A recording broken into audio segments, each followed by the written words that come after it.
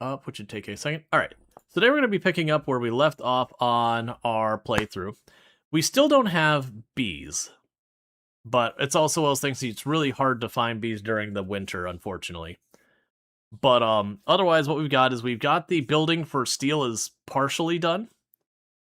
The day you realize that 3 to 30 years, Pop said he'll call you old man. Oh, calling someone 30 old man is just cruel. Yeah, so we got the steel is getting started. We've got basically everything I need to make steel. It's just finishing the building and getting all like the brick made and all that, which just takes time. We're just trying to ride out the last of winter. I'm getting a little low on pie. We go through a couple of pies a day.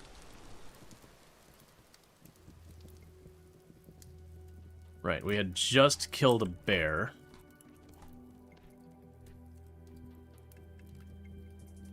Right, we almost died to the bear. That's right. I was doing something else. I think I was getting grass or something, and a bear just rolled in. And so I had to, like, scurry back into the house as fast as I could to heal up and everything. But yeah, so we've got the start of what will be our steel production. I needed more grass and other stuff for...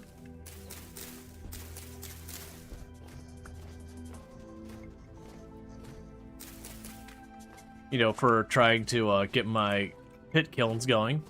I want to get a beehive kill. That's going to end up waiting a little bit longer.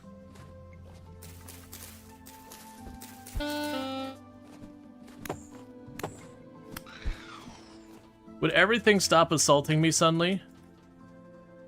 I just want to not die.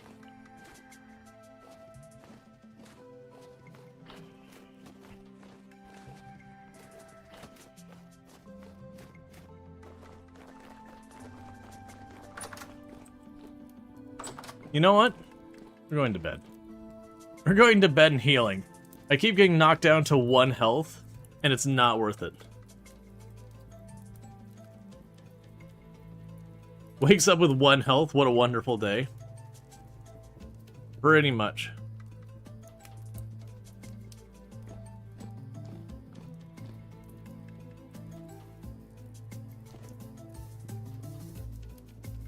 I forgot I still had, like, most of a bear. And thank Craven Horde for the 45 stream streak. I do appreciate that. Yeah, they pretty much. Those are your dad's favorite poems. You are old, Father William. I don't know that one.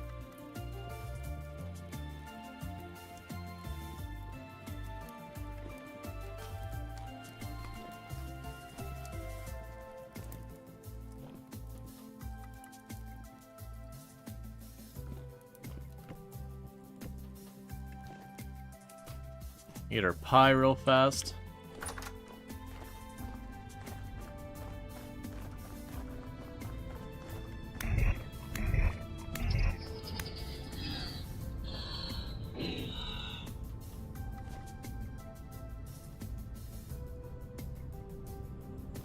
Why is YouTube weird?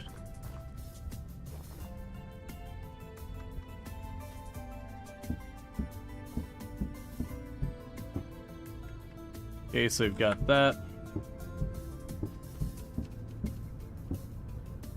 Let's make that into more leather.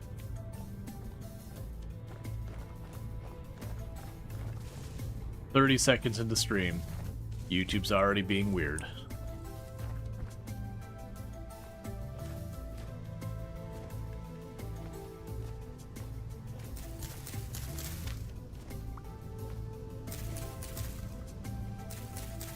Alright.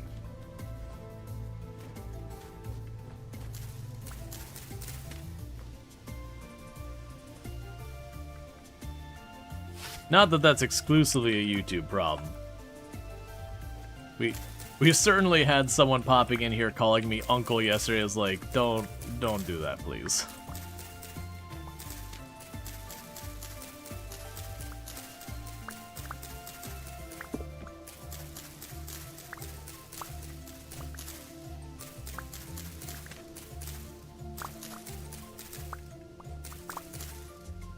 So I need lots of sticks.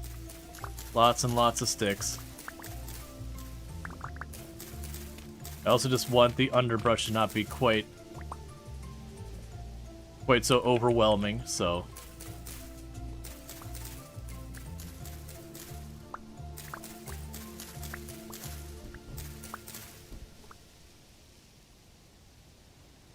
Alright.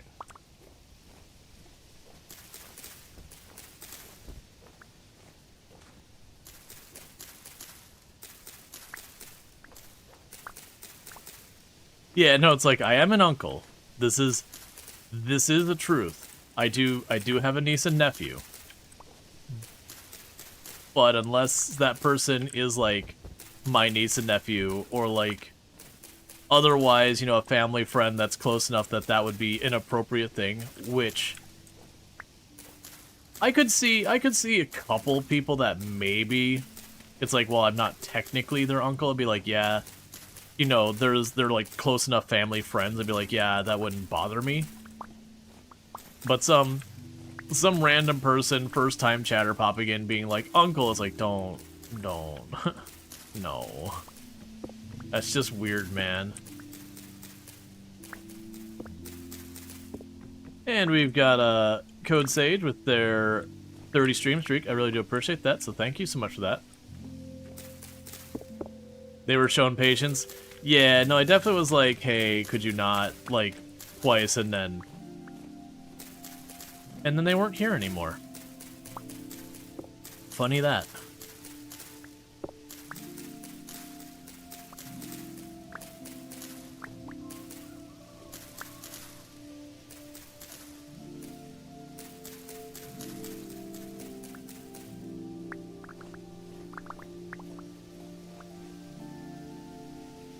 Okay, so that's 2 stacks of sticks already.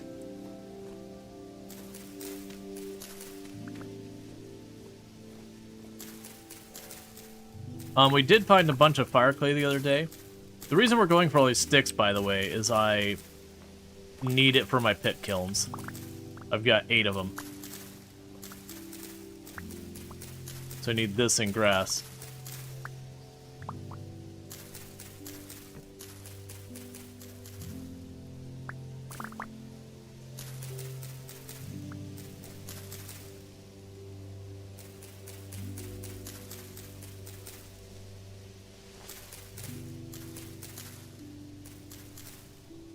You made non-political... I mean, it's not a political reason why Californians are always on fire. It's a desert. With lots of underbrush. It gets dry. There's lots of places that have fires pretty perpetually. It's called the environment.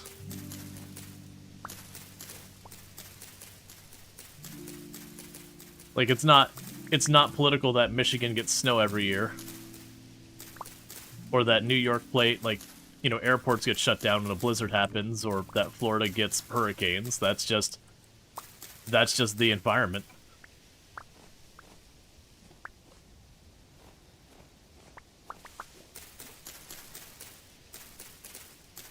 Like, Florida actually used to get wildfires, honestly, very often.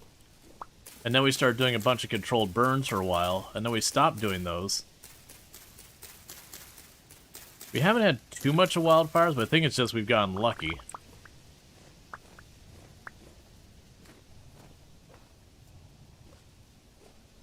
Yeah, no, there's house fires happen. Like any city that's got a number of houses, house fires happen. There's lots of sources of fire. I mean, I do know eucalyptus trees have a reputation of being more fire prone, flammable, I don't know. But yeah, that's just all part of the environment, ecosystem, whatever you want to go with for your term.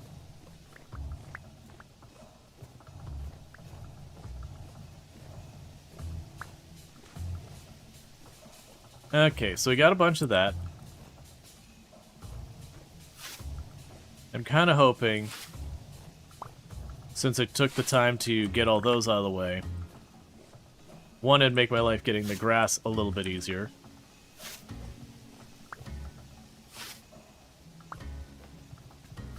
And that hopefully get a decent amount of the grass.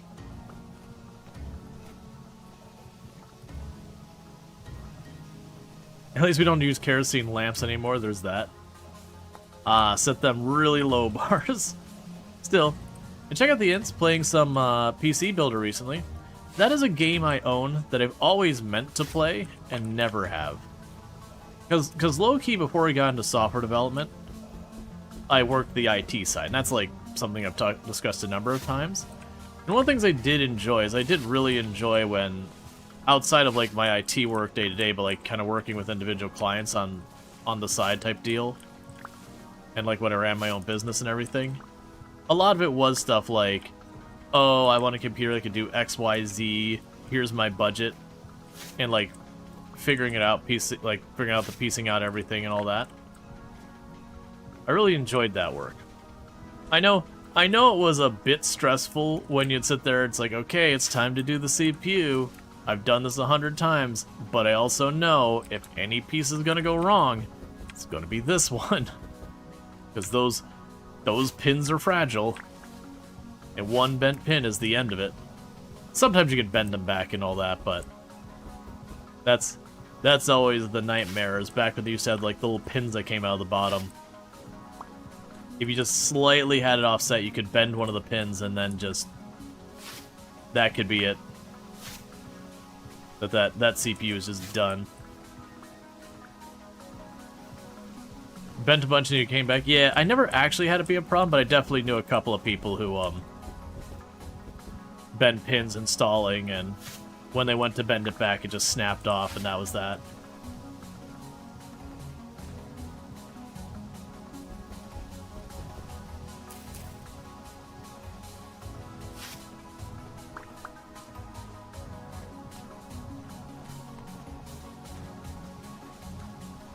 Because, like, most of the other stuff, as long as you're not just, like, manhandling it, like, really badly, pretty actually.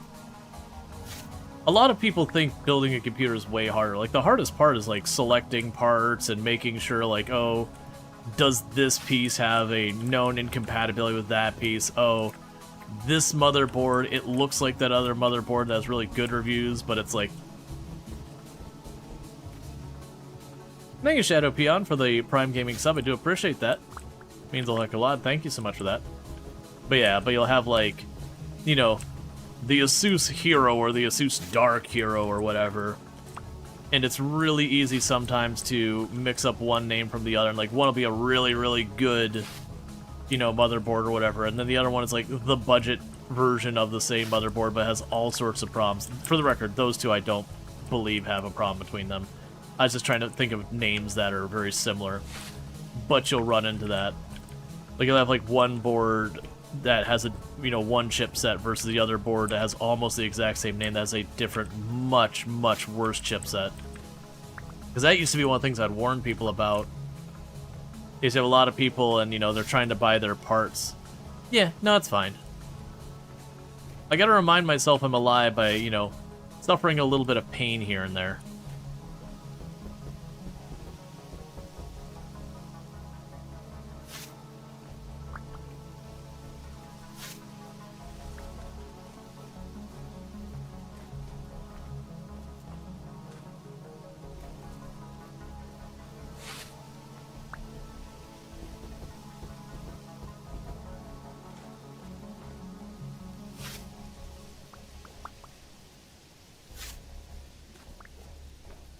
Interestingly enough, it seems like the grass I have to clear the snow off to scythe it, whereas the horsetail doesn't seem to care.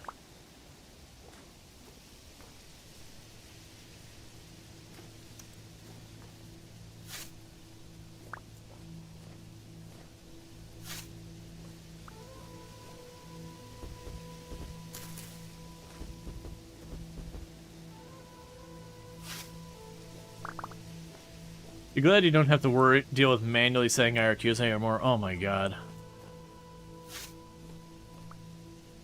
That's, there's a handful of narratives that go around, like, usually it's something along the lines of games used to be better, or computers used to be better, or whatever. And it's not that games are, like, better or worse than they've ever been, or computers are better and worse than they've ever been. They still have problems, they're just different problems. But yeah, that's usually one of the ones I'll bring up is IRQ conflicts, while you're going, oh, it's time to install my modem. It's got, you know, it's got a game port. And then suddenly your computer's having problems booting up and doing all sorts of stuff because there's IRQ conflicts going on between, like, your... I always forget nowadays, but it's like your audio... It was like usually your sound card, your modem, and if you had a game port. It was those that I want to say were the devices that commonly would hit the same IRQs. And then when you had an IRQ conflict, just bad stuff would happen.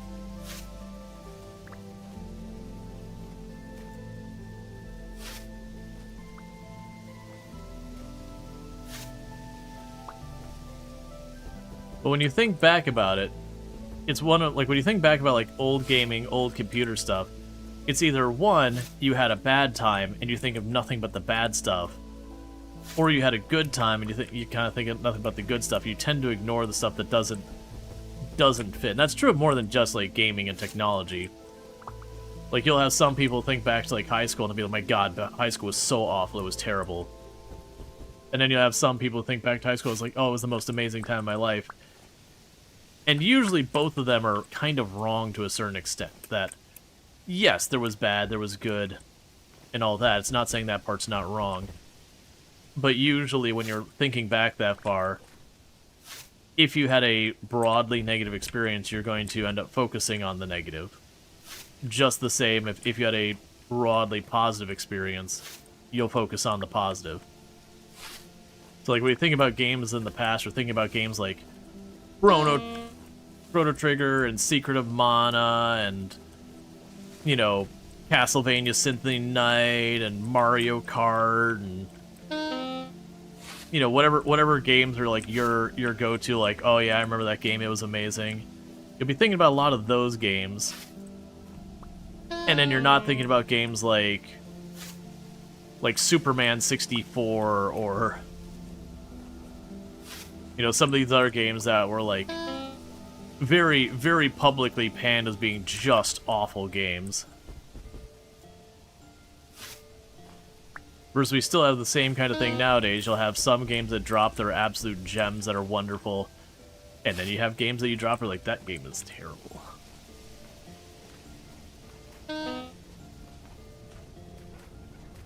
Alright. Here's some chickens running off there just to the side. That might be worth trying to pursue. Oh, I don't need to heat up here. Let's, grab her pie.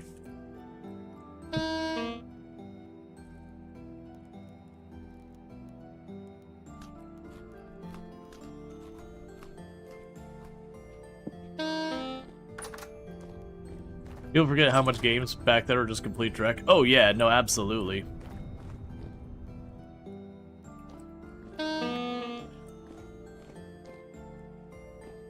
The same thing with, like, television.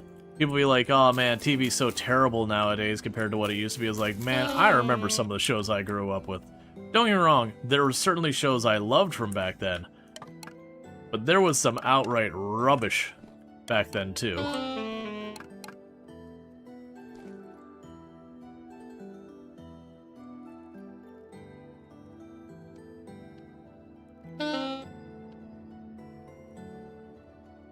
What? Okay.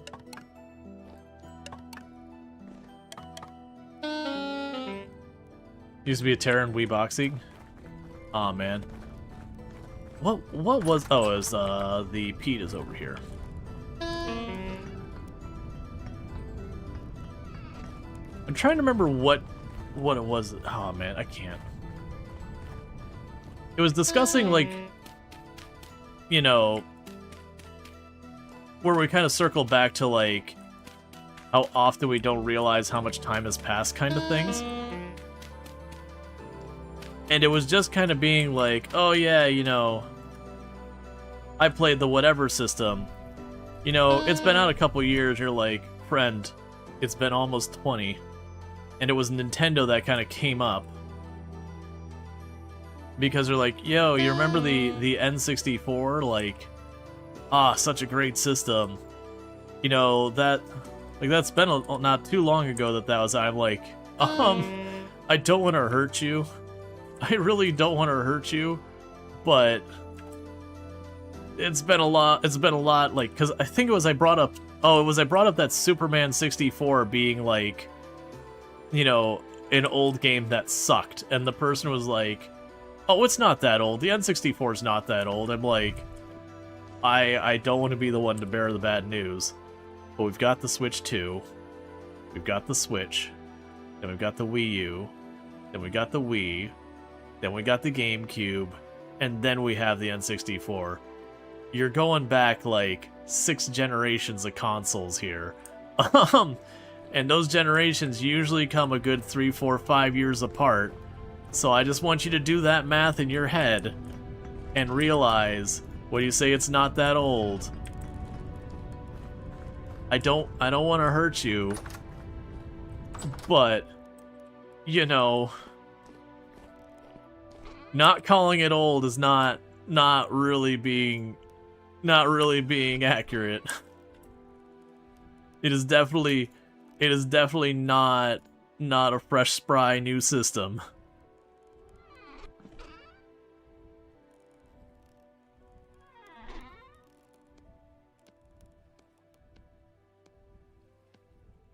Okay, so we got a bunch of sticks and all that for doing more bricks later. Right. Go ahead while I have just a couple of the bony soil. You're still in high school when the N64 came out? It was a long time ago. Oh yeah, but it's one of those things you don't realize how long things were ago until you stop and you start like doing the numbers and you're like, ow, ow. It hurts, because that was like I said, it's literally the conversation around, you know, people being like, new games are terrible, nothing good ever comes out anymore. First of all, you're just looking in the wrong places. Look, I know there's not been a good new Call of Duty in a very long time. There's more than Call of Duty out there. It's okay, and if you enjoy the Call of Duty, like, this isn't specifically trying to be like picking on you. It's usually, I find that people are like, nothing good comes out anymore. And then you look at the games they play, and they've only got like two IPs they play, and both of those are IPs that kind of have a reputation for they got their formula and they never change. You're like, my man, you got to look over in the indie or like the pseudo indie stage, which I'm actually I think for the triple A's and double A's where they're doing this like pseudo indie thing, I think that's the right call for them as big companies. And so I'm talking about with stuff like that is, they're big companies, like big AAA companies, but instead of doing like the massive, like absurd budget games, that they're kind of doing these games that are like sort of indie-esque, but not. So like Dave the Diver. Dave the Diver's not an indie game. It's got a bunch of money behind it. Yes, it was a smaller team and all that, and it has a very indie game vibe to it. But it was a bigger company who kind of was like, all right, we're going to make this smaller game and target it towards this. And I actually think they've done rather well when they've done that. But there's a lot of companies who are bought into the, no, we have to make these big, best graphics, whatever games. Or like these microtransaction laden things. And just, they're stuck in that way. And understandably, like, they're struggling to figure out how to make that work.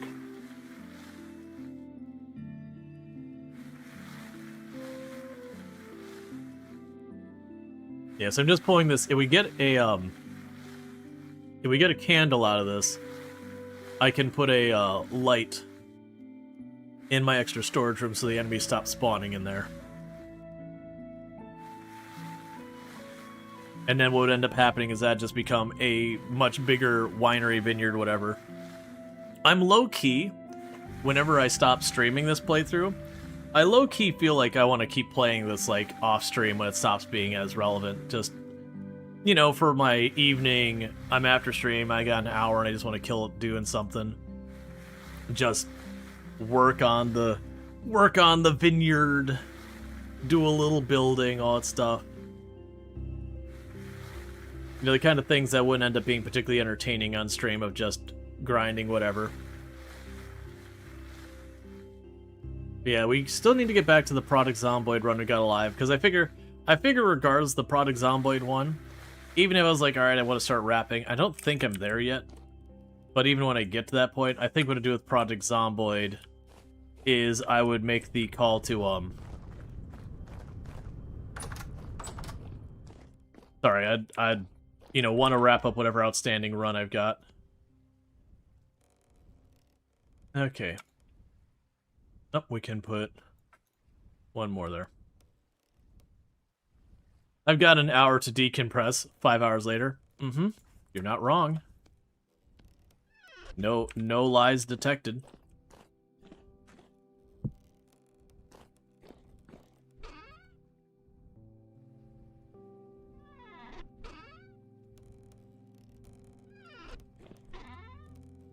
Okay.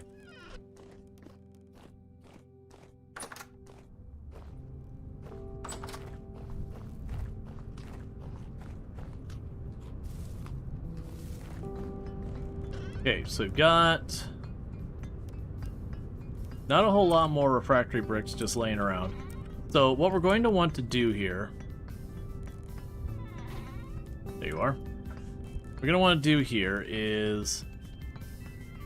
I'm going to need... What am I short of for making more? I've got the fire clay for days. I need olivine, it looks like. Alright.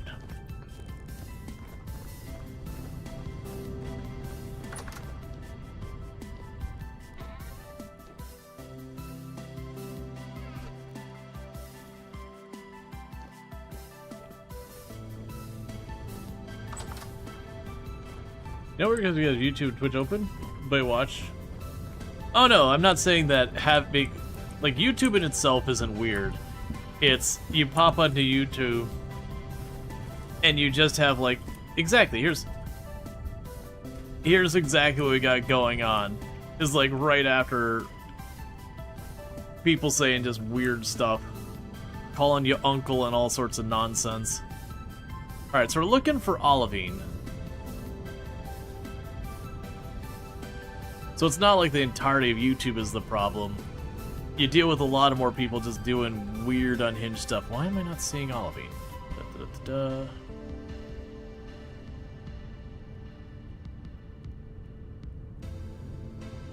Huh?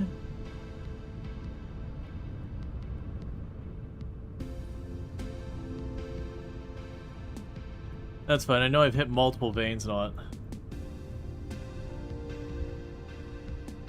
Hey, King. About to not be here anymore, man. Alright, so we got olivine bits over there, so that's good enough for me.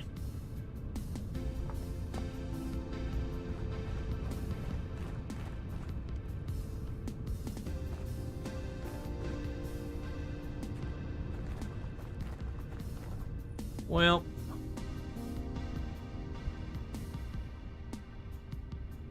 and that's that one gone.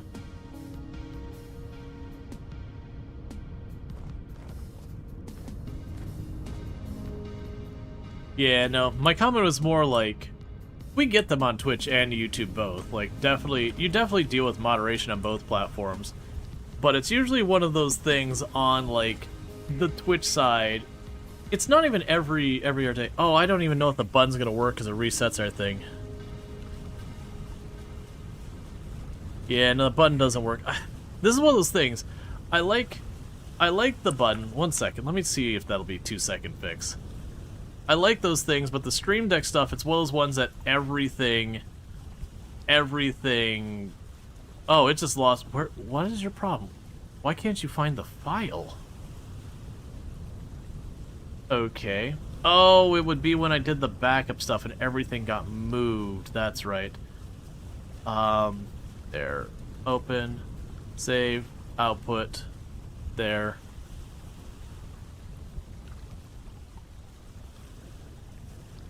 And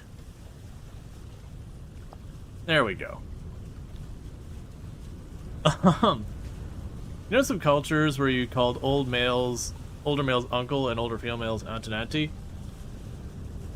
But it's super weird to come here and do that. Yeah, well, I mean, it was one thing, like, when the person popped in and at first they were like, Uncle, I was like, I'm not your uncle, please don't call me that. And they're like, well, you know, you're not uncle, you're unk. And I'm like, yeah, but don't call me that. And they're like, look, man, it's just unk or whatever. And at that point, I was like, all right, go away.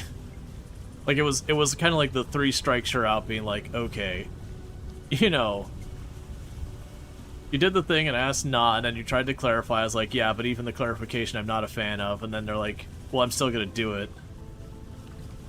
Oh, yeah, no, if someone's not, like, if someone does that and it's not, like, you know, within context, kind of a funny irony kind of thing, if someone were just to pop in and call me daddy, be like, hang on, wait, hang on. Yeah, they're just trolling to troll at that point. Yeah, no, exactly. It's also like, you can do that once, and you just stop it when the other person tells you don't. Exactly. Right, like, there's... Unk has turned into basically slang for boomer, but for younger generation, just a troll. Ah. Interesting.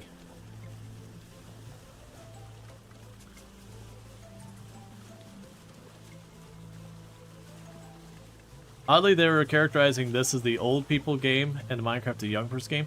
I mean, so... I don't agree with that, but there is a certain amount of, like,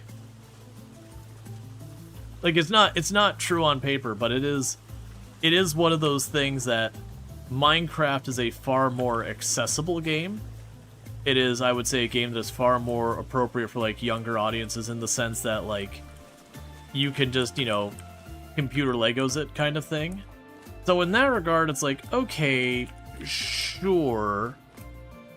But I also wouldn't say it was strictly, like, you know, it's not that it makes, you know, Minecraft baby game for babies or anything like that.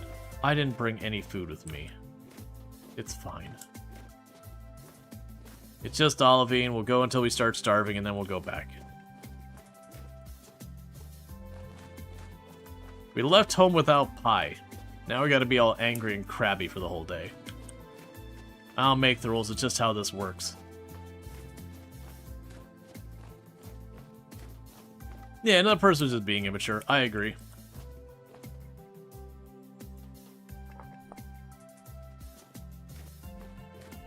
It's like one of the things I end up having to,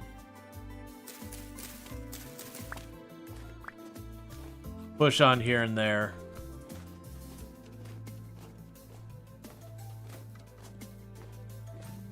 Is we'll have, like, people who pop in, and it's like, oh, those insert generation or whatever. It's like, you know, in a lot of ways, most of those comments could apply to any generation at different phases. Like, oh, they're so entitled, so young, so impulsive. I'm like, yep. There's not a generation that's not true of when they were young. Young people haven't run into enough yet to have developed a lot of concerns around a lot of stuff yet. Oh, I don't have a shovel in my bar.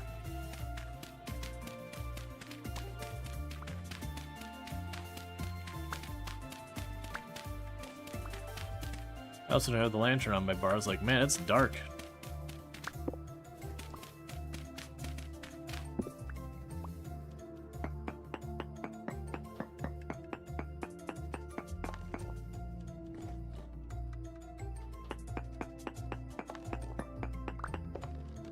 Okay, there it is. I was about to say, as big as the spot as that was, I figured we are gonna be, like, right on top of it.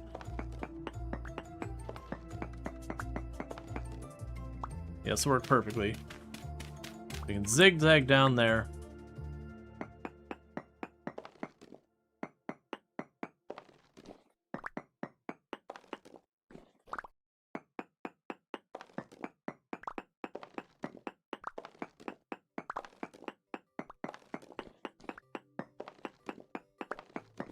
Alright.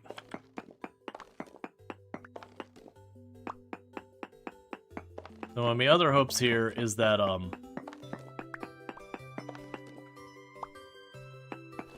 start warming up down here.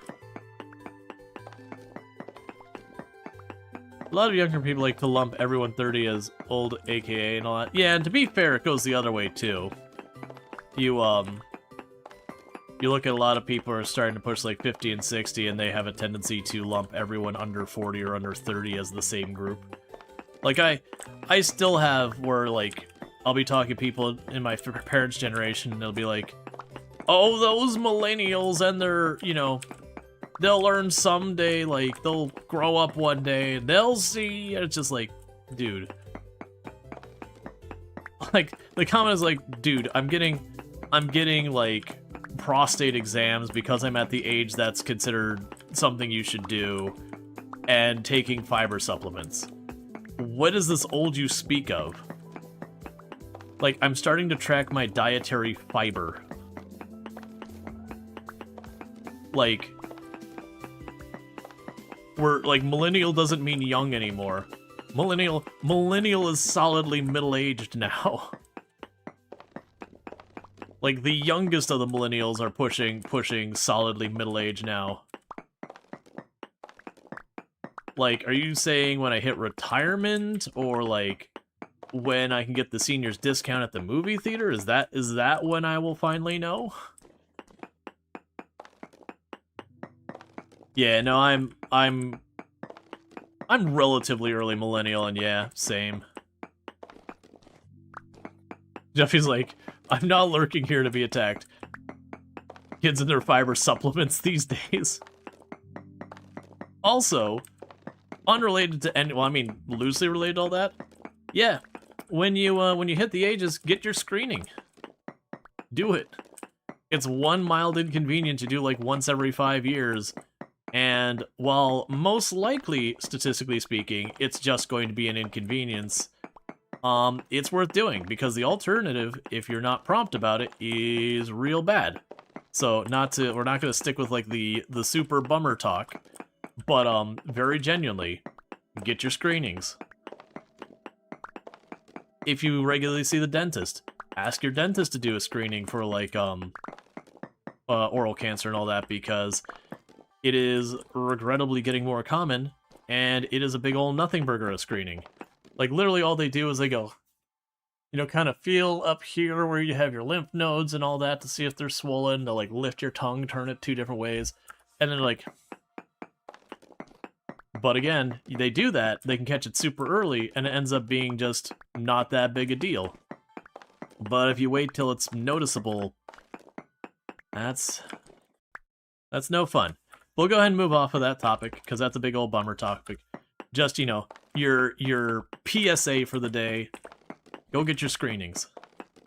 A lot of screenings don't cost hardly anything. I mean, the colonoscopy costs stuff, but, like, colonoscopy prostate stuff does cost stuff. But, you know, your dental screen, usually they don't even charge you for that one. Most dentists, if you ask for them to do an oral screening, they literally just take a look at, like, They don't even list it on, like, the paperwork or anything.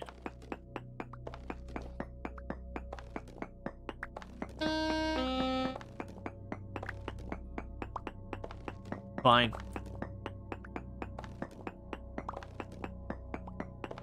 I was really expecting us to warm up, because when you go underground far enough,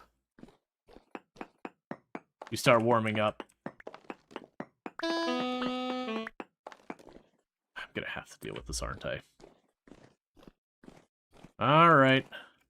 Make me get out of my hole. Cutting some grass in a tree.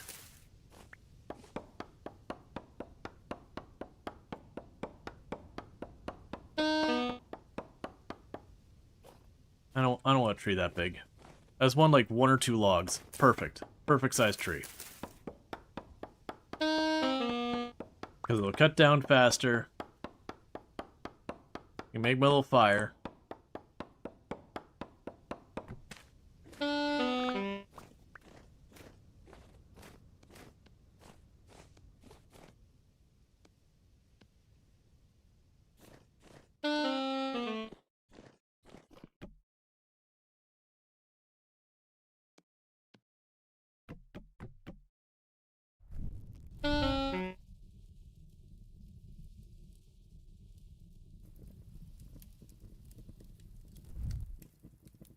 Their downside is pretty soon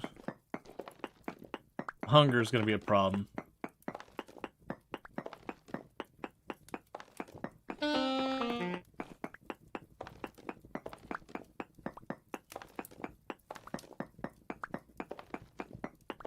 And just trying to get a bunch of olivine before we leave.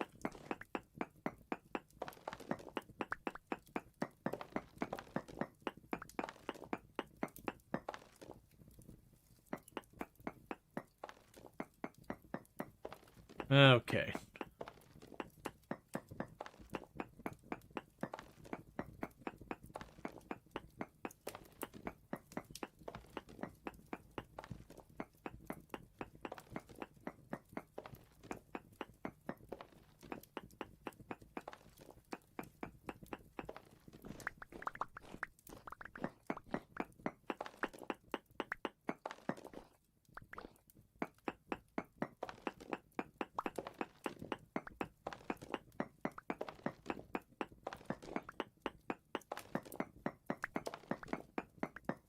Yeah, this is where I made the comment about, like, for the steel production, mostly the only pain point is just the fire clay. Like, olivine and quartz, you just hit these veins and you can just go for it.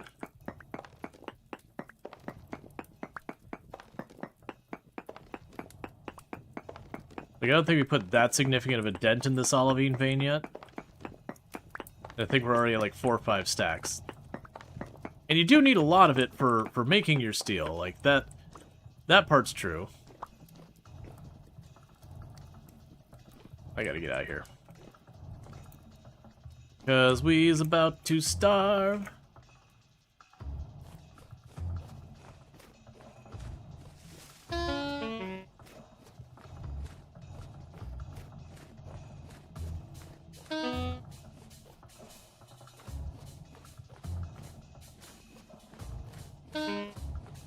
Hey, Dream, how's it going? I saw you were playing some Vintage Story earlier. I was hanging out for a little bit there. But, how is your run going and all that? I saw you managing your pit kilns. For those who don't know, so Dream for the channel, absolutely fantastic content creator. Someone I highly recommend checking out. Also been playing some Vintage Story recently, among other games. Does a lot of similar stuff to what we got going on. Any of these close enough they could give me a little bit of food? Nope. Alright, so we just gotta run home. So it happens that I don't bring pie with me. But it's good seeing everyone. It's also good to see Bees and the Knees and everyone else. We'll get some shoutouts for them. I am just in hurry mode right now because I did not bring pie. And so it is filling us with big sad. It's good. You got a saw, you made a chest, and we're ready to start preserving food. Nice! We are just getting steel production online. Yeah, you can make pie. Normally I carry a couple with me, but I forgot. So our character is screaming in agony every couple seconds as we desperately paddle home. So again, check out Storge Dream. Again, absolutely fantastic. Plays a bunch of fun stuff. You're so far from pie, I feel like. So you're set. You just got your saw up. So I mean, once you get your pickaxe, you can make pie happen. Actually, there is a small chance you can make it happen without a pickaxe, but that depends on luck. So what's the ramp up does the pie require? The only thing that pie requires that you can't do almost from the very beginning is you need what's called a kern. It's a thing you just spin around to grind whatever's in there. And you need a solid block of stone from that, which requires a pickaxe. Or again, you could get really lucky where you could have a piece of stone sitting off the side of dirt, but that would be some lucky RNG on that. But yeah, once you get any pickaxe, even the crappiest pickaxe, you can just mine around a block so you get the block, and once you have that, you should be able to make your kern, and at that point you can make, well yeah, because you need the saw to make the bucket for water. But yeah, no, it wouldn't be too bad, because then you just take whatever grain it is, you chuck it in, you grind it up into flour, you mix the flour and the water to make dough, and then you put like the dough down, and you put like veggies in it, and you put more dough on top of it. This is single player. Generally speaking, most of the time, yeah, you do need a specialty clay for the oven, so that's finding it, but that's not locked behind any tools. You can literally dig that by hand. So I think the pickaxe is the only bottleneck. But yeah, so my world gen is a little off of default. We did set the water to 50% of the planet. So if you see me going between a bunch of islands constantly, oh, that's not where my pie is. It's that. Let me in my cellar. We'll grab 4 pies. Oh, how much longer do I have on the meat? Alright, that meat's gotta be cooked soon. We gotta cut up our pie. There we go. Alright, we did get our olivine. And that was the big thing we went out for. Because we're working on... This is going to be our steel production. But I need a lot more stuff. Let's go ahead and get the olivine being crushed in our windmill. So that machine, it just puts the olivine down there. And it smashes it. And it falls into that little chute for me to pick up later. Are there any plans to make this multiplayer? It's multiplayer. It's just already multiplayer. You must consume leftover chicken parm. Nice. Well, absolutely. And you enjoy your chicken parm, and thank you again for the raid. And also, can we get a shout out for Bees with the Knees? Another fantastic creator. If you're still here and all that stuff, but good times over there. And if you're trying to lurk, like, don't let me draw you out. Let's see. Because Bees with the Knees is another fantastic content creator, plays a lot of fun stuff. Been doing some projects on Void recently and some Cyberpunk. But definitely good times over there. That's one of those channels that I don't get to catch very often just because schedule things. But I always do like it when I can. Now granted, I know when I catch it, it means I've stayed up way too late. It's that channel for me. There's certain channels that when you see the person live, you're like, oh, I have done myself a disservice. The next day is gonna be a rough day. Let's grab some sticks. You and Ultra had sim streams? Yep. We can take our lantern off of our hand. I say that as I'm right about to go back down here. I don't have lighting down here yet. Okay, so our pit kilns are still just pit kilning. That's good.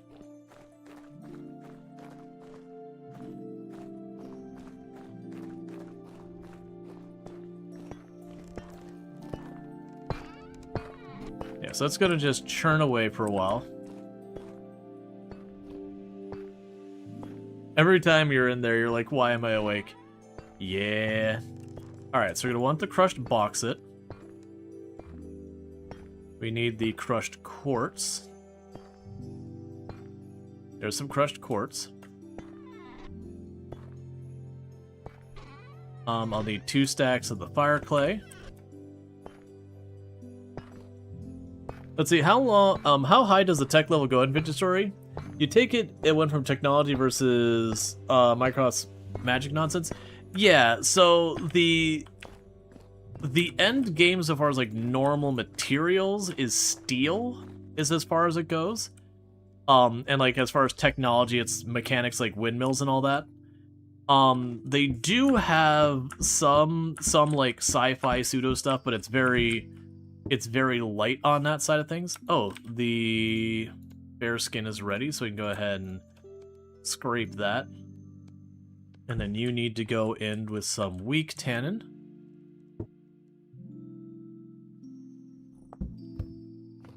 And we can consolidate the barrels of lime water.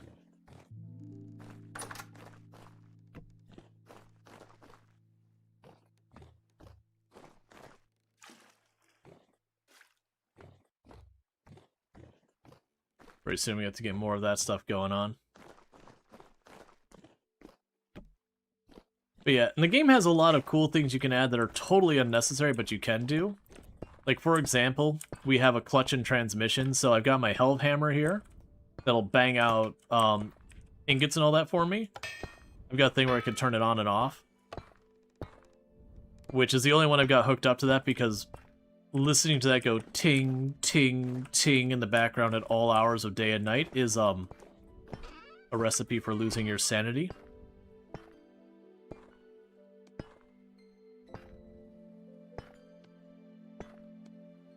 Alright, we need to keep our iron production going. So get the bloomeries loaded up.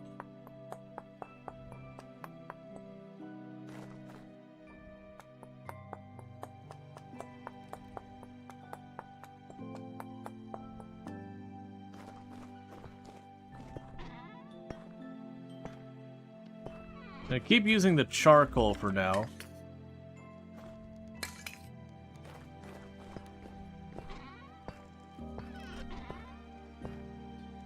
Alright, that's fine. Because, like, for example, doing Merciful Heck, this is detailed in the tanning process. Yep. You can use lime water, or there's a borax solution you can use as well. Either or, they do the same thing. You can also oil hides and then cure them by, like, you know, you oil them up and then you dry them on the ground kind of thing. So like a couple different approaches you can do for that. Okay, so we've got what we need here. So we can make our refractory bricks. So boom, there's our bauxite, quartz, and olivine. We got our 64 unfired refractory bricks. We'll need to do those in a charcoal pit. You know, you already have a job. So it's actually not, it's not that bad. Like, it's one of those things that, you know, on the surface you're like, oh my god, we have to do all this. But in the actual practice of playing the game, there's a nice pacing behind it. And then, like, you can set up automation for a lot of stuff. Like, normally I could sit there and just keep feeding that thing. I mean, actually, that one I think you have to have mechanically run. But, like, I've got a kern over here. So, like, there's the kern over here. So I could go over here and find... Where did I put the lime? Yeah, so I could grab some limestone, chuck it in there. And I could sit here and just grind this if I wanted to. It's a current. It's basically, it's got like 2 stone discs, and you can manually turn it, and it just scrapes the discs together. But you put what you want to grind up with powder in between the 2 of them. So it's kind of like what you do in a flour mill, except this is the manual version.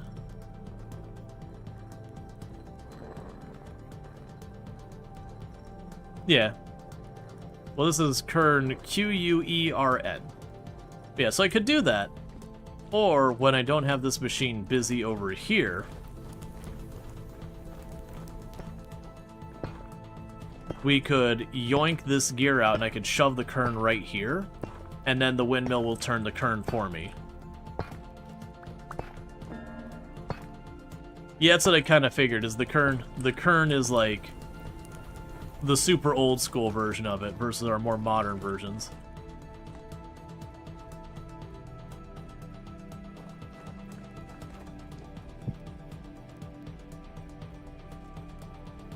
You can cut up our pie. Okay, so with that, I've got another round of bricks ready. Let's go check on you.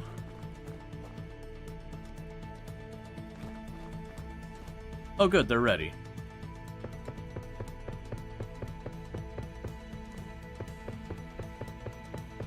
So we got our pit kilns, so we got all of our fired bricks. That must be a super clean floor. Which floor?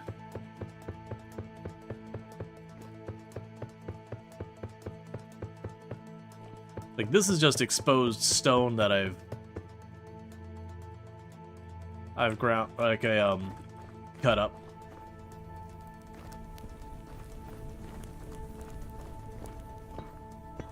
Oh no, it's fine. We just don't have standards.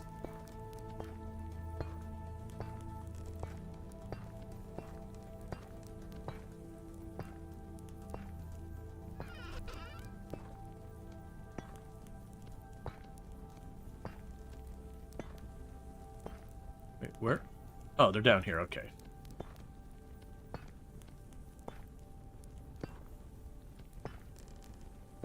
Alright, so we got... Oh, right, because that's what was confusing me for a moment. I was like, where did these bricks come from? Hey, Angie, I'm doing good. Well, formerly clean stone. Alright, so now we take our wet fire clay bricks.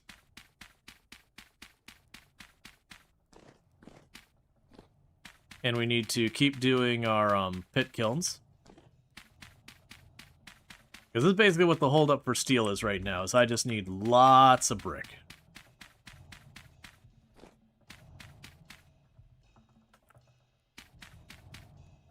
Okay, we don't have enough to do a full one of those.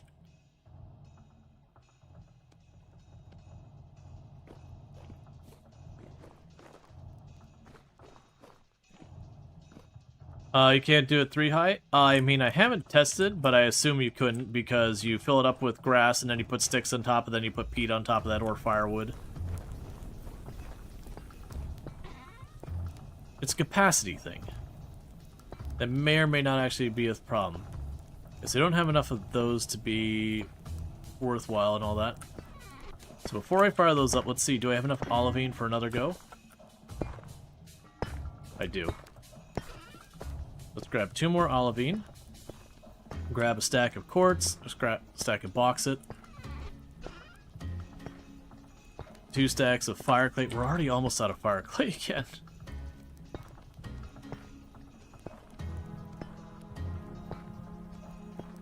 There we go. Meanwhile, we'll need to grab our peat, our sticks and all that. There's the peat.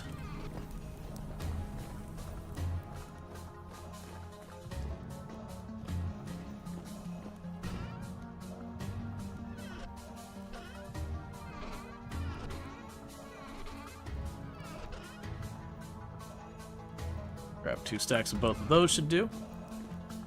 Okay.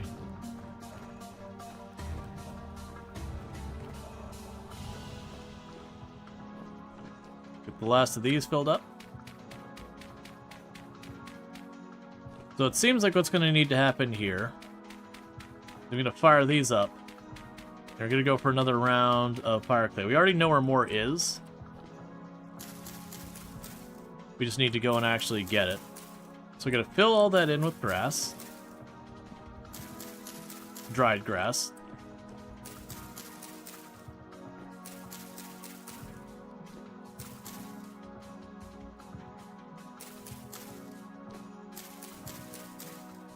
And put the dried grass away. We grab the sticks.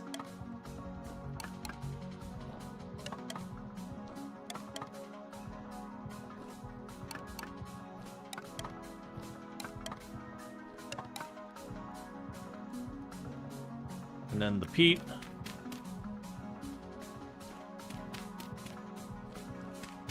You can also use firewood in place of the peat. The peat just burns faster, so far as getting the job done quicker. And is easier to collect when you just have it. And now we light it on fire. You know, things are going well. We are just, making ourselves all of our brick for making our steel production. Which is just taking time. Because steel's a whole process, as you're seeing, but this is like literally the most endgame material. When you make your steel armor, you only need the occasional like 2 or 3 ingots to fully repair it kind of thing. The steel tools last for a very long time.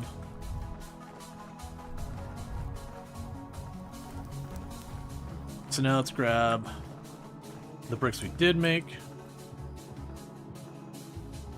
Now show me where I need to put stuff for making this building actually functional.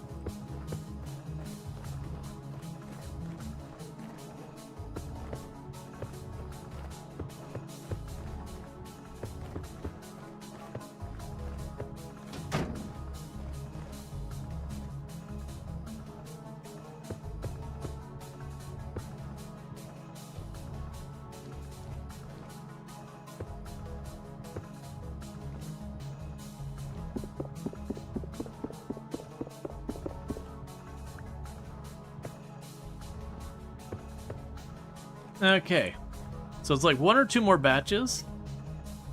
What's with the light thingy? This? You're gonna have to be more specific with the light thingy.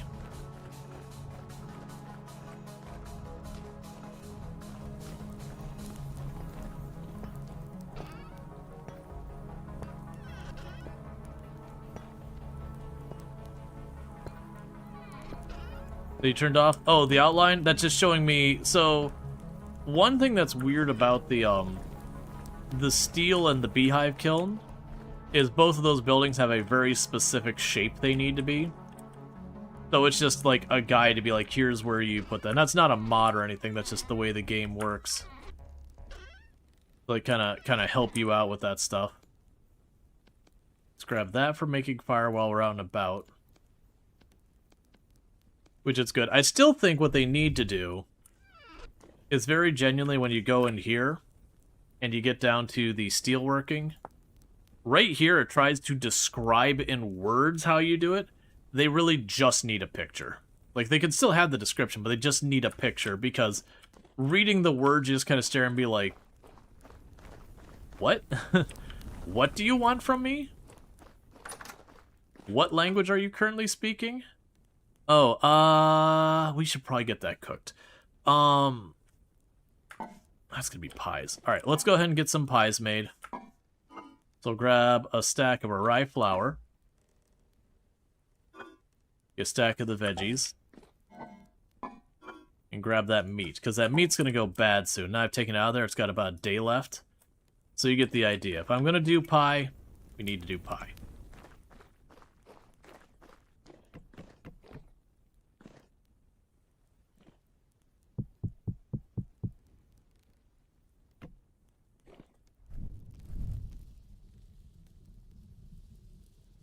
Start getting that warming up.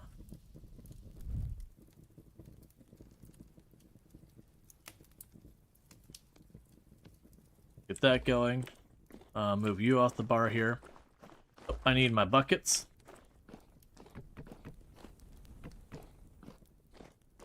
It's okay. We put like lime and a whole bunch of other things in here. It's fine. So I grab you and the flour. There's a bunch of dough.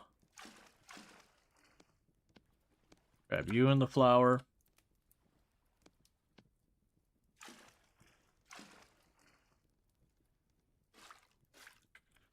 Emptied those out.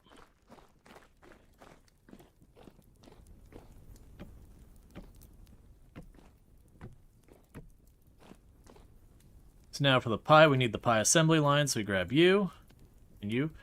Ooh, actually, 1 second. For making pie, does a meat pie, do I have to cook it ahead of time? No. So it needs 4 portions. So what we're going to do is, there's the pie. There's the meat.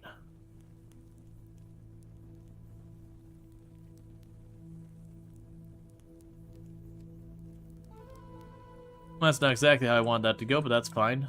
You go in here. Have some firewood.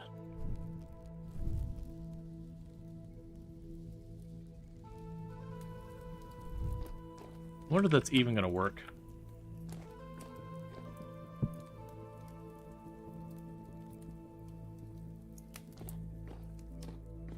Well, that pie's a bust. So apparently I need more meat for that to work. So hopefully that extended its shelf life. 20 days? It did. So I need more red meat to make that pie work. We made an unsatisfactory meat pie.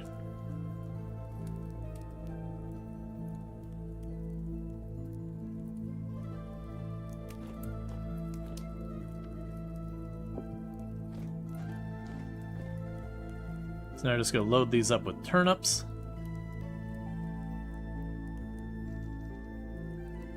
So that's the only veggie I've got left. So does anyone want a bunch of turnip pie? Because that's what we're making right now. If you want anything other than turnip pie, that's too bad. We do turnip pie here. I made a second non-functional pie. That's fine. Honestly, it's not a big deal, because if they rot, it's whatever. So it looks like we're just making plain old bread. If we put the bread into storage, how long do you last for?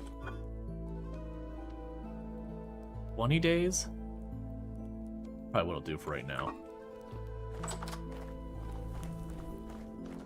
I would need pumpkins. I would not be against pumpkin pie.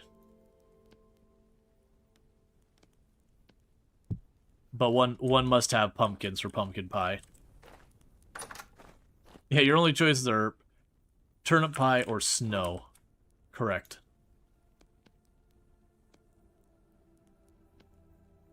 Yeah, so down to just shy of 20 pies.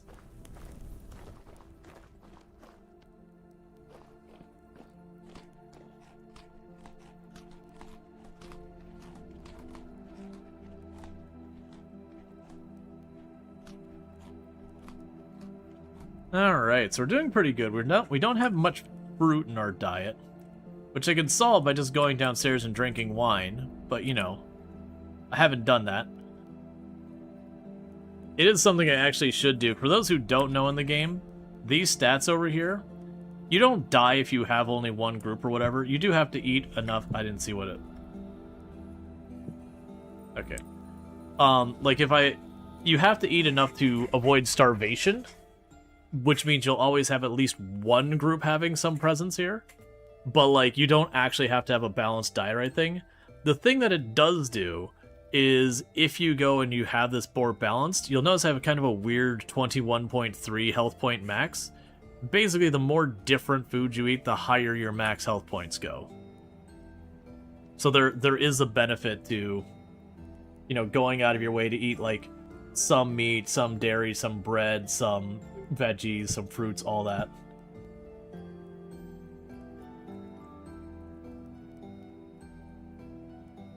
Yeah, just a little scurvy. It's fine.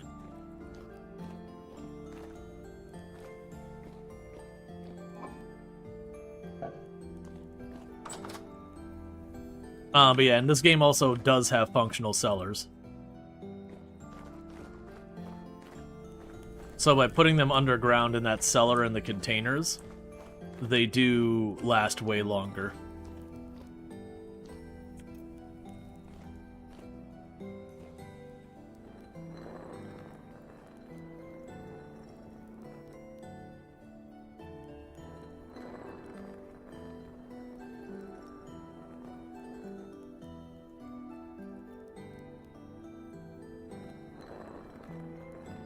Okay.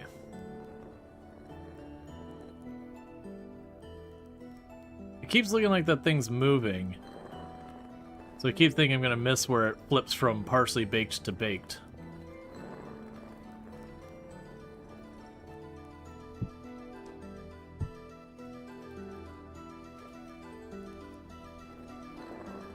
Because I figure in the meantime I'm gonna make the lime.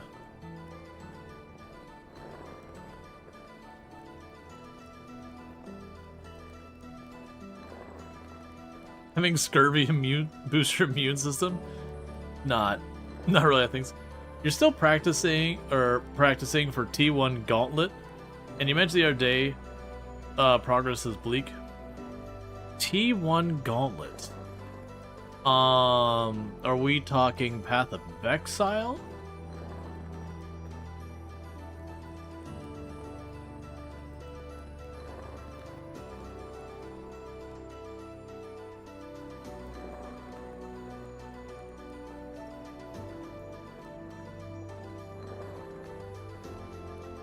Okay, we only got 2 more pies to make after this one.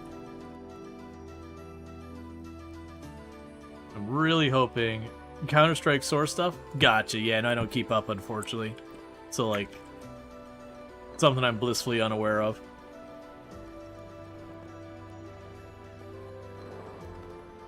Okay. Yeah, so what we'll end up doing is after we get the pies, we're going to make another run for the, we're gonna make another run for fire clay. Make that happen.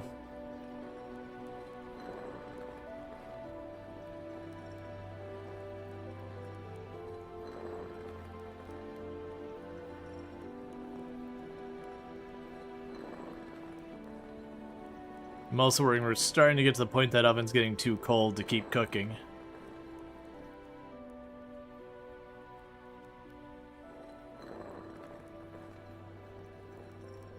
That has never been done before, but for a good reason. It's frickin' hard. Gotcha.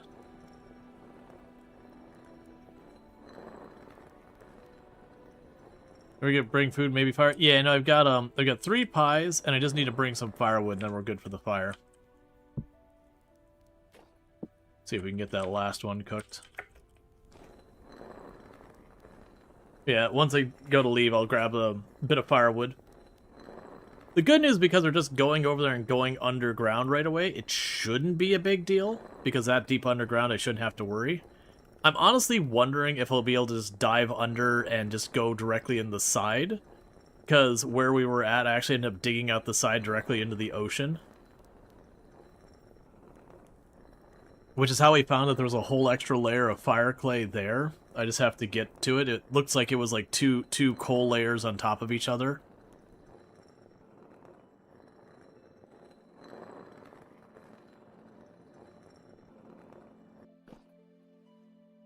No, it is partially baked.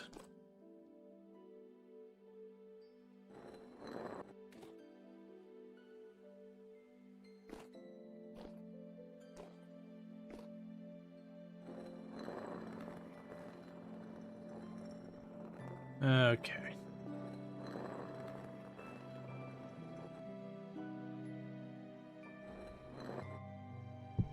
Okay, we did manage to get through them all, just barely.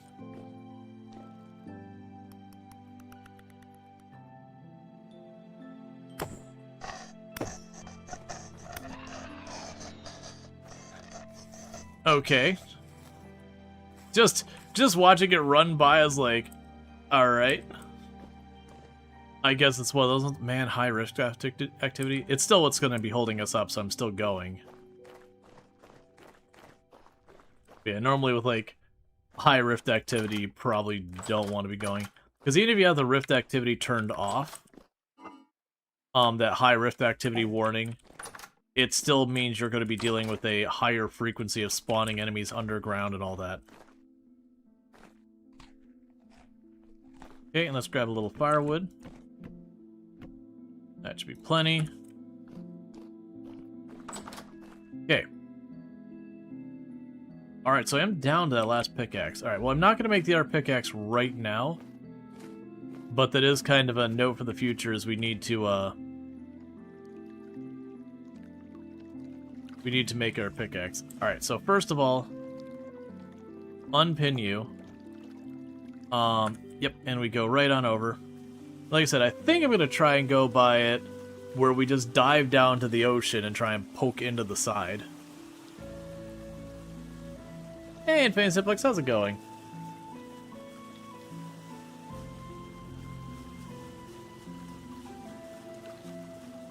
Let's see, firewood, food, got everything. How's your journey turn out? Yeah, no, it's fine.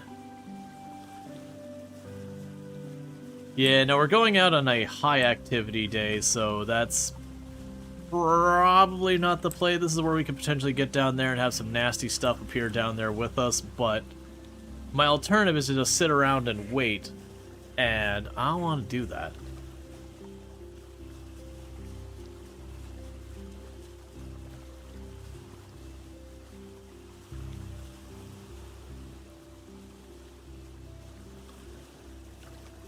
Make sure there's nothing I gotta worry about.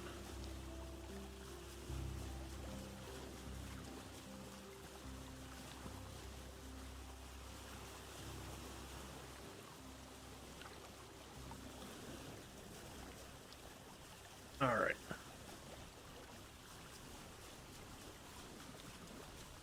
and was just sharing apparently like some Star Wars Fortnite nonsense was being streamed today from Galaxy's Edge Park. Or Galaxy's Edge at Hollywood Studios or whatever. For like a Twitch first or whatever. It's like, what?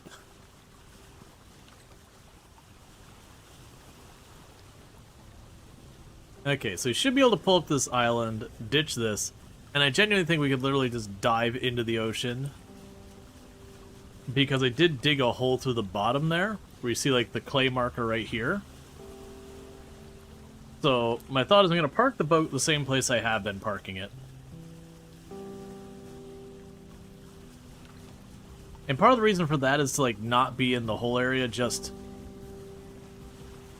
focus on the part that has the clay. Like, we'll grab the ore while we're there too, of course. But the focus is the clay. I actually have lots and lots of coal at this point, more than I know what to do with. Eventually we'll go through it all. Because the only thing the coal can do that we can't do otherwise is that we can make blasting powder, which is exclusively used for bombs. That they can either be used as damage for enemies, but you know, those ones have a chance of destroying what you're mining, so I wouldn't use them anyways, which means for me, black coal, the only purpose it really serves as far as I'm concerned is I'll use the black coal for just in our fuel source like charcoal, so it saves me doing charcoal for a while. I'm still prioritizing stuff like using charcoal for now. Pretty soon, well actually not pretty soon, I'm not going to have anything rot for a while.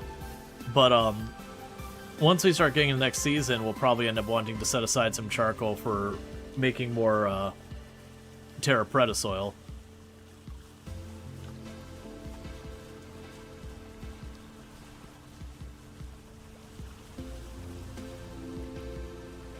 The good stuff. I got about 8 blocks I've made so far.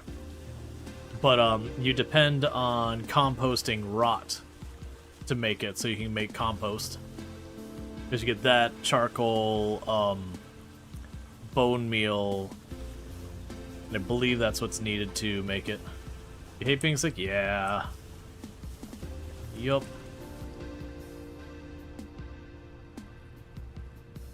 Alright, so let's see if we can't make this work, because we struck...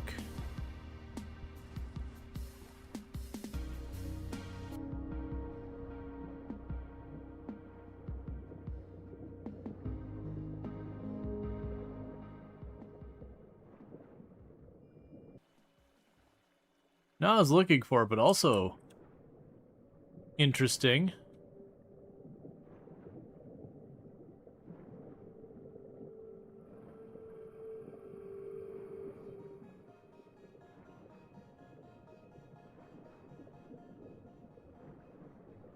There you are. Hey look, we got our shovel back. Oh. Well, that startled me.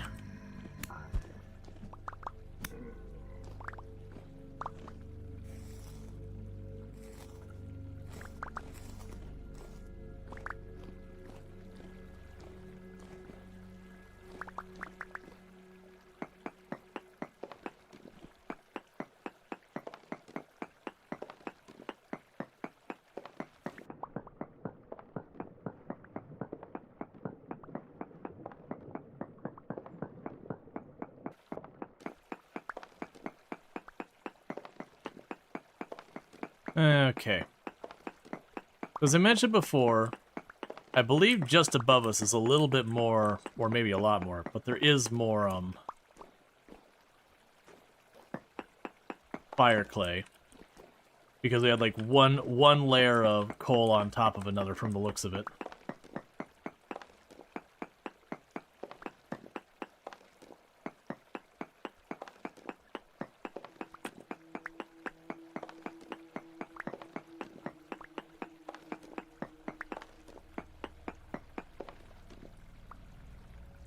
There's some over there we'll deal with in just a second.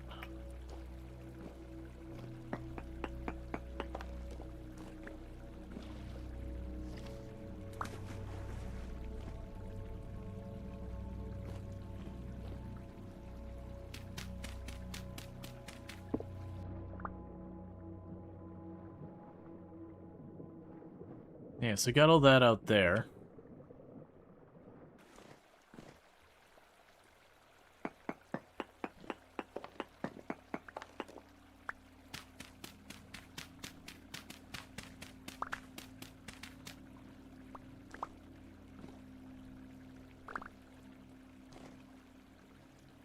Okay.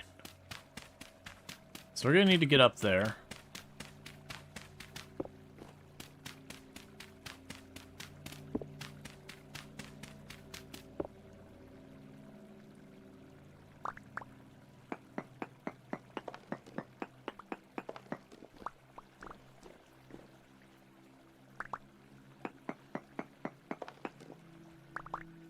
As I say, I'm hoping it's more just like a token amount up here.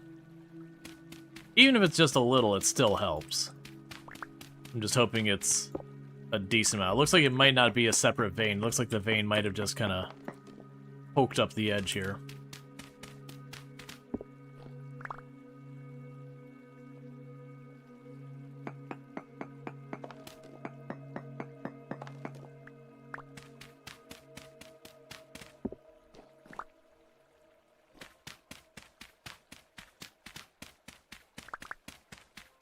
All right.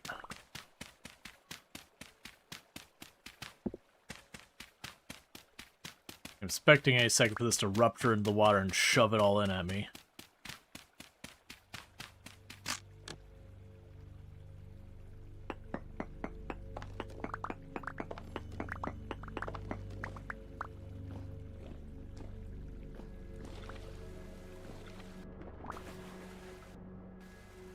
Okay.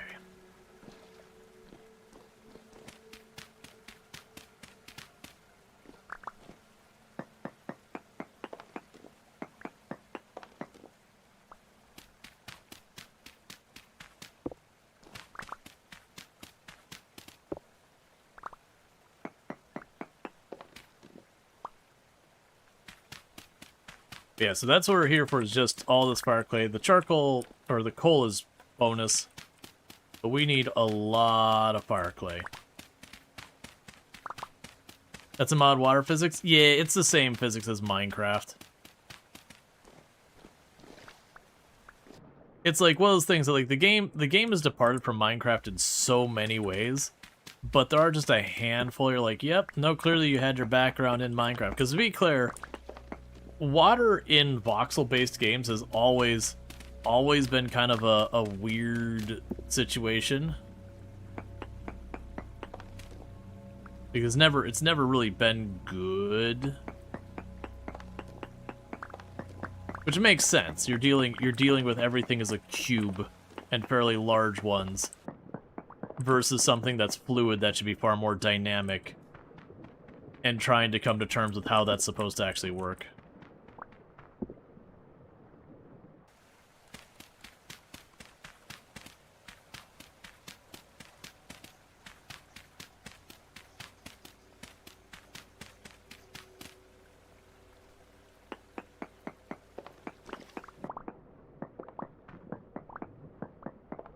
Being thrown around by the water.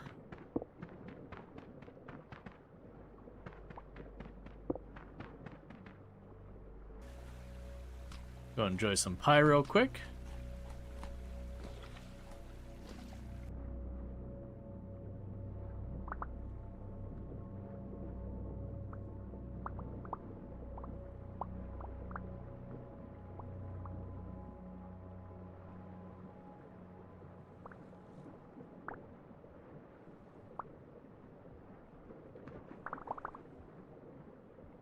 Okay, so we got all that. I also noticed I actually cut one of those free. I don't care about keeping the block.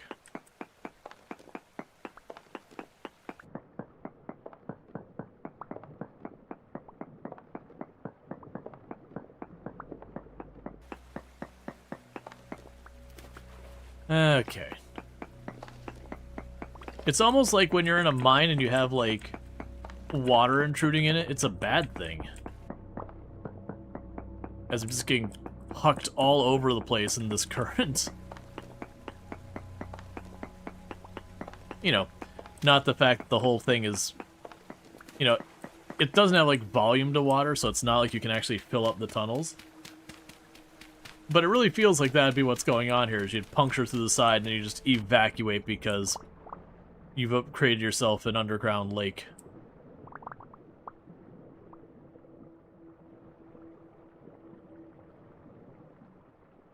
Okay, so I have more fire clay over here.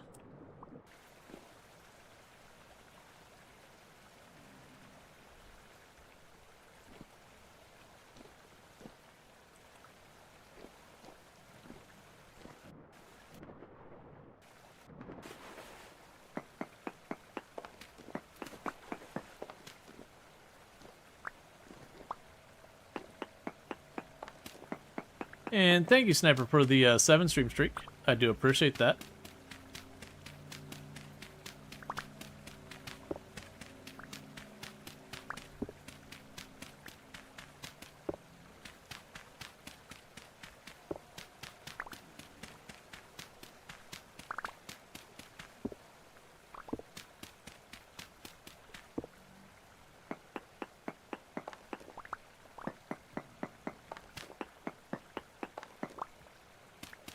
Alright. It's looking like pretty soon we're going to be tapped out of all the fire clay here.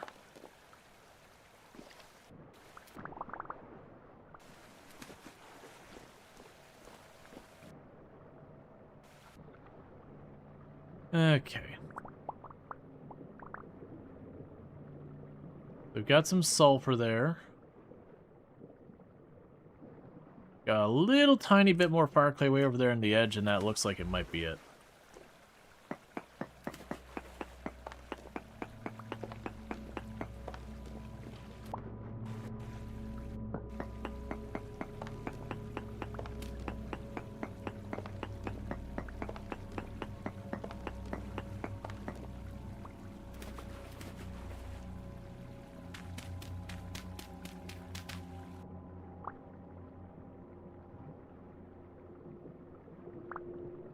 Alright.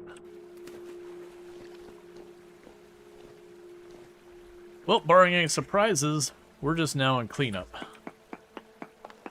Just grab what we can while we're down here.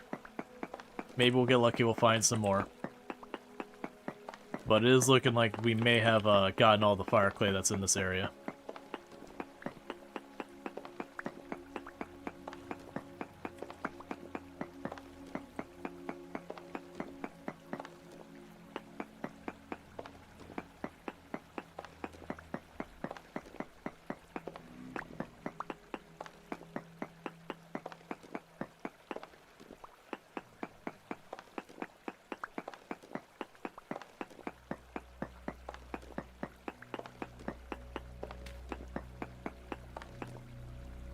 Alright, there's another block of fire clay. Looks like one by itself, but that's still...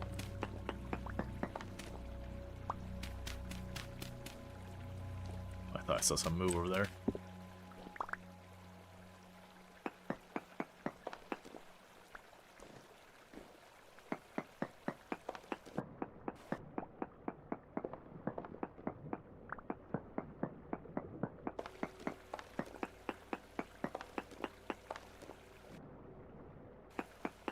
Okay.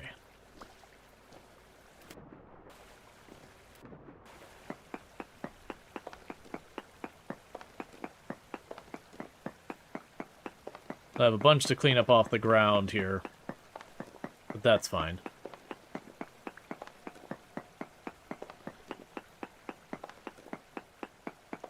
And we have more sulfur down there, but I think sulfur's... Let's double check. I think sulfur just was used for the explosives as well, so... So sulfur chunk. I mean the sulfur powder. Oh no, I can make sulfur into stuff for healing. And then sulfur acid I use for okay, so sulfur's good. I use sulfur for a couple things.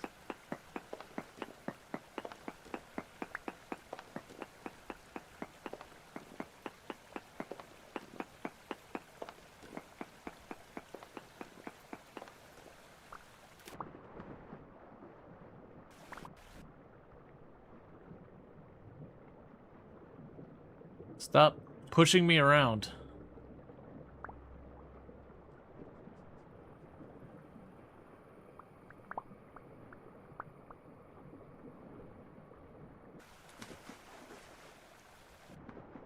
Oh, from what I thought I saw more fire clay.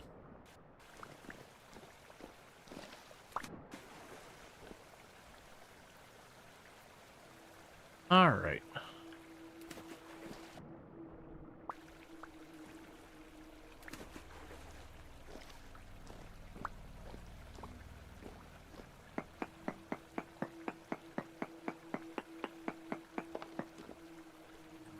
Trace amounts of sulfur is all it's coming up with. Which I believe is down here.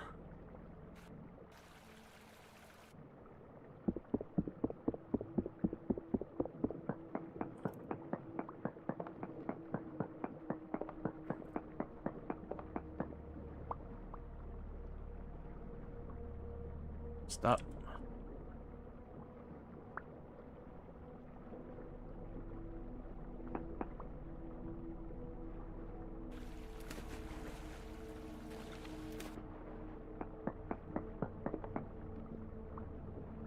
Any more sulfur on the outside there? Because I think that was all that was left for the sulfur here. What? Stop. It's so weird that sometimes it just shoots up the wall.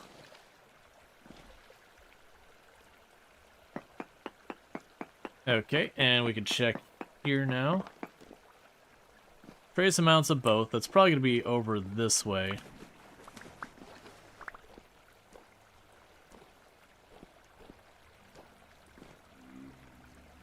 And I sealed those off. They sound pretty busy.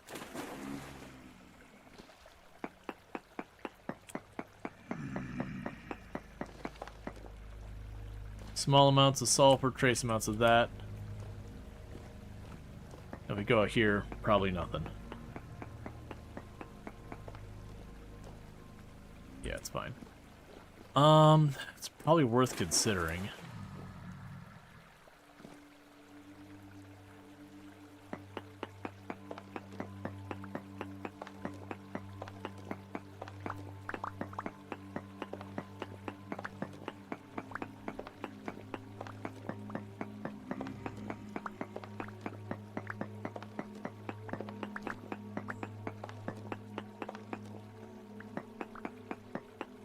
Okay. So just trace amounts over here, so not a winner in that direction.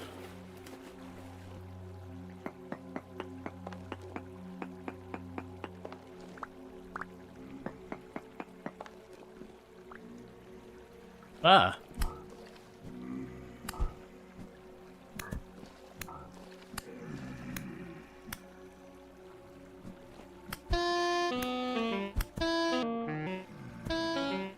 I understand. I understand. I'm leaving. I got you. It's time to go.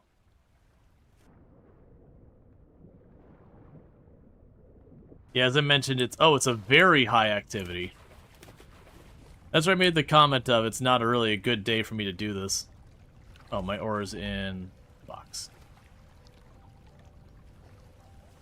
That's okay. We got what we came for. So I'm going to delete this pin from the map because we basically depleted that fire clay. There's still more coal down there and sulfur, so I'll leave the other ones. But unless I find a new patch of fire clay down there, we've exhausted that. But we did get about 4 stacks more fire clay.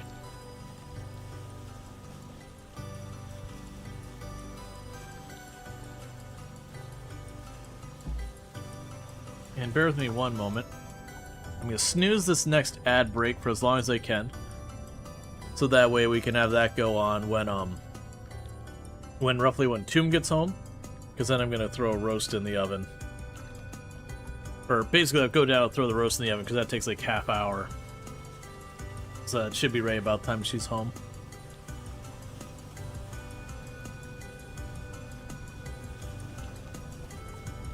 Let's see. 2 birds in 1 stone. In real life, it's a really, really bad thing. Oh yeah, no, the digging into, like, hitting a underground water pocket or whatever in a cave. That's the thing that's so terrifying about like real life mining, is you'll just be mining, everything will be fine, and you don't even realize it. But you get like a small crack in the rock, and then there's like in a neighboring space, it's just now leaking some type of toxic gas into the area, or you won't realize that you've hit a pocket that, you know, you're being exposed to something that wasn't intended, or you'll hit the wrong spot and there's like some high pressure water on the other side just because, again, you've got like a pocket of water underneath the ground that would otherwise eventually become a spring if it cracked up to the surface. But now it's dumping water into your area. Or it could even be like you didn't even strike anything, you're just doing fine. But like way up the tunnel, you know, you're nearby some body of water and something gives, there's a shift in the rocks or whatever. And now there's a passage for that water to get in, so it starts leaking in. And the problem is it doesn't take a lot of water to really be a problem for a lot of things. People underestimate the power of water. It sounds like playing Oxygen Not Included. Exactly. Like, you'll see videos and you'll just see like what looks like just a little bit of water going across a road. There's a reason why they have all the disclaimers, like, you know, when you have flowing water in the state, it's like, do not try to cross. Because the amount of kinetic force that water can impart on something is really substantial. And so you'll have like just a shallow, fast-moving stream and think, oh, it's not a big deal. You step into it, just pulls your leg out right from underneath you because you just don't have traction because it's slick or whatever. You know, and again, on the road situation, you also have no idea what's in that water so far as debris. So you have, you know, bits of broken glass and all sorts of stuff being thrown down that river at speed past your legs and all that. Like water can be terrifying in what it can do. And people just underestimate, like, the number of people have injured themselves with pressure washer because they're just, you know, they're cleaning the concrete and they're like, oh, I got a bunch of crap on my legs. Go to spray their leg and then just, you know, cut themselves really badly because the thing they were just removing dirt from concrete, they didn't think about the fact that that's just an absurd amount of force that thing's putting out. You know, we literally in a lot of meat processing use water pressure to cut meat. So you can have like those nice clean cuts and all that. You just gotta blast the spot and just cut it right there. Because then you don't have to worry about sharpening blades and all that kind of stuff.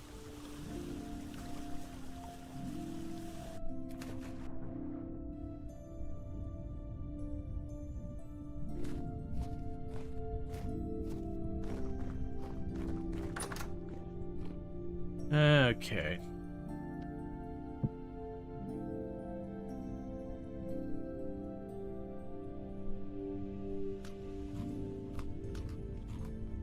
Yeah, put a bit of sand in it. We cut steel with it too. Yep. Not as well as things. You've seen some try to use them to wash their hands? Yeah, it's like, because in your mind it's like, oh, it's like a hose. Just, you know, it's a strong hose. It's not that bad. And you're like, no, you don't understand. We're saying it's a strong hose. You gotta really quantify that strong.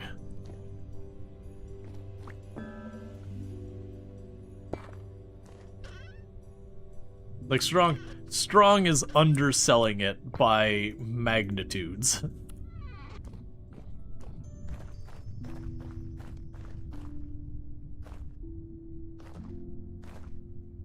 Okay, we have claystone.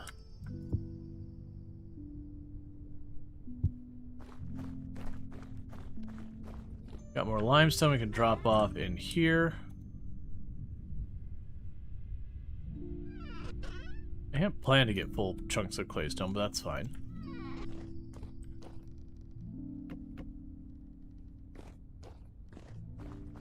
Yeah, like I've seen people carve their name into the street using a pressure washer before.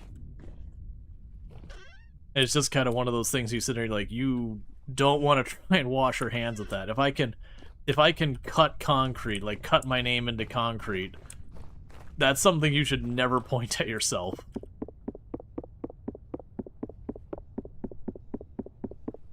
And thank you for the follow.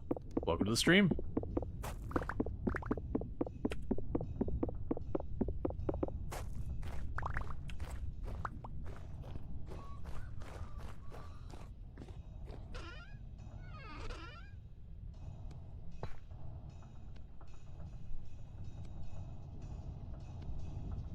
Alright.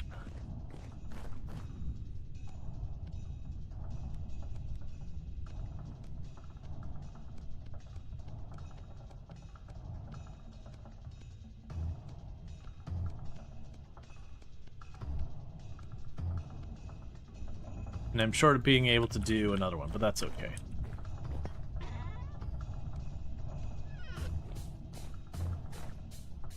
So I can grab these.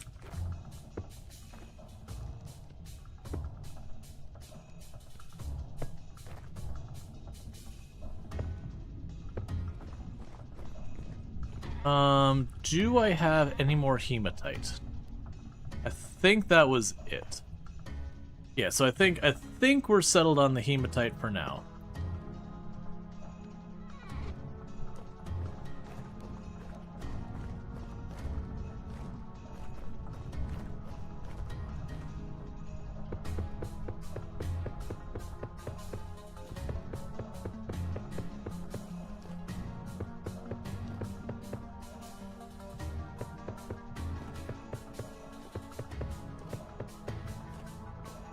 There we go, that's a nice amount of bricks.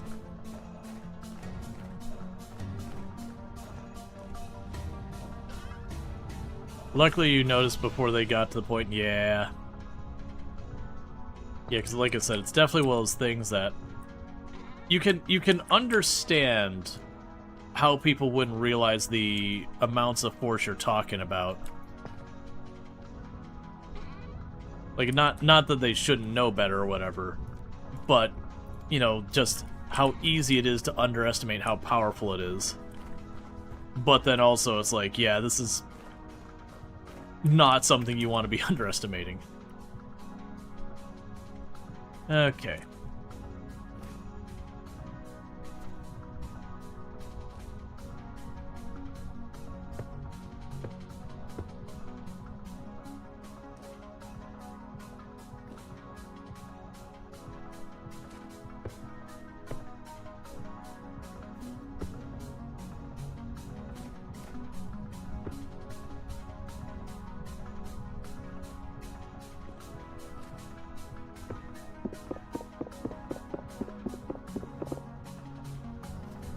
I think that next set of bricks will be the last set of bricks I need.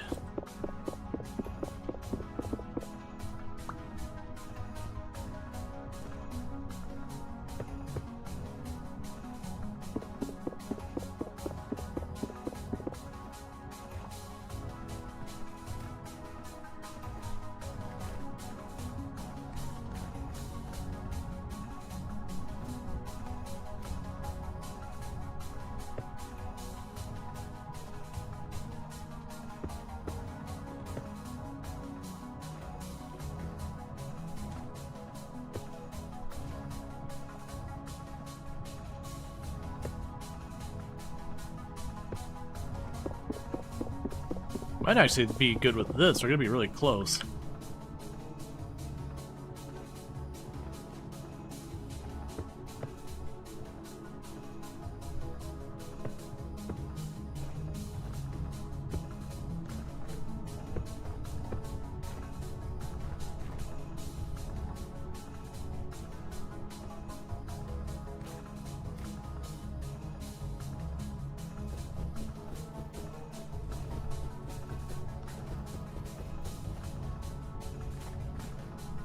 That definitely doesn't seem right. So all this it seems to be happy about. It's unhappy about the door. And then this needs to be lower. Which I find curious. Oh, I see. I see what's going on here. I see. I understand. I see what's wrong here.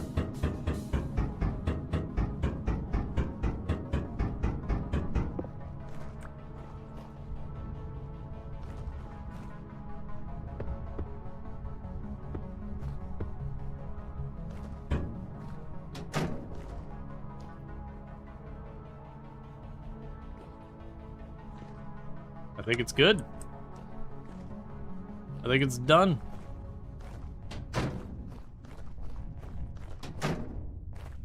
Okay.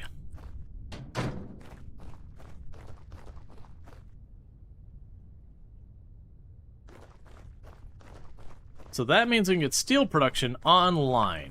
Let's go put our spare brick here. Eat some pie.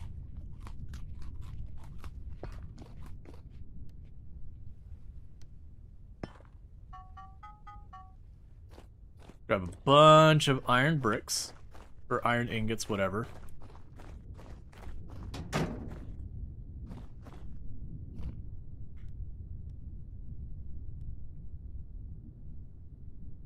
Oh, okay. I forget the order. Let's grab some charcoal as well.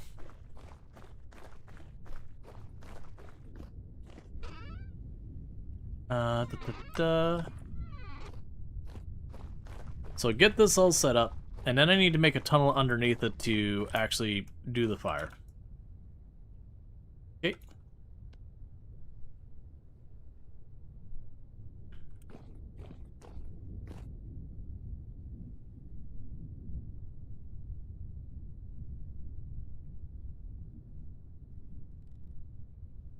Structure not complete. 0 tiles are damaged.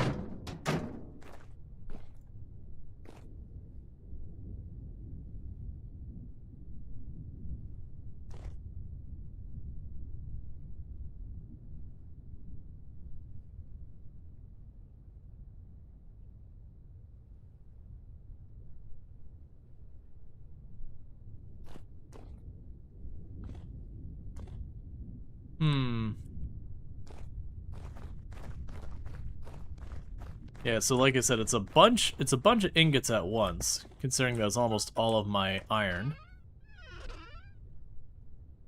That's okay. Alright. Oh, stop whining. So stone coffin lid is missing.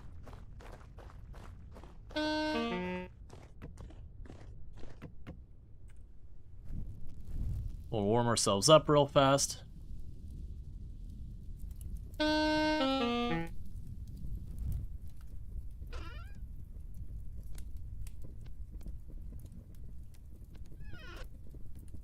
Okay, so for the stone coffin lid, I need powdered borax and a chisel and hammer.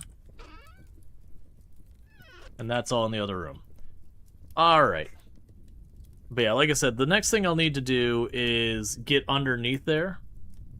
What's up with the sad kazoo sounds? That's when I'm getting hurt. That's my character's voice. When you start the game, you get to choose a musical instrument, like what pitch, and that's your character's voice. So we are a saxophone, and we're like medium tone or whatever it is.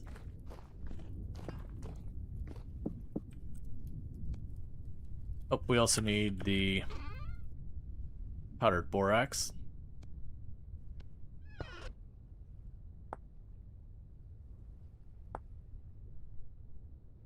Okay, so powdered borax. The 2 chunks here. Hammer. Then there's a chisel. There we go. Powdered borax away. There's the hammer and the chisel. Need some guitar and drum sounds.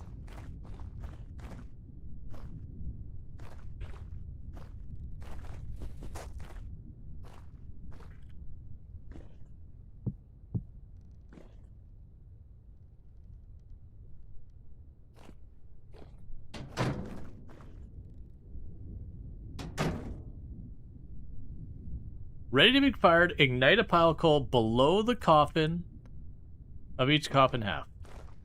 Alright. So this is where things are going to get a little weird with this. I think I have one more stair.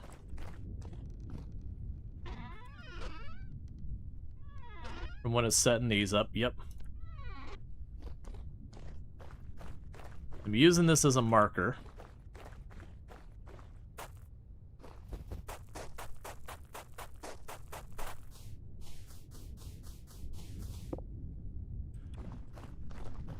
Okay, so straight this way runs us into these rooms.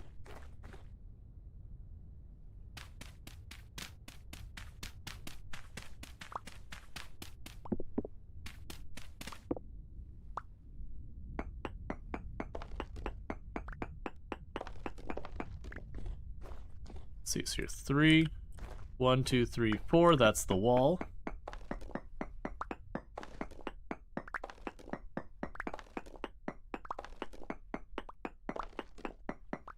So right now we are underneath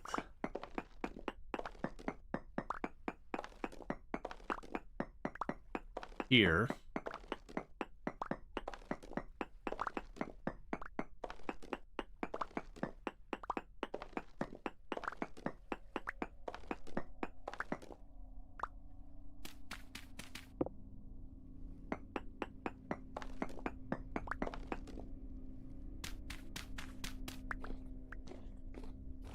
Alright, so let's see here. So 1, 2, 3, 4, 5, 6, 7. Alright. So 1, 1, 2, 3, 4, 5, 6, 7. That's a wall. So 1, 2, 3.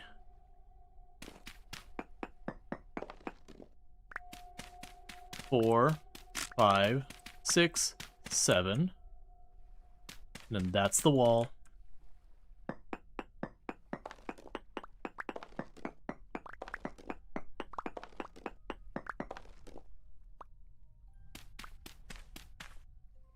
Double check our numbers. The wall. 1, 2, 3, 4, 5, 6, 7. Wall. 1, 2, 3, 4, 5, 6, 7. Wall. Okay, so this is where the passageway goes. Cool, cool.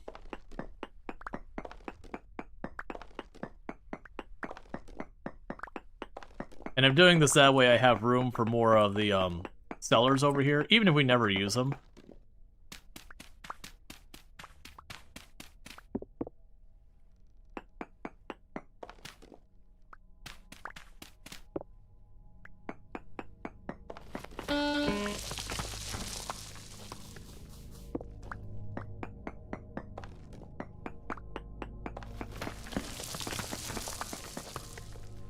Should be pretty close.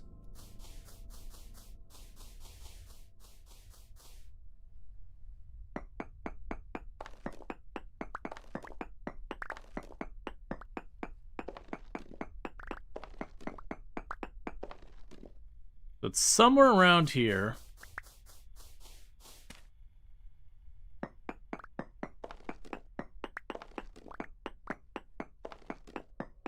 Is where the entranceway is. Alright, bear with me, chat. I'm going to quickly run downstairs, throw my dinner in the oven, and I'll be right back up. But thank you again for tuning in. I'll be back in just a minute.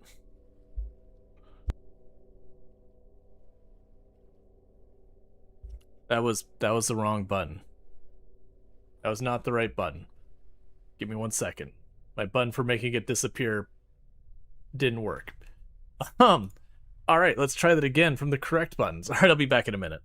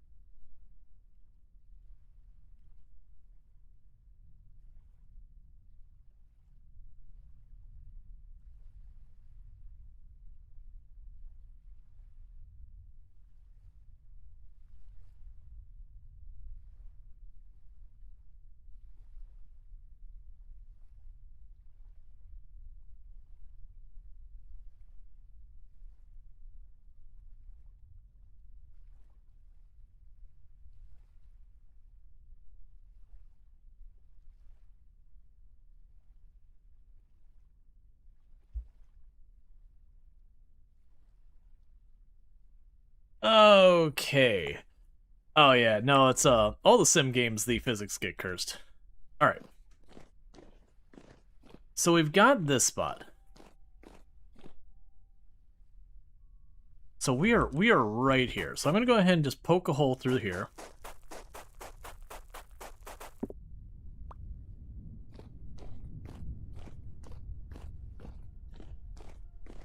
That's a nerf legitimate mad about in Roadcraft. You can't use the boom anymore after the engine shuts off, tipping over. Did they fully nerf that? Because I thought that was the way...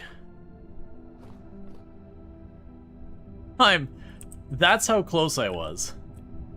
That's fine.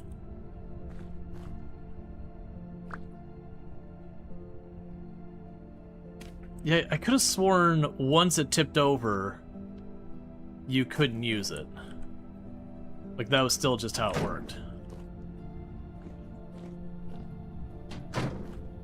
Alright, so let's see. So it's 1, 2, 3, 4.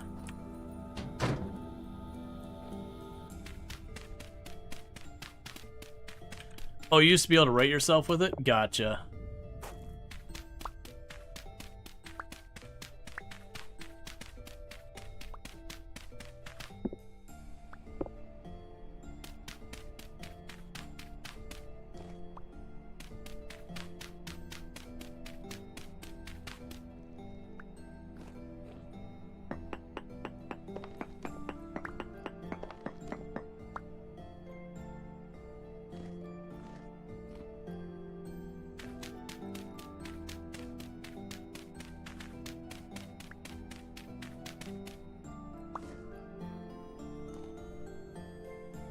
Okay, so these are the 2 blocks that need to have the coal underneath it.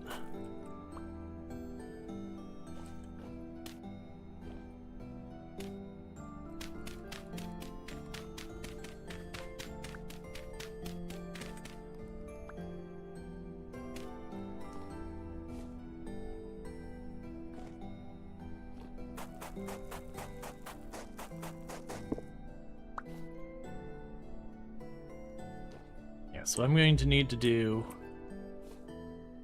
probably get long onto it.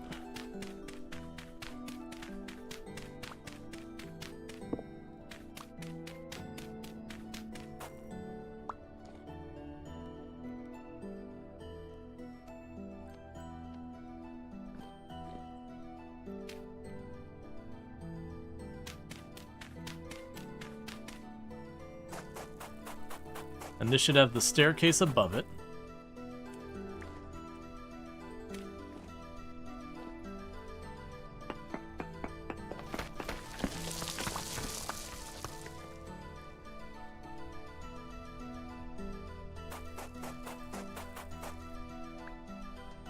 All right.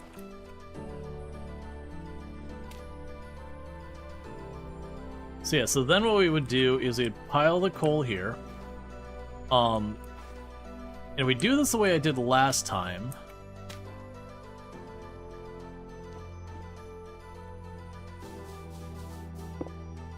I'm gonna quickly clean this out a little bit better.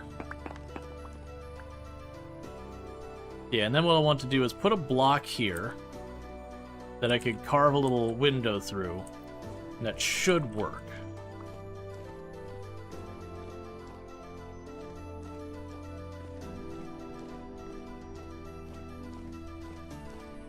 And obviously I'll want to make this nicer later.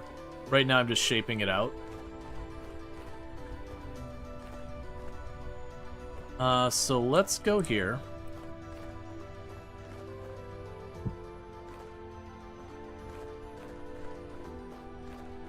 Of course I've got way more stone that I don't have room for. Alright, so we can drop you off. What block do we want to use for this? Didn't I have like 1 extra cobblestone block? Or did I not have 1 extra cobblestone block? I could also legitimately just take one of these. Truck you down there, take that up there. Alright.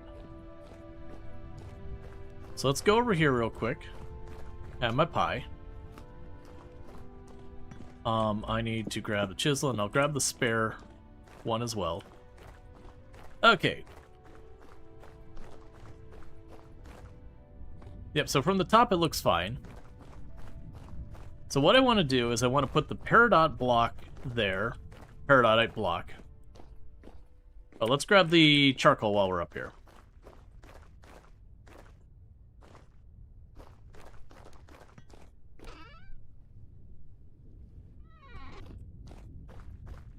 Because with this, we will be officially making steel.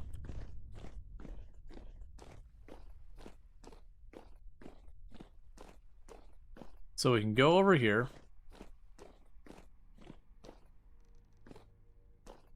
Alright. So what we want to do is right here.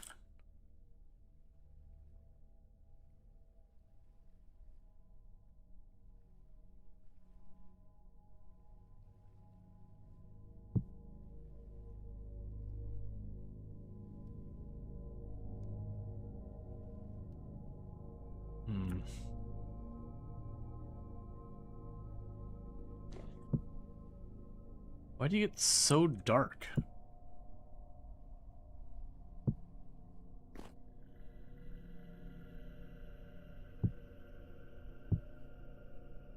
Whatever.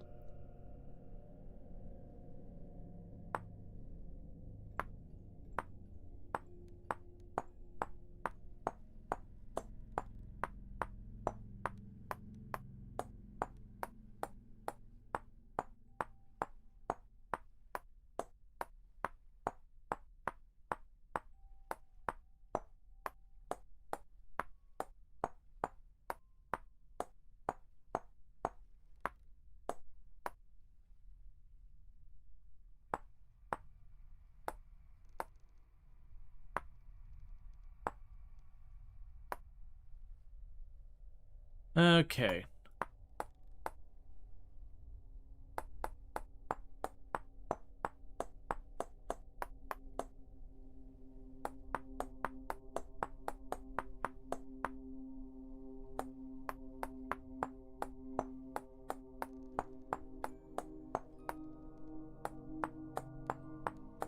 So what we're doing right now is I'm just carving a little window through here.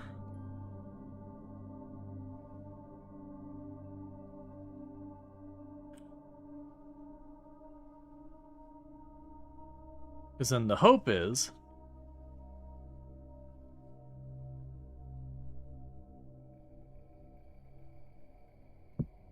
I get that where I want it. Excuse me? Oh, I can put it back. I didn't realize that.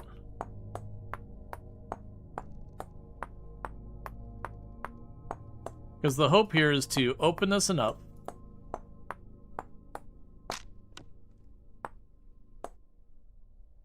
that I could see the bottom.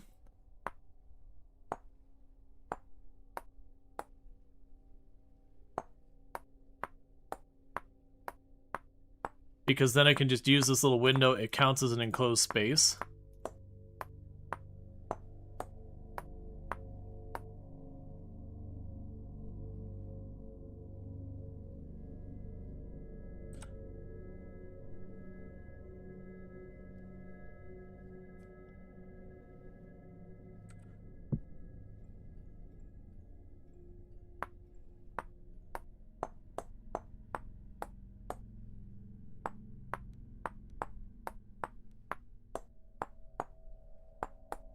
And that gives me like a little window to relight it and put the charcoal in and all that.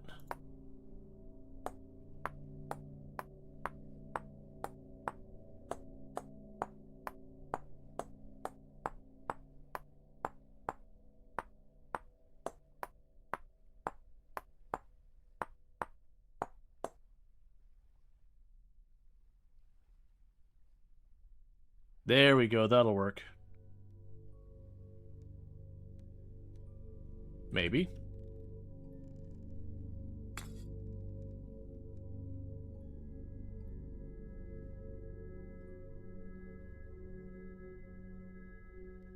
Come on, so close. It even placed in the first tile.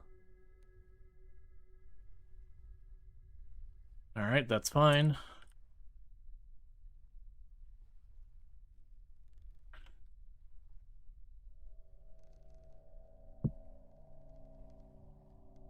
Don't want to go too much lower.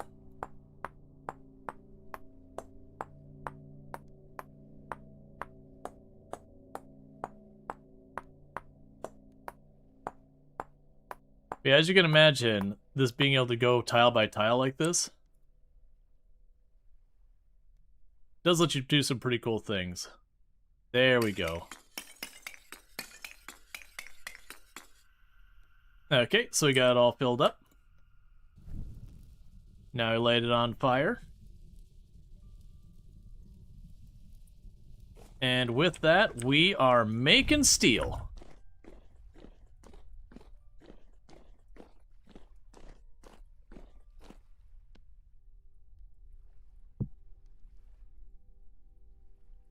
But now I've got that set up that way.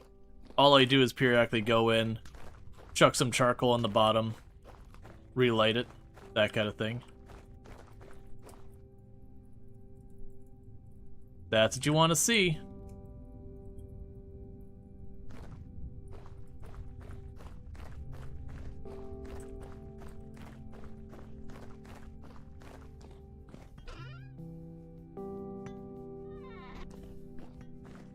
So the first steel ingot we get off of this is becoming a steel pickaxe.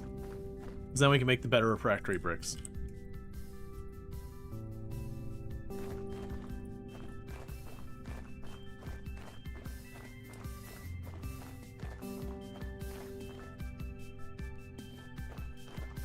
I'm just kind of doing a quick run around evaluation of what we're looking at here right now.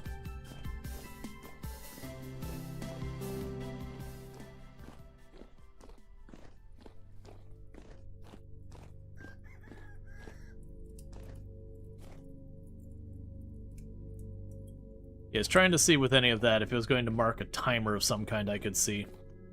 Because steel takes a long time to make.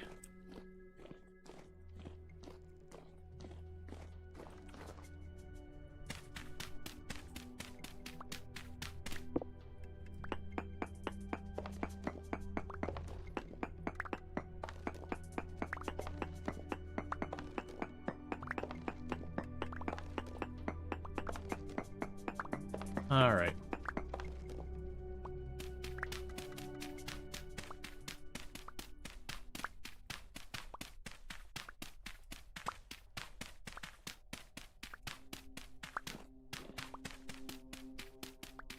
Just make the tunnel a little bit taller for visibility.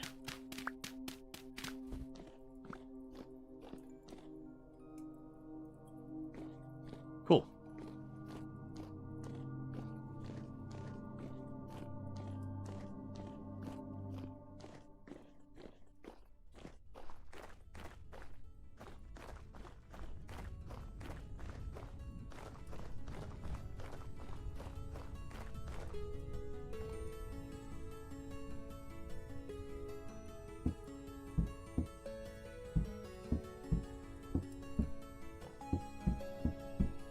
And everything else is still just doing their thing.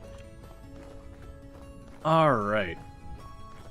So, one problem I currently have with the current setup we've got of the greenhouse is where it's sitting at. The ceiling of... not this one. The ceiling of this room, if you look at that, it's literally the greenhouse floor. And the problem is I need water in those two spots with the current layout. Needless to say, that's a problem. So what we're probably going to want to do, as I mentioned before, sinking this down farther, so that it goes a couple tiles deeper to lower the storage room, and then we can make it its max height. Because the max height this can be is 7. So the idea would be put a ceiling on here, and it'll lower the whole thing that much more. And get that set up. Eventually I could see making these two cellars also that deep, and then rearranging where I've got this to work better with it. And you still are not at your max depth either. Okay, so what is the next project I want to work on? Because steel's going.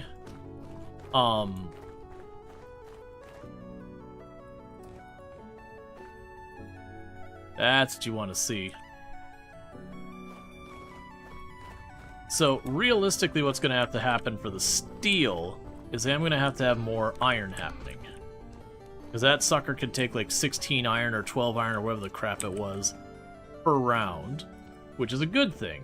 Because if it's very slow capacity, that'd be utterly obnoxious. But it does mean I need to keep the iron going. You're probably all done. You are. Let's go drop you off for now. That gives me a couple more stacks of brick and all that. And I do have spare fire clay for when we need it, and spare bricks.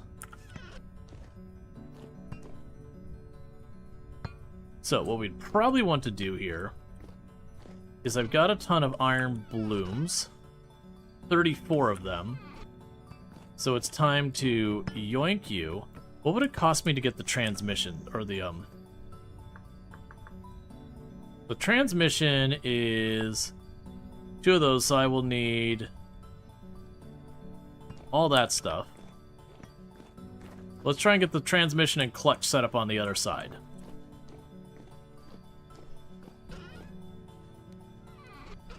So we got 5 fat.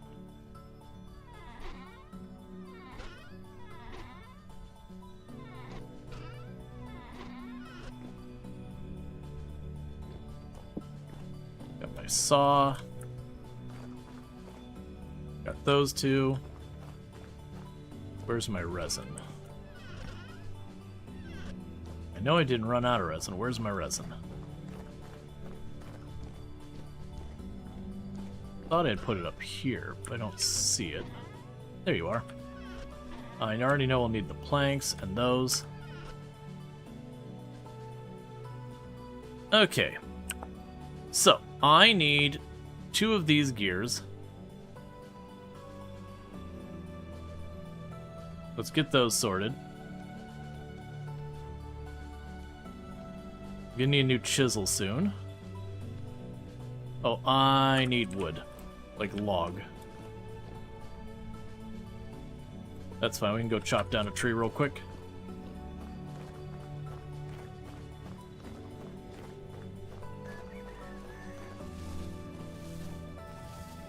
Another good thing would be those chickens we keep hearing now out nearby. It would be nice if I could scare them into an enclosure so that I can have, like, chickens in my near future.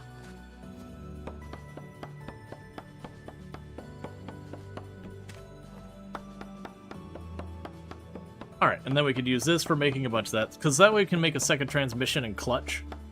So instead of having to, like, yank out the pieces and put them back again and again, I could just slam the levers. And then the only one left on that we haven't got sorted would be a kern. I'd love to get that set up and automated as well, but that's going to be a bit trickier because I have to feed an axle in on the top. Now, what might work there is I haven't looked into it. I might be able to do something like put a second gear up here and then have it come over and then down, then put the kern. I'd have to see what I can do with that. But in the interim, let's go warm ourselves up before we freeze to death.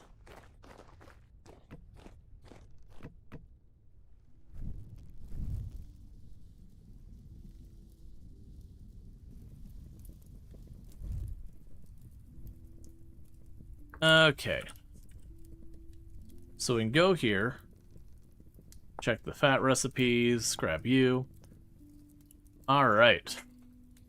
Yeah, we just turned on the steel. We haven't got produced yet, but it is actively in production now. So 1, 2 of those. Then for the transmission,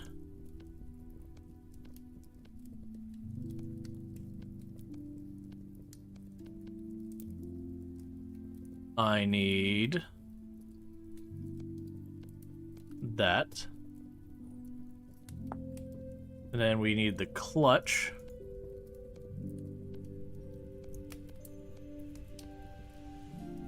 Alright. And I ran out of materials right at the right moment. Because I'm out of both the fat and the resin, which are the two big limiters.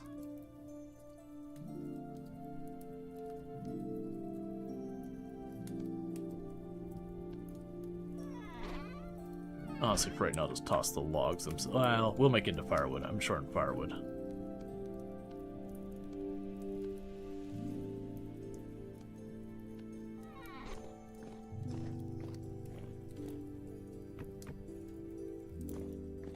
Yeah, I can put all these away.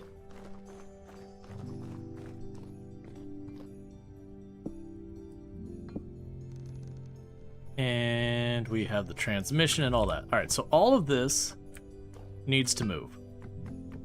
The gear's gonna stay there, so you come up.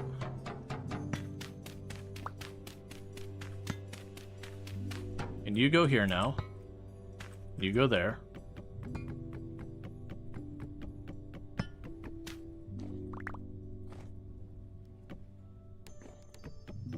Nope, not that way.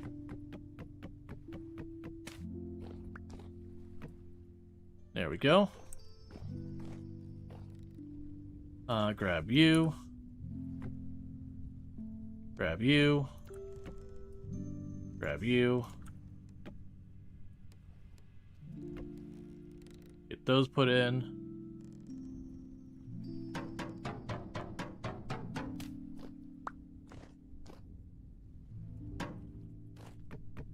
Start shifting the whole thing over. Let's see, you gotta love... You never enjoyed Minecraft? It's a fantastic game that was born as a mod of a different game that's cool. Yeah. Like, I never was really into watching Minecraft as well. Alright, so I got that. Alright, now as I need things, I could put that in place. And now that's turned on. Remove it. Now it's off. Put that in place. Now it's on. So I got that all toggleable now. Now, the last thing I potentially want to do is, like I said, I would like to see if I could put a gear up here with the intent of having the gear be here, having the angle there, having another angle, and then piping down. I don't know if that's a thing you can even do. But as far as this goes, now, as I need to turn stuff on and off, you know, I've got toggles. Alright.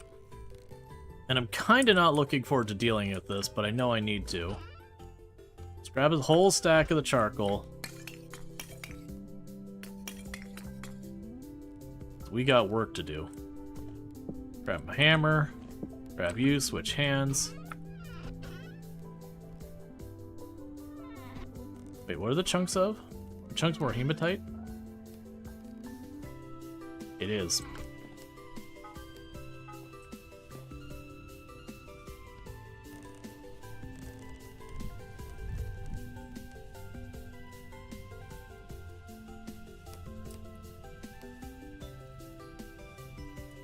Because I got iron ingots to make.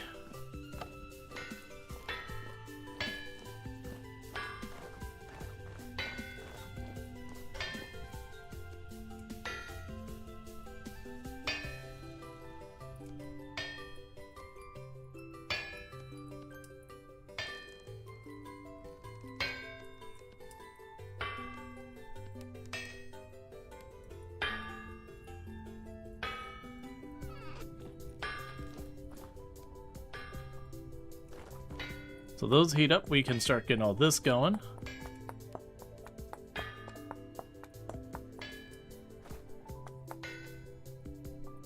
Make more iron blooms.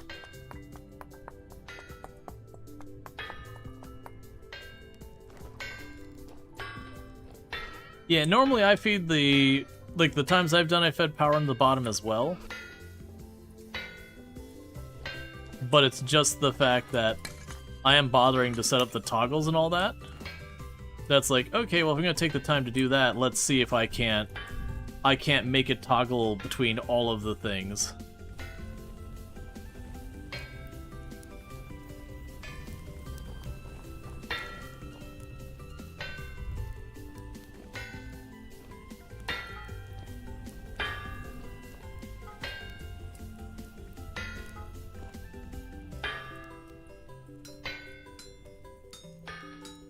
Alright.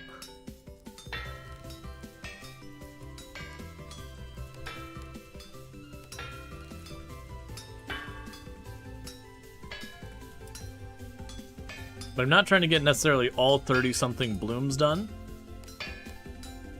What am I doing? Put that down. I'm not trying to necessarily get all 30 of the blooms done, but I would potentially like to try and, you know, knock out a good like 16 or so when we finish up this first round of steel, I could just chuck the next round in and get it going again.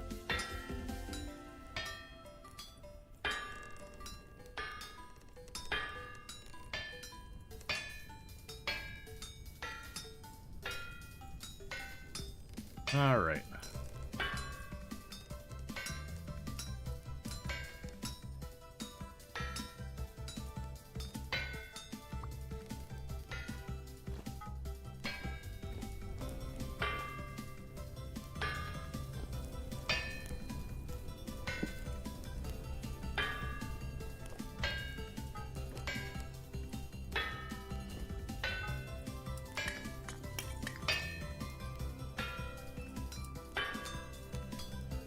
Okay.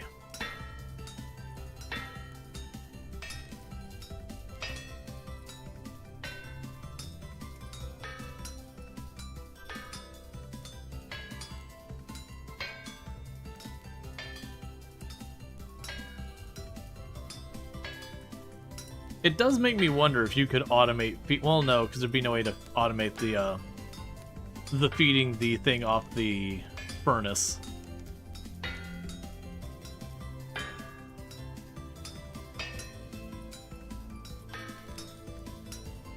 I'm trying to watch for the Hellhammer's ingot to pop off. It's looking like I'm going to knock out almost 2 at the time the Hellhammer. Because the Hellhammer's dependent on the wind.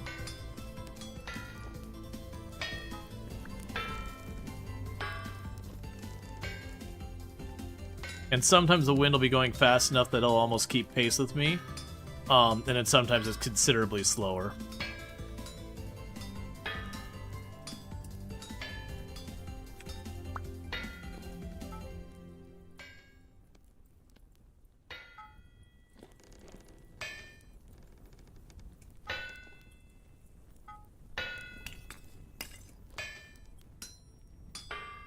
Okay.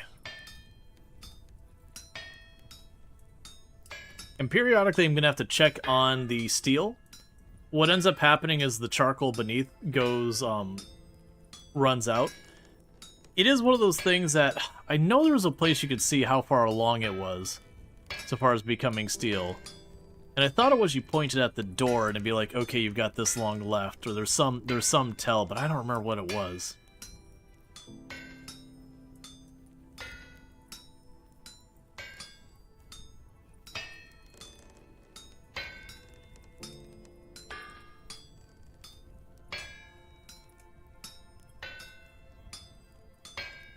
Okay. Maybe the coffin? Yeah, that's what I'm trying to remember, is like what the tell was.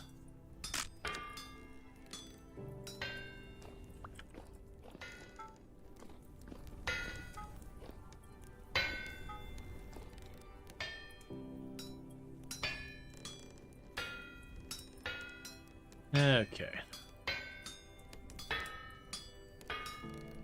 Another thing you can actually do is you can add more and more sails onto the same machinery.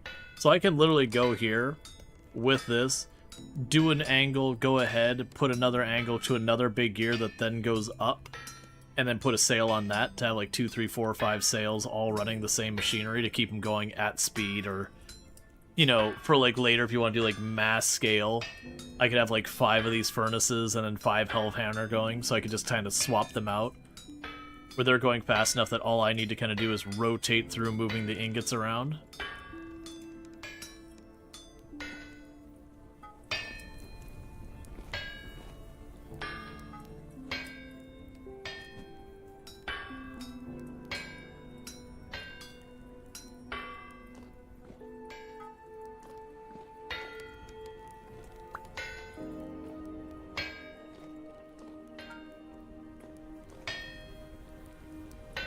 Yeah, gotta wait for it to get to temperature.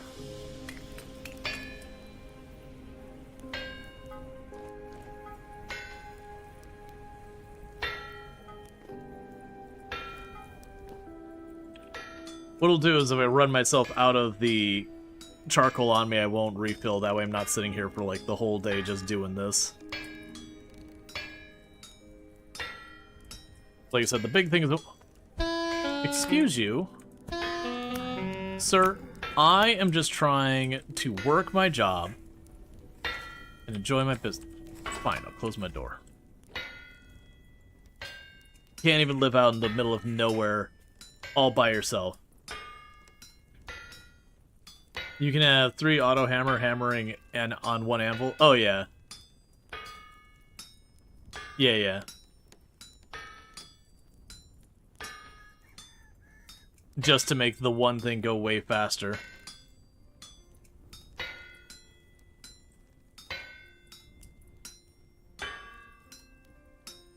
People just not respecting my privacy, I think. So rude. I'm in here just trying to work some honest work, and just the solicitors coming to my door, knocking on it with rocks, wanting to talk about my car's warranty and all that garbage. Do I look like I own a car?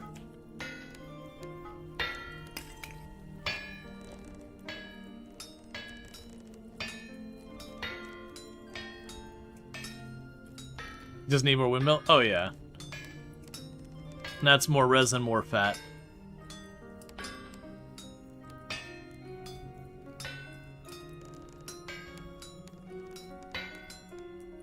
I want to know if you heard the good news.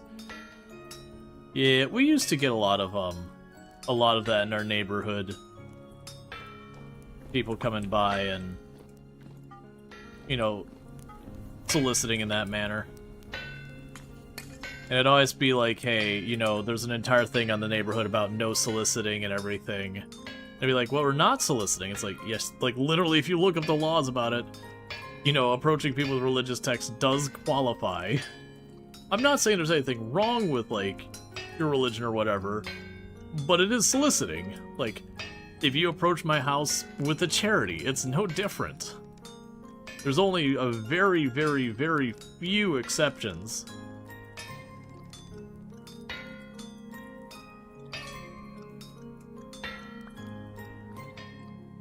The bigger point is, we've explicitly been like, yo, we don't want random people showing up at our door trying to either sell us something or convince us something or whatever. It's the same thing like, you know, when the solar people show up. My favorite one of the solar thing is like, have you considered solar? And you're like, did you look at my roof? What are you expecting me to do? Rip these ones off and put new ones on? Did you at least pay attention?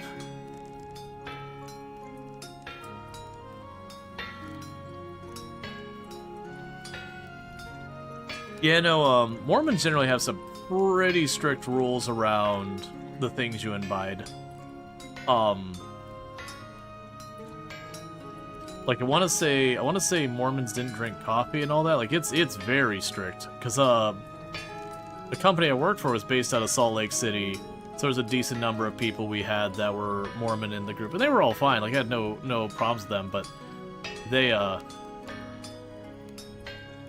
have some pretty strict rules around what you, like, you know, coffee, tobacco, like all that. They're very strict on a lot of that.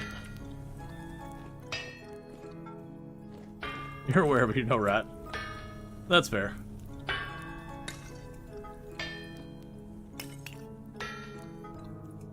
Salt Lake City's a weird town. It's like 7 p.m., the city mostly shuts down. So you're just kind of like, you leave work and you're like, what do you mean everything's closed already? What? Like, I can't even go out and get dinner? Hang on. Hold up. They have a great airport? Yeah, their airport's good.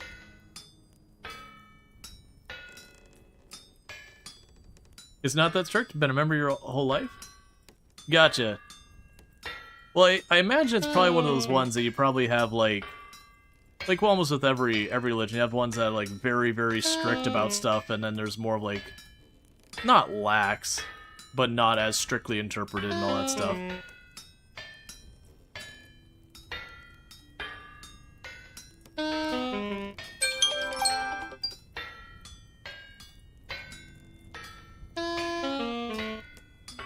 Yeah, I know in Salt Lake City they started having a really big counterculture thing for a while. So for people like I said, it was like 7 p.m. the city shuts down, and they start getting some nightclubs and all that. And so it's very much like the two different ends of the whole equation going on there. And again, like nothing negative one way or the other. Just a different culture. Should have thought about that. Yeah. Actually, for the record, I mostly like Salt Lake City. Like, being able to, like, land in the airport, jump on the light rail, and just you're in downtown. I really like that design when cities have it. Like, I am a big fan of having that type of, ready transportation. It really annoys me every time I get back to Florida. It's like, well, we don't believe in that public transportation thing here, so best get your car or your Uber. You're gonna be spending $50 to go anywhere. Good luck. Whenever you fly east from Cali, you always try to connect Salt Lake. Yeah, no, Salt Lake City generally, like I said, it's got kind of a weird culture, but like I said, I actually like the city. Bear with me, chat. I gotta go run downstairs and grab my food out of the oven, so I'll be back in just a couple minutes, and thank you again for tuning in.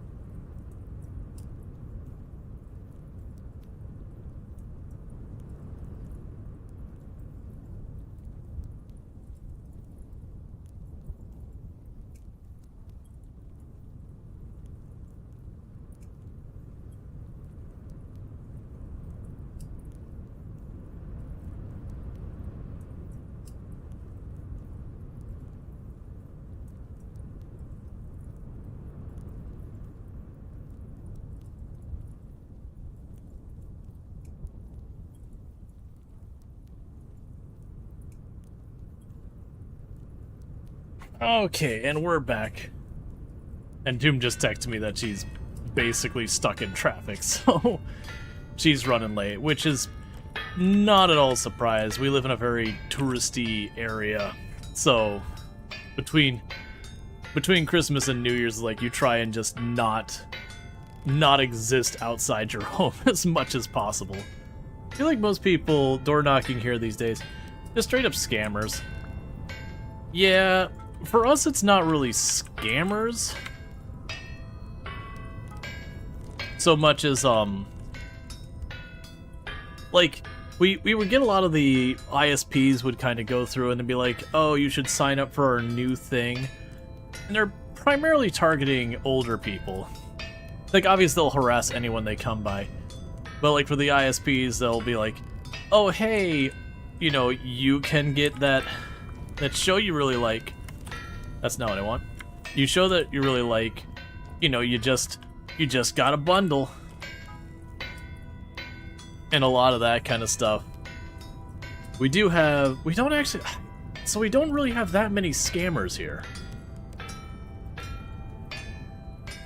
Like, we have a lot of stuff that, again, it's like the local solar company who's trying to get more work, or the local roofing place trying to get more work.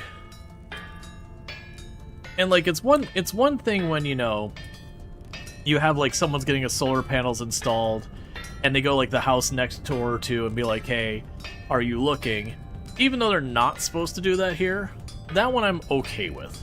Because obviously it is hitting at the time where very clearly you're seeing this done. You might be interested or curious. You're probably talking to your neighbor who's getting it installed, if it's something that might interest you. So right time kind of thing. But when you have the people just show up in your neighborhood arbitrarily for no discernible reason and just start harassing people, being like, have you considered solar? It's like, well, I might have, till you showed up.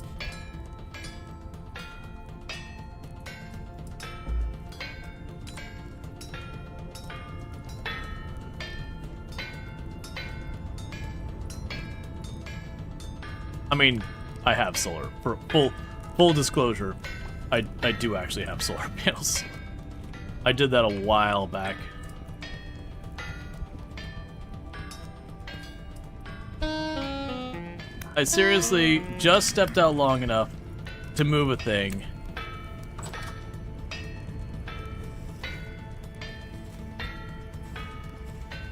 You gotta show up and cause me problems.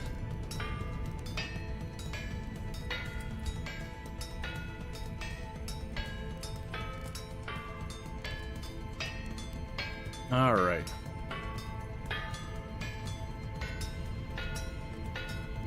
The storm charges are the worst. The storm charges.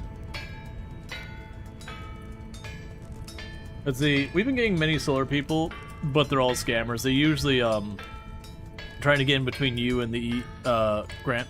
Oh yeah, no, you definitely see that kind of thing where like they're trying to get business and all that. Oh, storm chasers. Looks like warming up. Almost greenhouse time. Not quite. I have to have it where it's at the coldest part of the day. It only goes to like -5°C.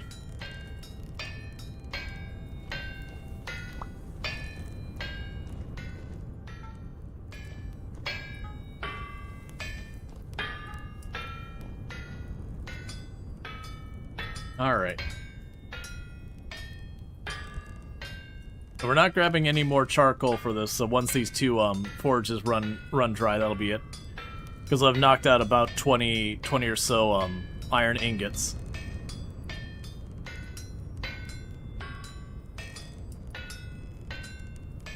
But yeah, we're starting to get there, because we were at -20°C.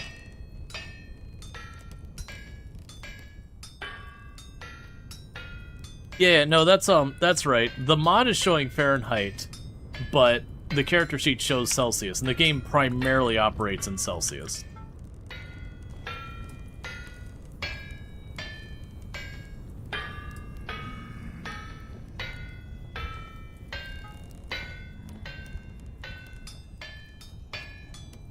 Yeah, so Celsius are at -14, which is 7 Fahrenheit. Since 0 Celsius is 32 Fahrenheit.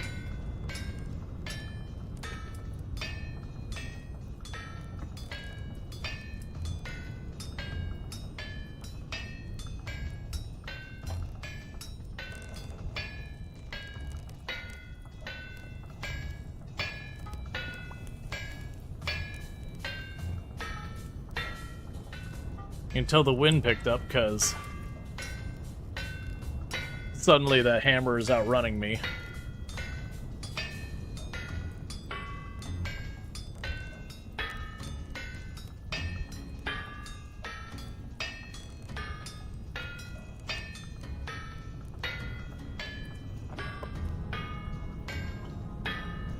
Okay.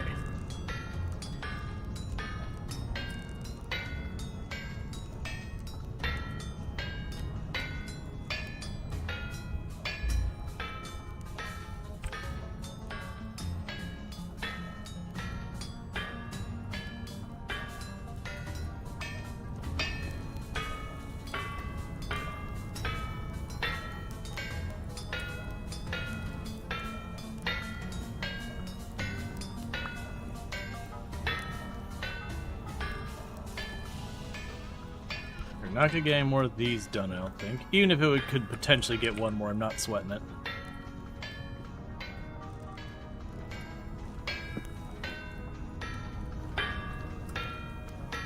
Okay, so you're turning away at that. You're good here. We will eat more of our pie. We'll want to grab a stack of charcoal. So you're probably good for a couple minutes.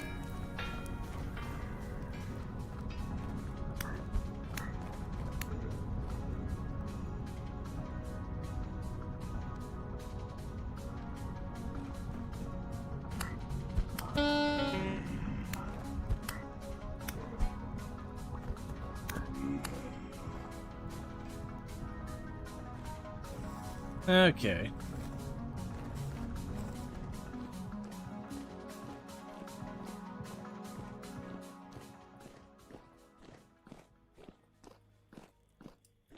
Now, we're definitely going to need to get lights down here at some point.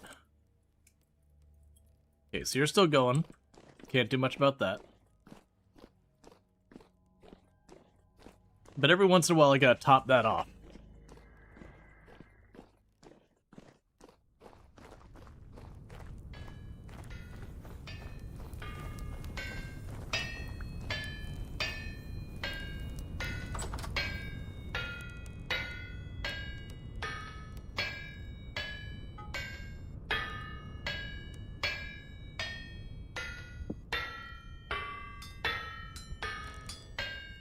Only got a little bit here before it's too cold. We're just gonna help out the Hellhammer here.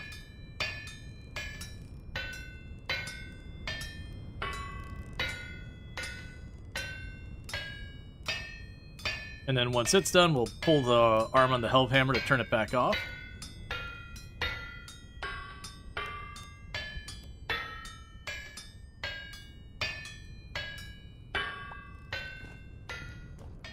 Okay.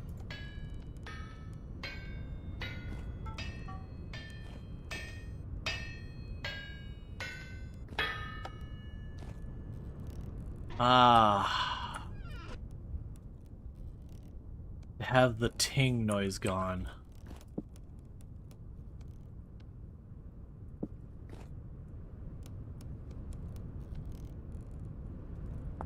And you're only used for making the necklace and those things later on. There's more iron blooms in there that I'm not super fussed about.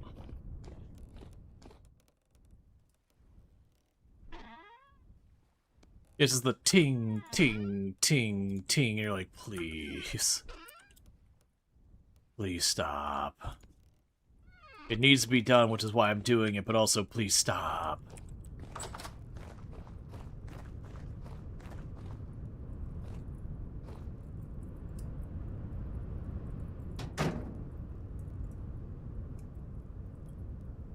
%, complete. Cool.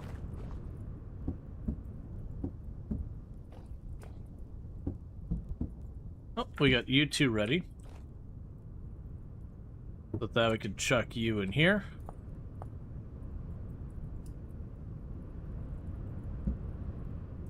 Oh, wrong one. There we go. Cool.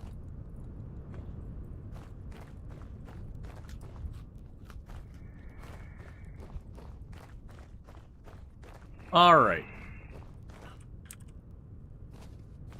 Yeah, I got dangerous stuff living underneath my floor. Okay, so I made the comment about the greenhouse.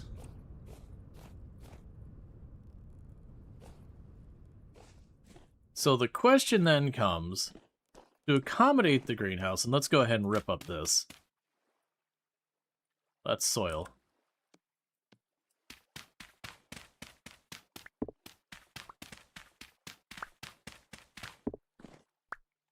So I'm thinking we do, because I just finished pulling that up and I'm like, yeah, let's just put it back down. I think we raise the floor in the greenhouse oh, if I do, I have to raise the ceiling, which isn't the end of the world. Let's start by raising the ceiling, and then we're gonna raise the floor of the greenhouse 1 tile, so that's not having the problems there. So let's see what we can do with a bunch of this. Got some crappy dirt there. Keep the better dirt.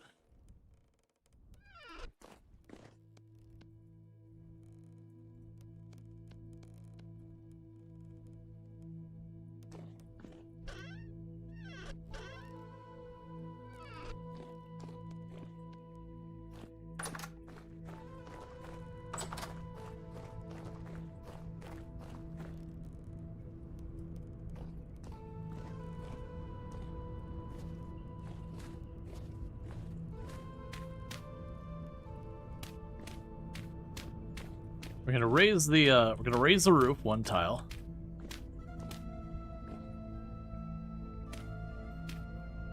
Is there a mod to tone down the ting ting ting?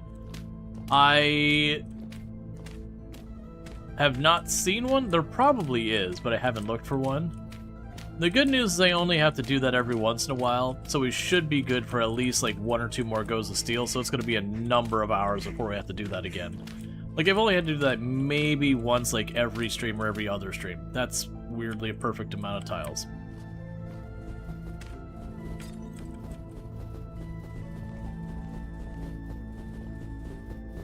But yeah, no, it'd be good. That was, I made the comment that part of the reason I have problems finding bees is I end up turning the volume down to make the ting ting ting not as obnoxious.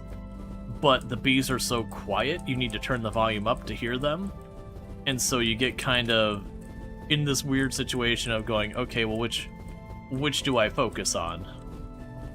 Because they're not separate volume sliders, they're the same volume slider. So I'm trying to pull up all the snow before I start smacking all these so it doesn't fall into my greenhouse and make a mess.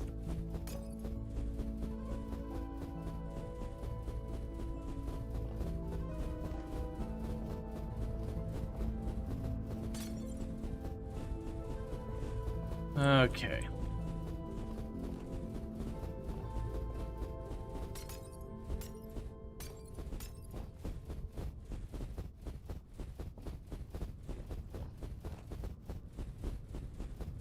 All right.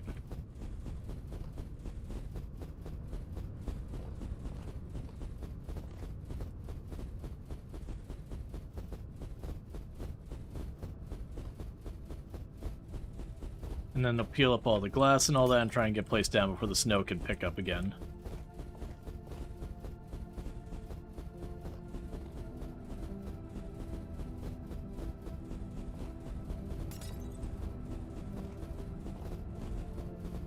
The good news is it doesn't destroy the glass in this game. I've seen a lot of survival crafters like, no, no, no, why don't you put the glass in? If you pick it up, it's gone forever. You're like, come on, man. Really?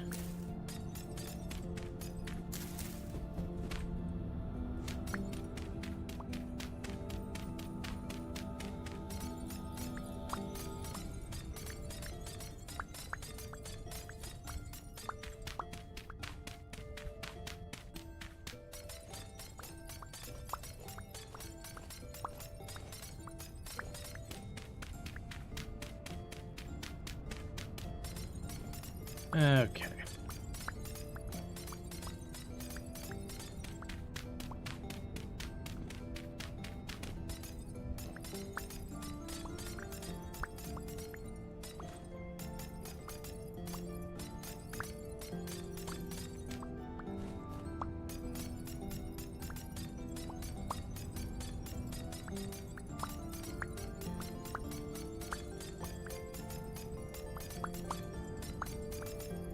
Because then by raising this up a tile,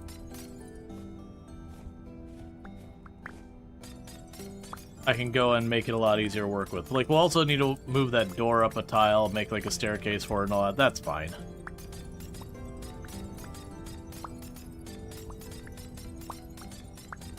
Okay.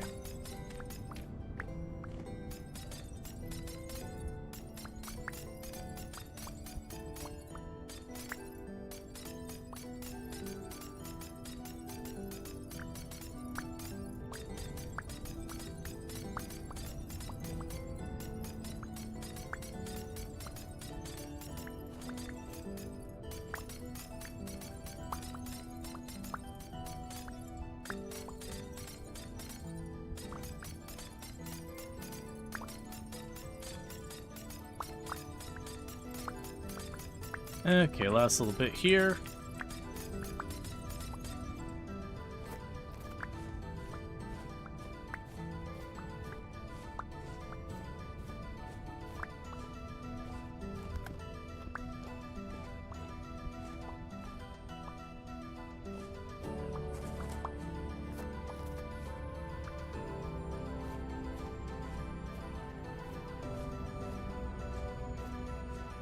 Okay, so I think I've got all those.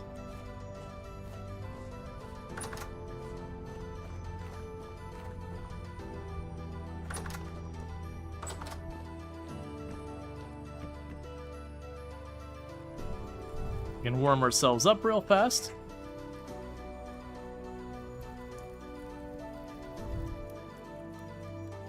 And then we can go ahead and go back up there and start placing them all back at the higher level.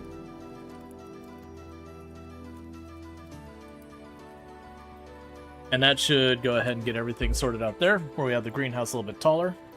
Then we move the door up one, and we go and replace the bottom layer.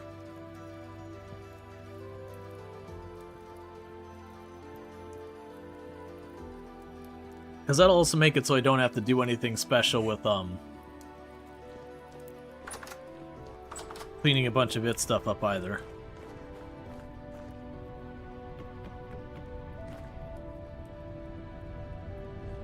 Okay, so just like before, we will put one ram dirt at each of the corner because I made 4 too shy of glass to cover the whole top. And you only need to cover 50% of the top with clear blocks, but...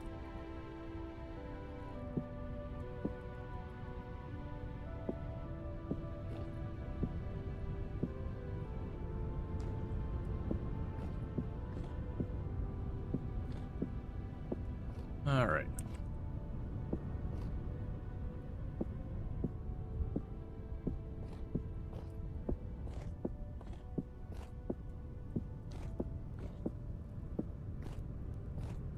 One unfortunate thing with how the glass works is I have to aim kind of on the top half of the tile or place the glass sideways.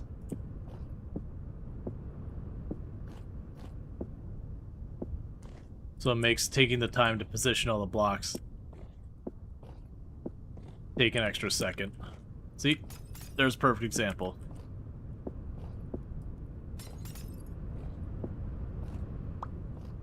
We'll work on getting through and then we can recover this whatever we mess up along the way.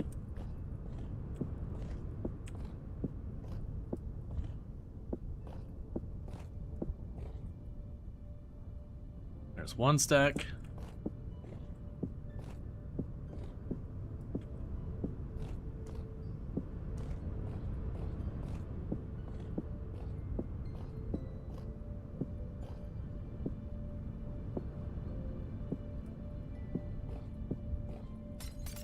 Yeah, no, I remember it being mentioned you can actually lock them into only being placed one way.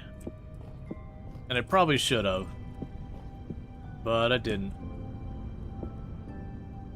I like that we can just kind of barely see into the steel production, how it's just glowing red in there.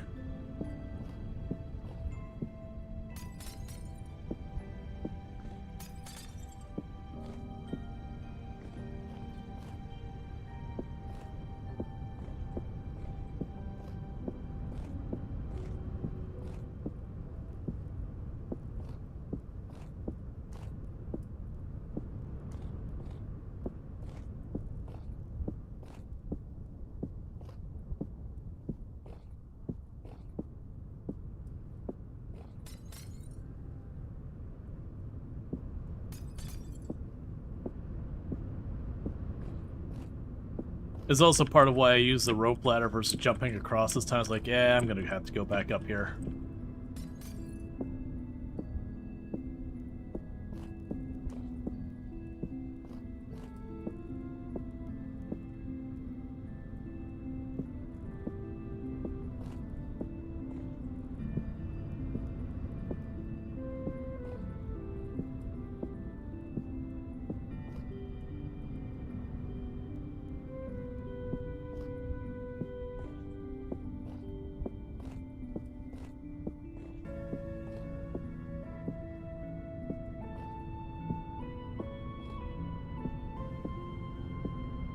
Okay.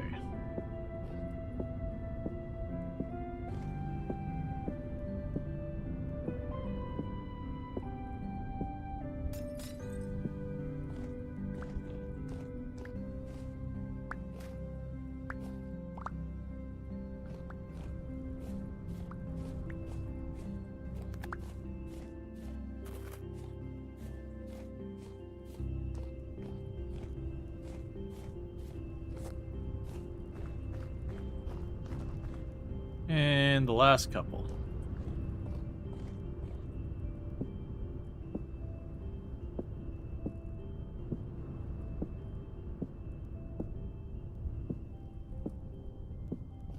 All right.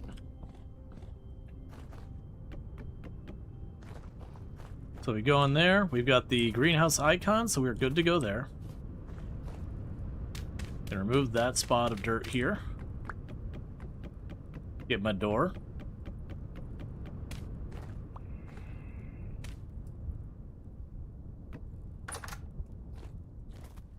Cool. Okay, so the next thing is once we warm up again, we will raise the floor again. I need to go down and grab some more pie.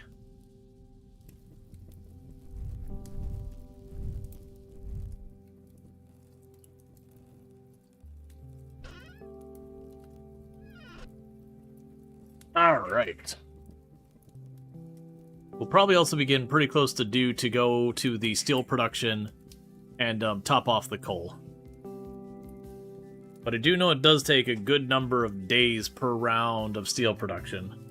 And then depending on how good a brick you do, whether you do the tier 1, 2, or 3, it has a 1 in so many chance of a brick being damaged. One of your refractory bricks, and any that get damaged you'll have to replace. I do know with tier 3 it's like 0.1% per block or whatever, 0.01. It's like something really low. That's literally running with nothing actually doing anything in there. Alright, let's grab the charcoal real fast, since I did just mention it.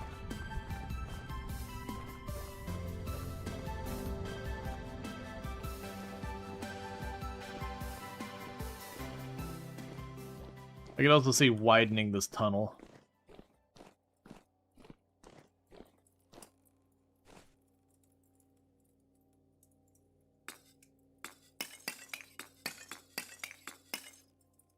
Alright, all topped off.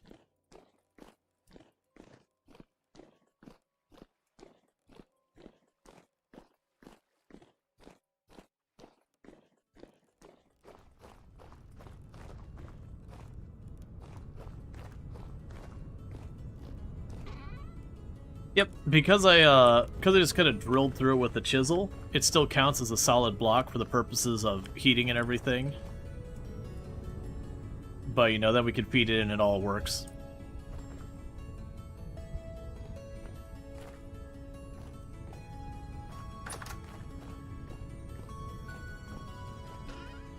Okay, so let's grab some dirt. Grab some brick.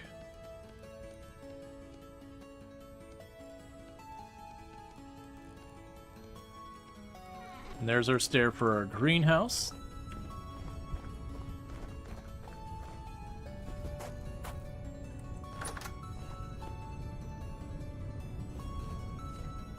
Okay, so now what we want to do is these blocks we want to hold on to.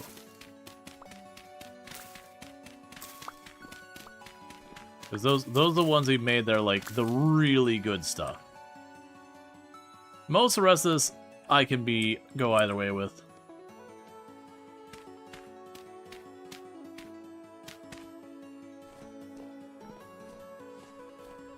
Okay, and we can go over here.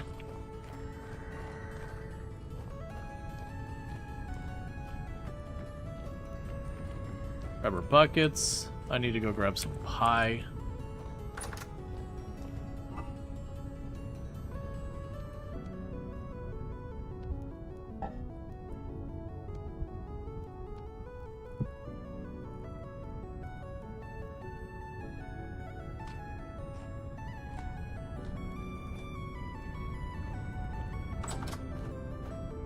Okay, but now I need to get a bunch of blocks to shove underneath. Because unfortunately, all that medium dirt is going to get destroyed.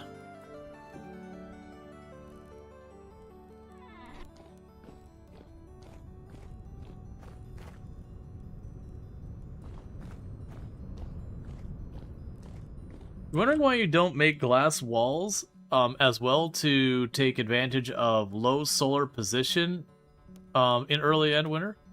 Or won't the game calculate? Oh no, it doesn't calculate anything like that.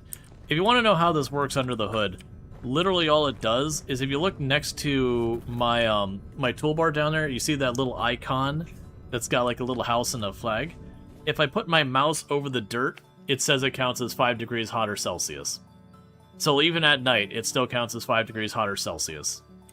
So it just changes the temperature. It doesn't do a whole bunch of like big calculations or anything like that.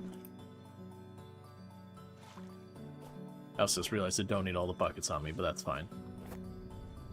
Yeah, so this game for all like the realism stuff it doesn't go down to like that gritty. Because you'd sit there and the moment it had to do those calculations, you'd watch the whole game just hitch trying to handle it. For what's probably not relevant.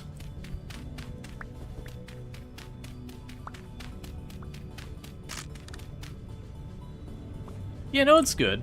It's just most of these games, because it's a thing you see in lots and lots of games, that you could do the time to do a ton of like really involved calculations, but if you can do something that's kind of shortcuts and is good enough, that's usually what you want to do. Optimizing games is hard. So you'll find a lot of games, wink wink, nudge nudge, cheat the math really hard, and it's not a lack of capability or competency of the developers or anything like that, or not wanting to simulation realism. It's just, for all intents and purposes, yeah, if glass roof and it falls within size, plus 5C. Right, because the alternative is then they'd have to consider, like, the angle of the sun, like how cloudy it is, you get like all that kind of stuff. And it would just be every single time the sun updates its position, you'd watch the entire game just hitch, because suddenly it has to do a calculation on every single place that would potentially qualify as a greenhouse. Like, even just calculating basic lighting in games can be absolutely brutal computationally. Like I said, a lot of games, there is a great deal of wink wink, nudge nudge, hand wave. It's only 80% right, but it's so, like, it's close enough to right that it doesn't matter. The place you see a lot of that is AI pathfinding, that kind of thing. You see a lot of that in that. Because pathfinding is outrageously computationally expensive. So anywhere they can cut a corner on that one to reduce the calculations is genuinely a win.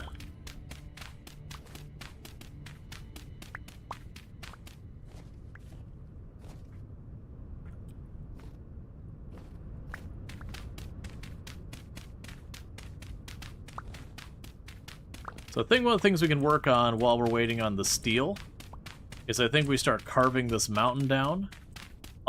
Because whether this becomes our orchard for our fruit trees or for a place for animals. I mean, it's not just pathfinding AI. Yeah. Within game dev, it's just usually pathfinding is the one that comes up.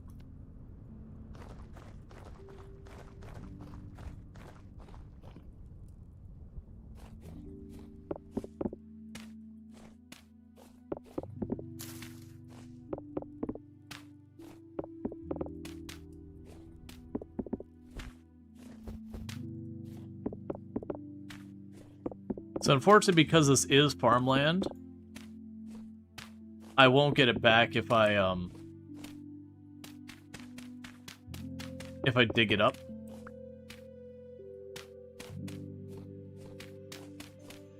And this is low fertility soil I'm using, so I don't want to use it for the top layer. But for just chucking down a base layer real fast, that'll work. Oh man, where am I gonna find... Well, we got this medium fertility soil. And we've not seen high fertility soil at any point this run.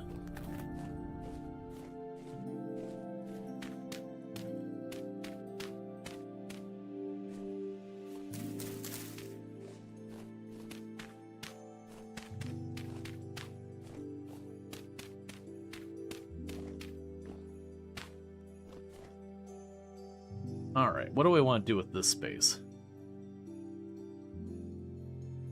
Because the maximum size greenhouse is not quite perfect for this style here. You do like the long row the whole way. Still doesn't work great. Now I could put it... It's fine, we'll deal with that last.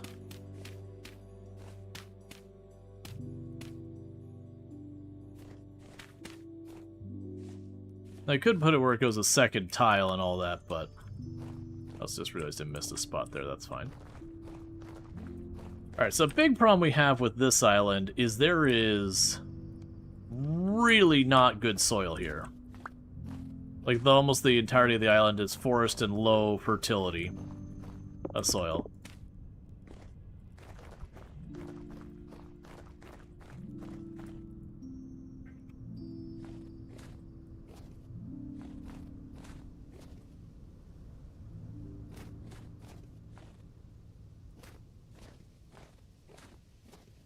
I want to say towards the southern part of the island we had some better soil.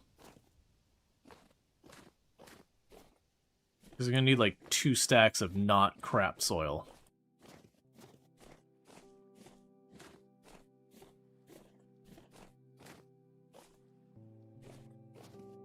Because I had a patch along the shore for a while, but I've already dug it all up. Like I said, because I made farmland, one unfortunate reality is with the way the game works is once you make it farmland, if you try and dig up the farmland, you don't get the dirt back. And that's a deliberate decision they made, because otherwise the alternative is you'd be able to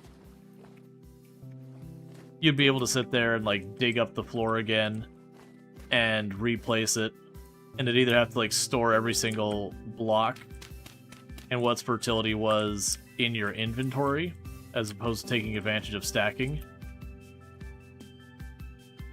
Okay, it's like literally just one I had missed from earlier.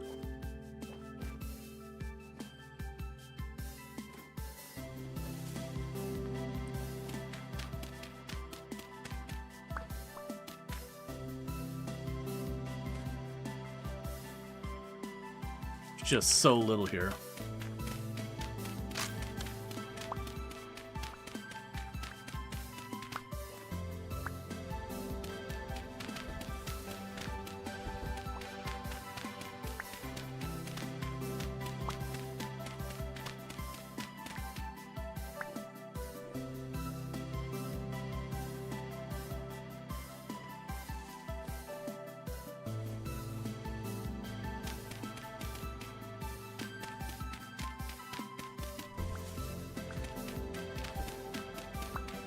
It's like anywhere we get like a patch or two of this.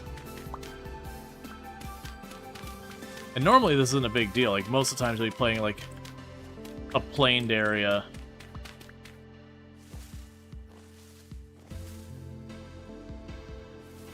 Forest floor. And you can just run around and you'll be, like, caught by surprise when you find surface level, low fertility.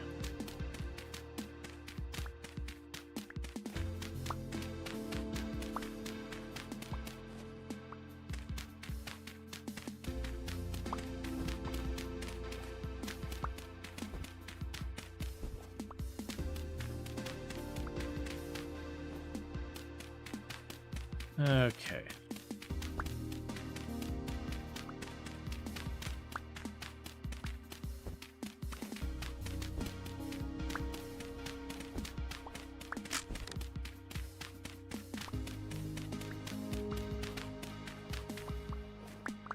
Can you make high fertility dirt? Yeah, so I'm not sure about specifically high fertility dirt, but there's the, it's like Tetra Preta or whatever it is. A Terra Preta or whatever, like the really, really good stuff, so like higher than high. You can definitely make that. I have 8 blocks of that in my greenhouse that I have made. It's just a very slow process to get it, because you have to make compost, which means you have to have stuff rot.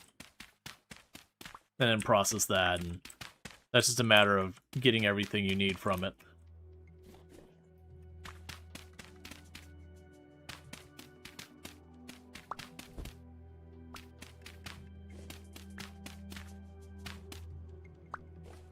Okay, that's forest floor again, so that's not the soil we want.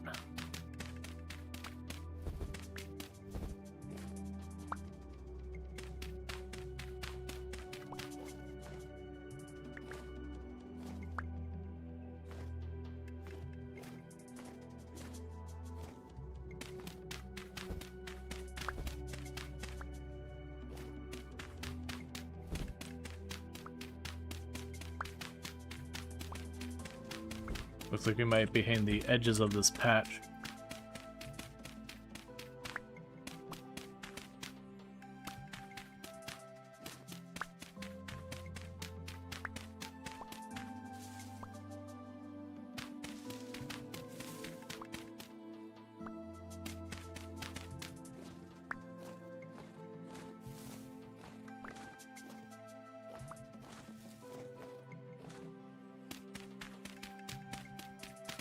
Okay.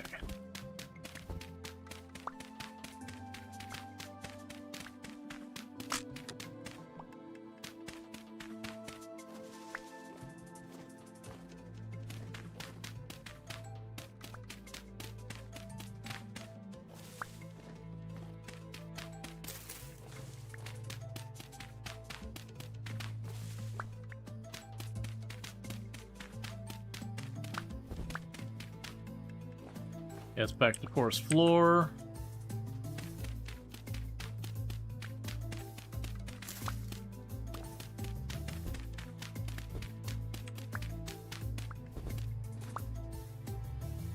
Okay, so we got about 2.5 stacks.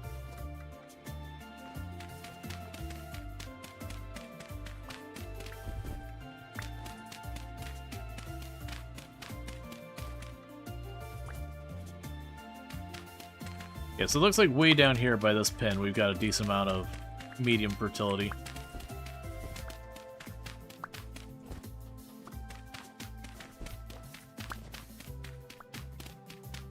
And the fertility basically has to do with the maximum amount of nutrients the soil will naturally get.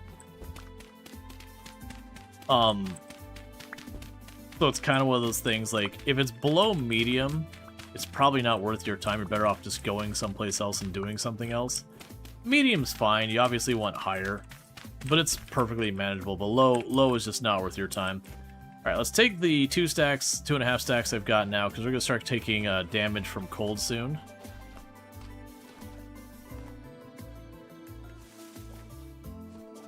So we can run on home. Yeah, so it looks like that southwest corner kind of has a bunch of soil for us.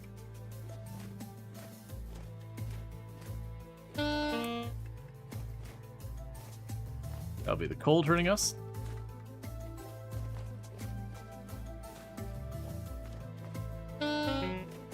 And so much of that south area, I've just pulled up the soil.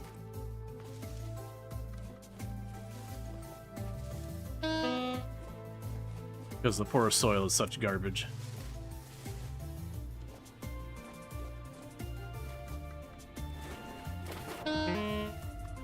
Alright.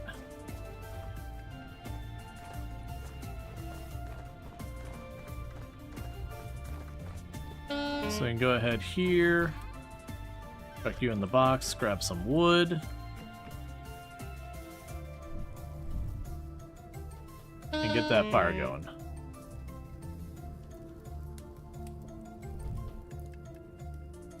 Alright, so we should be able to just go in the other place and fill in a whole bunch of the area for growing. The only place I have kind of a weird situation is just the middle of it.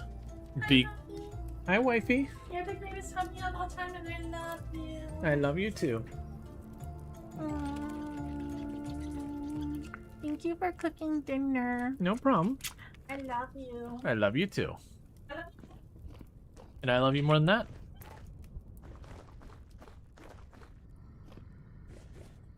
Yeah, as I mentioned, she ended up being a little bit late. She's just getting home.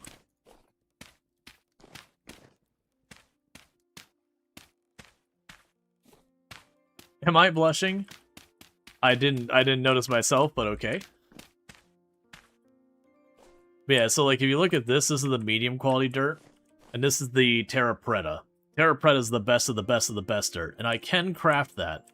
It requires me to get a lot of stuff that molds or rots, and then take that rot and a couple other materials and put together to make the good stuff. So it is one of those things that over time I will I'm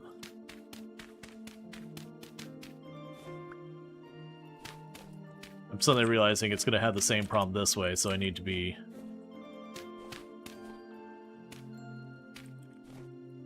adjusting this a bit. Yeah, I was wondering, like, would I rather have a central path?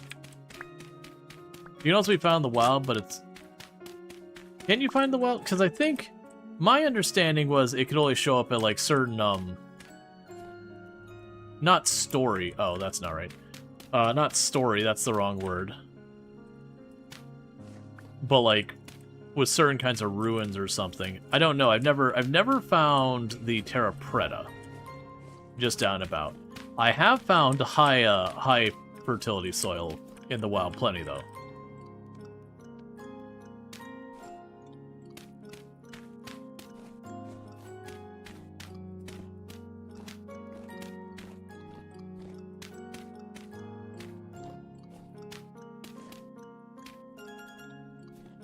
It's out there, it's just very rare. Yeah, okay. So then the question is, do I leave it with these 4 quadrant kind of things? And then we just put something like the walking path in the middle? It's also a thing that it could potentially put a whole bunch of flowers in between here. Like leave it this kind of dirt and fill it up with a bunch of flowers and then maybe chuck some bees in here. Because people mentioned that apparently the greenhouse does work with bees. So they would become non-dormant faster. I don't know, I had not messed with that.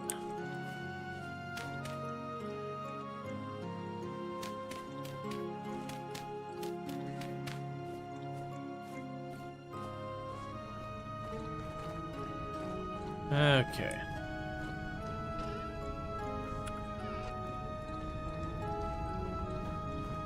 Bees would be cool. I would like to get the bees. We would try to find them. Yeah, because I'm also wondering if we could hang the skeps from the ceiling instead of putting them on a post.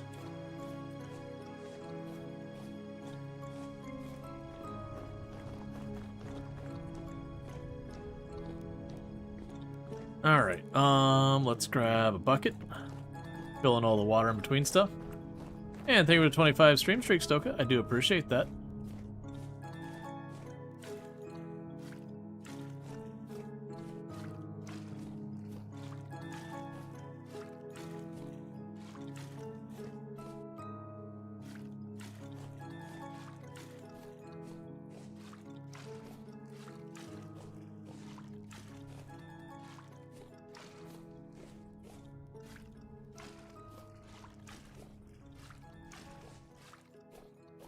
Okay, so they've all got their water.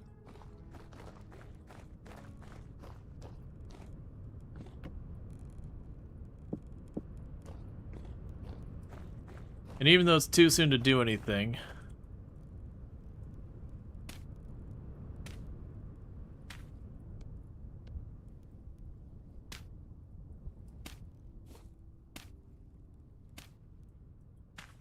go ahead and do this.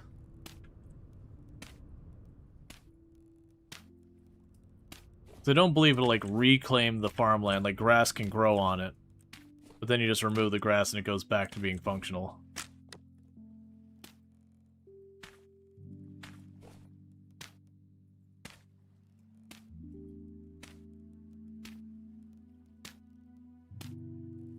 Yeah, so it's about minus 10C.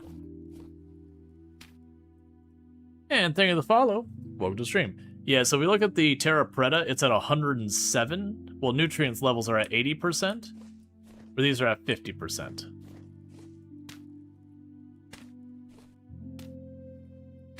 So the Terra Preta is just a much nicer one. Bees and crop growth? I have no idea about the bees' impact on crop growth. In the game. In real life, obviously, bees are very beneficial to a crop growth as pollinators.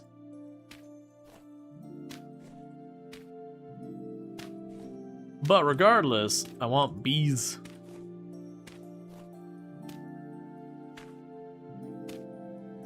The catch is I gotta find bees.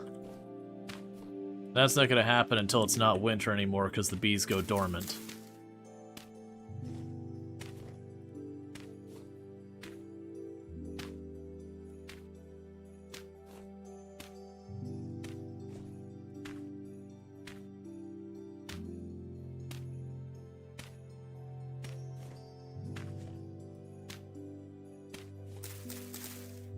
All right.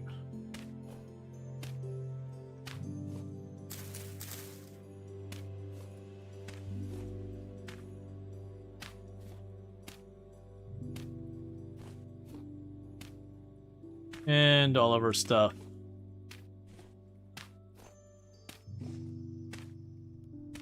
Being all set up.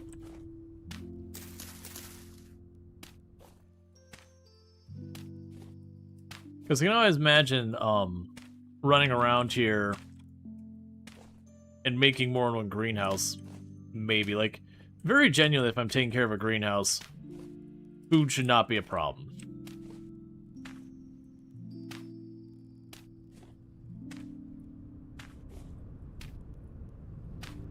Okay, so we've got all that set up.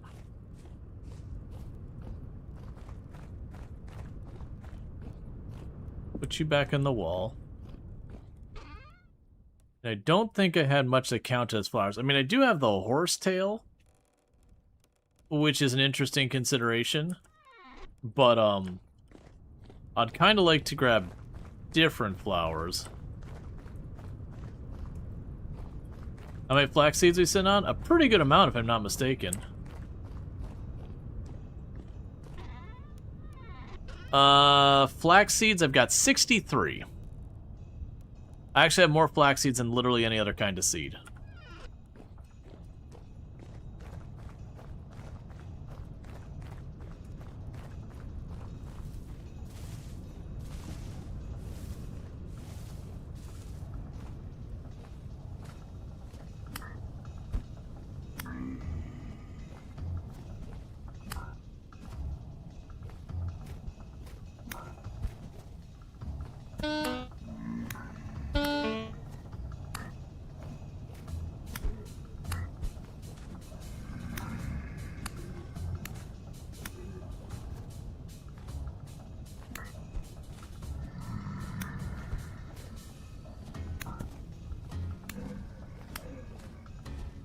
Okay, are we done now? Can I...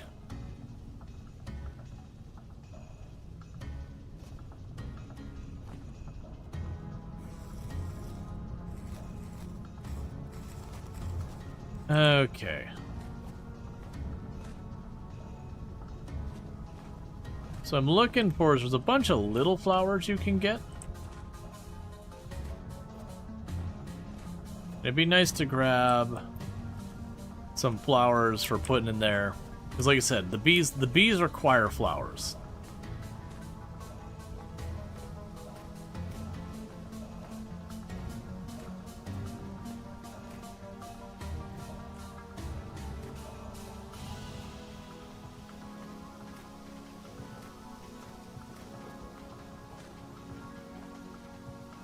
You know what? It'd be harder for me to find them.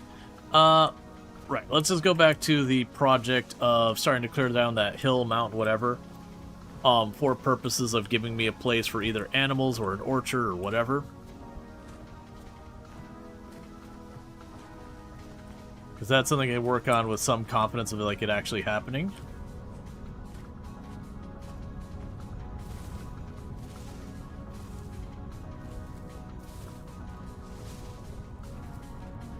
Okay.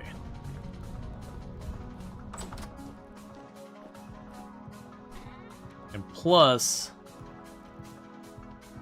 burn through some stuff maybe.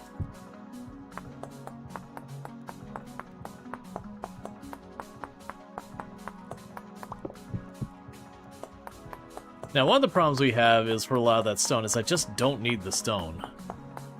I need something else I can use a lot of stone for. I really wish there was a better block that I could use, like kind of a filler block with stone. So like we've got cobblestone, but it takes clay, and then we've got, you know, the stone path, which takes dirt, which is fine. But I kind of wish there was something that was just stone. And that like maybe it's got some negatives associated with it or whatever. But as far as just kind of land filling with it, was pretty okay. Let's grab one of our pies.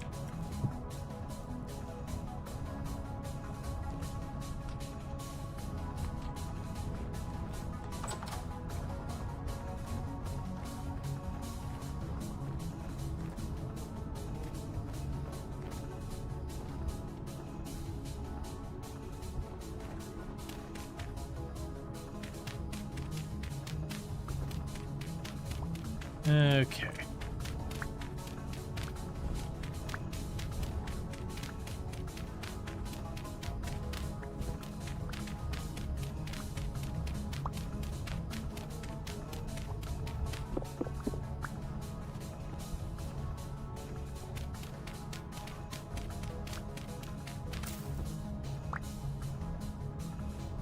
Yeah, it's mostly the stone that I'm struggling with, that we just keep getting more and more. Well, there's olivine. So I guess that's going to be something I don't need to look for soon, because it's going to be literally in the way of me clearing space.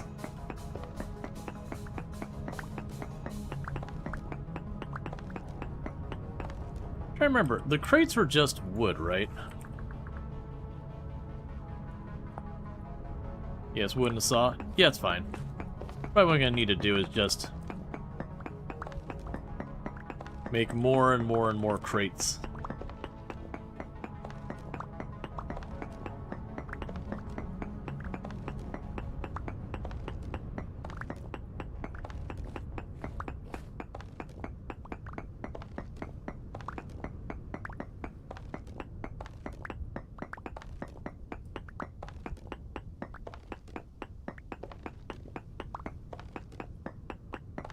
Okay.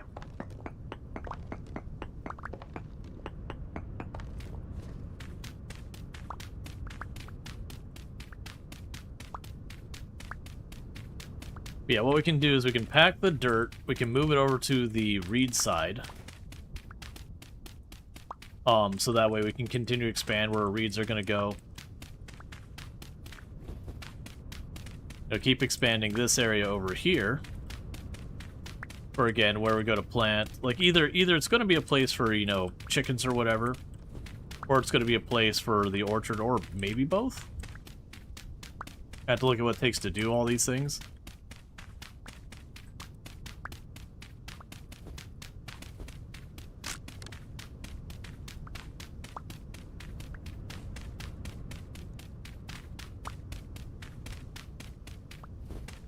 Okay. So we're kind of expanding in both directions, taking the material from one side, moving it to the other side to equalize. Then I also think we end up making lots and lots and lots of crates. Find just an area for all of our stone crates and just shove a bunch of crates in a corner.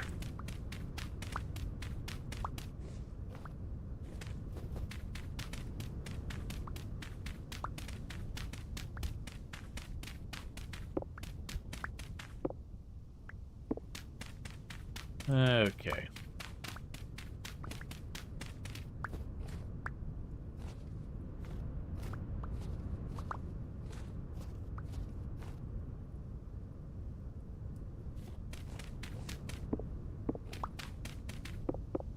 So just, like, shave off one layer. Keep doing that. It's also probably a thing worth it once we get that cave all cleared out of its quartz that we have right next to our base. I could also see just going to that cave and just filling it in.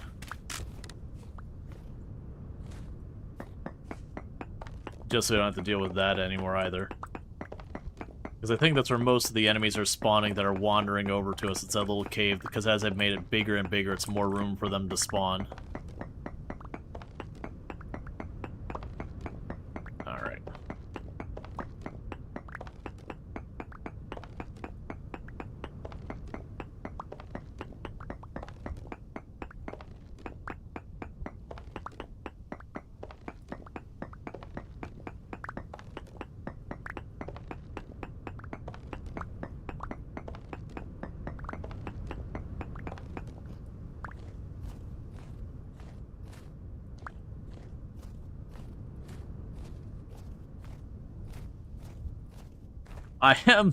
I am moving mountains to a certain degree.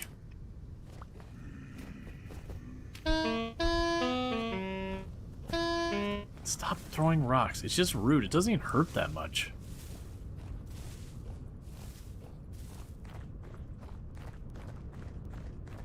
But thank you so much, your friendly local, for the Prime Gaming sub. That's 3 months you've been subbed to the channel, and I really do appreciate that. So thank you so much for that. In the meantime, let's grab a bunch of these. And thank you for the follow. Welcome to stream. Grab our saw.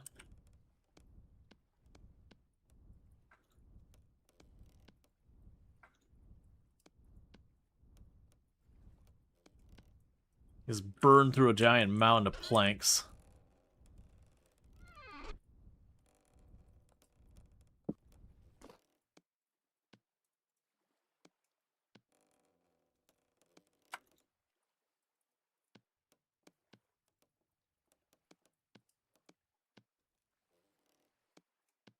Okay. Got all that. Got the leftovers in there. We got a tiny bit of tiny bit of thread we can throw in there. We'll deal with the olivine and all that in a minute. In the meantime, about to start taking damage from being cold.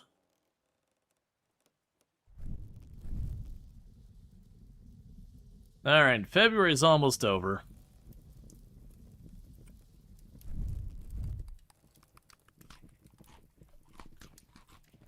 And then we can get out there. And thank you, Lilypad, for the 95 stream streak. I do appreciate that as well.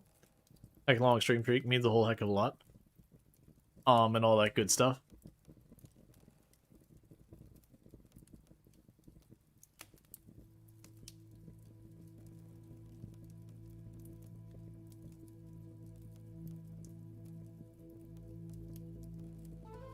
Okay.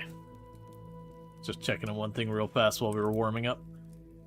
Alright, so we got some more rammed earth, we got all that. We're not cold.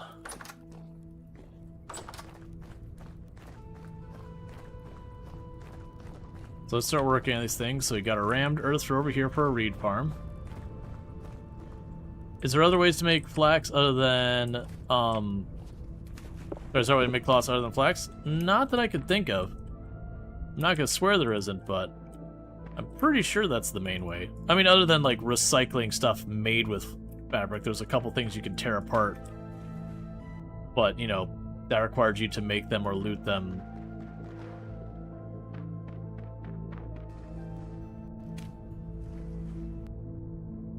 Alright.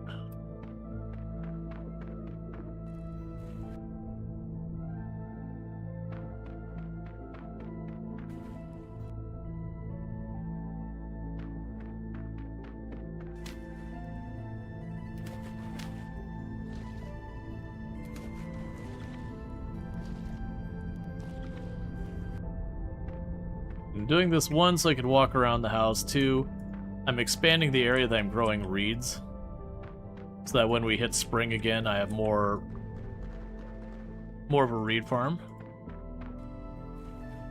I can do a hydrate here in a minute. Give me just 2 seconds to not be dealing with my water nonsense. Gives me a little bit of place to put more paths down.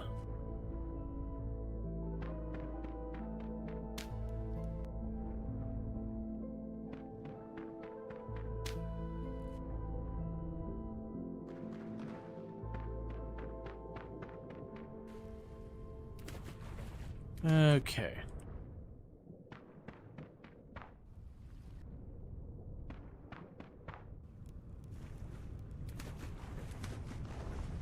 All right.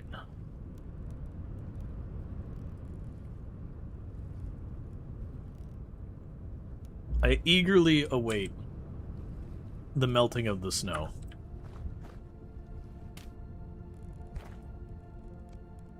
All right. Oh, and if I remember correctly, yeah, you can switch them from closed container to open containers.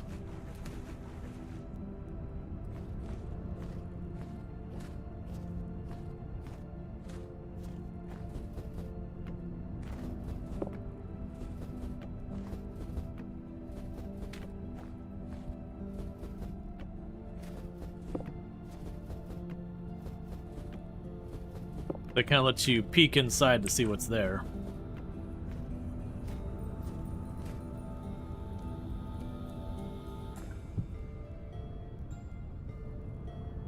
That said, some things don't have a graphic for it, some things do. Alright.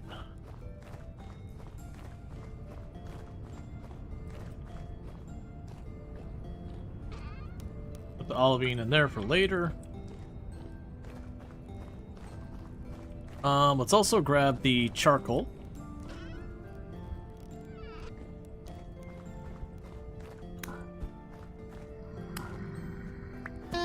And take a peek down below.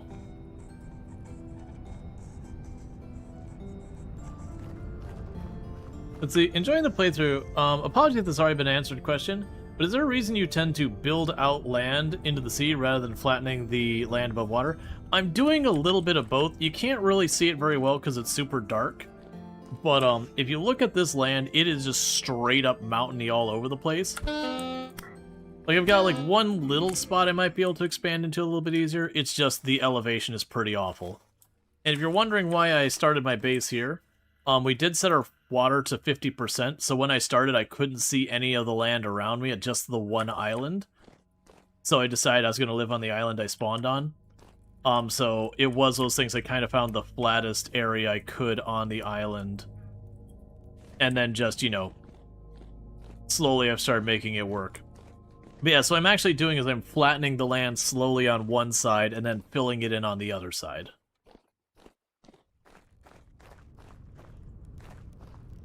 Oh, I see what you're saying. My apologies. I misread that. You're saying flatten the land on the above. So, it's honestly probably the easier thing to do is to just flatten, like, right up here in the lot tile and go out. The two reasons I'm not doing that is, for one, this is salt water. So for the example of my greenhouse, I had to have a buffer out here that was actually filled in, that went a couple tiles deep because I don't know how up far down it goes, because otherwise the saltwater intrusion kills my crops. That's not really a big reason because I could just work around the greenhouse itself, but it's also a thing that as I go and, for example, I made this room down here, this is technically in the ocean. So I can just kind of go over here and be like, you know what? I want another cellar. And I could start digging right here. And I could just make another cellar. Plus, while realism isn't a thing for the game and all that, there's a certain amount of, like, making it feel more authentic versus just having the whole thing there. But yeah, no, it's just preference. It's not a strategic decision or anything like that.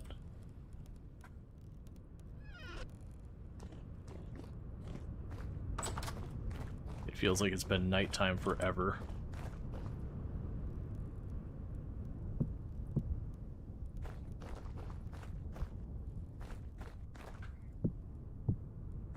But yeah, nah, if you look over to give you an example, we can go, like, to this side.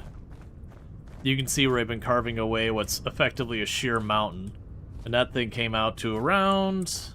probably around here is where that hill started going up there. So we have been flattening out in that direction, which of course I couldn't do till I had pickaxes. There's a little bit of a kind of almost a little valley over here. Like just a little teeny tiny one that I could fill in that hole there and that'd probably be fine. This was all right there, and you can kind of see where I've been shearing these hills off as well. And again, they also get pretty high. But yeah, that's just kind of where we're at. It's very hilly terrain. And this whole island is that way. We did the whole, like, before we set up anything, I did a full circuit around the whole island to be like, where do I want to set up? Okay. Because, like, if we had explored more, this island, on the other hand, is very flat. This would have been a far easier island to set up, and plus there's fresh water and all that there. But we spawned here. Like, 0-0 is...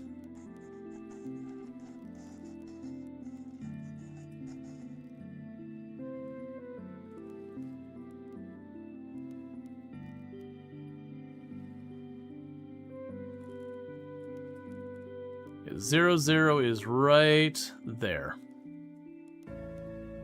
So yeah.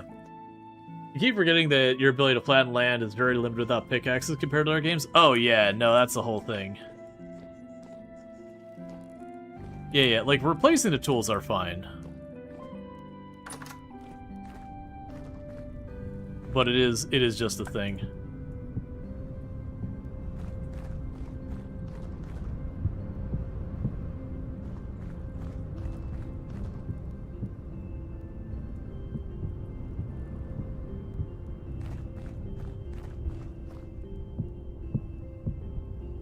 So you can see making my beehive kiln here as well.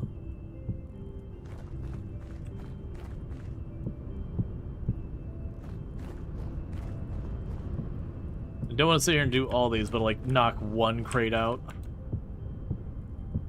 I'm gonna focus on just the peridotite.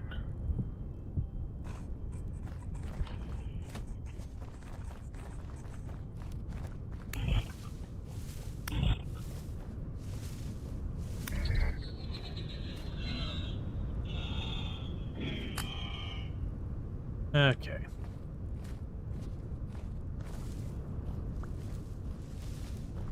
It also doesn't help that it's like just feeling perpetually dark.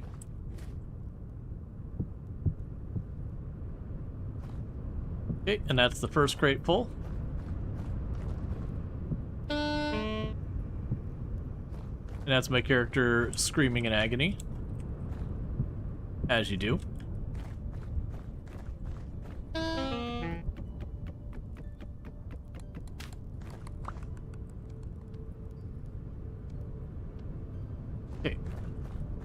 Okay, so I'm just gonna make this for, like, stone storage. Until I get that moved out of there.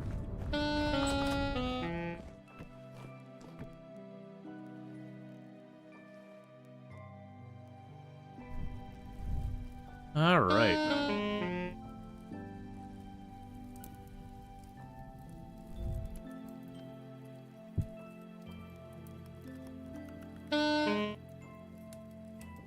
Cool. Okay, how are we doing on our different food groups, by the way? So protein's coming down because we haven't been hunting because it's been dark so much.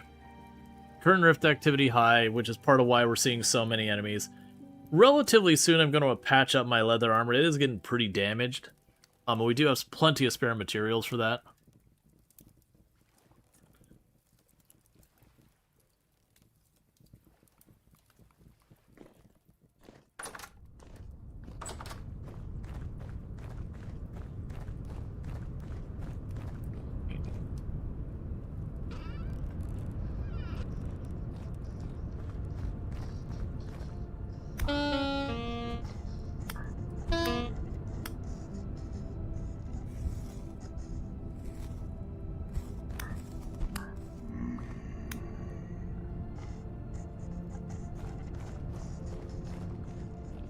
I need to get to the point of having light down here. Which armor are you wearing? I'm mostly wearing leather. Except for my helmet is the cloth helmet. Because the leather armor, the leather armor I'm using does allow me to add chain to it to make chainmail armor, because it's a leather jerkin or whatever. And then you can add plate mail on top of the chainmail, like that whole thing. Now, while I'm down here, grab 2 more pies.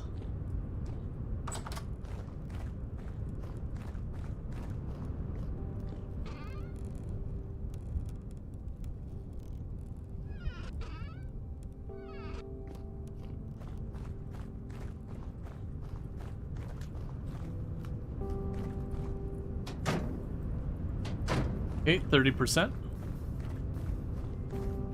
So 1/3 way done there.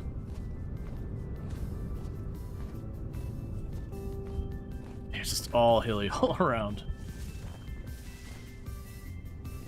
And eventually the snow will melt and actually get some idea what I'm even looking at here.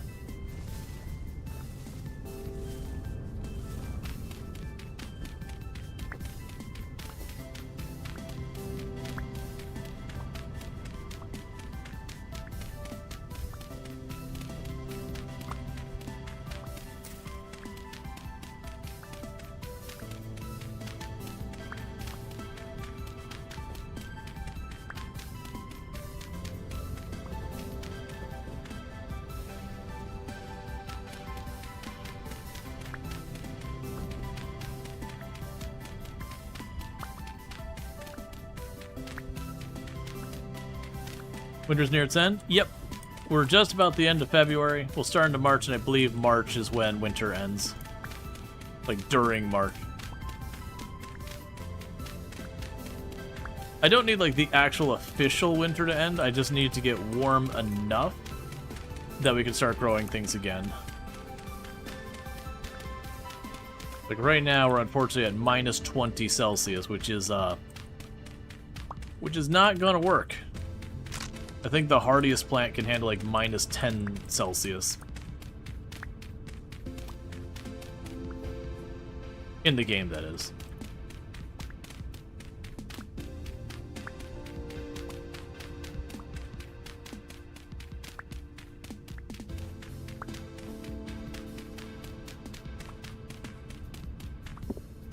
All right.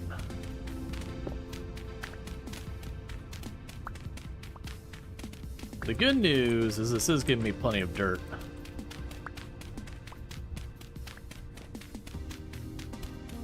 Yeah, no, minus 10C is pretty freaking cold.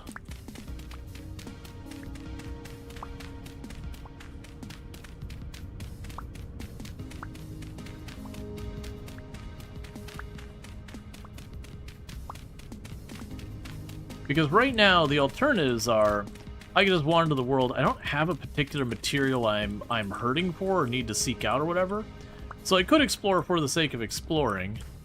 At the same time, like, again, doesn't really serve anything.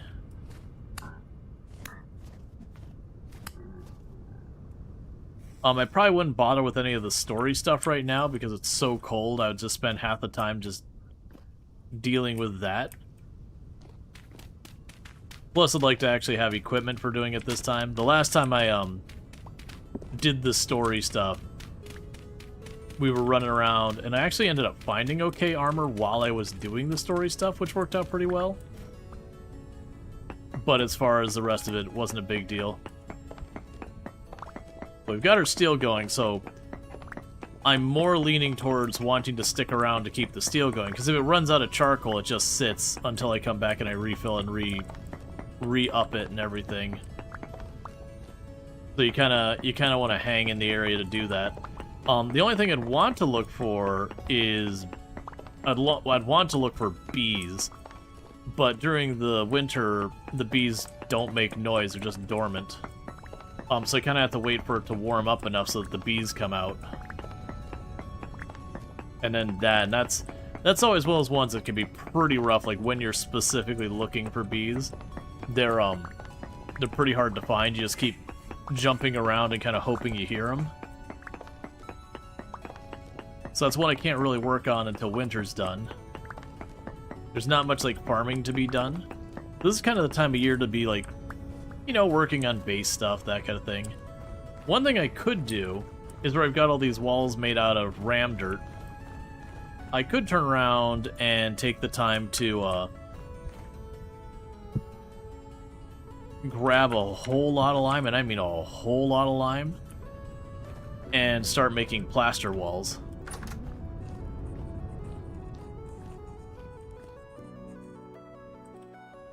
The story is pretty rough in solo.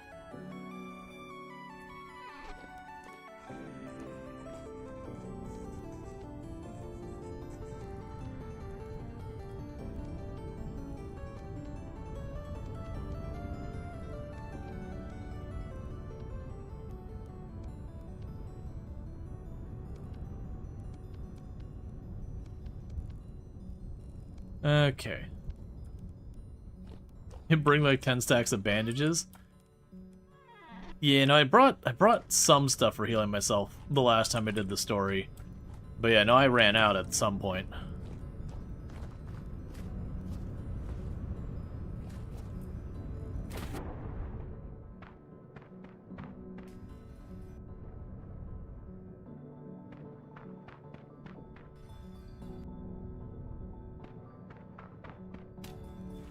Yeah, so as you can see, we are flattening the map on both ends. Expanding our structure out into the ocean, as well as cutting into the mountain. I did like our last playthrough where it was a lot more of like slowly building up elevation. So we had this kind of cool, like, not rolling hills, that's too steep. But it's like very gradual, like kind of working up and down the hill. So I'd have like our orchard of berries, and every so often they'd go up like 1 tile of height or down 1 tile of height. I think it looked pretty good. I think this one will look good as well, but it'll be a lot more of like a artificial space.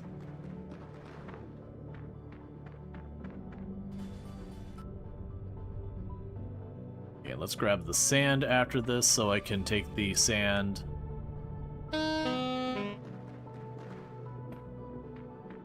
and put the reeds on the top. Because I have 3 full stacks of reeds, which is more than, or the roots for the reeds, which is more than enough I'm going to need for what we're doing.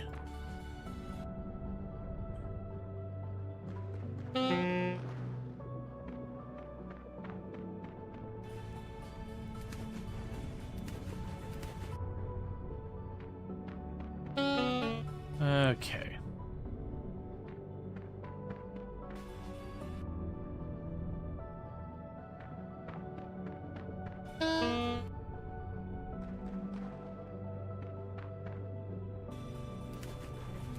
Okay, we'll warm up, then we'll grab some of the paving stones and the sand and all that kind of stuff.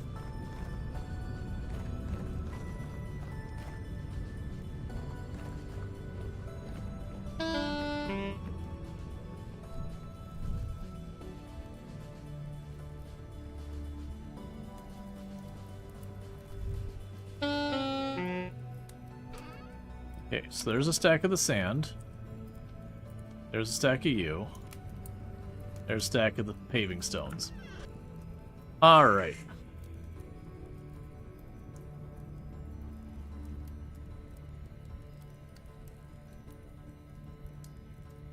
And it is a strategy I've seen some people do, where literally every chance they get a chance to go to sleep, they just go back to sleep to try and rush through the winter.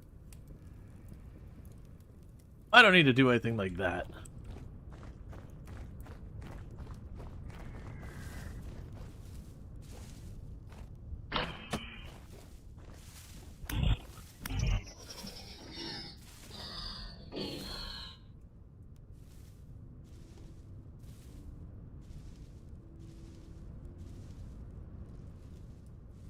Well, that's fine. Your body just stays there then. Okay.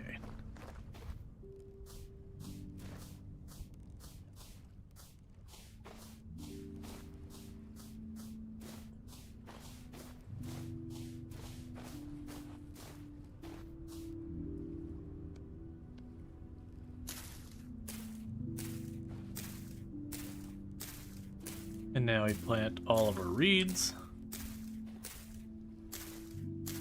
because we can use them to make stuff like rope and the skeps and everything.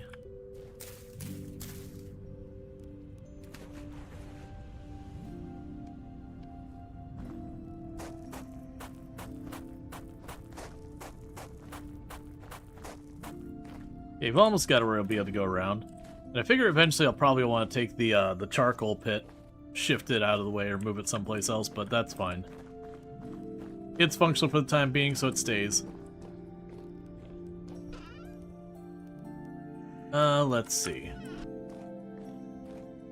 What would plaster require?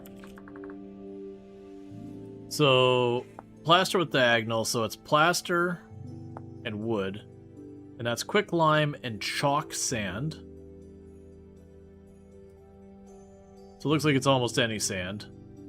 And then quicklime is lime that we've cooked. I see. What is it with you being so aggressive? I'm assuming it's because I had that tunnel down below that's not lit. And I'm hanging the area, so having more time to build up over there and down below here. Right.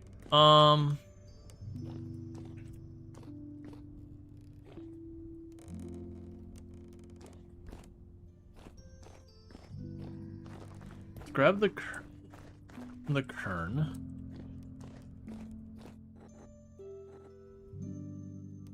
Oh, we'll go ahead and knock out the last little bit. But we'll grab the kern.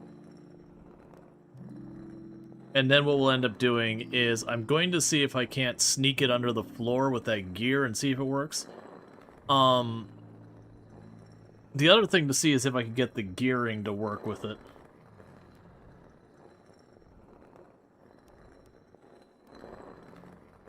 Well, I already know I can go from the big gear down to another axle.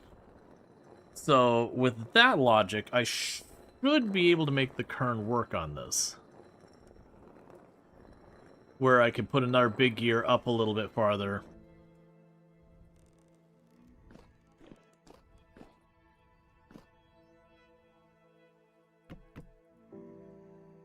Actually, wait. I think for the lime, you had to be hotter.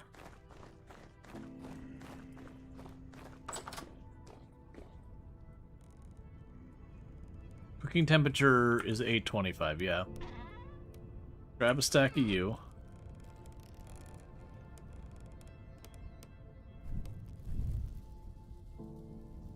Because regardless, I'll end up wanting more quicklime.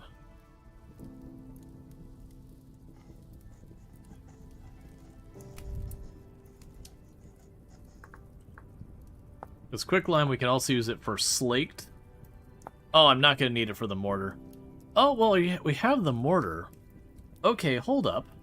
We can make stone walls, like stone brick. But if we were to make stone brick, what type of stone brick would I want to make them out of?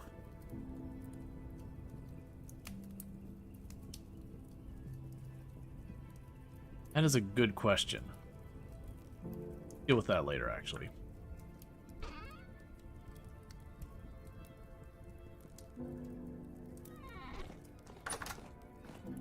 I could do the plaster, but I could also do stone brick.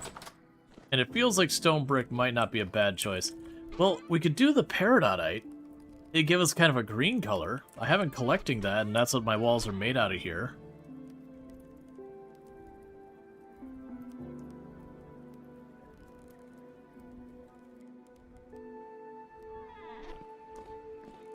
Okay, so if we made it out of that, to do peridotite, we can take the peridotite, make that into polished rock. Let's see.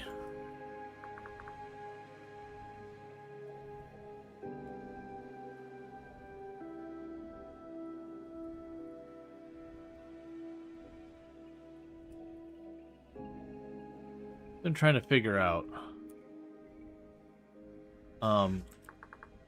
We have mortar. Yeah, so it's blocks.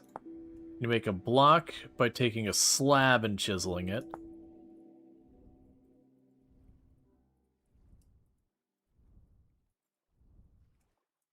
Okay.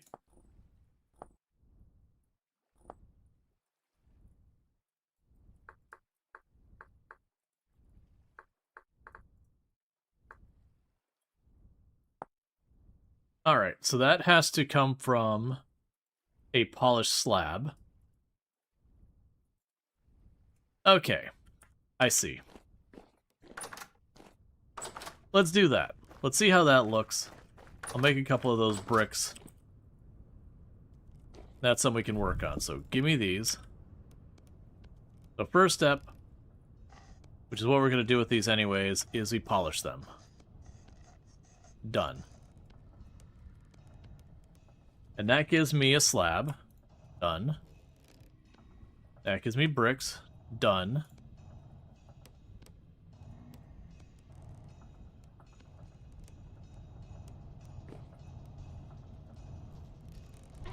Yeah, the rammed earth doesn't look bad. The way I look at the rammed earth ultimately looks kind of like a cement kind of thing.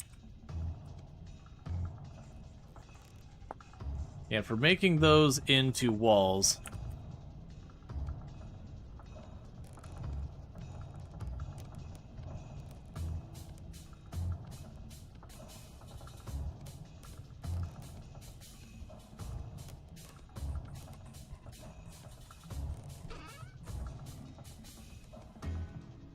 So I got a bunch here. Now one downside is I'm gonna need to make a chisel soon.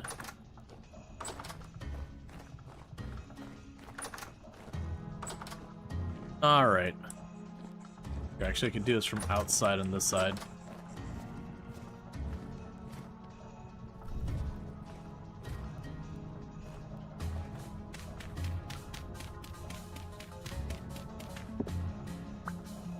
Actually, you know what? Let's start with the basement part.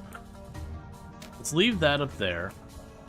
What we could do is go down here to like our cellar and all that.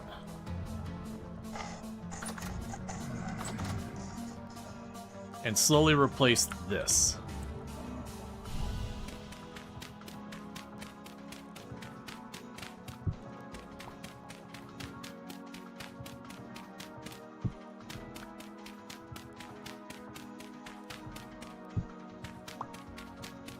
And then we can replace the floor with just the regular old polished brick.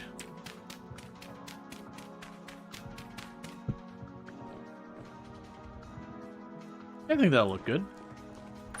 Alright, let's go back up here. Grab the polished stone, because that's going to be the floors.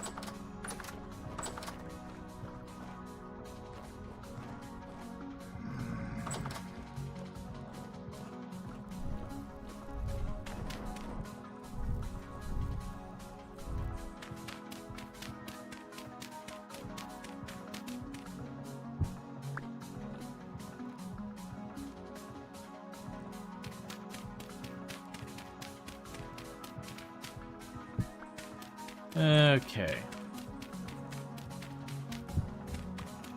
It's gonna make the space below very green, but I'm okay with that.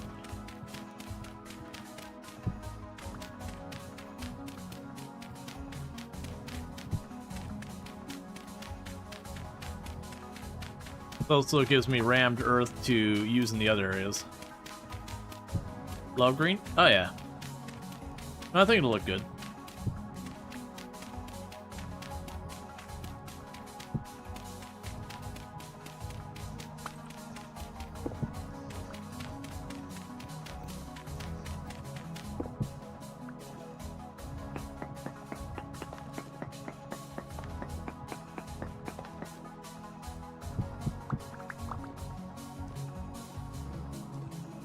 Okay, in the meantime, need to eat some pie.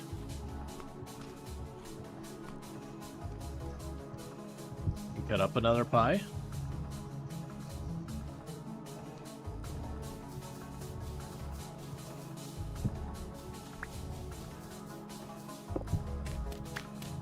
Alright.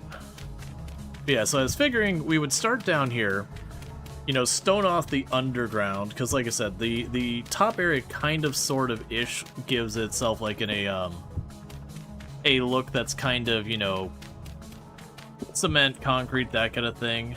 Stucco maybe. Somewhere in that ballpark is what the rammed earth looks like. And that's fine for the surface, but I could definitely see, like, aesthetically it making way more sense to have a, like a stone or a brick or something like that for your walls.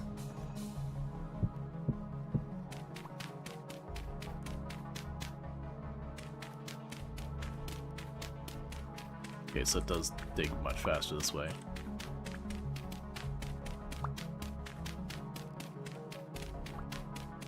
Freeze up this material.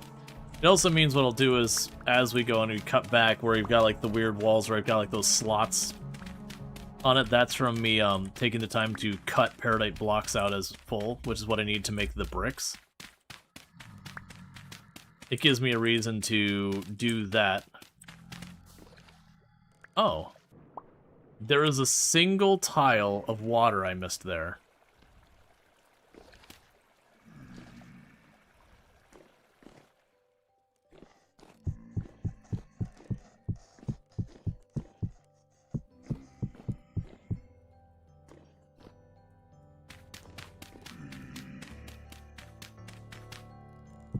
So if I had gone and taken the time, and like been like, oh, let me put a farm up here, I would have been becoming infuriated, being like, why am I getting saltwater intrusion? There's no saltwater here. And it would have been the one block just chilling in there.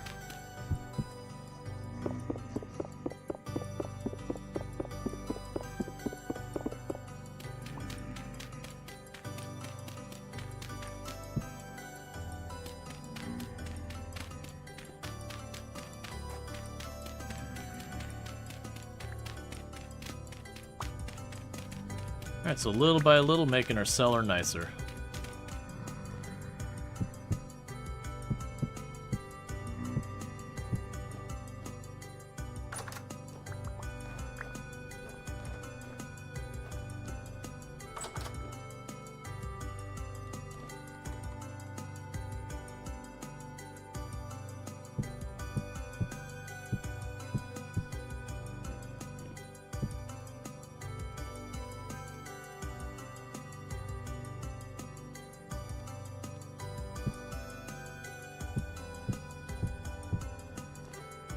Or actually, can I put you up on these shelves?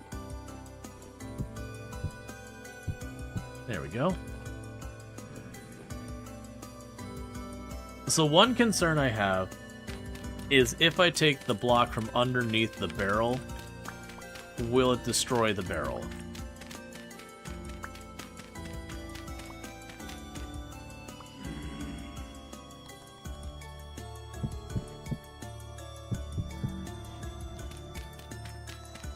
I don't know the answer for that.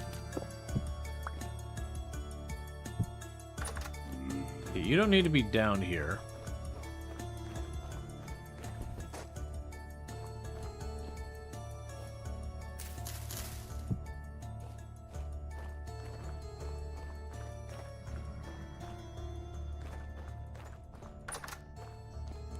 Move the barrel? I'm not sure if I can move the barrel while it's full. That's the thing I don't know.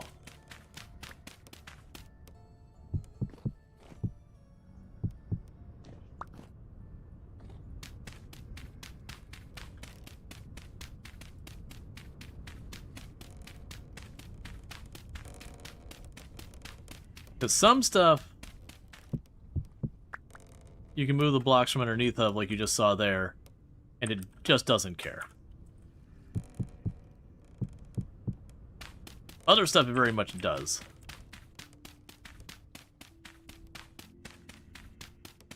I'm finishing the stone floor for the blacksmith real quick.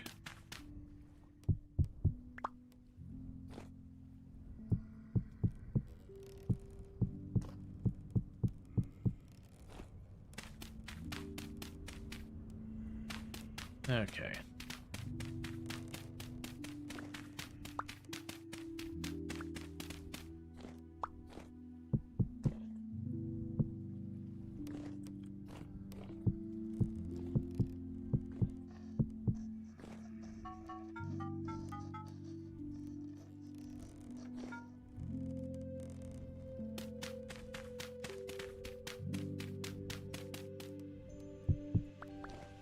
Okay, I believe that's the entire blacksmith floor done.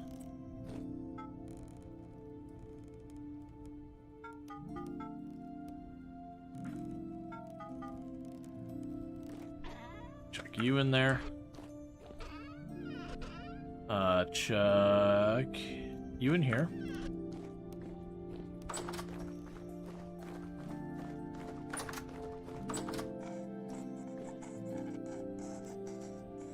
Sand and rammed earth could stay on us, but let's go ahead and drop you off there.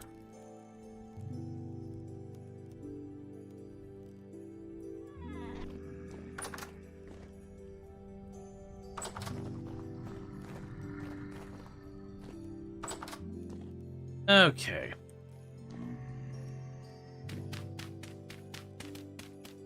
The same with the clay pots there. A lot of these things have a lot of stuff in them.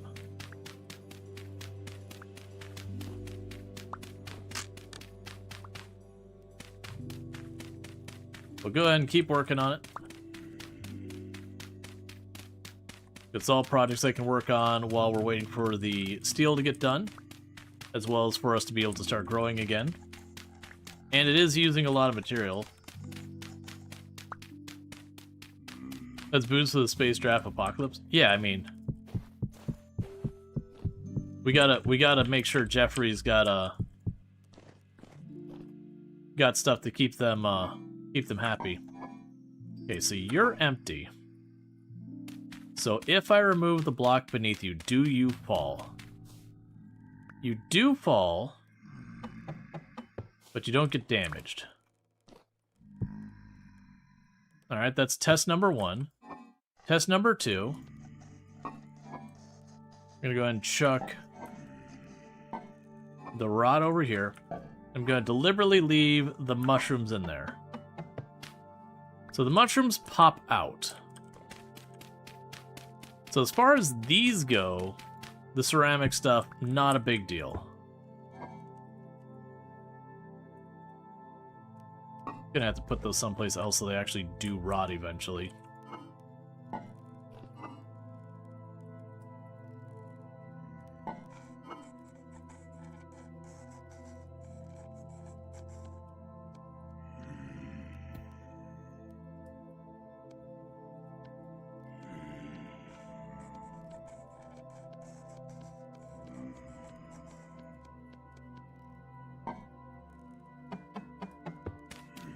Okay.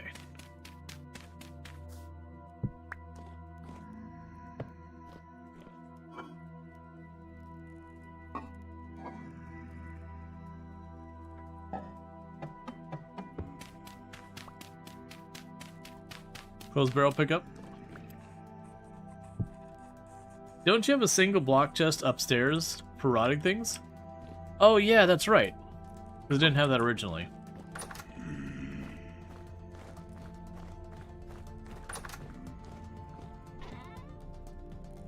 It doesn't rot fast, but the idea is poisonous stuff and all that, we can chuck it in there for gradual rotting. And those are safe mushrooms.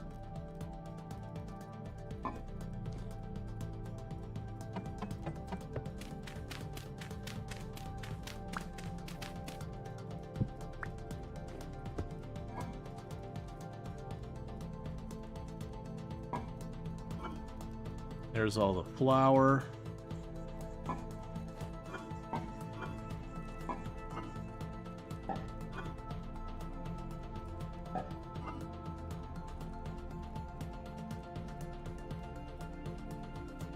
Cool. There's all the grains.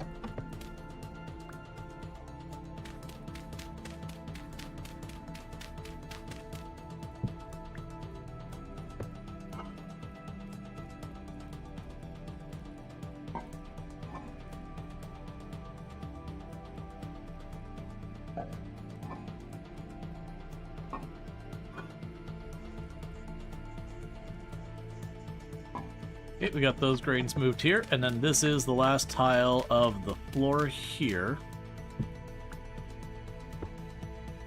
Alright, so...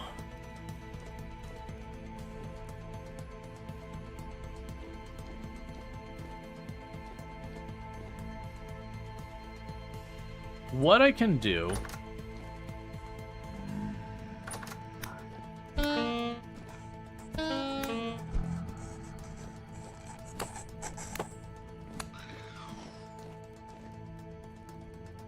is get over here.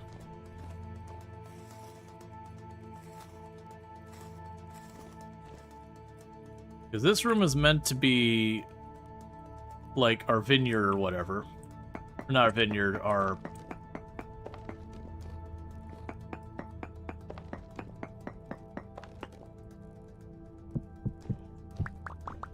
place for all that stuff. So I can work on slowly getting that converted over next.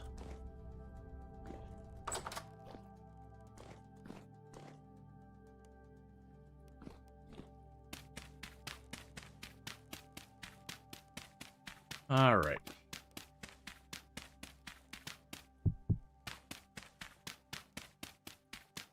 So that when this space is done, as we're carving away those mounds, we can be going out of our way to carve them to get blocks to slowly get this whole below area to have all the green brick and everything.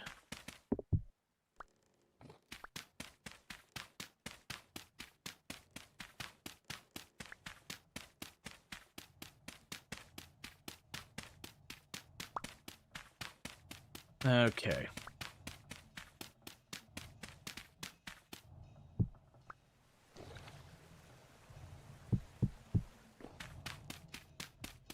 Okay, so my expansion has not gotten quite this far.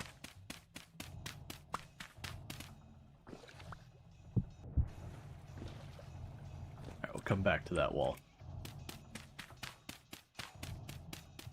I believe it's primarily aesthetic.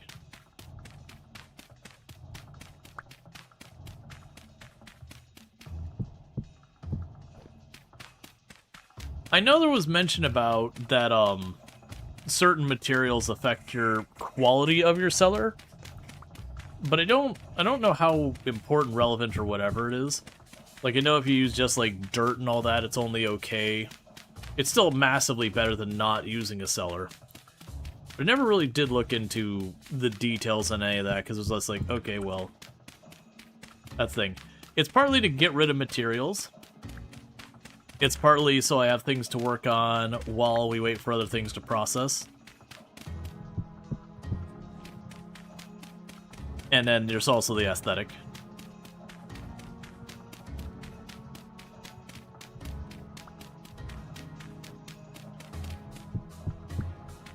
Because ultimately a big part of this game, once you get your progression going, it is going to ultimately be kind of like Minecraft, where it's like, what are you going to build? Okay, so we used all of our blocks there. It green now? Yep, it green now. And that's what really matters. Yeah, so you can get an idea of exactly where our cellar is. Obviously, we'll want to change the way this pit looks, but that's just the next thing on a long list of things to work on.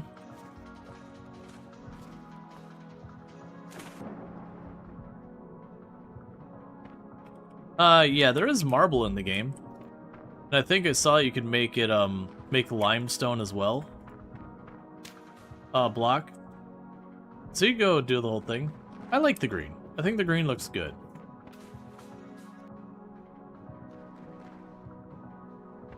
Like, don't get me wrong, the cobblestone path blocks, those look pretty gross, where it's like, it generally looks like there's spots of mold or whatever on it, or mildew, that kind of thing. But yeah, no, there's a granite you can use. There's a bunch of other stuff.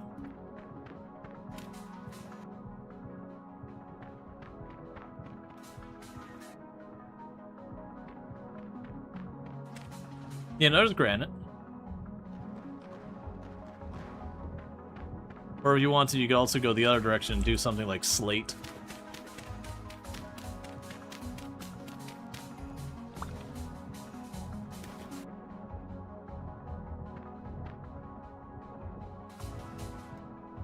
Got weathered cottage look? To a certain degree. Slate tile roof. It's being made out of rammed earth, which, like I said, it kind of gives a vaguely, like, cement vibe. Maybe a plaster or a stucco. Not like a nice plaster. Well, probably more stucco than plaster.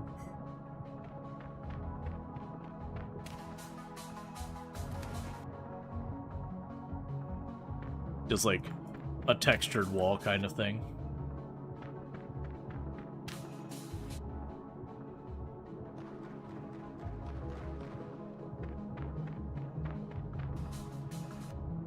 Okay.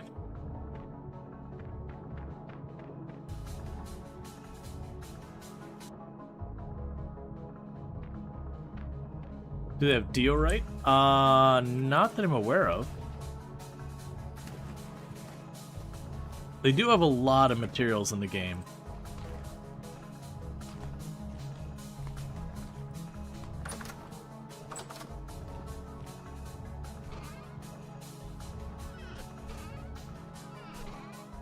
Okay, so let's go here.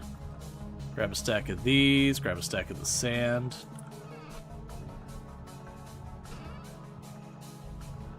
A stack of you.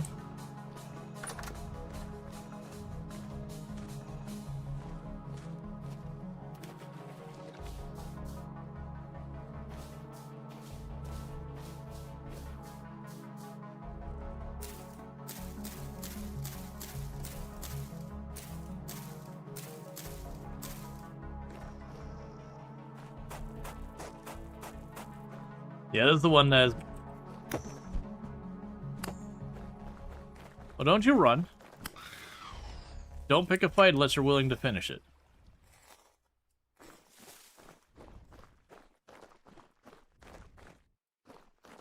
Okay.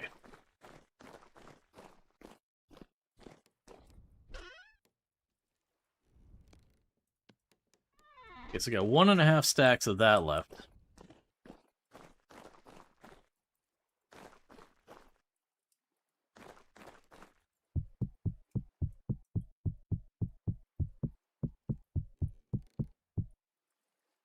Apparently I can load up a full chest in my inventory now.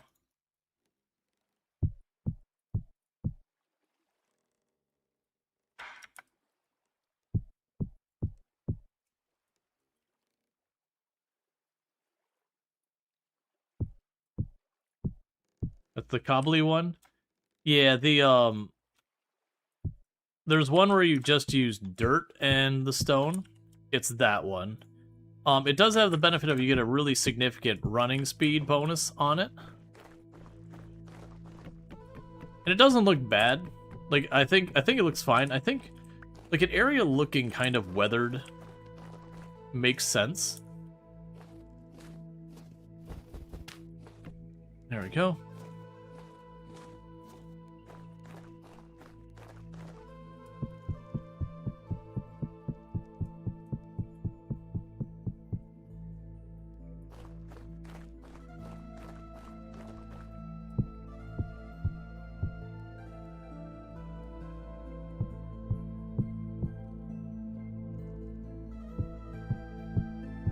Just moving some of the stone out of the middle.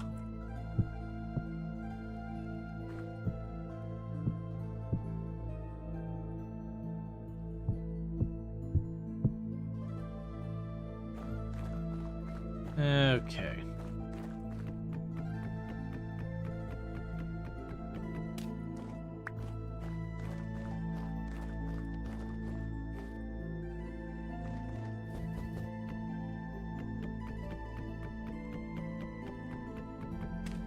Try that again.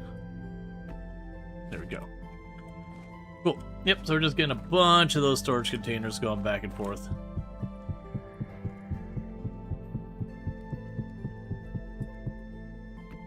Started playing rafts again recently. Nice game, but it feels like there's not much to do between farming on your raft with iron and speedrunning irons, like no mid-game or something. I mean, I would definitely argue that raft isn't intended on being a game that you just play forever. It's like it's not meant to be like a Minecraft or Vintage Story or Product Zomboid. It very much feels like the kind of game where you go through and you do the things you need to do to survive on your raft and all that. But generally, by the time you finish the story, you've kind of seen what there's there. And you can continue if you're like having a good time. You can just continue to expand what your raft has going on for it. But like at that point, you again kind of exhausted what's there.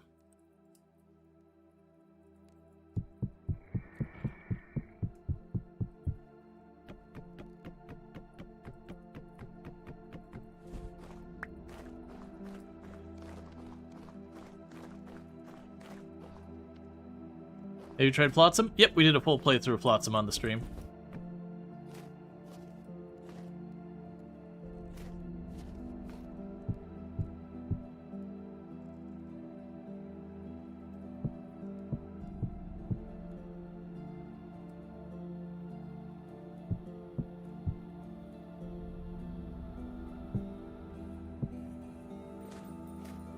Okay.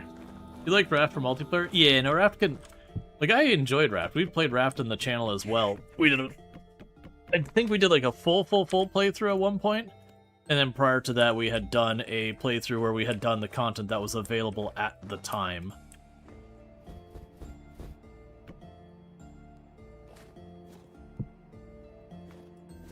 Okay.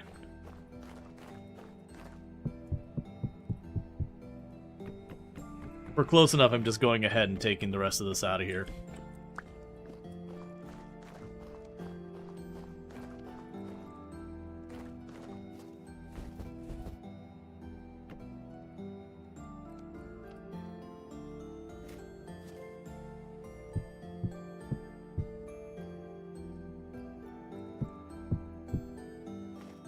Regardless of the brick, we have them boxed up.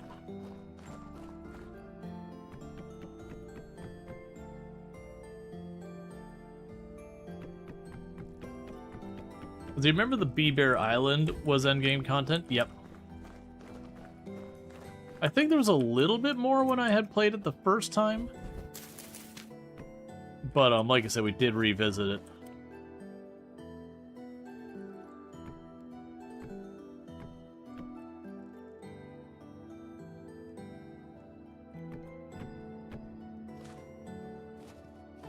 Cool.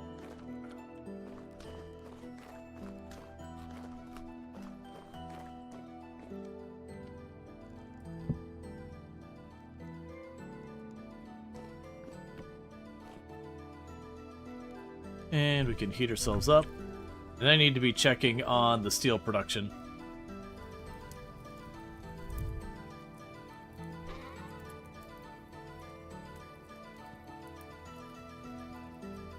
So getting every single one of the, like, loose stone and all that.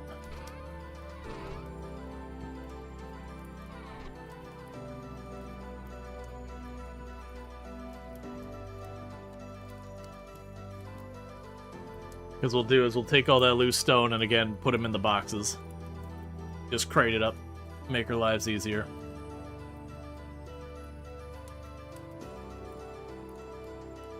So we got the peridotite.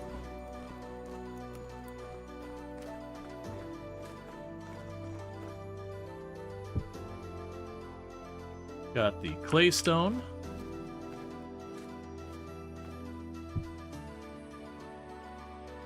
Conglomerate.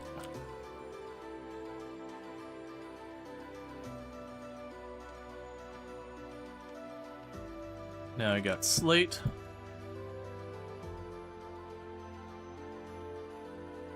Got limestone.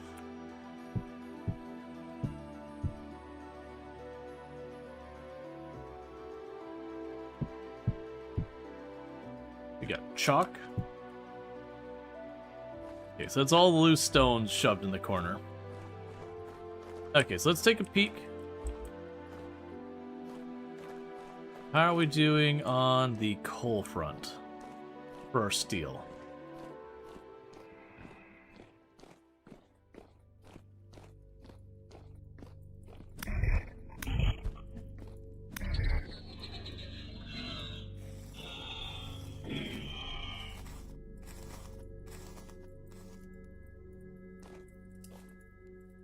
Okay, you can use a top off.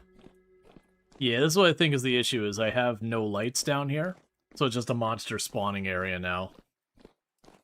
I wonder if I were to put glass roof on it.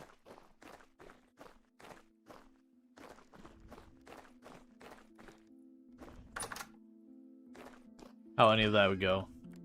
Right, let's grab a stack of the charcoal.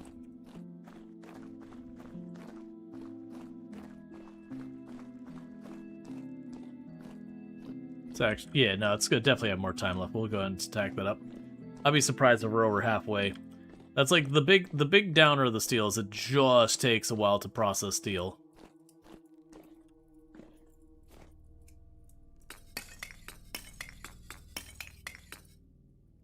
There we go. So ultimately, long term, what you're probably going to want to do when you get to the steel production is get like 2 or 3 of those things going. But kind of the good news, you don't end up needing that much because steel lasts for so long. Okay, 43%.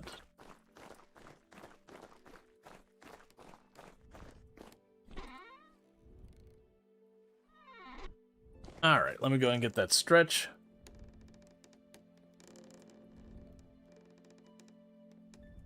Okay. We're on the last day of February. We got more string.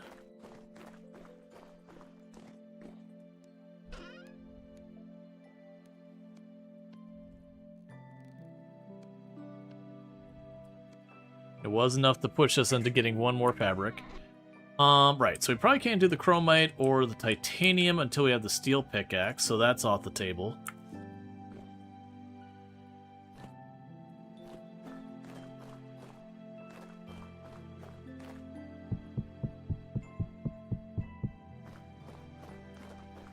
I mean, I guess we just keep on getting on. Well, I guess one thing that's going to come up soon is when I break this pickaxe, I have to decide, do I wait for the steel to make another pickaxe, or do I just make another iron pickaxe and work with that for a couple of minutes? Well, not a couple minutes, for a little bit. Another thing I can do is I can start cutting away at the trees so I can make more charcoal. Push the forest back more.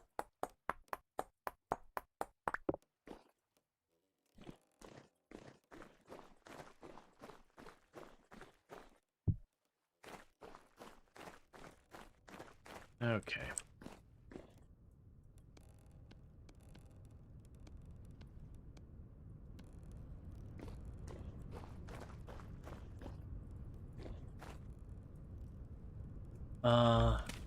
Here, 1 second.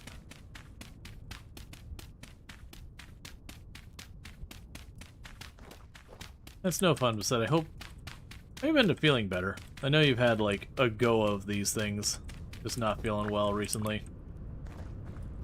Never a good time. Okay, so I'll need 1, 2, 3, 4. Replacing that patch. That's off by 2.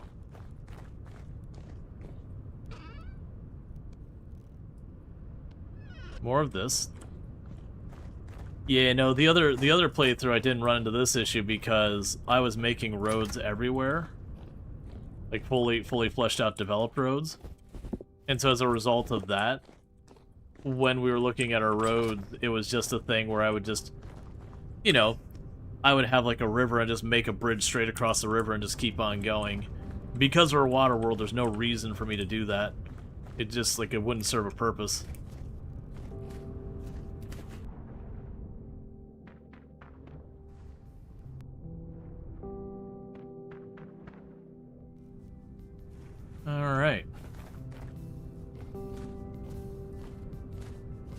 We could also get lead and start making leaded windows. We can make like the greenhouse have glass walls and all that.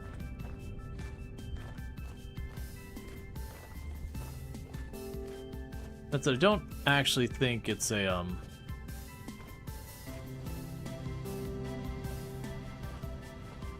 bad plan to work inside these other things. Things so ridiculously tall.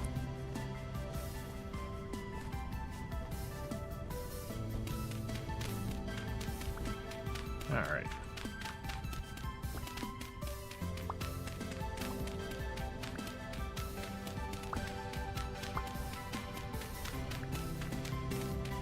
You know, I'm gonna change my plan. Okay, we're gonna take this the probably not as smart way. What I'm gonna do is we're gonna climb up to the top, or we're gonna start capping this thing off. And the reason I'm thinking about that is by capping it off, I should be able to start getting peridotite blocks. So I can continue working on our cellars to make them nicer.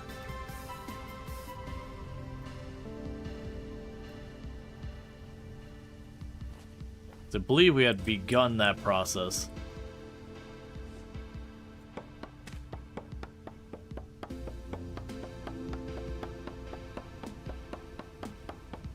All right.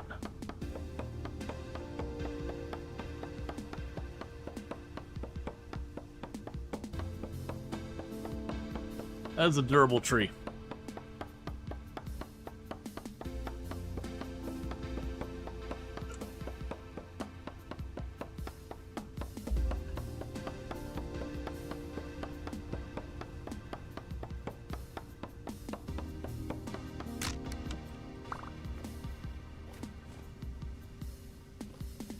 We didn't get all of it because my axes didn't have enough durability left.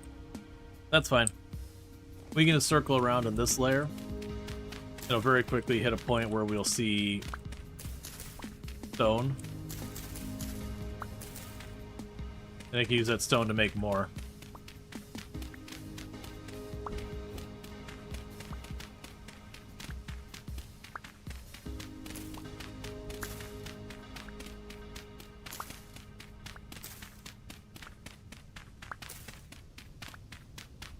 Plan is we're going to do the checkered pattern that we've been doing when we're trying to go for peridotite, well, for any type of stone. And then, you know, we basically do a checkered pattern on one area, then the next floor beneath it we just cut underneath kind of thing and just call it a day. Get as much of it being loose stone as possible.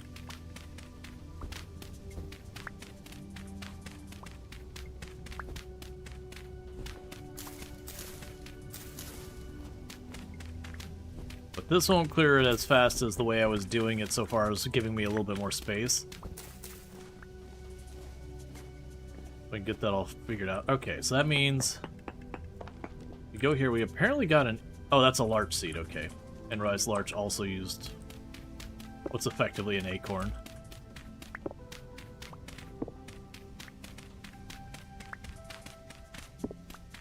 Alright.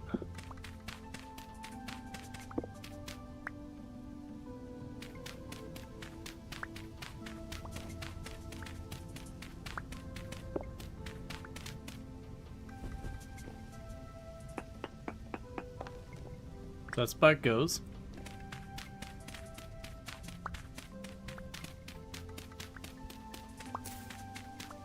And then the next layer is forfeit.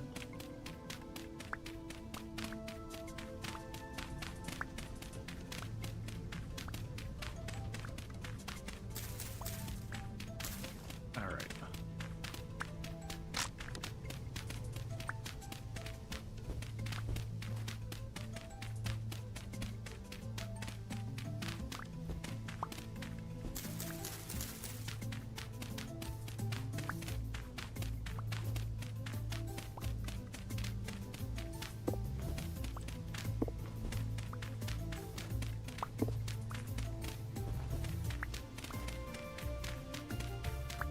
It is a wild thing just looking out and seeing the ocean out there.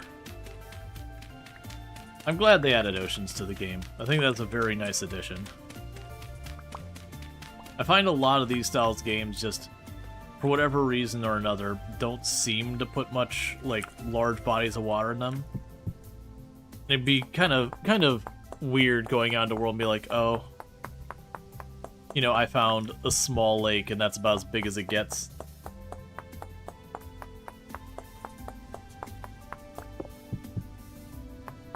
Let's make some quick axes.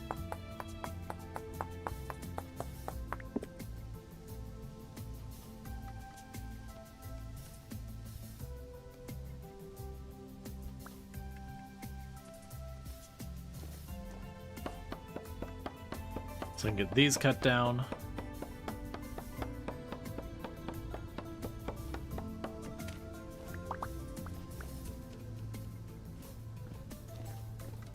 And you got one over here.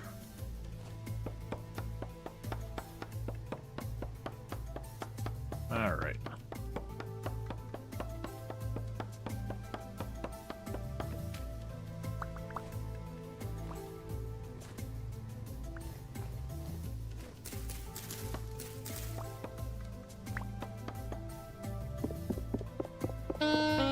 Oh, that's cold. Alright, we'll cut this tree down and we'll start going down below to warm up. Most likely I'll run out of inventory on this tree anyways.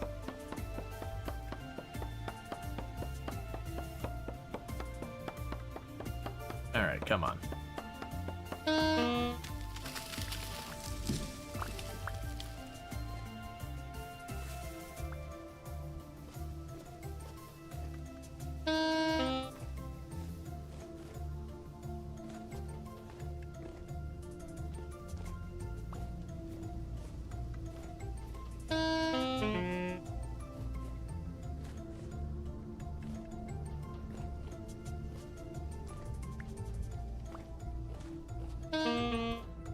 Okay.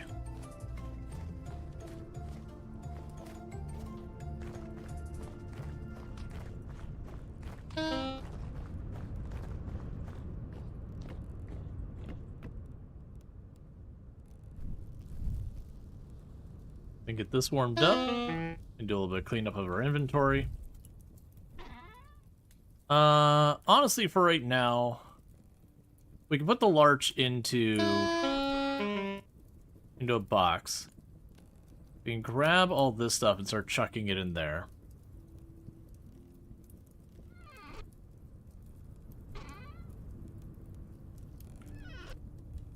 We do have a decent amount of all of this we can use.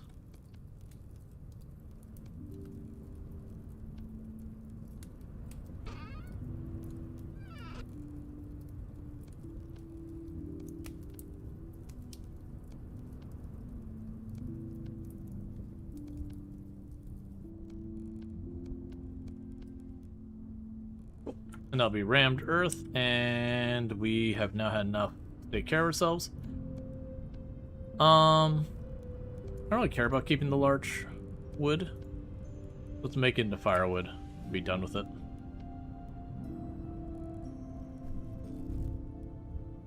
So we can go down here into our charcoal pit and just chuck it down there.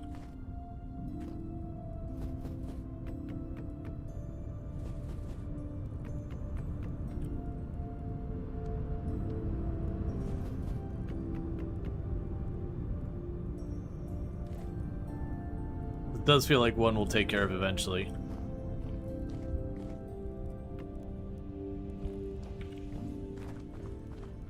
Alright.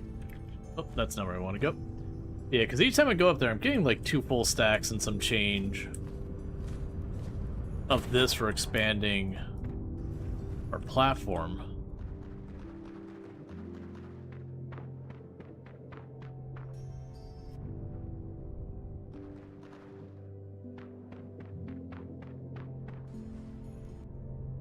Okay.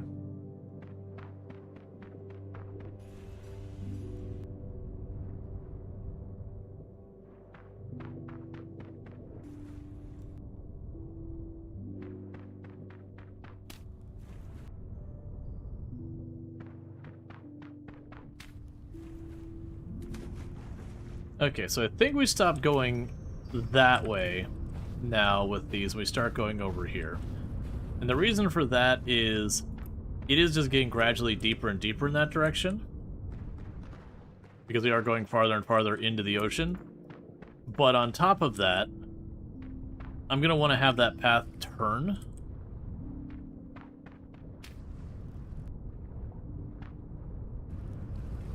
So this will just widen up the reed area faster.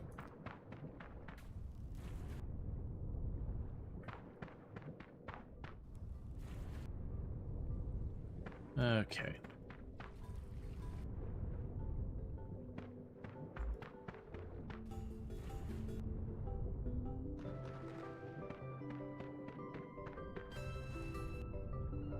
And I do think it makes sense at some point for me to start going in like this basement area.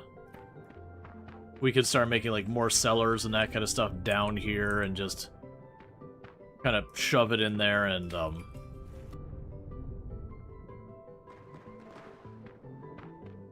that would then hollow out the space, give us a bunch of ram dirt back, all that stuff. Oh, I still have more.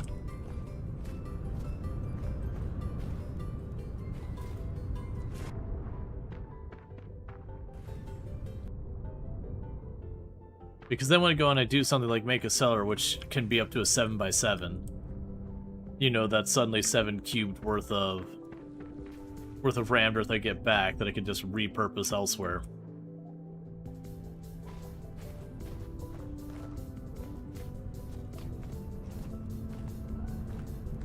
Alright, so let's go in here now. Grab a stack of you. And the sand. So one thing that's making me look happy, or not look happy, one of the things that's making me happy is the fact that I'm looking over in our storage boxes for the blocks, and that is coming down fast, which I really appreciate.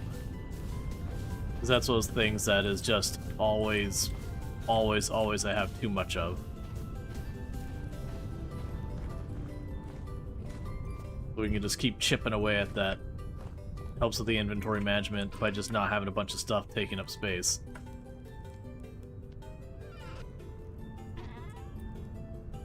Okay, and we can plant some more reeds.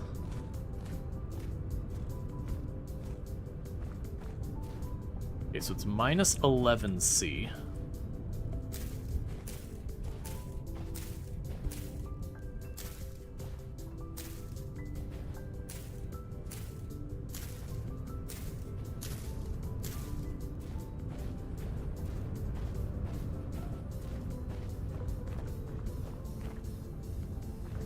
Oh, right, it didn't get the sand in this one. Or nothing? Yep, no, we're definitely getting to the point where it's not getting colder, it's getting hotter. Got a ways to go before the greenhouse will work. But we are moving in that direction. Which is good, because my pie supply is getting a little low. We're not in any kind of real danger yet. I've got, 8 barrels of wine I could drink. I do have what pies I've got left. I have a handful of mushrooms and some stuff. So we're definitely not in like any real dangerous kind of situation where it's like, oh man, where's my food gonna come from? But it could get to the point where it's not as well set up. Okay, so you got some leather.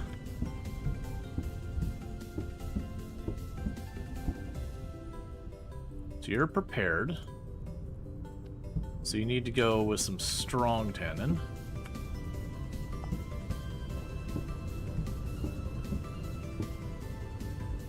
There's more leather.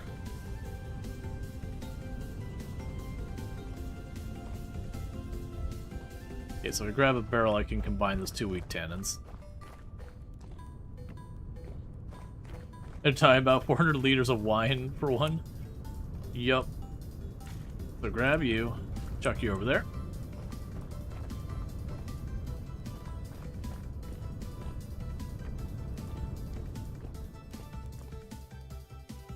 Alright, is there anything I need to be making with this right now? We've got all that. I don't think we do. Because we'll want to make it into the, that's gray leather, that's not what I'm looking for. Ooh. Let's, so chromium tanned leather. Okay. So from now on with the leather, let's stop when we hit prepared. That way we can start making some chromium leather.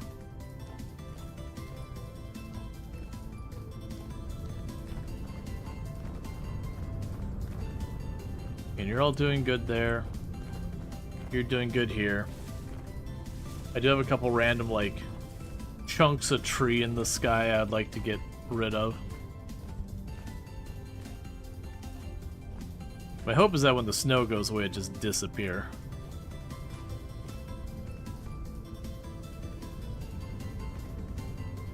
Yeah, either way, the point is we're going to double check and make sure we don't take the leather too far. So that later leather we can make it chromium. Because I do have enough of the regular leather that I can keep repairing my armor and all that, which is why I've been holding on to it.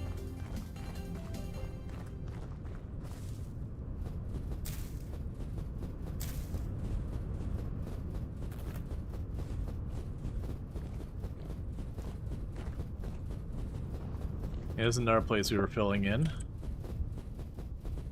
But we were filling this one in just to protect the greenhouse, and it's got more than enough area covered right now for that.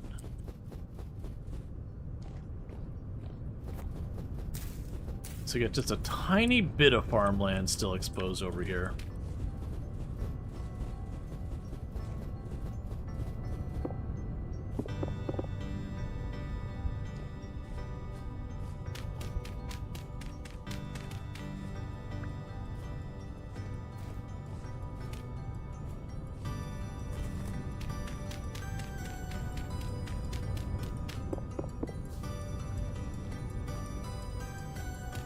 Grabbing a couple blocks here real fast.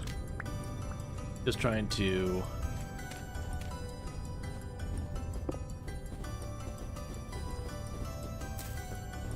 get all this closed up so I can figure out what we're even looking at.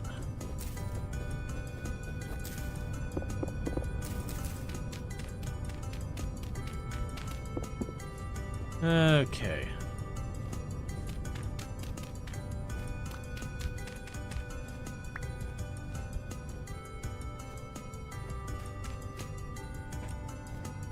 Cool. Yeah, I think that's exactly what those were. Those are the pumpkin spots. You're right.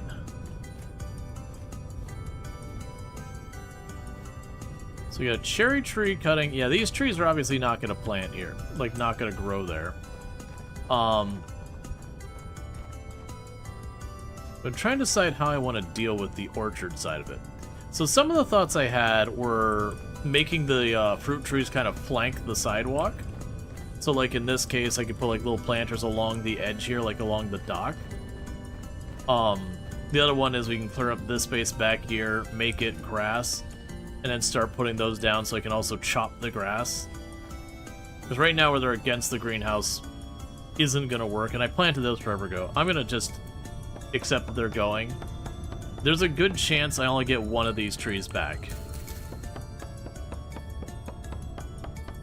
But they're too mashed up against here anyways.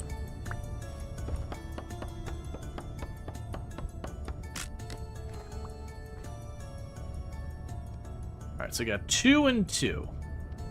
And there's a bit better than a 1 in 3 chance they grow successfully. So this is the sidewalk here. And then likely this will be a sidewalk this way. So we'll start right here at the corner. Let's go in one tile. Let's give them space. That'll be 1. That'll be 2, and you're already over to grass over here.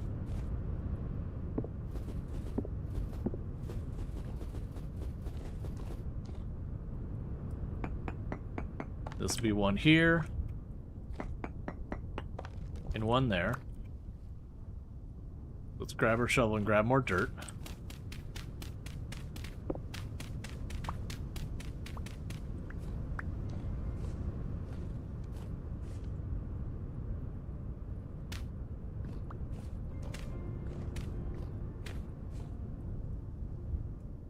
Okay.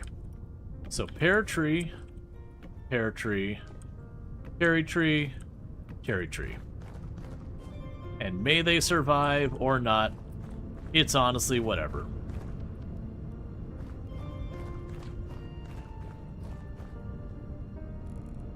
Meanwhile, I can break you because you're done.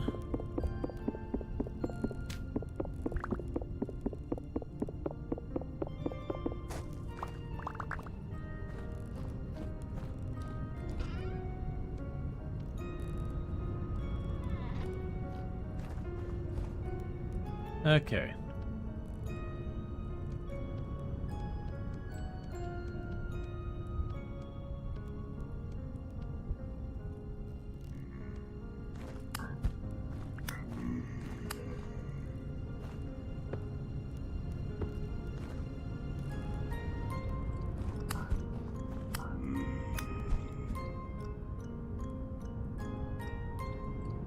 Sure.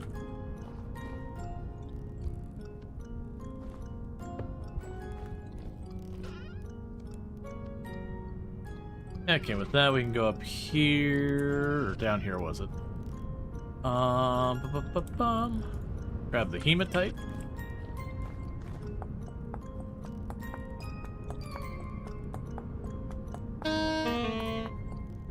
That'd be the cold. Doing as cold do.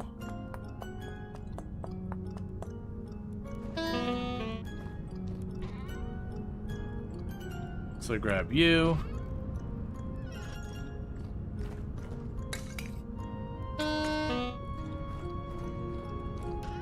Part why I was doing this is very specifically I need to warm up, so I'm like, well, these get real hot, so that should help.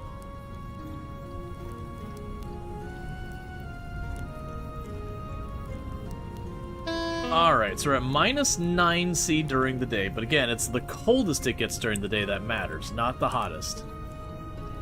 So we're getting close. I'll take a look at the seeds here and see what the temperature acceptance range are. The one thing I'm not sure about is where we're going to put the pumpkins. I think those are just going to be grown outside.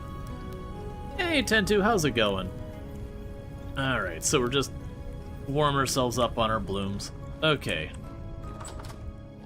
Let's take a peek at our seed. I'm pretty sure -10 was the cool. So that's -5, -5. So -10, -5, -5, -12,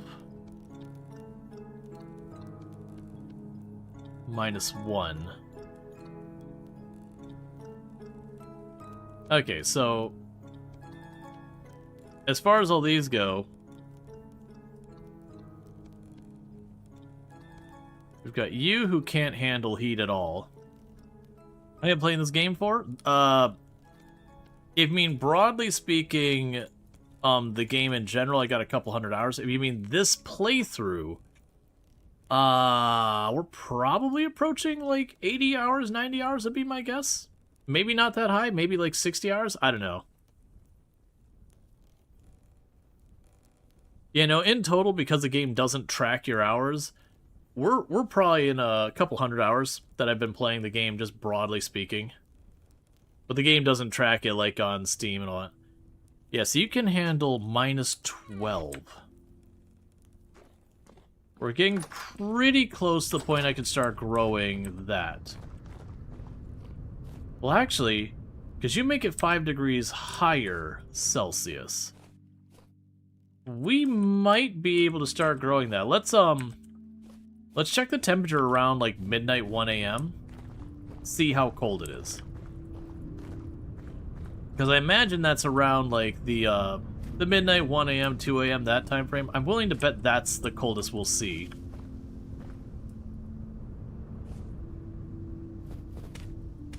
Hey, Cardinal Zin, thank you so much for the raid. I hope you're having some good streaming, all that good stuff. Welcome in, Raiders. I need to... Well, not right now. You can check it later.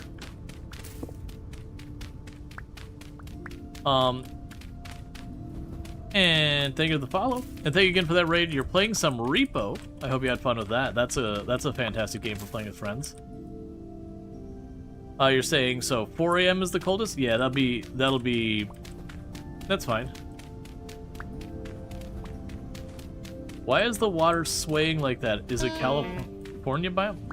Why is the water? You mean the ocean? Sorry. Which water are you talking about swaying?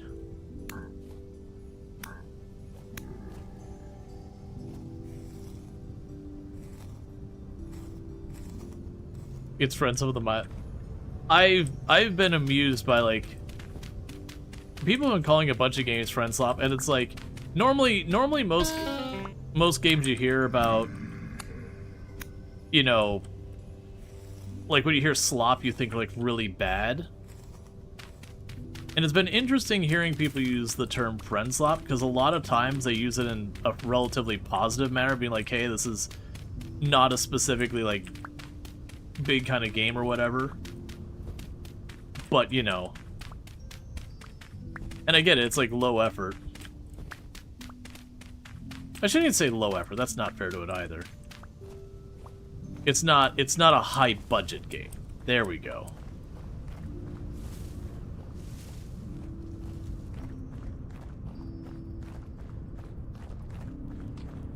But yeah, no, like Repo looks like a lot of fun. But no, I've heard a lot of people use the friend slop thing, which I get it. It's a bunch of these games that are relatively low budget.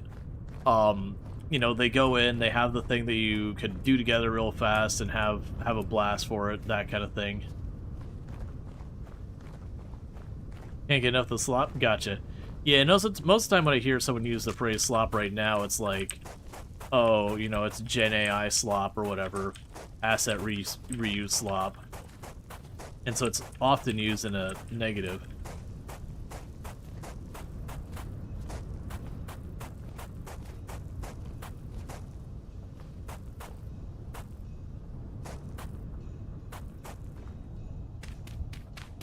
Yeah, I figured I'd make this a road that way.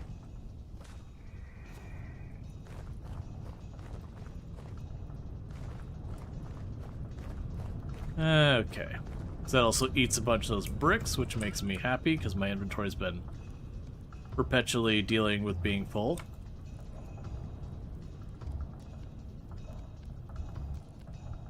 Which this isn't me, like, making a stink about the use of the term or anything like that.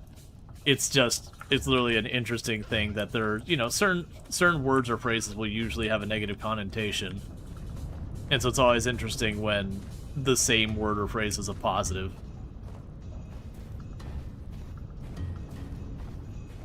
Oh yeah, no, you can absolutely sink a ton of time in this game.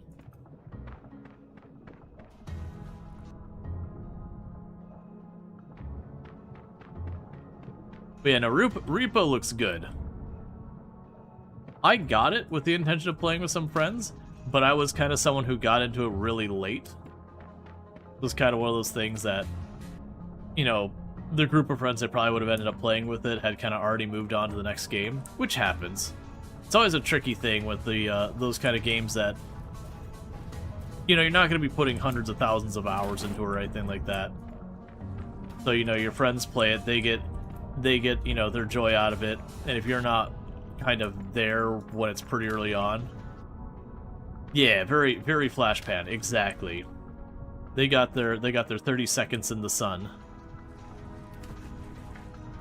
And you're either there when it happens or you're not. I eagerly await the winter to end, not for like any survival mechanics side of things type stuff. I eagerly wait the winter to end because I'm tired of it being just white everywhere all the time. My eyes want it to stop. You don't want to dev a game yourself? It's a, like, as long as you're not setting your standard or product scale too big, it's a very doable thing. Doing it with the intention of, like, actually making money is kind of the same type of animal as going into content creation with the intention of making money. In theory, you can do it, and in theory, you can be wildly successful to doing it. But even if you're really good at it, the odds are not great.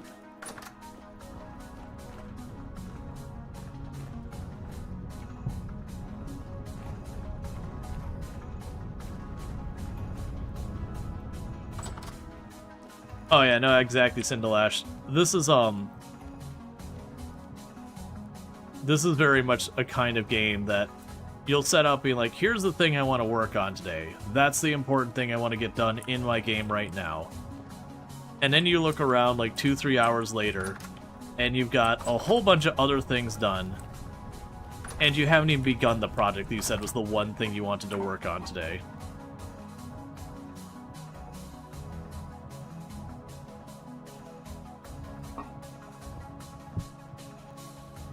Make yourself some pie.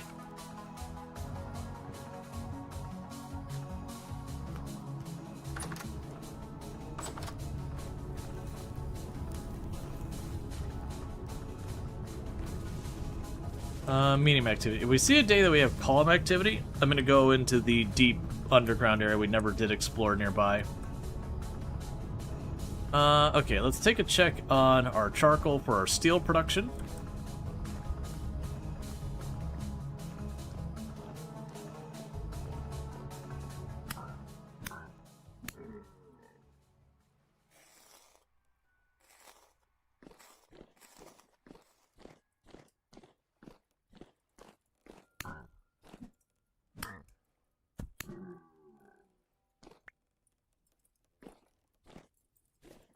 It's still doing fine. Yeah, I'm willing to bet that steel production is probably just a little over 50%. So it gives you an idea of how rough it is so far as time goes for steel.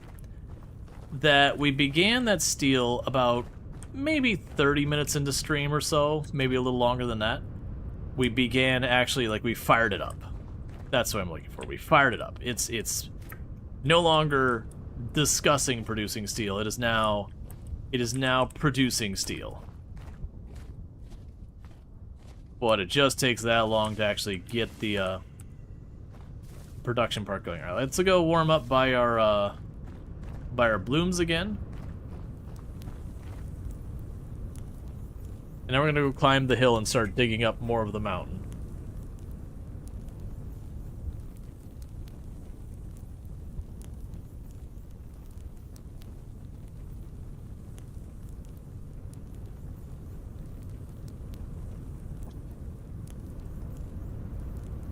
It's a peaceful life and there's no rift in your farm. Yeah, I end up turning the rifts off.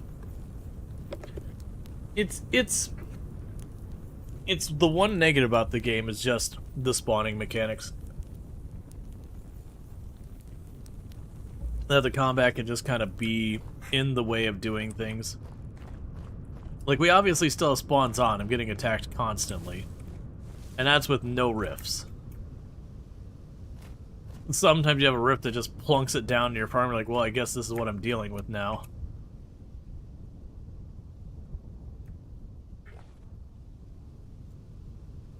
Okay.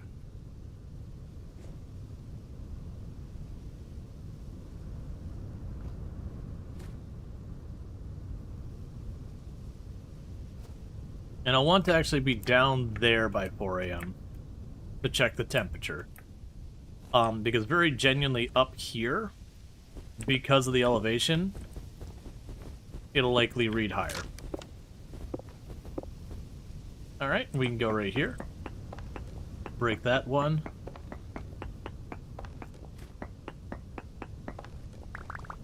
And with that, I got 3 more of the full blocks.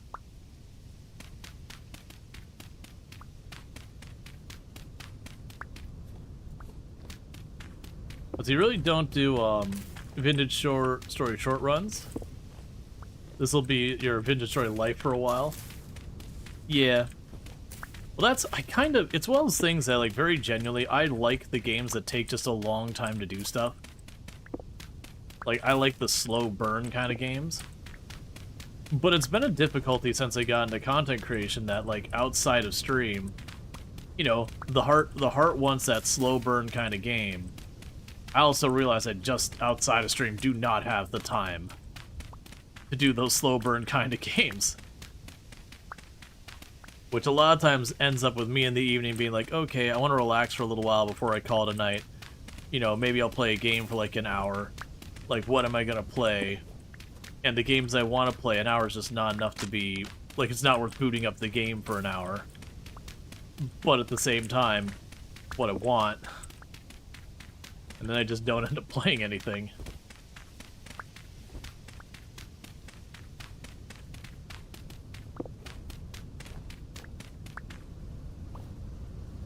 Alright, I could probably make this work for some more peridotite. Okay.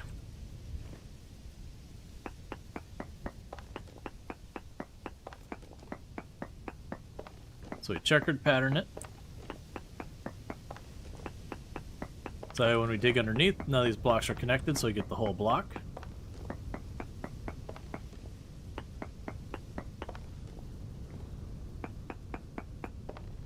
And that's what gives us the blocks we can smooth out.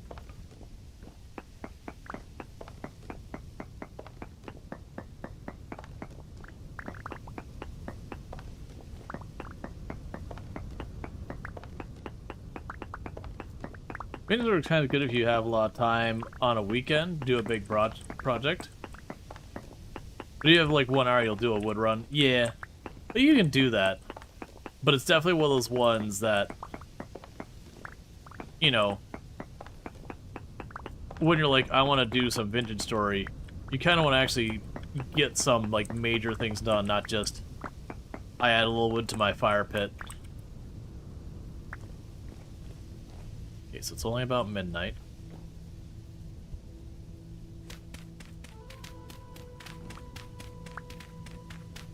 Okay.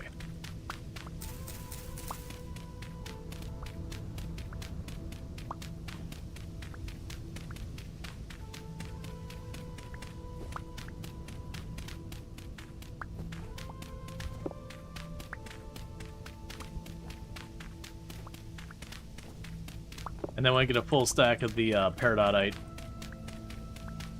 we'll take the time to, like, polish it up, all that stuff. Get back to making the floor in our cellars and doing the brick and all that kind of stuff.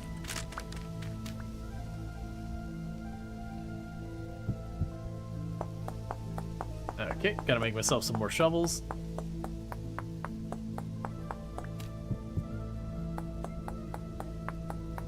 Yeah, no, when I get to play on stream, I can get a lot done.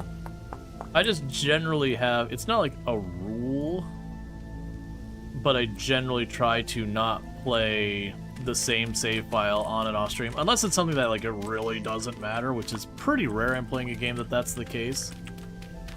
Most games, because again, I like the games with, like, long progression type things. You know, if I'm doing stuff off stream, that's just stuff people are missing. About the only exceptions I've made for that was, like, Satisfactory when I was finishing up both runs, we got to the point of antimatter. Like, the later stages of antimatter kind of thing. And we were just in that thing, it's like, well, if I change nothing, I finish the game in N hours. Or I could spend that same number of hours working on expanding my power grid so I can expand my production, but expanding the power grid takes the same time as me waiting to finish the game. And in both those cases, because, you know, doing nothing for that long, not nothing, but you get the idea, that much time just spent on that, kind of just waiting for things to happen and just goofing off, was hard to stream. So I let the game run for about a little over half of the time needed, so there's a couple of hours after I got into stream, it would finish. So I did run that off stream, but it was mostly like, I just ran around looking for slugs or whatever, while the game just kind of ran. And thank you for the follow. Welcome to stream. I think it's one of the only games I've ever done that with, like, played off stream like that. There's been times I've been tempted to, where we were doing something particularly grindy that's like, oh hey, this is not great viewing. Yeah, I'll just take it off stream or whatever. You know, that way you don't have to, like, endure it kind of thing. Then ultimately I just didn't do it. Like, I just went ahead and did it on stream. Because one of the things, I do try to represent games accurately and all that, because I do feel like one of the big values I do offer is, you know, checking out a huge range of games and so you can see how they actually play. And so it is the kind of thing to be aware when a game is like, yeah, this game has some, like, proper grind to it. It's good to let you know. And then plus I play a lot of games that have stuff like permadeath and all that. It's like Project Zomboid and whatnot.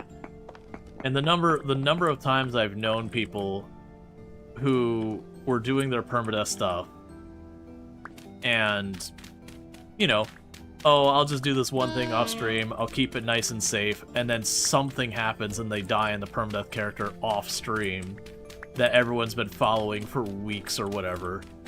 And it can be really, really unsatisfying from the viewer perspective that you've been following this character, you don't even get to see how it ended. That's happened to a good couple people in Project Zomboid, where they're like, yeah, you know, I'll just like off stream, like, you know, grind out crafting these weapons. Well, you weren't paying as close attention because it was just something tedious, and then you died.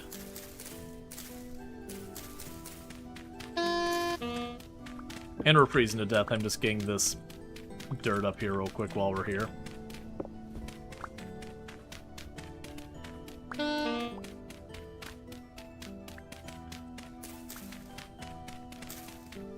There's also just a lot of games that, like Rimworld 1, like Rimworld and Kenshi, those, they have a lot of times there's not a lot happening. Like Rimworld, if you don't turn it up to like 500% or change a whole bunch of stuff, it can be a pretty chill game. It can also be completely not chill. Like it can really go either way just on what the storyteller does. But as those games, you'll be like, yeah, no, things are chill. I would not play Rimworld off stream on a stream run. Like I would play my own run. That, you know, whatever. Yep. Now I'm picking up the last of this. And then we're gonna go down because we are freezing to death. I just want to get the last of the dirt up from this layer.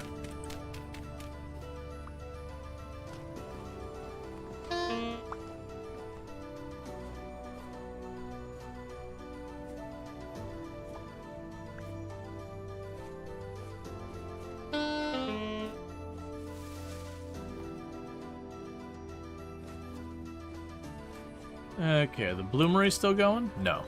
So I'll have to light my own fire.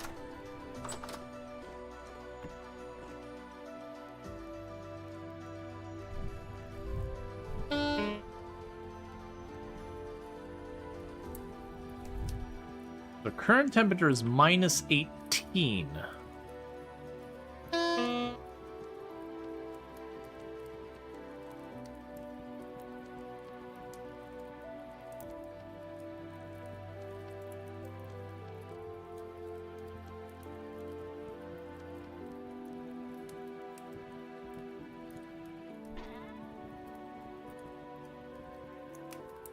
We can go ahead and just make that into firewood immediately.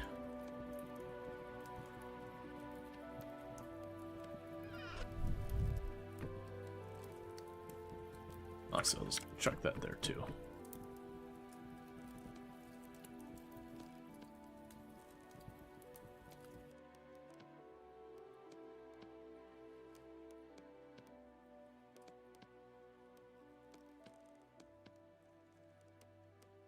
Cool.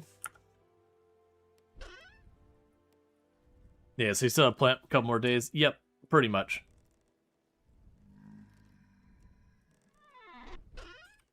We'll drop you off there for right now.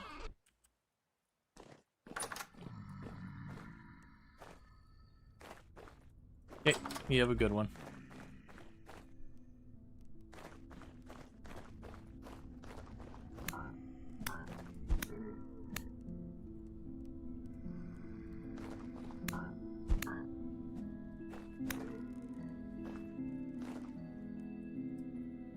Alright, so we got a couple more things we need to do. Let's grab the charcoal. And check on our steel real quick.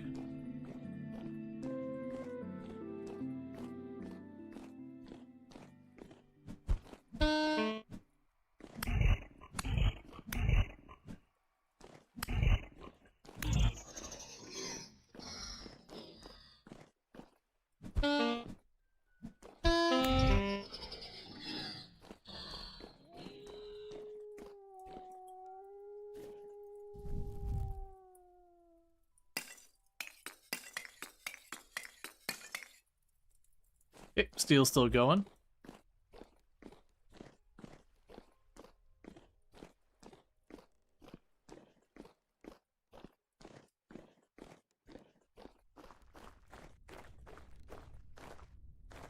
All right.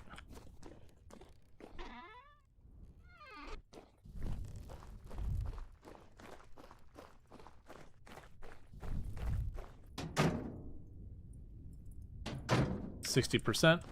Yeah, so it looks like minus 18 is as cold as it's getting right now. So we got to go a little bit warmer than that before we can plant anything, because that would mean in here it's minus 13.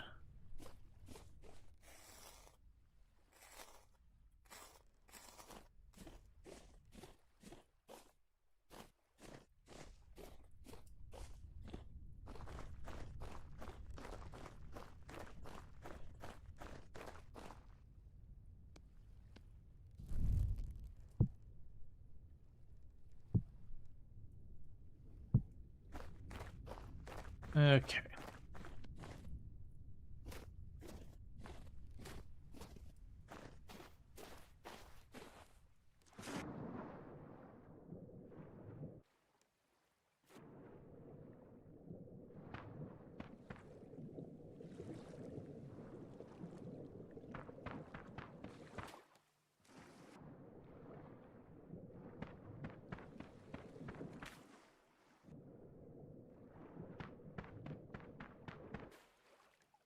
So it's minus 13.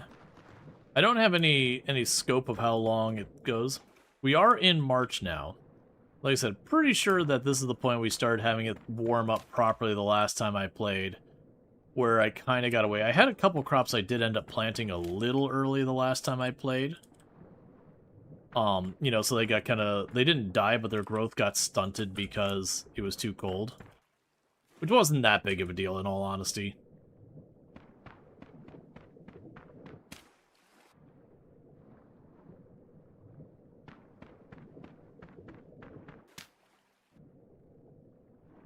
So minus 18. We can check the next in-game day to see if, like, we notice the temperature going up, like, 1-2 degrees, like, how much we notice it go up. Because it might be a way to get an idea of how long we're going to be, like, how many more days are going to need to wait before we can put down the first of the crops. Because I honestly don't even care if, like, I end up planting an entire field of nothing but rye, because that's what I can grow at the time. The big thing is just to have crops in the ground actively growing. So we've got all that going on.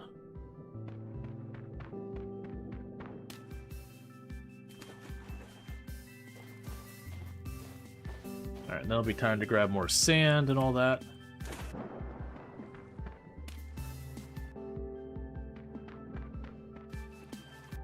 Another thing we want to do is eventually expand the berry bushes as well. I just tend to always collect those because it makes all of that easier to deal with. You just get more and more berries. And if you get too many, it's fine. You just let them rot, and then it goes towards getting your terra preta. So you can get your better farming soil.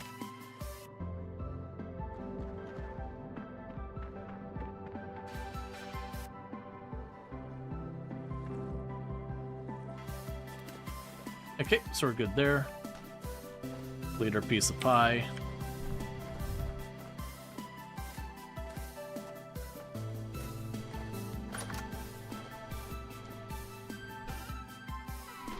Okay, so drop off the arrow, take the lantern off.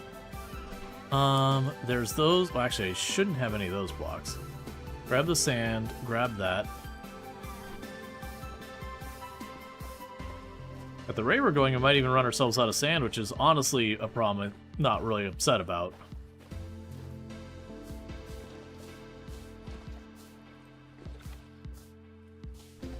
You say, pie. Most of our pie now is turnip pie. We had just, like, veggie pie, which was actually, it sounded pretty good. You know, it was, like, carrots and turnips and, I don't remember what else was in there.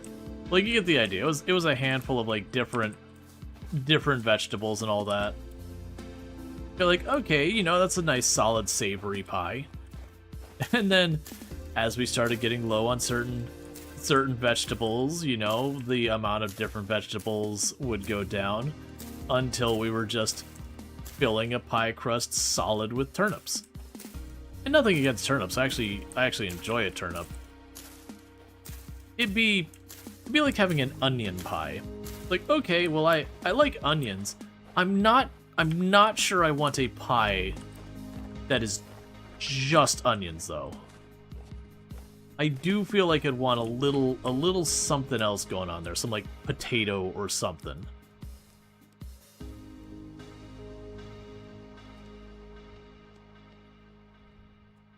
All right. Let's see. So you're still going there, fine. You're fine there. Let's grab you.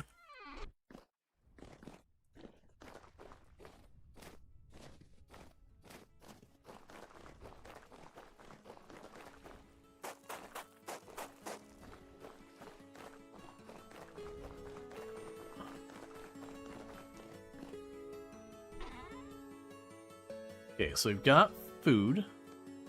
I just need to cut myself up a pie.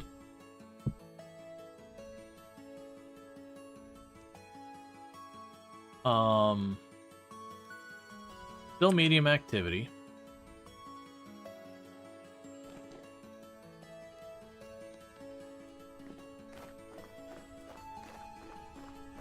All right.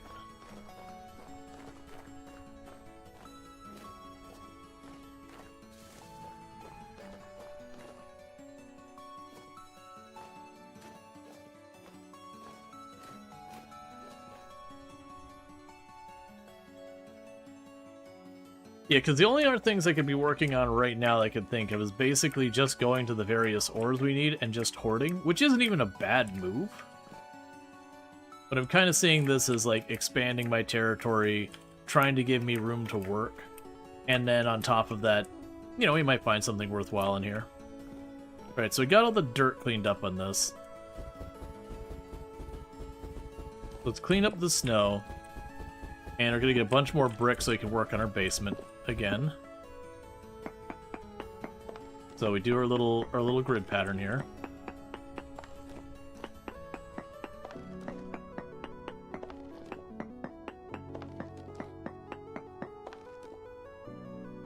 Actually, it's minus 21°C now, so it's gotten significantly colder. I do think it is a thing that the game doesn't just have like a static, it goes up and down. Like there is some weather variance. So I'm assuming because we have like a fairly windy day, that as a result of it we have a colder temperature today.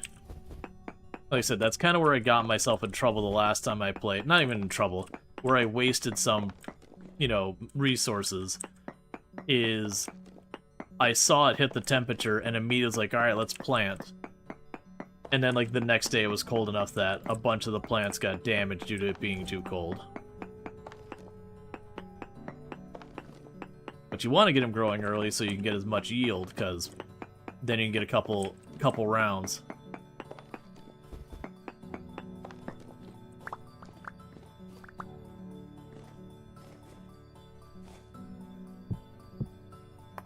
Is that what has you in a death grip again? It's like Stellaris.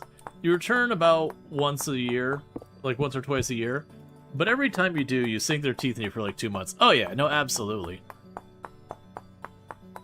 Where I don't play that much Zomboid anymore, it is one of those things that usually about once a year, give or take, I'll spend a good couple weeks on it. It's a good game.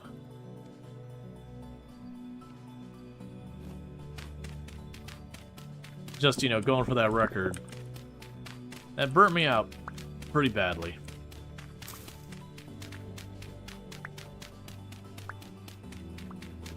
Like, I kind of thinking in the future when I go do challenge stuff, generally like challenges like beat the game in hard, like permadeath mode. Sure, good challenge. Beat the game at hardest difficulty. Sure, good challenge.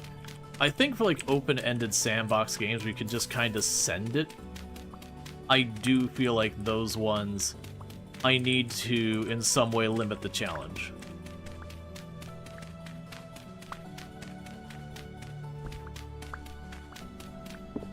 for practicing. But the Stellaris is a new game every time you boot it up, though, because they can't leave the core mechanics alone. It is. I definitely, like, when they first, like, completely reworked how planets worked, I had played an absolutely absurd amount of Stellaris before that. And then when they reworked it, it wasn't even that I didn't like the rework or anything. It was, you know, I was just like, oh, I gotta sit down and spend time learning it. And eventually I did. But I never got back into the game on the same level, because it was just one of those things of the time commitment to learning Stellaris is not minor. And then having to do it over again, it gets harder and harder to make that happen.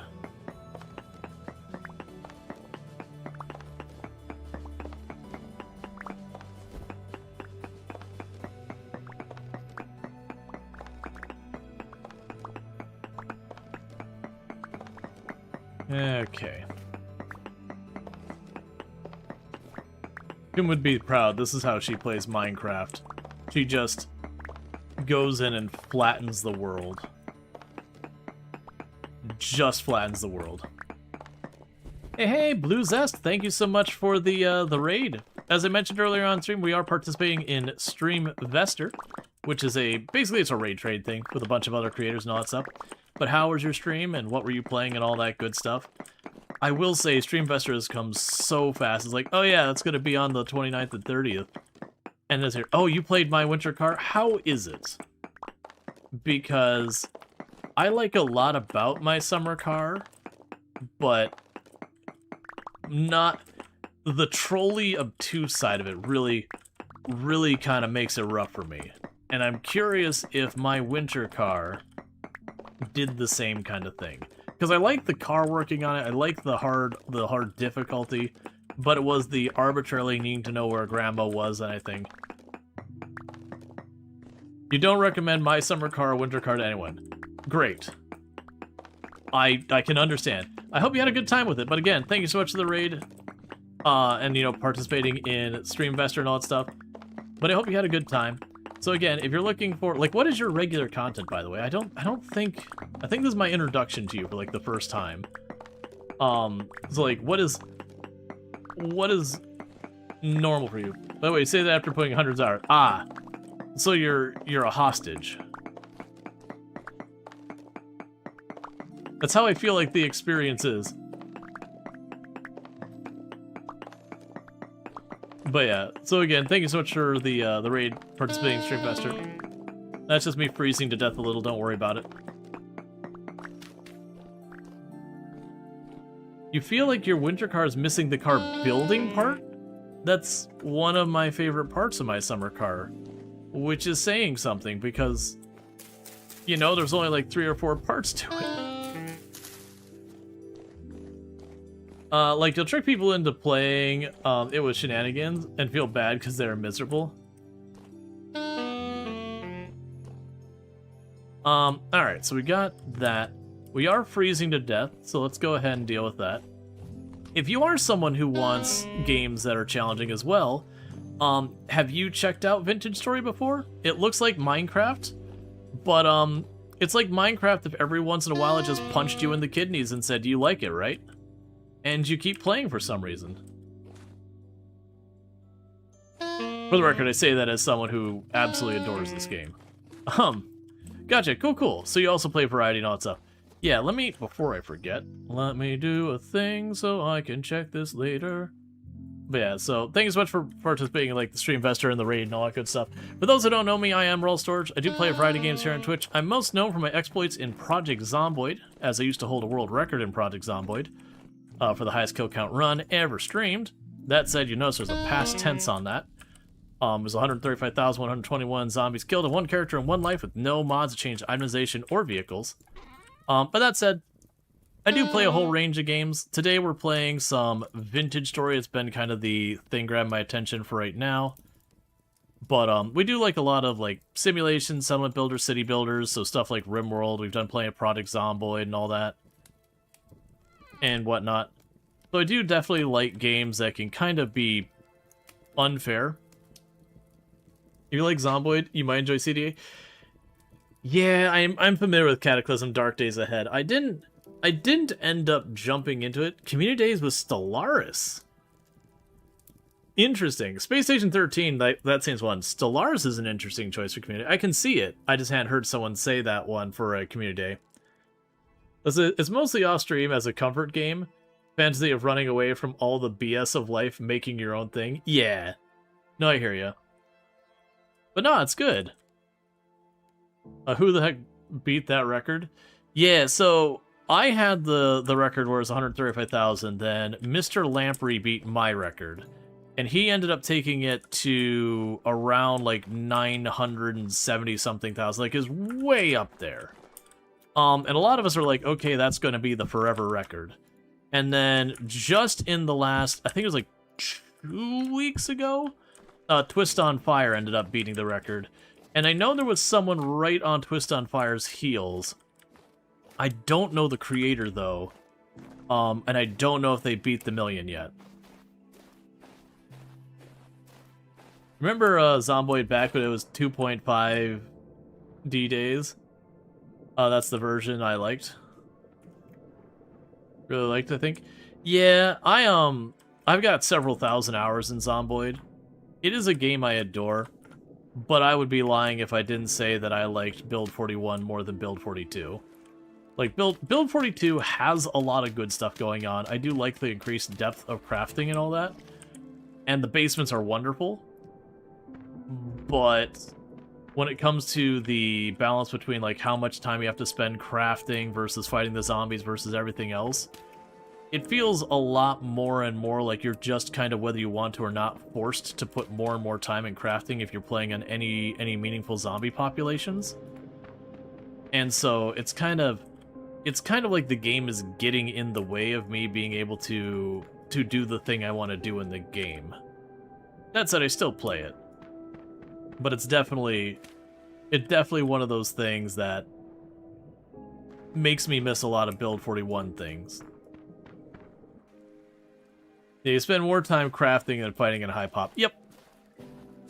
Well, it's not more. That's a little exaggeration, but it's you spend a little over a third of your time when you're playing in high pop just crafting weapons because you can't get to the next place of loot in time to go for the next loot.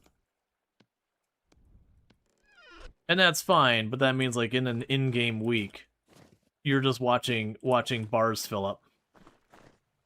You just have the nostalgia for the sprites. Feels neo-retro? Yeah. You died 4 times the other day and only 1 time yesterday? Oh yeah. No, Project Zomboid's definitely one of those games that as you play it, your average, like, survivability will go up and up. You'll definitely have where, like, you'll have one run where you survive 2 months, and you have a run where you survive, like, 3 days. It just happens. Let's see, I think you made anyone else play the original build, Zomboid? Oh, I haven't gone back to check the old builds. It's just one of those tricky things, you know, content creator things. You know, even nowadays, like, the stable build of Project Zomboid is Build 41. And generally speaking, if you're playing Build 41, people end up just switching to watch someone else. They want to see the new thing. Totally fair. Alright, so Steel's still going. But yeah, so right now, like, the games we got going on is we've been playing Project Zomboid a decent amount. I've been really going binger on the Vintage Story. We're pretty late game right now. I'm actually making my first round of Steel. And we've been working on all that. Just taking a quick peek at my my Steel's charcoal pit. Yeah, you're fine. Steel just takes a while. That's the last material in the game. Like, once you get steel... Well, there's, like, stuff to be able to do night vision and all that. But as far as, like, equipment, like your normal equipment, it's the last thing in the game.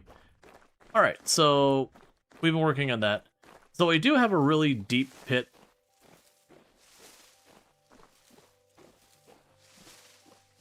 Yeah, no, generally that's what I aim for. Alright. So we went down here way earlier in the game. and we got murdered. Like, utterly murdered. We ended up getting like a tier 3 saw scorpion thing, and it did not respect our safe word. And it was a rough time. But we're kind of at that point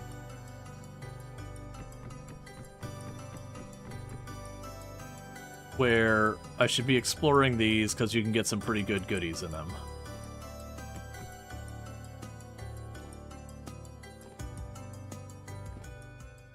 Well, clearly a rabbit or something fell to its death.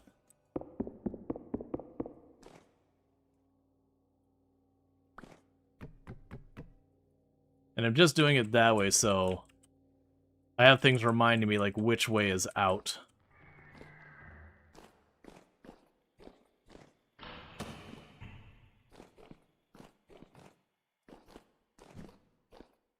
Oh, that's not what you want. Alright.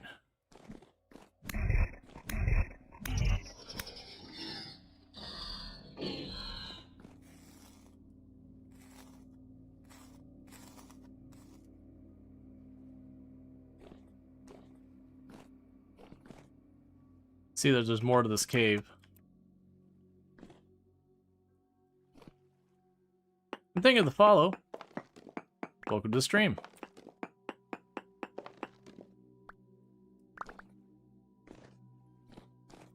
Well, that wasn't that much more to look at in this cave.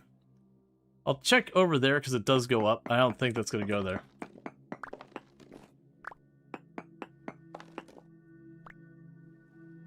Okay.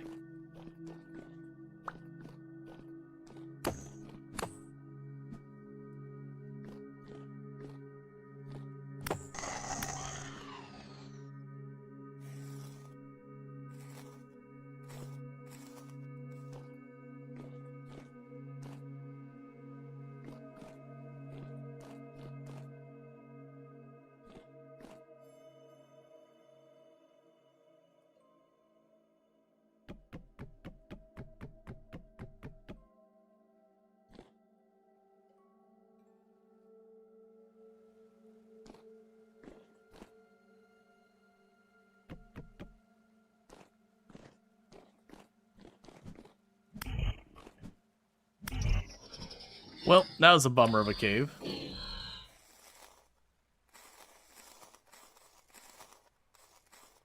What was in this cave? Death. What else? Nah, man. Death.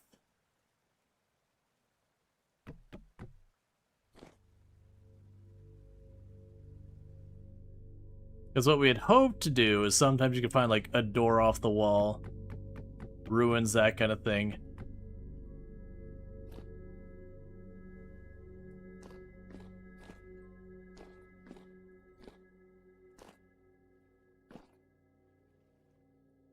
Yeah, it's just a boring death hole.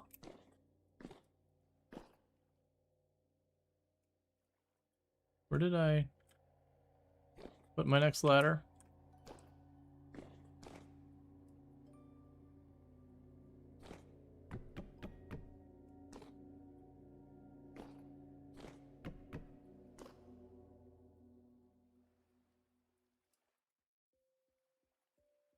Well, at least we know now.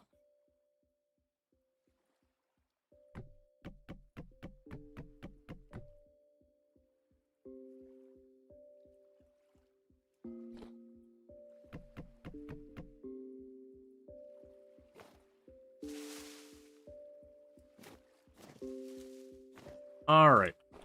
So I'm going to step away from there for a moment. And normally I put a mountain icon anywhere we have those cave entrances. And then usually when I go and actually like clear them out, I'll just change it from being like a white mountain icon to a black mountain icon. Just basically be like, hey, I've already been here. You know, color code it. Okay, we can enjoy a little bit more pie. I had expected that to be much more of a thing. To make ourselves some pie.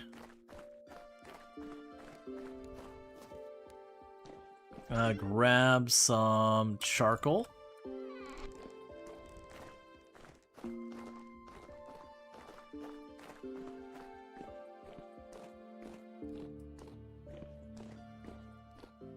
What do you say, death?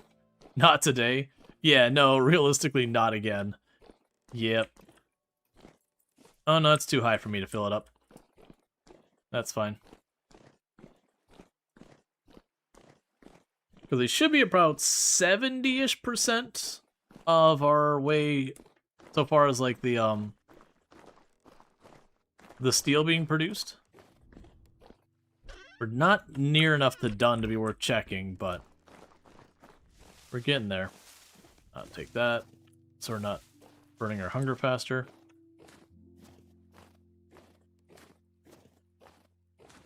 Okay, I got some other caves marked over here. Let's go just wander over and check those out.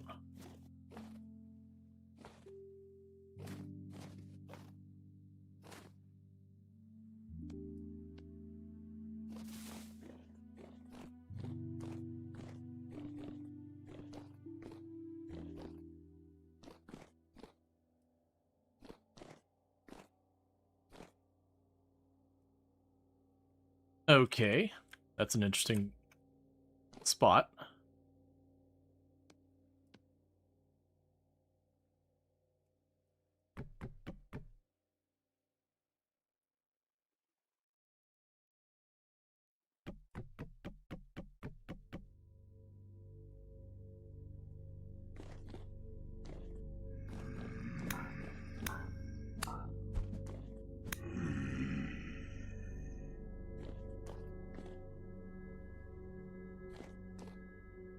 Okay.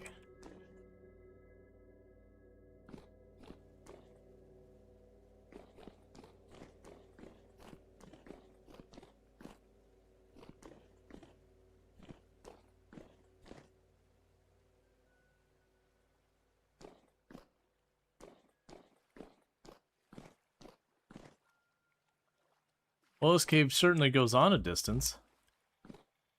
Okay, so nothing in this branch. Have I seen the movie Descent?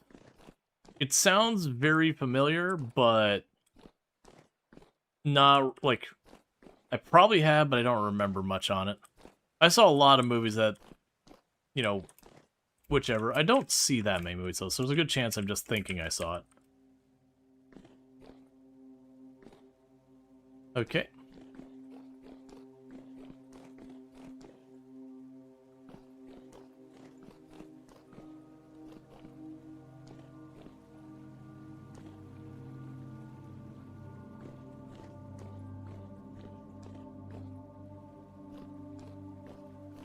I will definitely say this is quite the cave network.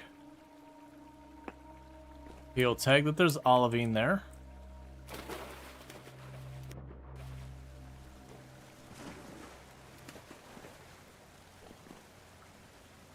That's a curious one.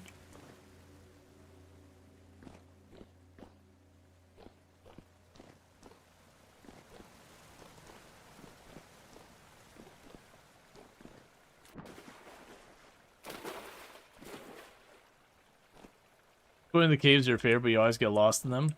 I usually do relatively okay. It's the tricks like, you know, always take the right path. Those kind of things. Not that you can never get lost.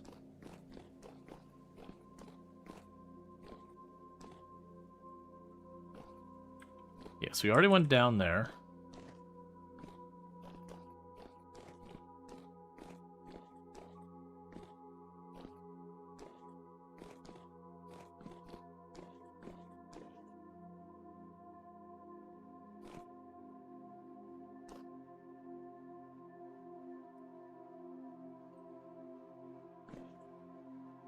Right, and I had explored down.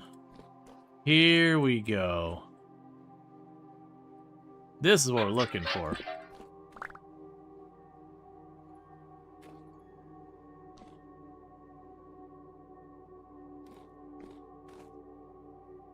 Sometimes you can find some good goodies in these.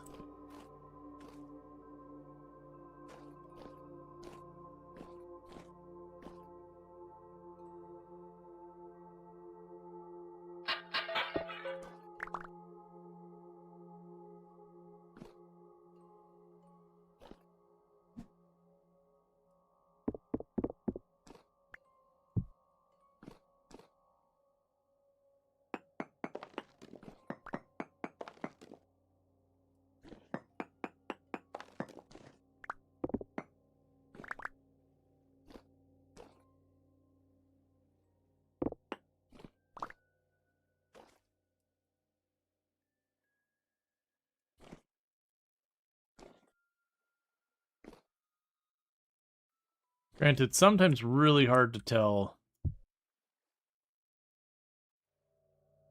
what isn't in play in here. What's that? Lead ingot. Cool.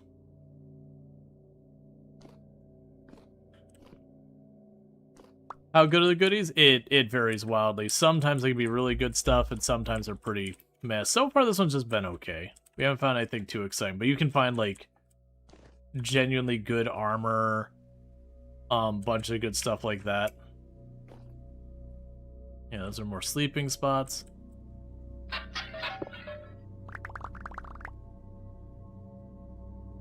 No, that's been pretty good yet.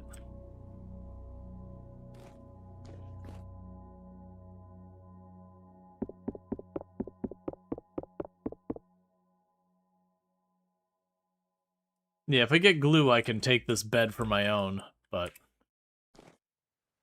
I didn't bring glue with me.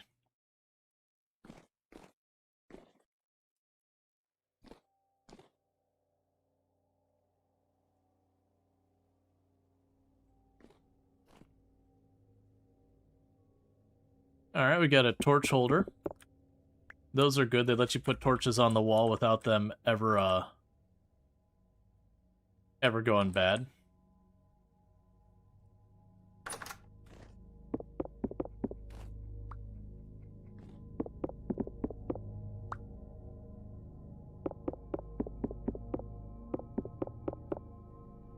Get out of my way.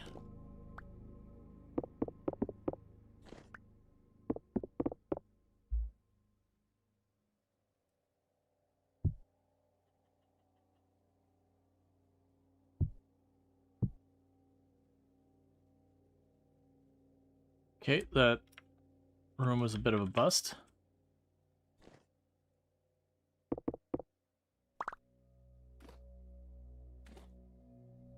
Was there a ladder?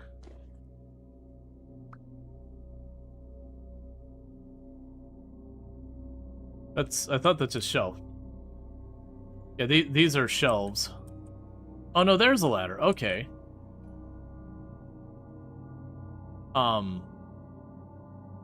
Doesn't seem to go anywhere. I think it's just a ladder to reach the shelves.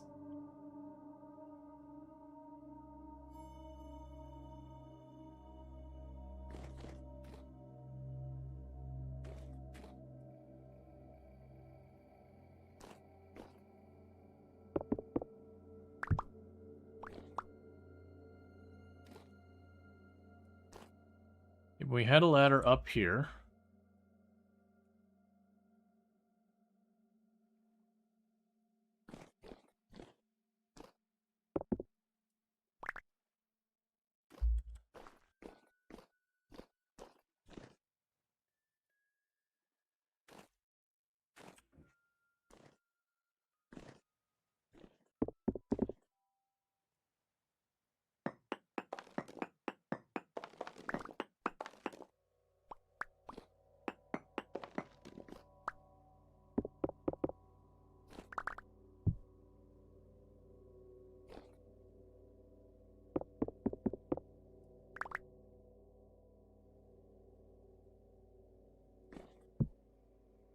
Okay.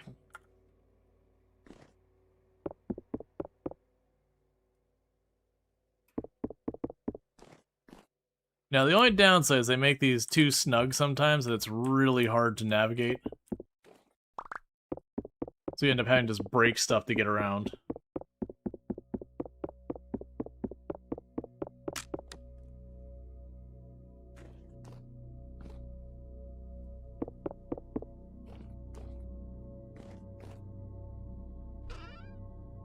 Okay, we got a book with lore.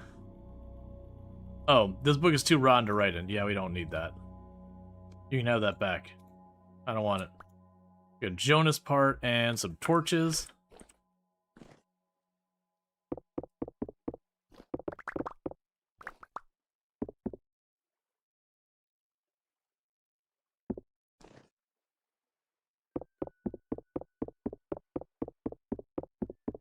Part of me hopes with some of the stuff that'll let me chuck stuff on it anyways.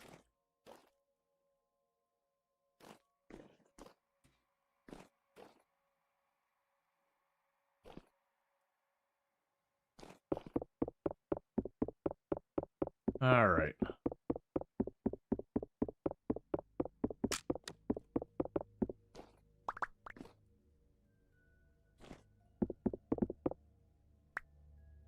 Jar on the other side of that table.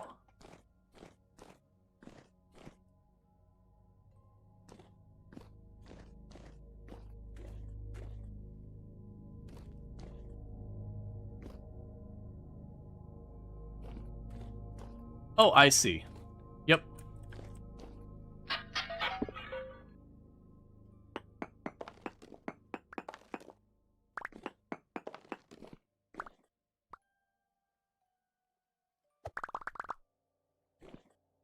Okay. Can I put you there? Yes, I can. Yep, thank you for the heads up. It's real easy to miss stuff.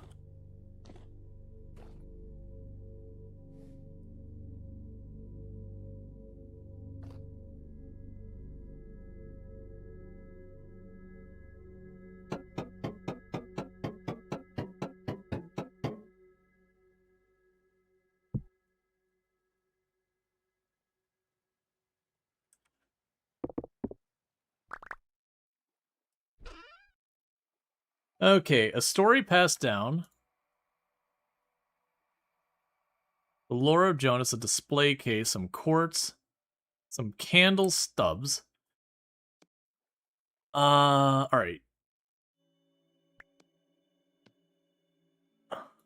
So you can go there. Grab the display case.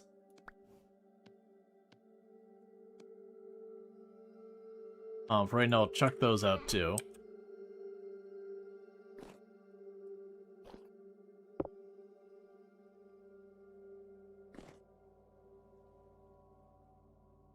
Okay, this is looking like that's all it's down here.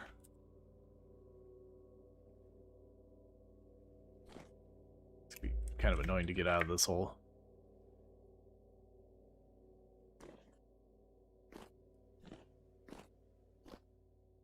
Alright, well, we dig.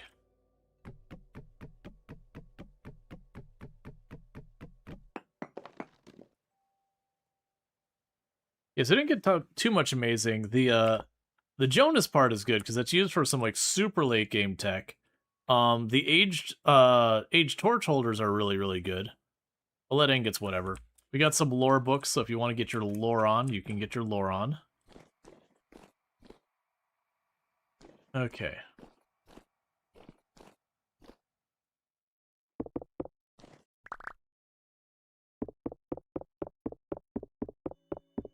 Alright. But yeah, so you have these like little ruins that you can find down here. If you're really lucky, you can actually find stuff like teleporters and all sorts of wild things in the game.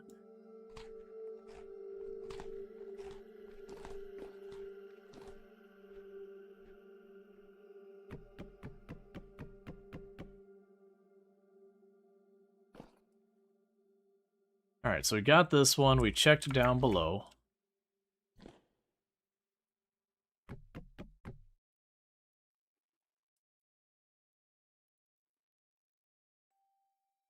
I remember there's another branching path around here somewhere.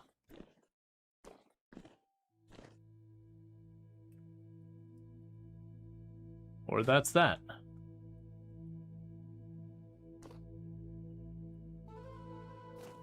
Okay, so we now go to that one, and I change its color. That lets me know not to bother going in there again. Still, we got some lore books we can put on the shelf and all that. We did get a little bit of food. We got some quartz and all that. Nothing amazing. The lead ingot amuses me a little bit, but that's fine. I guess for the lead ingot, we'll just...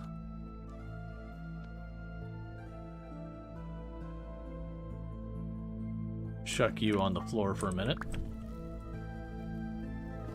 And you've got the torch for lighting stuff up in here.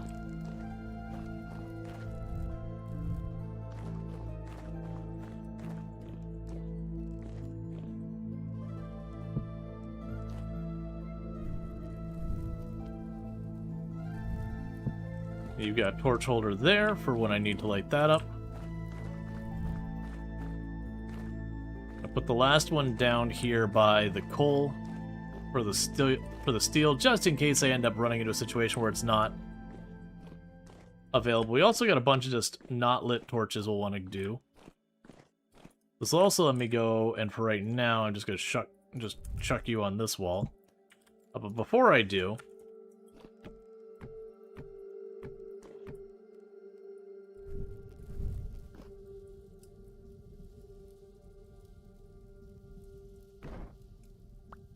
because when they're in those holders, they never run out.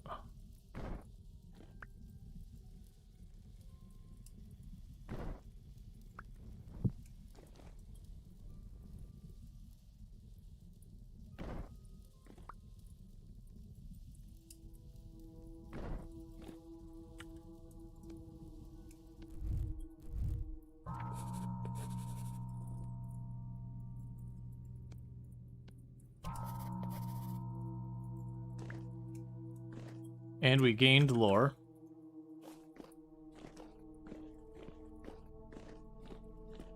Oh no, I didn't know that. I didn't know I could lay it in that manner.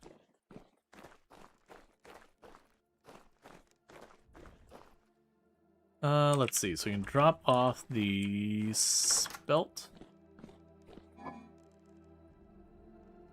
There you go.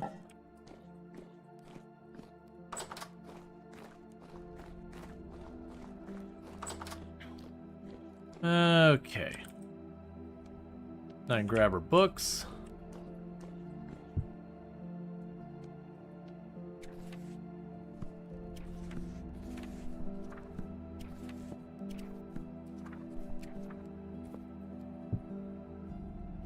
Pretty sure it's just rereading the same book again. Alright, drop off that block. We got ore and all that to drop off in the other room.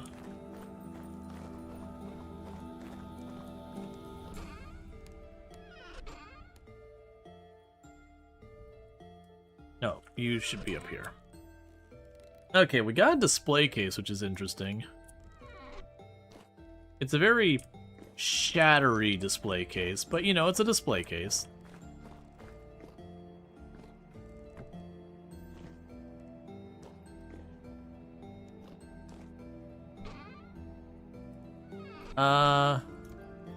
Why not? This item does not fit in a display case. Okay.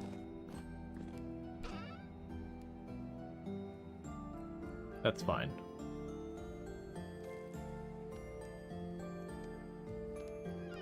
Whatever. Okay. Oh, I still have a Jonas part already. Chuck that in there. We've got some stone to drop off.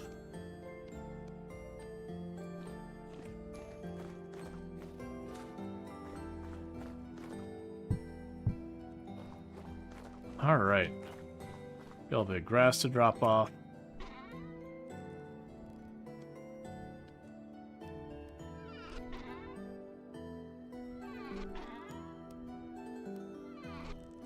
Okay, so we got all that sorted out. We're pretty close to the point where I'm going to be able to top off our charcoal down below again. And when we do that, we're going to take a quick peek and just see how our steel's going. I'm expecting it to be like 75%, somewhere in that ballpark.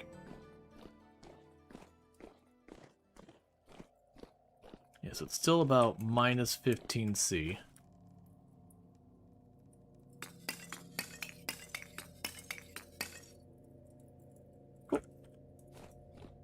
Got ourselves a little window for keeping the coal pit stocked for the steel production we got going on.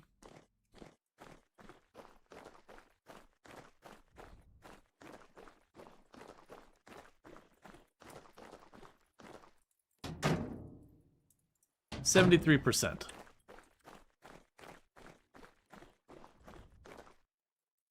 Meanwhile, these are done, so let's get our iron blooms out of them.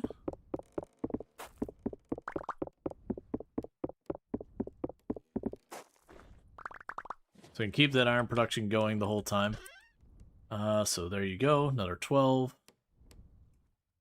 Get the fire clay. Okay, so let's see here.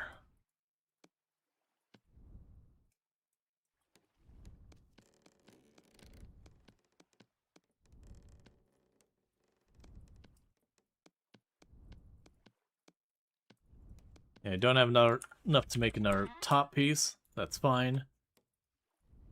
But that does mean at some point soon I'm gonna want to make more. I think we're actually getting pretty low on the iron ore though, so I don't think we're urgently in need for more of these. I don't even think we have enough for another full set. Let's see. So I've got just one partial stack of hematite, so that's fine. We got our refractory bricks, all that stuff. We can grab our chunk of quartz. Well, you're not hooked up, we'll chuck you in there. We'll eventually want you to smash that. Got our silver, we got our gold. We got tin. We got lead. I have some bronze that I didn't have enough material to finish it. I apparently just have a mushroom in there. Okay. We'll just go chuck that in the other place. This is the mushrooms we rot.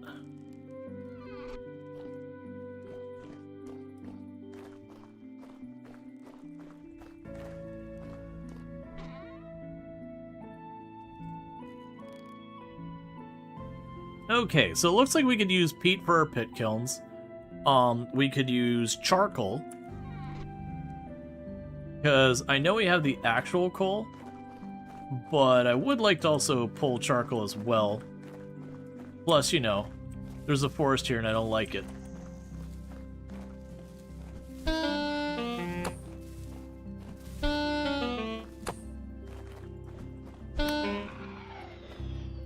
I'm glad you don't do as much damage because you're a surface one. Alright. But yeah, because I'd like to keep the charcoal happening for a bunch of different reasons. We do have the coal. I'm going to use the coal as well. But charcoal is serving as well. We can also just keep spelunking these caves.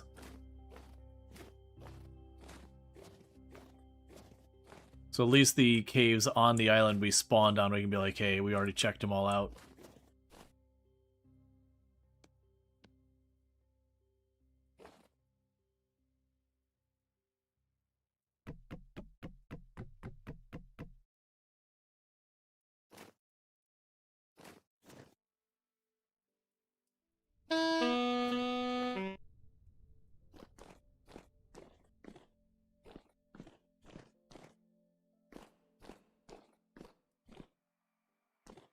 Because if we get really lucky, I find a teleporter down in one of these. And then with that, we get the ability to jump to, like, very different parts of the map very quickly.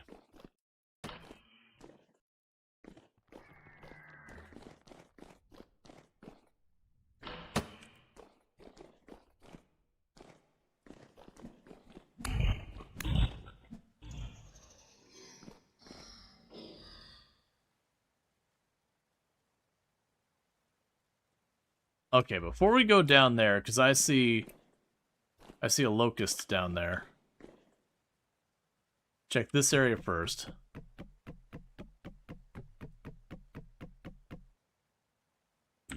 You going down there.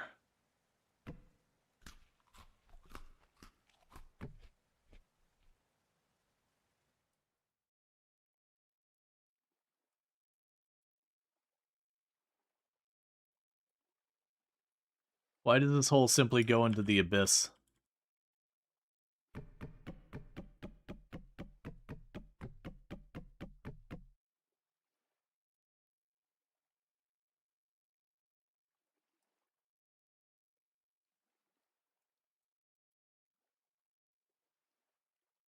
I'm gonna have to mine to go down there. I don't have enough ladders.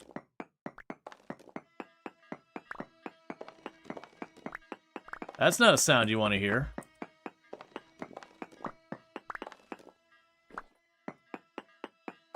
That is a real bad sound.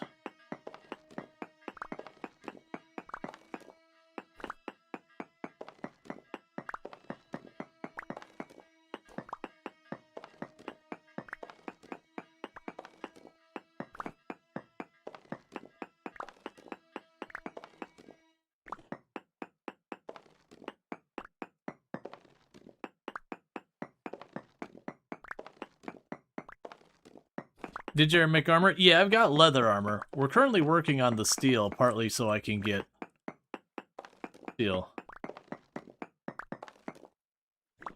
Bell in the Wild, that's nuts. Yep. It could also be that there's actually a, like a point of interest down here, not like the main story kind of stuff. Not the first time I've seen a bell in the game. The first time we've had a bell this playthrough. For those who don't know why the bell's a thing, they just spawn enemies around them and are utterly obnoxious about it.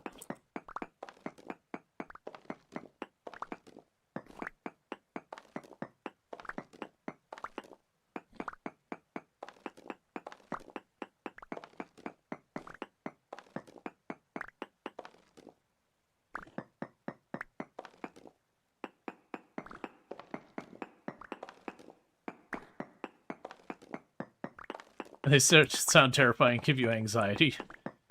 Yep.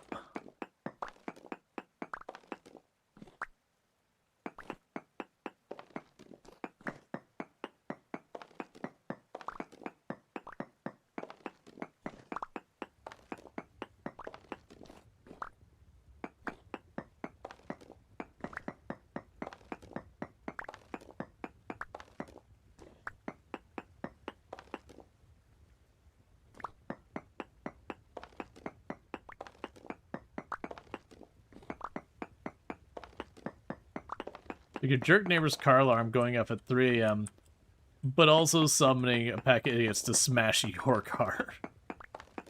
Hey, look! We found copper. In the abyss.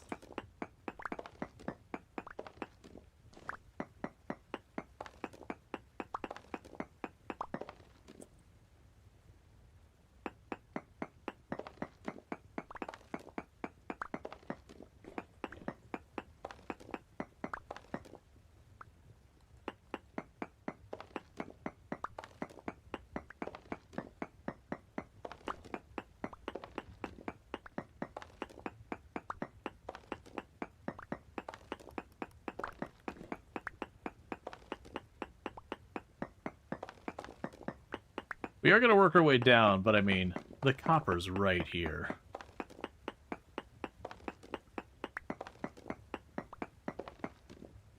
Where the diamonds at? I have some diamonds. They're pretty worthless. Because in this world, they don't have, the De Beers Corporation, going out of their way to limit the supply of diamonds to artificially inflate them. And then, making all sorts of, like, big marketing things about how you need to spend 2 months of your salary to buy a ring.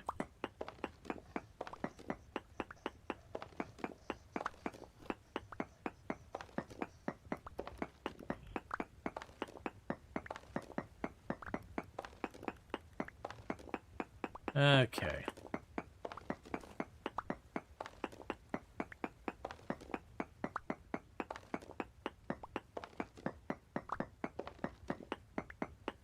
In real life, obviously, diamonds actually do have industrial uses, and there's nothing wrong with diamonds.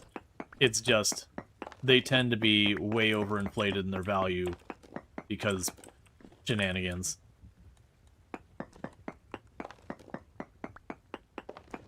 It does actually make me happy that for a lot of younger people that are like, no, I'm gonna get an aquamarine. It's just a prettier gem. Or I'm just gonna get, an amethyst. It's a prettier gem. Like, who cares what the value of it is? And I think that's excellent.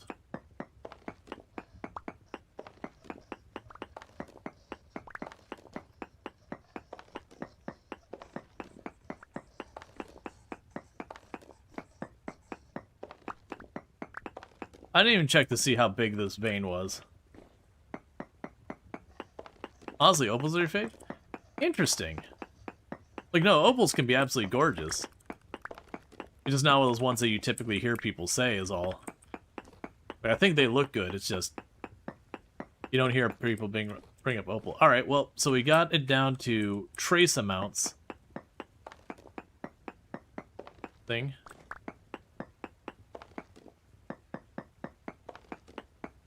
You like wood because it's the rarest material in the universe as far as we know? Yep.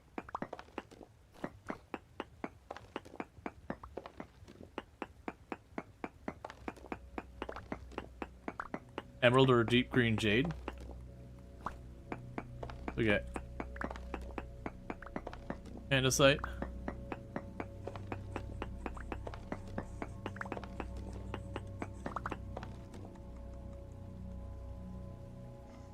Really hoping that's below me and not above.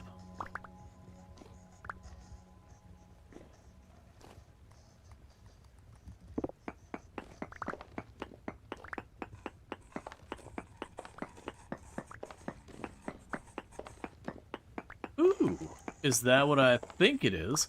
Yo, okay. Okay. We unleashed death.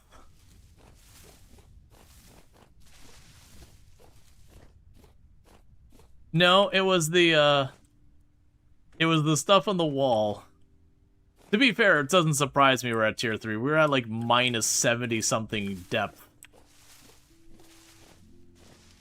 Like we were getting relatively close to the bottom of the world.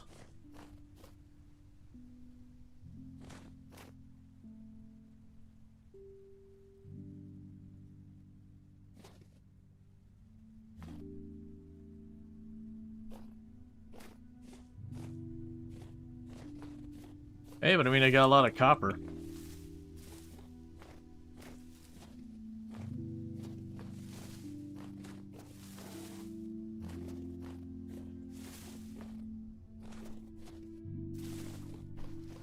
We're being chased by a bear, by the way.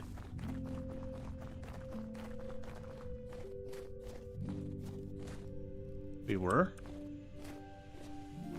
Alright, where's the bear?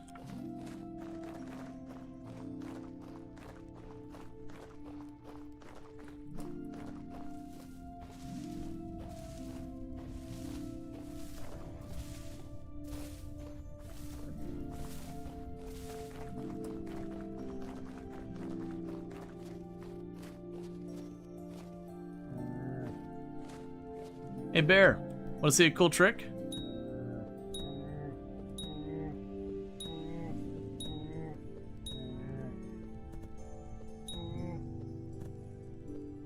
It's when you pelt bears to death with stones you just dug up.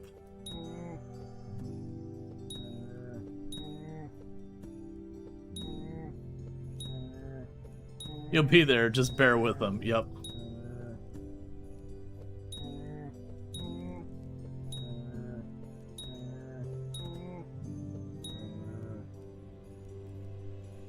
Sorry, I had to reload.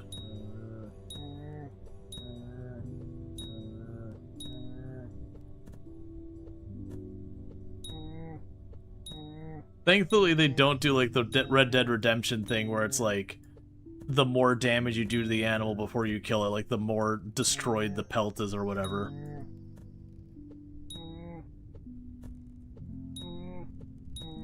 You are surprisingly taking a lot more stones than the last ones. There you go.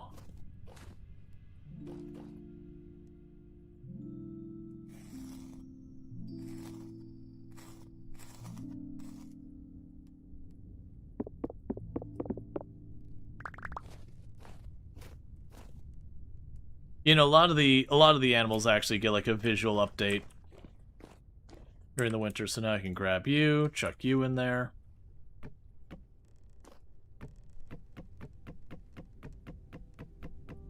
Drop some wood in. Unfortunately, this type of meat cooks real slowly like this. But it's all bush meat's good for. It's probably overkill. But does mean I get a whole bear going. Alright, so for this one,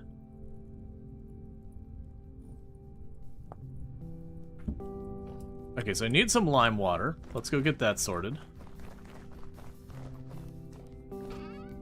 Let's see. We got some lime.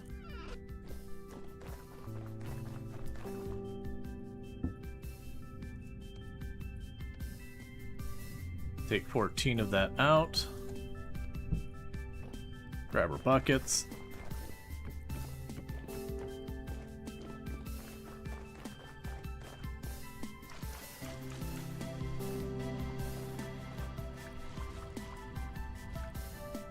Okay, and it's now lime water. So I can process that pelt. Now, I just need to remember, I'm not planning on immediately turning around and using that pelt. I want to take that pelt, so it's all peridotite. I want to take that pelt and I want to process it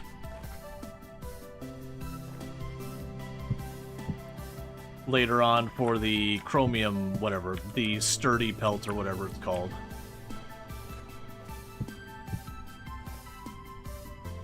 Okay, we got all that. We can drop off our lime.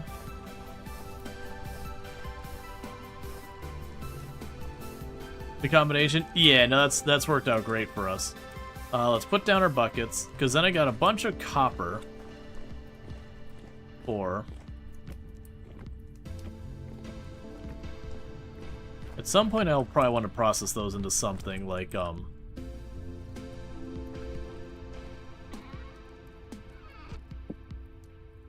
I'll process the copper ore into, bronze or whatever.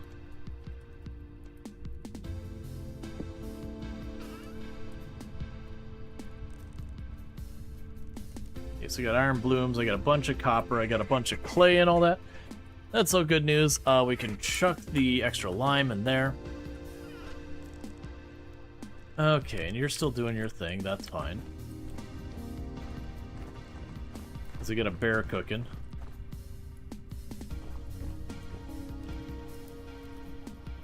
Actually, I might not have enough wood in there. It's fine. Been putting this off, but let's go ahead and swap stuff out.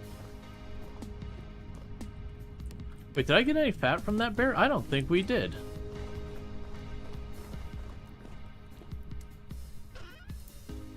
No.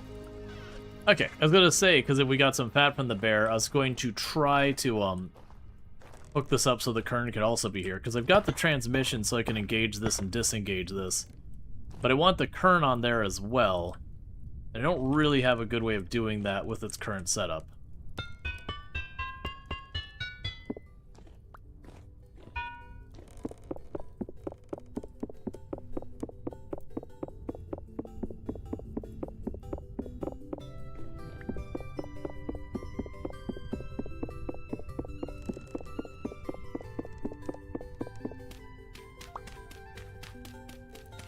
So I'm going to try to do here is I'm going to shove it right down here.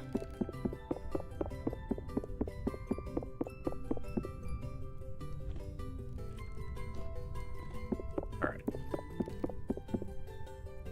So I'm going to try and shove the kern down there.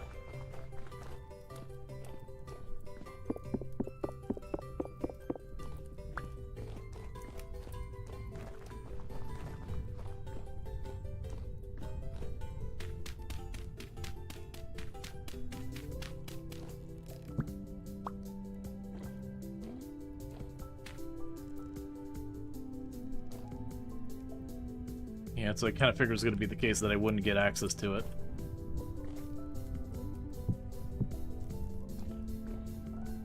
So the question here is, can I get it?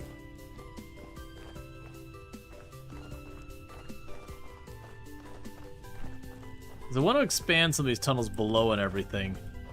Let's see if I can just get to it from below. Because right now I can't get at it. Not without having some kind of tunnel. I do think we can make that happen, though. So it's your center building, right? Here, smack dab center.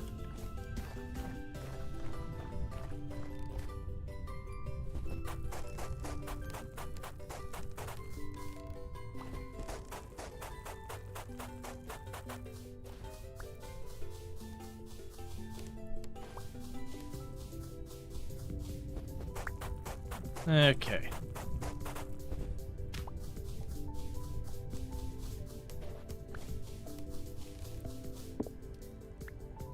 Yes, this will be the floor.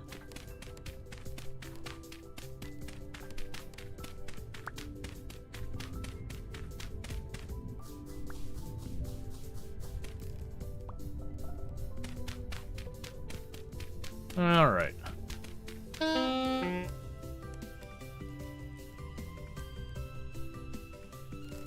Okay, we've learned things. Information has been obtained. Kerns fall if there's nothing beneath them. So if I don't have a block for it to sit on, it just falls on my head. We can still make it work.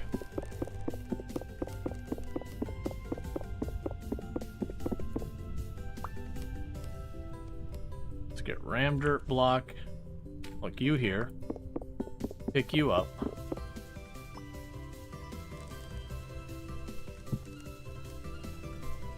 Okay, so it still gives... Actually, you know what we can do? I can make this work.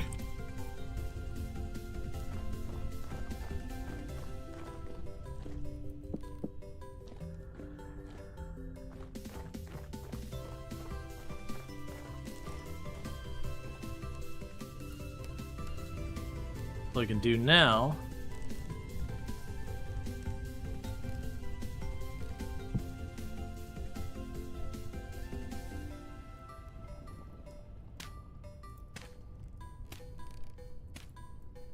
Oh, I can't do it to that block.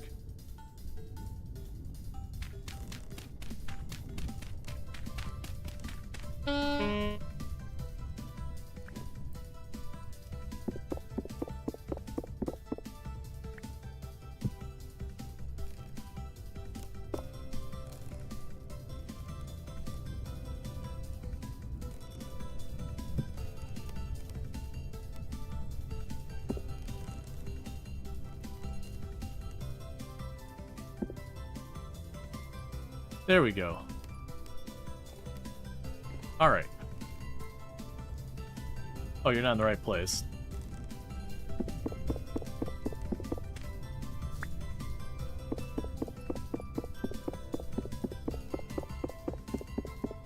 What I'm gonna do is I'm just gonna chip a tiny little viewing window.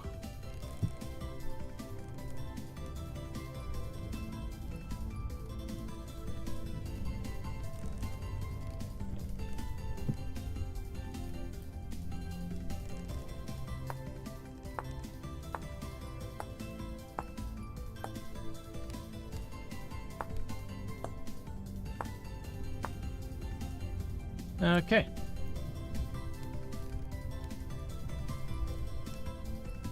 There, I've got access to it.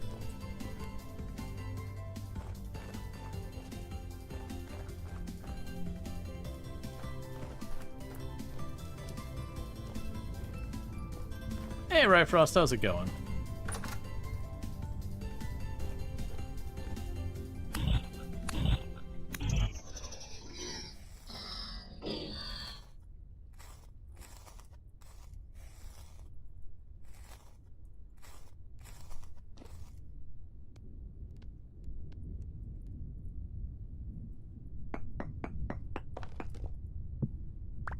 There we go.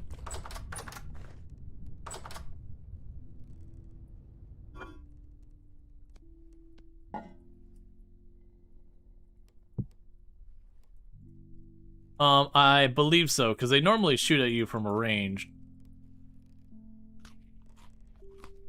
Just in this case, I happen to be like right on top of them, so didn't really get a chance to do anything. Alright, so let's grab our next 2 pies. And we're getting dangerously low on our pie supply. We might have to go to eating not pie-based food soon. Gross. Could you imagine eating a not pie-based food? What's even the point anymore?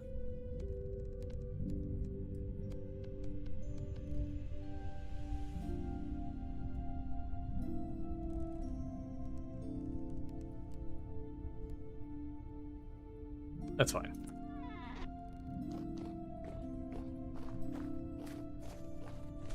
Yeah, what is life without pie?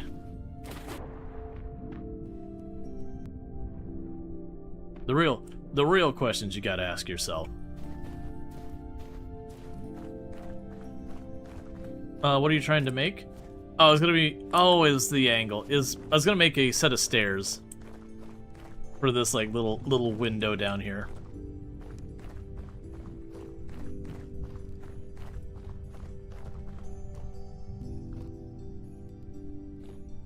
They made a movie about a life without pie? What movie is that?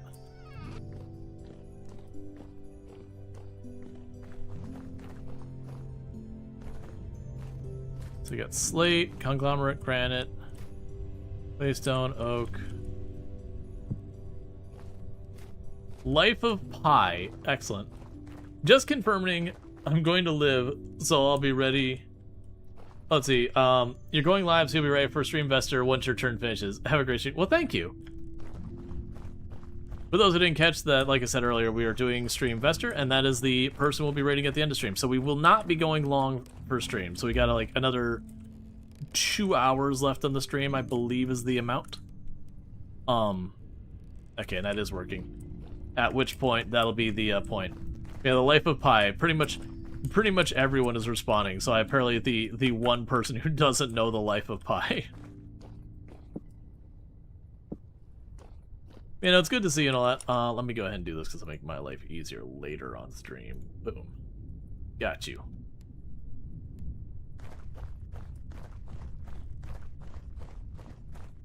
Yeah, because I gotta remember to raid out to the correct person.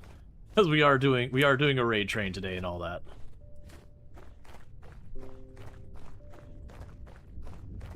But it is the Streamvestor thing. Self-Cell organizes it, and it's been a lot of fun. Oh, I'm freezing to death, per the usual.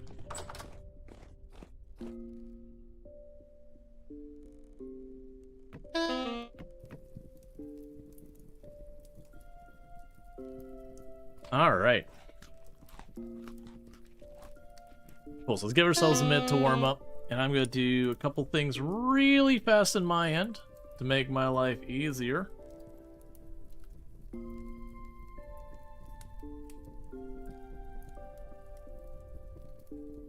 Okay.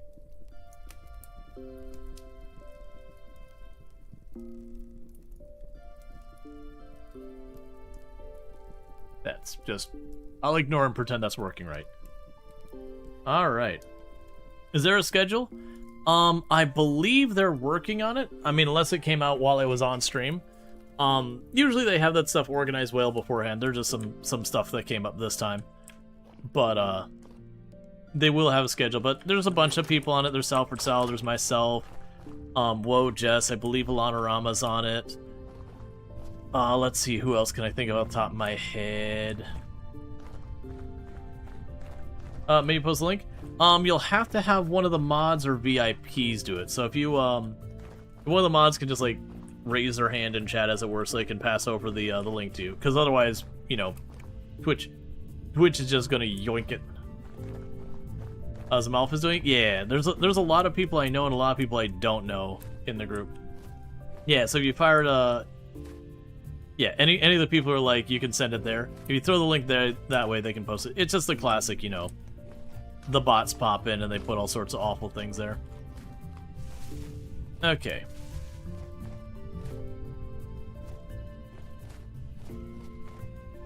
Morning, Azrael. Can we get a shout out for Azrael, by the way? Our fantastic content creator. Plays a lot of simulation games, playing some Euro Truck Simulator, but also does like Farm Sim 25 and a whole bunch of stuff. That's all good times. Alright, do I immediately go back into the murder hole of infinite death? So at least want to retrieve my ladder. And I don't see a reason not to. We are just trying to... At a minimum, I want to recover my ladder. Ladders. Ooh, okay.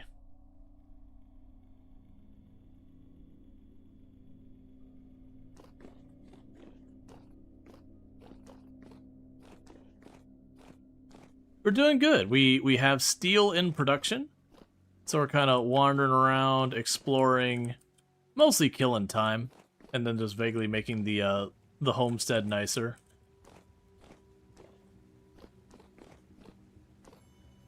I missed a piece.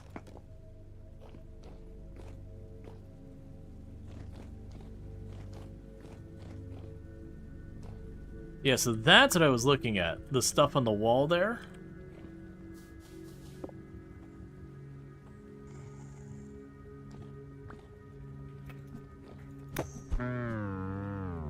Yeah. So we're definitely not going to be able to fight that, because that's a tier 3. That's the reason why, and it's basically broken my armor. So rather than run back, because that's what I was wanting, was saltpeter. Because saltpeter, you need for a bunch of different stuff.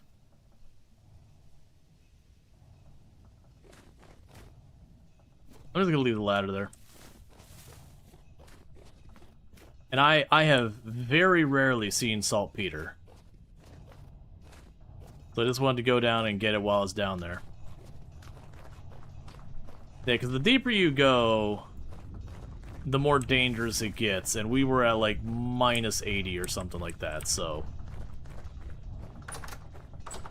I think the map goes like minus 120 or minus 100 something. So we're pretty close to the bottom, as it were.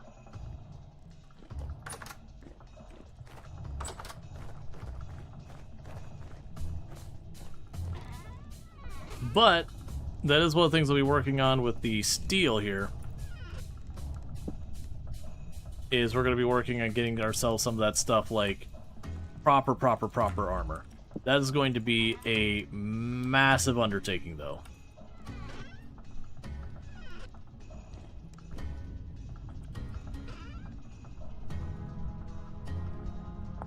So for the saltpeter to make this...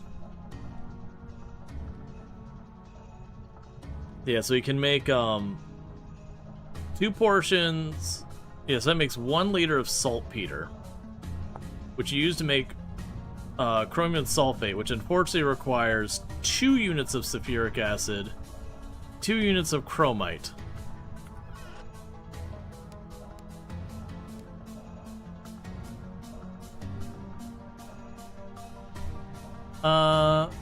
The link works for me.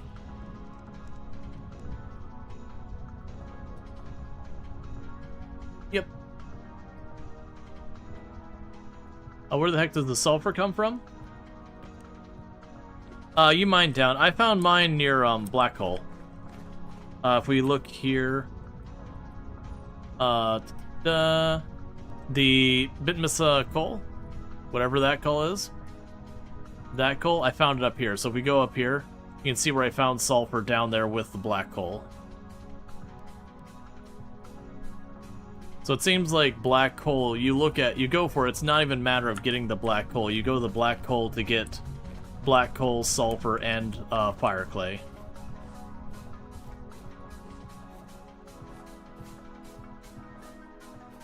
Weird. Yeah, no, the link worked for me just fine on Opera.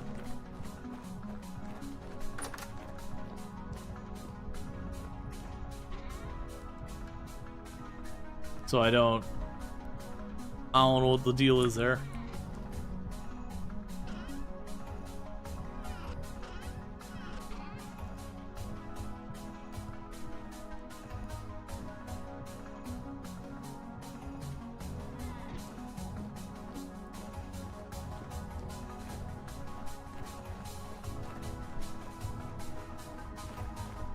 Yeah, I have no idea what the rules are with sulfur and the black coal. Yeah, I found for the last somewhat while Firefox like has not worked great for a while. It used to be like my browser of choice for the longest time. But I've had some weird stuff happen with Firefox.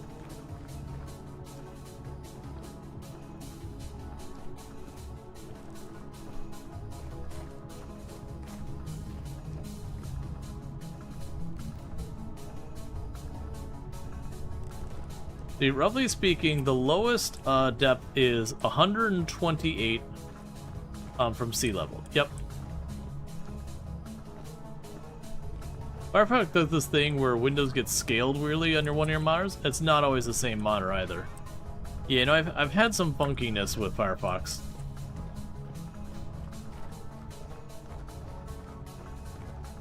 Which again is a shame because, like I said, historically that's been kind of my preferred browser. We're at minus 10C right now. We're gonna watch. If we get to like 4 in the morning and you don't drop below 15, then we start farming.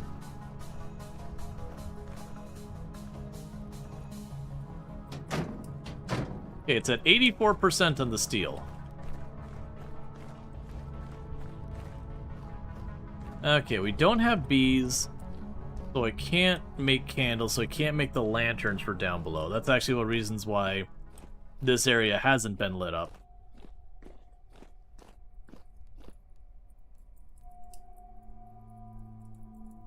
Okay, one more tick down and they'll be able to get more charcoal in there.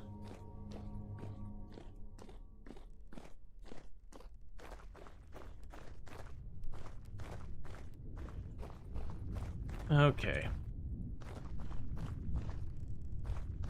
At some point, I think we get rid of this ladder, we expand this out here a little bit farther to make more room and all that for inside of here, and then also make this internal.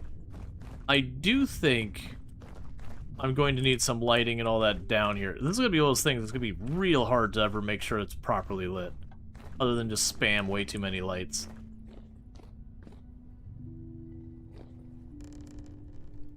You're just doing your thing. I can't work on the windmill thing right now.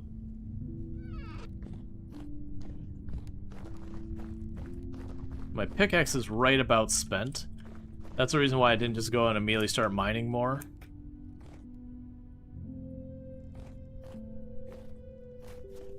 We can chop down trees, that's what we can do. And get ourselves some firewood.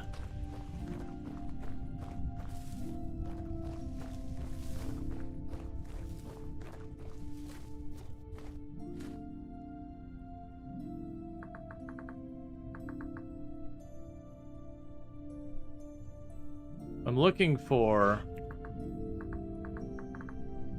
There's basalt down there. I wanted to see if basalt could do anything interesting or exciting. Mostly it looks like it's just another type of stone.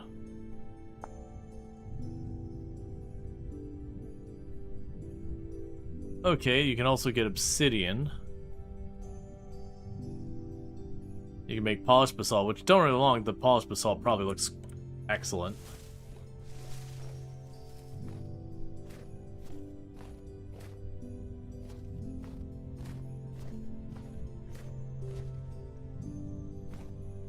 All right.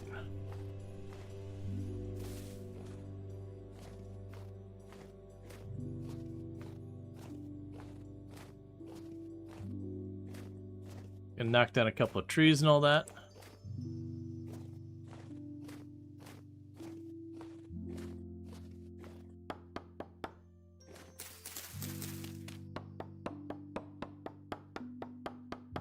I'm tempted to still pull up the rope ladders. I think it's good to leave the rope ladders there right now. Like, go back for them later. I should probably pull them up and not leave them down there. So what we can do is we can... Assuming you have the standard height. Yeah, I have the standard height. Yeah, so I'm not going to go the whole way down. We're just going to go down to the area with the rope ladders. We're going to yoink the rope ladders.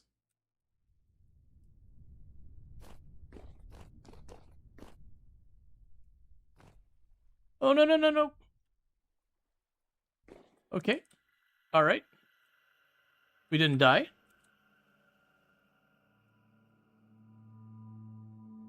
Okay. That was close.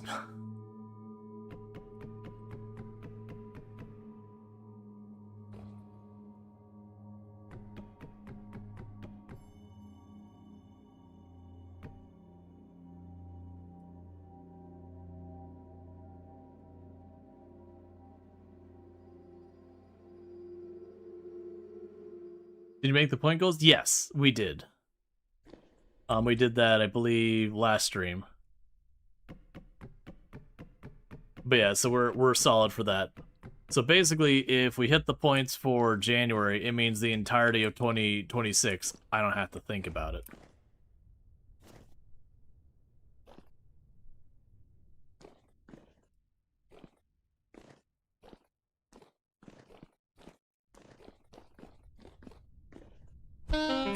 Oh, you scared me. I thought you were the corrupted one again. I was like, you're not supposed to be up here. Getting just ambushed by these things. This is that calm. Because I didn't explore the rest of this.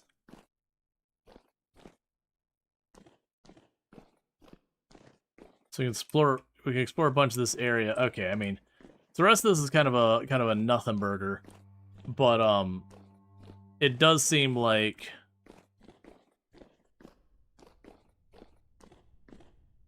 where'd that rope go? There's the ladder. It does seem like we're gonna want to get ourselves like properly armored up and everything to check out way down there where the tier 3s were showing up.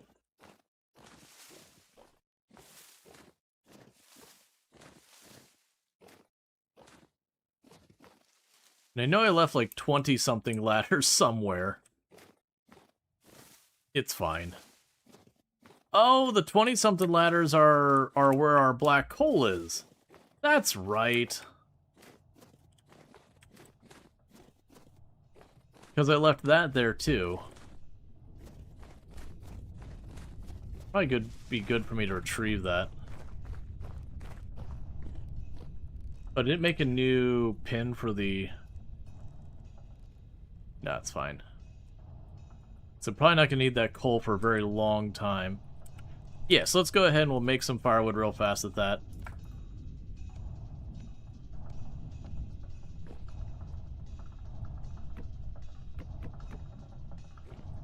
And get ourselves some more pie because we're getting low.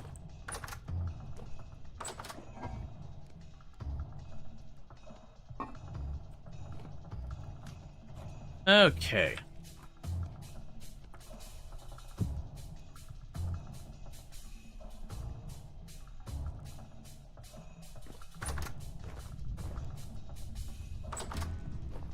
Yeah, so we'll just go over to where the black coal is. And it's just to go retrieve the ladder, so I have all my ladders. Because that's those things I'll probably just utterly forget it's over there. Is one thing when I knew I was going back, because we were looking for the fire clay and all that. But at this point, I don't anticipate finding much more fire clay over there, and we're not in immediate need for fire clay anymore. So I can go over there and deal with that. Barely for a minute, chat. I have got to use the restroom in a big way, so I'm going to go ahead and do that, and I'll be back in just a couple of minutes. And thank you again for tuning in. I'll be back in just a few minutes.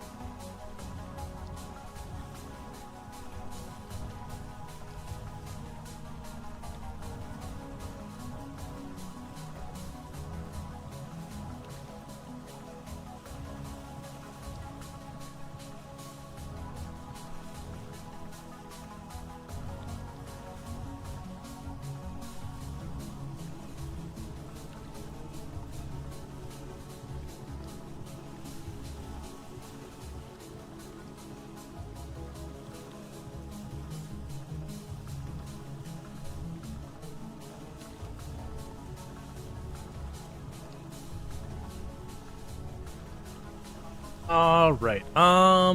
I do not know what game the first clip was. I didn't catch it. But yeah, no, I don't remember. Those clips, when they show up, they will actually show the name of the game on there. I know it can be sometimes hard to see on like mobile, or if you have the window too small or anything like that. But yeah, no, I don't know off the top of my head what it was. Let's go retrieve our ladders. The title said something about radiation, and you had a circular saw thing called a scrapper. Oh, Pacific Drive. Yeah. Pacific Drive. Yeah, Pacific Drive. Yeah. No, like where I was getting blasted by red radiation. Yeah, no, I remember that clip. Yeah, no, that was I wrecked the car and I wasn't going to be able to fix it. We were just in the storm. It's like, all right, well, I'm just going to go wander around and see what happens. Because we had just started playing. It's like, okay, like, let's see what happens when we fail. I didn't think I was going to be able to recover it even if I wanted to. Sorry, I'm just trying to get a drink ready. But yeah, no, I like Pacific Drive. Pacific Drive is one of my favorite releases of the last couple of years. It's not a game you're going to put hundreds of hours into, but it's a solid game.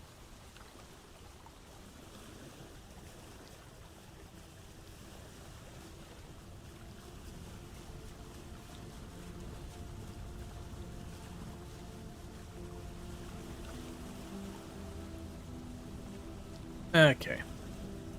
Yeah, like I said, we're just here to retrieve ladders. We should only be like 20-something ladders up here.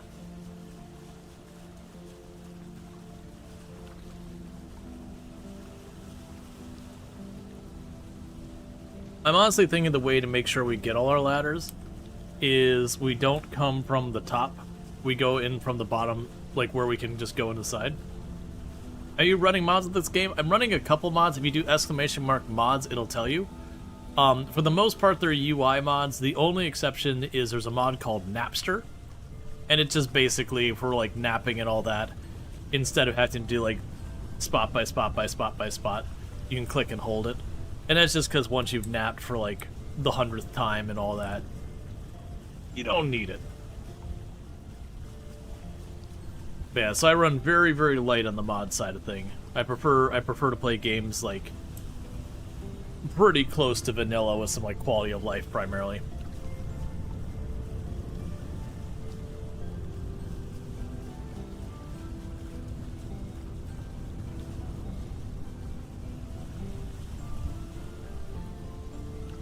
Okay.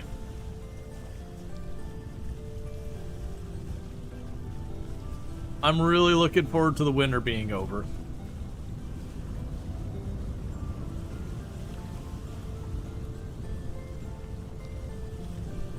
Ah, 116C. Almost. Sorry, minus 16C, not 116C. 116C would be a much different problem than it being a little too cold. Considering, you know, that would be the point that certain things would simply ignite immediately. Not enough to melt metal, but enough that, you know, you wouldn't be doing too good.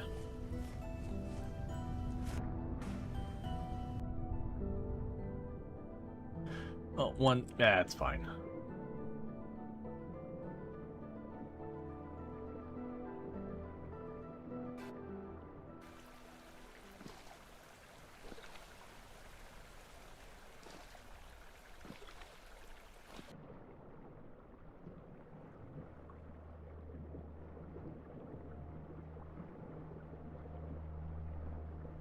There we are.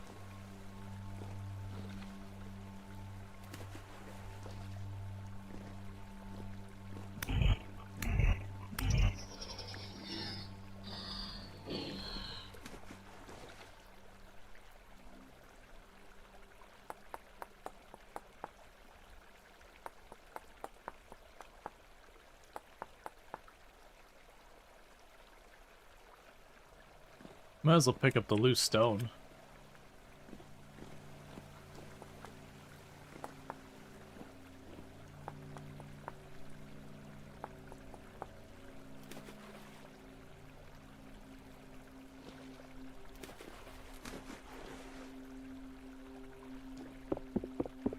And thank you for the follow. Go to stream. Oh, yeah, I saw that. I still don't know who was doing that. Trolling with the screen names. As people do. I'm confused. Oh, right! This is where I had a surplus of stuff. That wasn't me walling off for protecting myself. That was a surplus of stuff going on there. But yeah.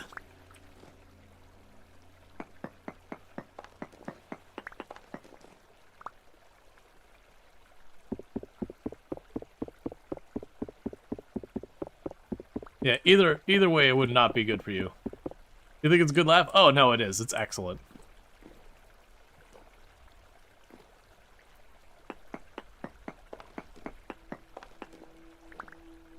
Luxray? That's not Ultrasaurus.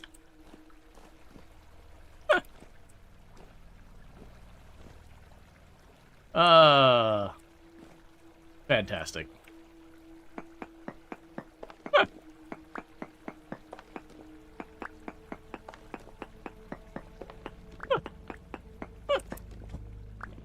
That said, we can get a shout out for Treacle, because Treacle's fantastic.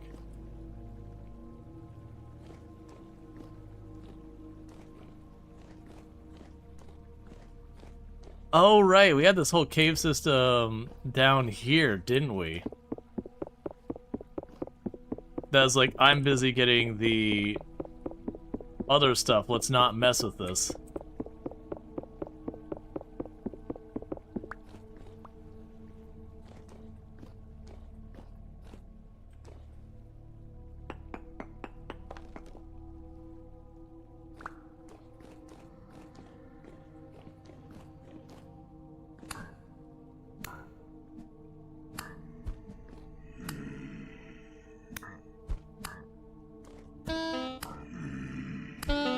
Oh, I thought that was going to kill you that last hit.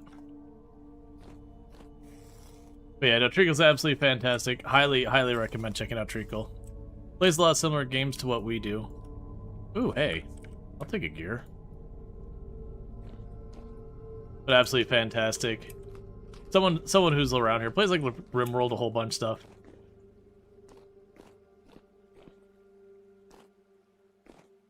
Okay. Gotta remember where those... That's not happening right now.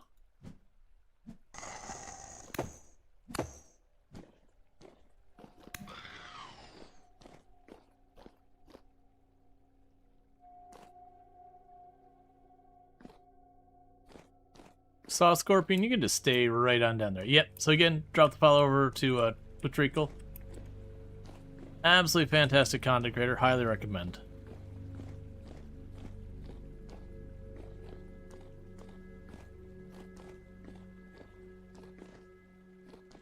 Okay, and thank you for the follow. Welcome to the stream. Okay, so we got all that.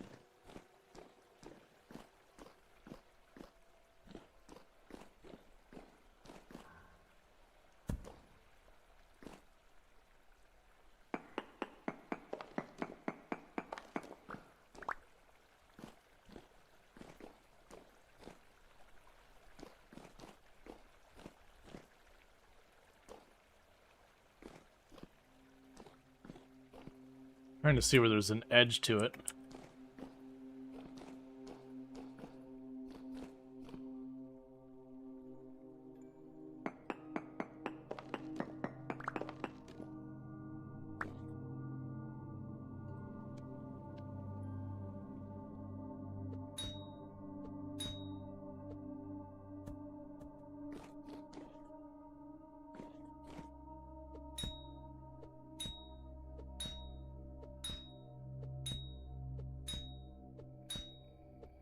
I feel no guilt.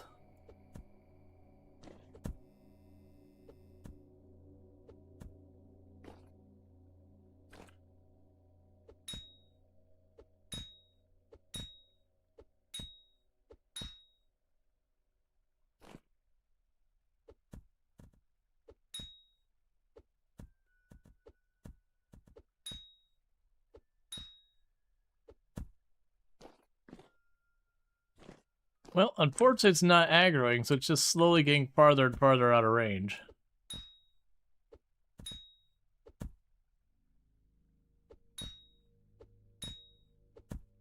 That is... I forget what it's actually called, but it's like a saw scorpion.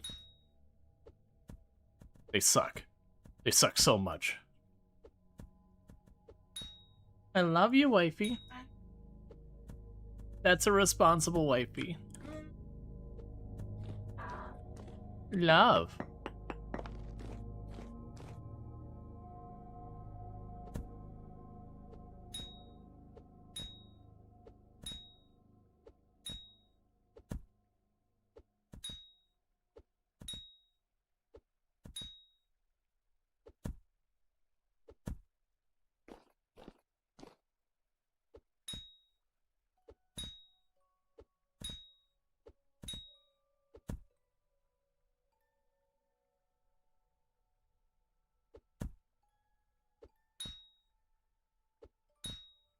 Okay.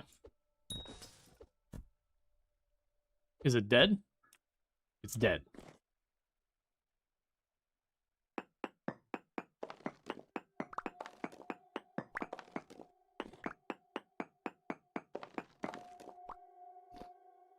Yeah, they're not very big. But they do hit like a truck, and they do have a pretty more range than you'd expect them to have.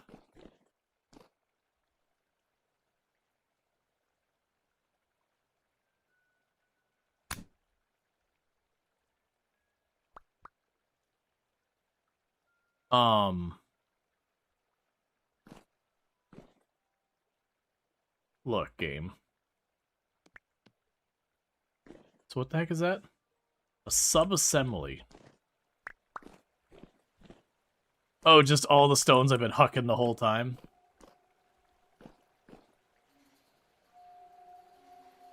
Ooh. Oh, screw you.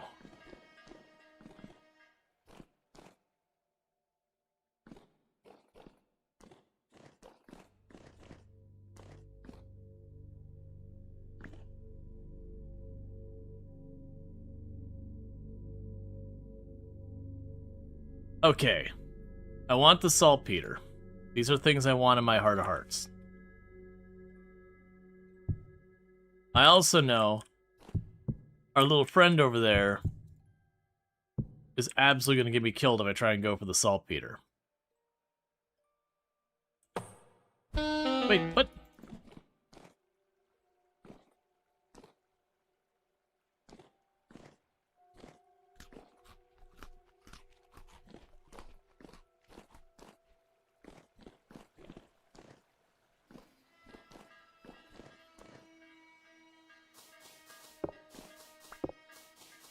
Be cool.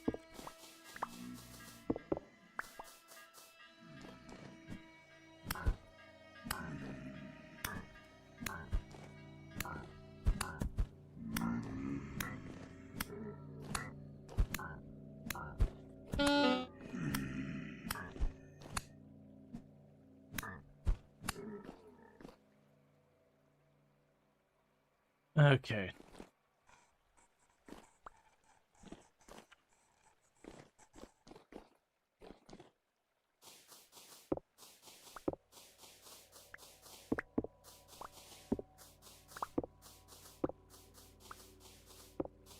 I will say, this cave has ended up being the cave that just keeps giving.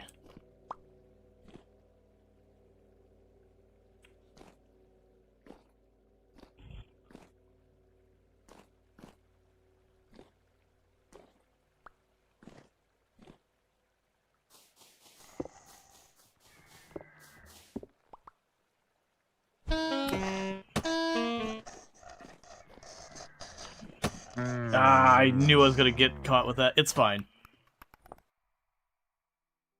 I knew I was gonna get caught with it. We were basically greeting for it at that point because I'm like, I almost never find saltpeter. With the bell there was no way we were gonna fight through it. Because the bell just keeps spawning more and more enemies. That's the reason I kept trying to stand back to where it wasn't ringing its little alarm. and just sneaking off what saltpeter I could get. Because I think that's enough saltpeter that I could actually get some stuff done with that. What does the bell mean? It's a name of an enemy bell. It's just an enemy that has like a big bell for a head and it just keeps ringing its bell back and forth. But the whole time it's doing that, it's just spawning in more and more enemies. They're really dangerous. As cited by the fact that we got murdered by all the things that showed up and killed us.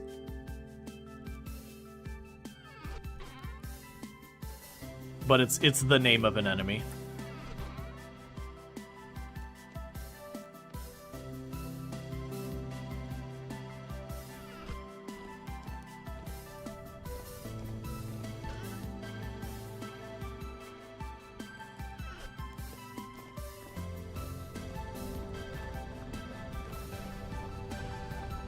Yeah, no, exactly. It's not a lot of mobs, but it's enough that, like, it's a problem. And they're high enough level, it's a problem. Alright, so saltpeter we combined, or we make sulfuric acid with that. So that's saltpeter. I don't have to do anything with it. And then powdered sulfur. And then water. Then go and grab you. Chuck you in there for right now. Let's grab the sulfur.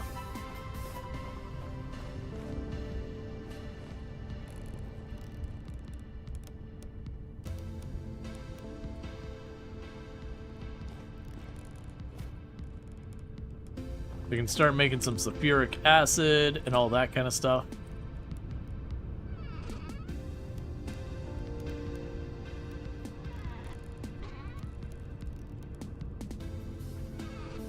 Why is your setup so weird? It's because it needs to have the column powering it. And so that's just kind of been my workaround. Otherwise I would have want to put it here, put a big gear here, put an axle, that kind of thing. I just don't have the fat to do it. So I can't craft what I need to make that happen. So we are doing it what we can with what we got.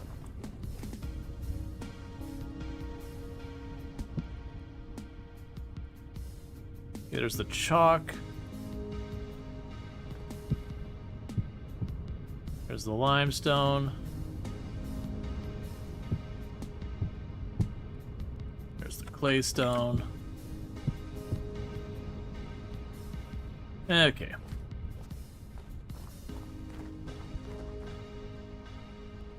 So for fixing that, I just need some leathers. Let's go fix our armor. It's trashed. That's part of why we're not... Imagining we're not getting any defense bonuses all from it. Not much.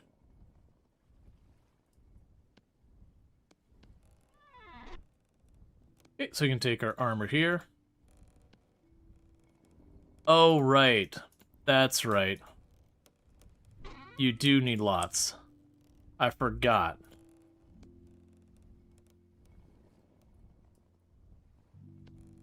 There we go. That's fully repaired.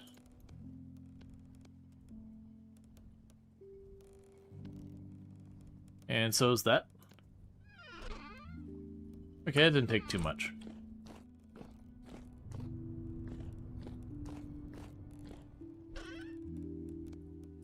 Yeah, no, I'm sure there'd be ways to abuse it. It's just the catch is you got enemies with you that are fairly tough enemies. Honestly, it boils down to you get armor, and then it's not so bad.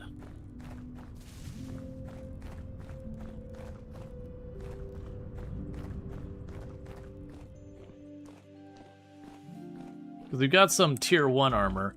It's just, unfortunately, the way the game works is the damage is dealt based on tiers. So if an enemy is a higher tier damage than your armor is, your armor does way less than it otherwise should. Oh, crap.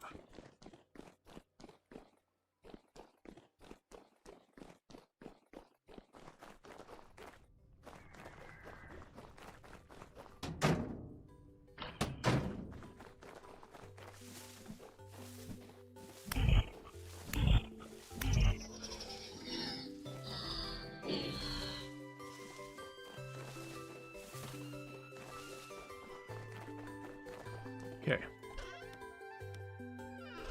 So the steel went out. It's at 93%. It's almost done.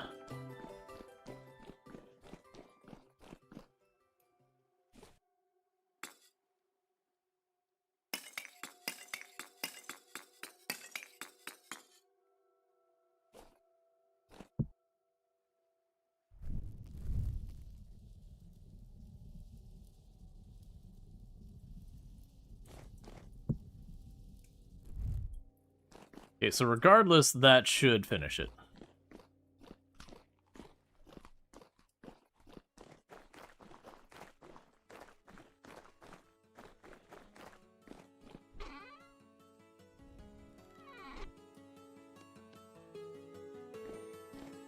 Oh, 1 second, we gotta get our next pie sliced. And there's another one over here. Alright, I'm gonna chop some wood today. That way...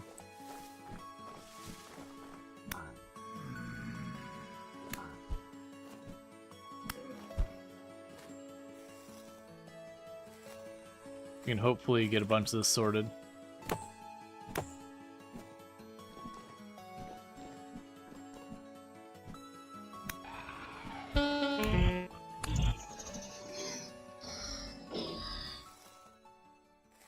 Okay.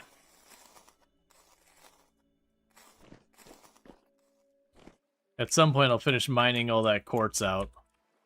And I'll probably just seal that whole area off.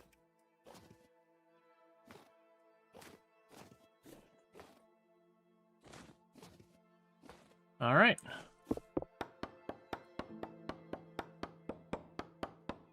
So let's go collect some firewood so we can get it ready for when we need the charcoal pit again. Because we're really close to getting our first rounds of steel. And then once we get our steel, then it's a matter of repairing the building that makes the steel, so we can do another round of steel. I didn't see what the temperature got down to, other than it was like 16 minus Celsius, which was enough that I can't start farming yet. We're getting real close. Is that a flint axe? Yeah, I need to start making them out of better materials. It's one of those things when it comes to shovels and axes, because you just use them constantly, I'm less motivated to... motivated to use, like, my good metals on it. Because I'm just going to keep breaking more and more of them. It's not really the right approach. But it's just one of those things that I could see it as a sink for iron and all that. Now, granted, once we get steel, like, I don't see a reason not to use the steel.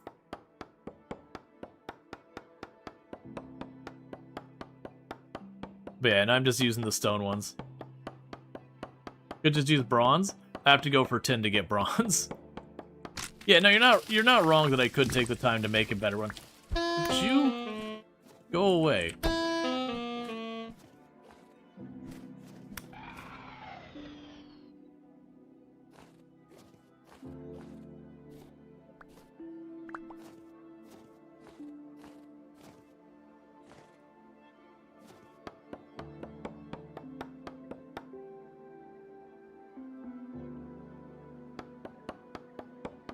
Let's see, Wicked saying, summoning monsters when the player gets within 15 tiles of the bell. It begins ringing an alarm that spawns on enemies within a range of 12.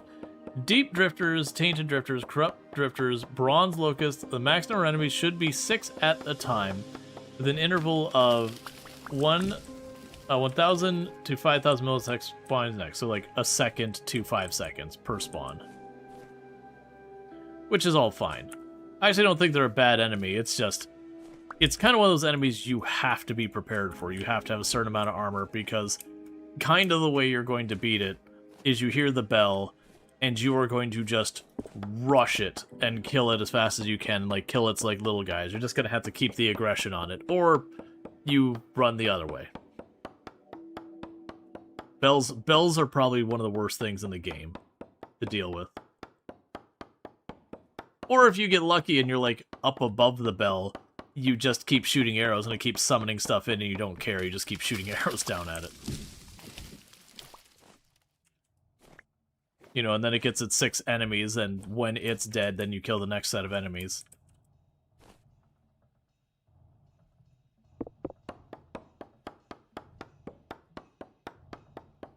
Alright.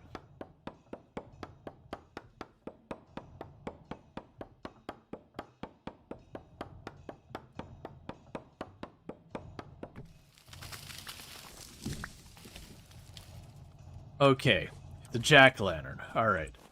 I had a momentary panic when I saw orange right where I cut down a tree, and I was like, no, my bees. But it's false alarm. It was a jack-o'-lantern, which is a poisonous mushroom. How do you mark yours? It's just an orange pin. I do it that way because I'm using a mod called Auto Map Marker. And all it does is, like, when you go and you hit a piece of ore, it'll mark that ore's there. So it doesn't find stuff for you, but when you go up to, you just kind of poke it. Now, granted, I probably should reconfigure it so it's, yeah, like an orange tree as opposed to an orange dot, because the orange dot can get confusing with the,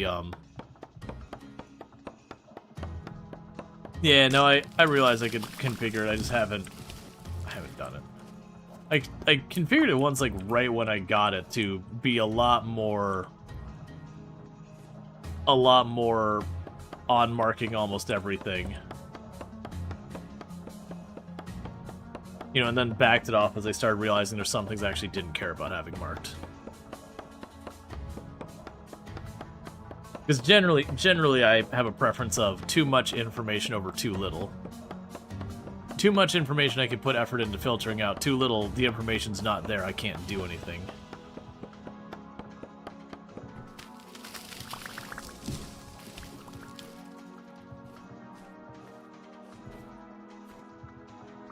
Let's see, for some perspective, a surface drifter tier 0 has 12 health, a deep drifter has 16, taint has 22 health, and tier 4 has 54 health, and bells have 100.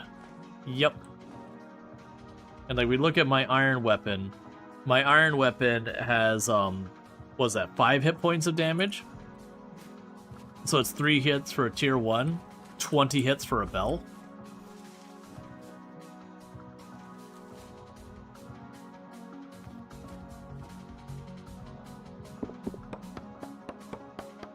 You wish there were search and hide functions, like the way you disable resin markers.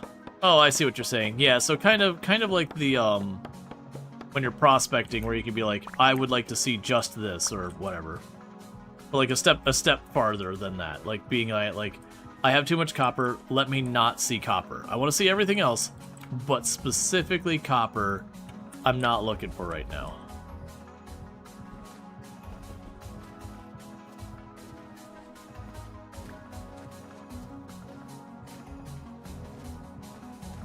Okay, so let's get back.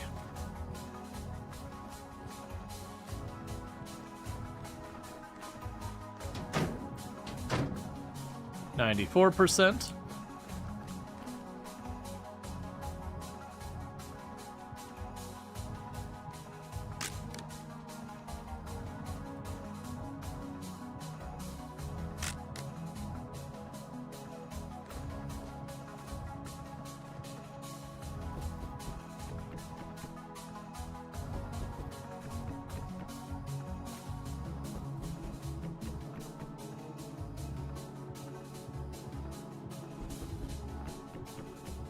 And I'm not particularly hurting for burning stuff.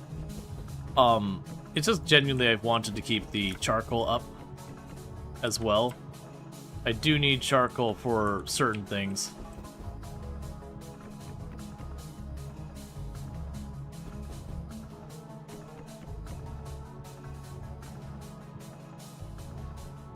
Just make it so you can search based on the name as well, like quartz, none.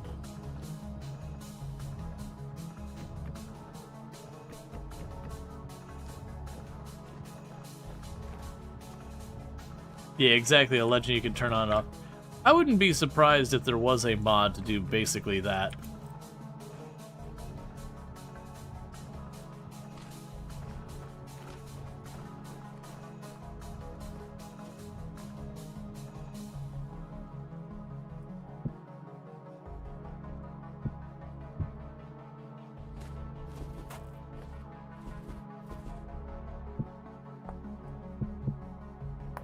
Oh, that was a shovel. I don't need a shovel, I need an axe.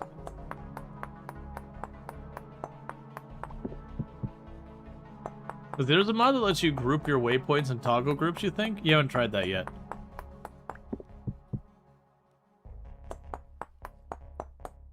The song gives you Twin Peaks vibes?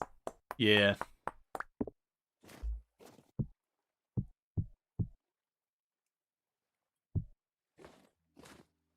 Okay, so you can grab you. Get your axes. Get the shovel I didn't really need, but that's okay. We can go ahead and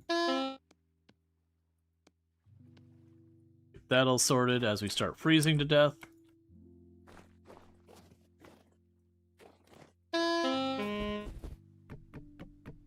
Of course, it ends as soon as you comment on it. Well, it got a little bit of performance anxiety. It happens. You know, sometimes it's just a little difficult.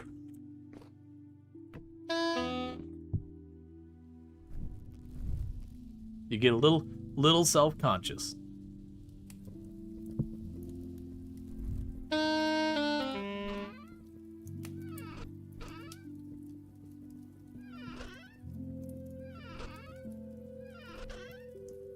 I think the resin's in the other room now. I'm just gonna chuck it here anyways. And a whole extra stack of the firewood. That's fine.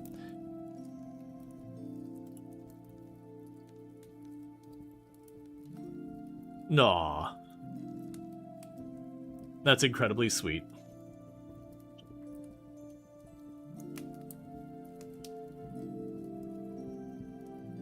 That chat is Riz. I feel like the moment you point out that it's Riz, it like has negative Riz effects. It's like you can be cool, but the moment you mention that you're cool, you're not cool. That's the point. Alright, Luxray. Night.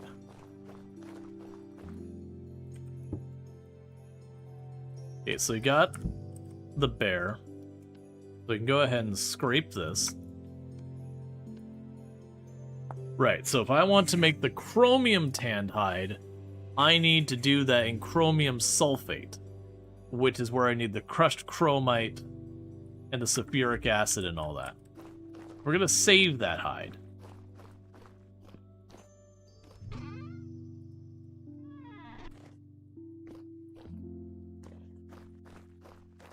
So you're intrigued, what the heck are you building? Oh, so this pit, yeah, this is just a charcoal pit. So basically I just keep filling it with firewood until I need charcoal, then I bury the whole thing and I burn the charcoal. Yeah, steel production is still productioning. The greenhouse is not quite at the temperature I need to be able to start using it. We gotta wait till the winter's a little bit farther over.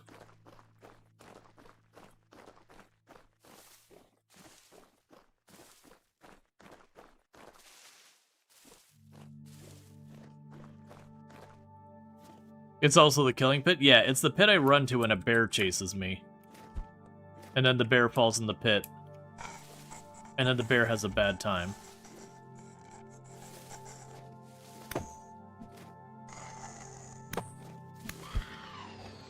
Alright.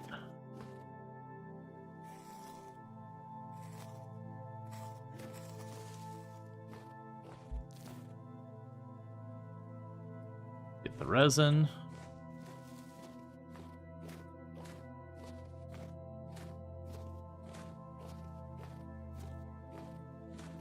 So I think I'm hunting now.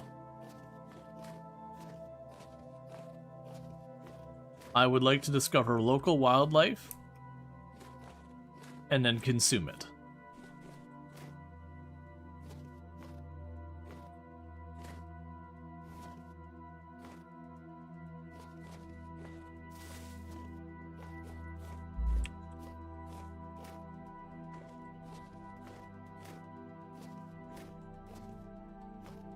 And I know he had a bunch of wolves and some chickens and some other stuff on the island.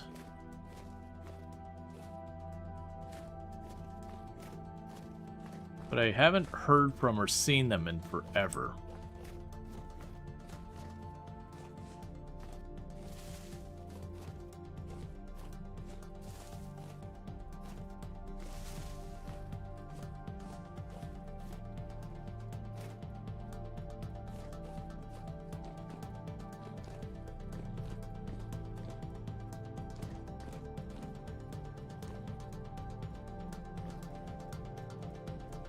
Apparently had some more olivine I found down this way too, which is not surprising. Pretty much everywhere from what I'm finding.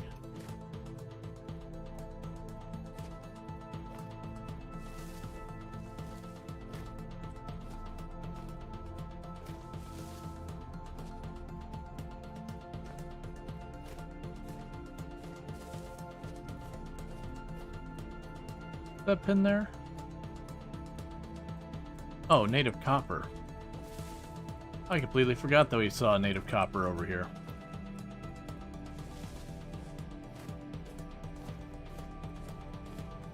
And we previously had wolves in this area.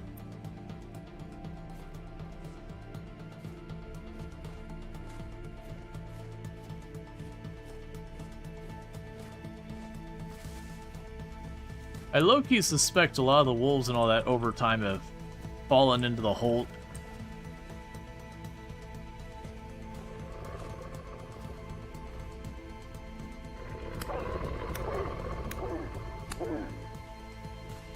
Poor dog. Got himself stuck. It's a copper spear.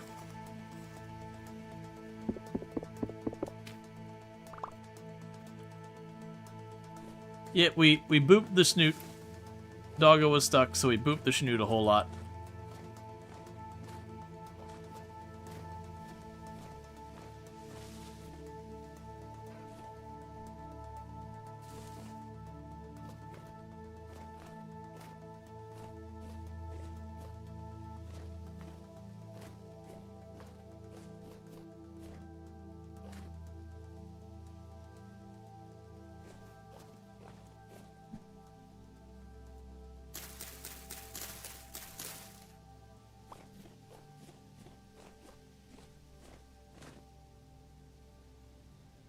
You did the math.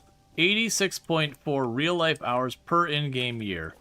Yeah, as long as you're not, like, sleeping or doing anything else that skips time.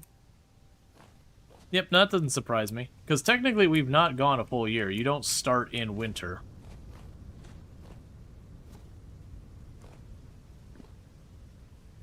That's another...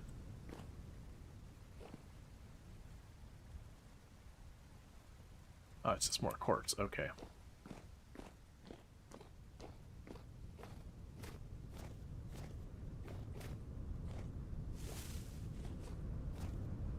But yeah, nuts whole thing. But like for where it'll end up being 84 hours, you start it's something like June or May or July or something like that. What is that showing? Oh right, I got tin ore down there. I forgot about the tin.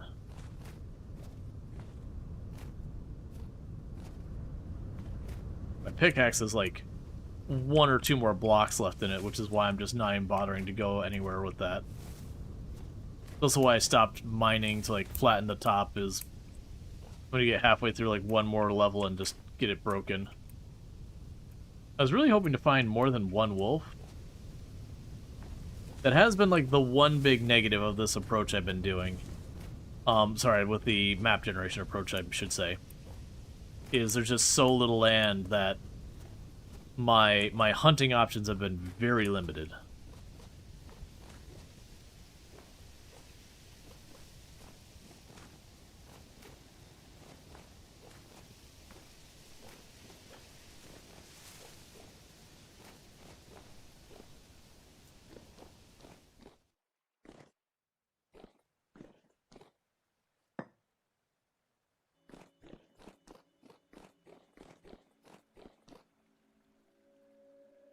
Alright, so there's a much bigger abyss down there.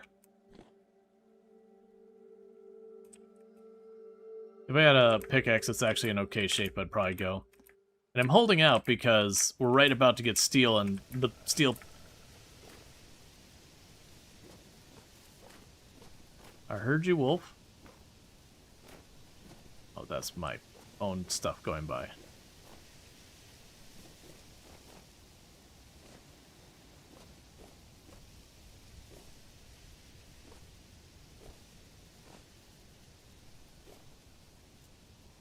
I heard you growl. Where'd you go?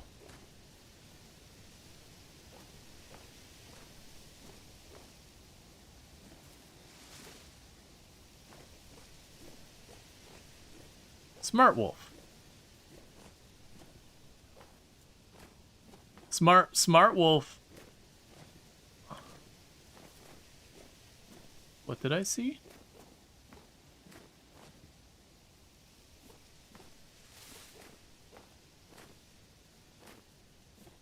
I think I just saw a deer run off or something, but I didn't get a good look at it because it's nighttime.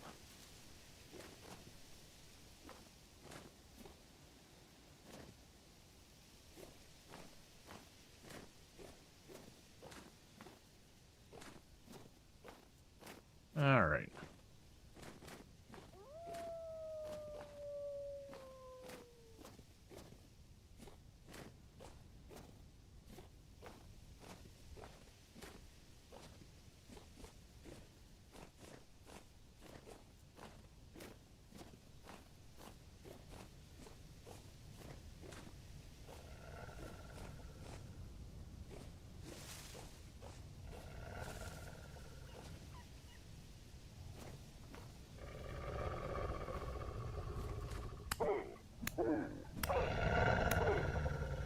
Why are you all so bad at navigating? I think what's happened is, like, these trees just keep growing more underbrush and all that. And it's made it so the animals can't hardly move around.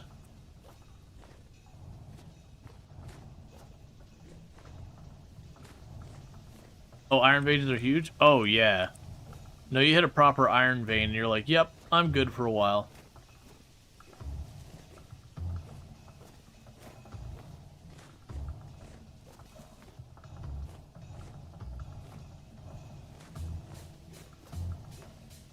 But yeah, I'm curious about, like, getting stuff like deer into an area and see if you can't just have them, like, you know, cordon them into an area kind of thing. Not even for, like, killing them and things, just to see if they'll breed and you'll be able to just use it as an area, like an unofficial deer farm.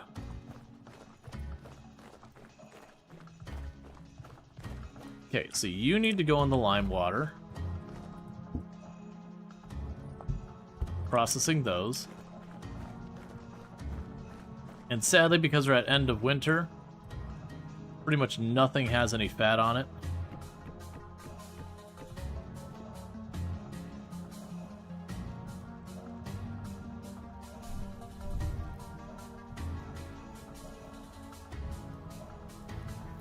And thing of the follow, welcome to the stream.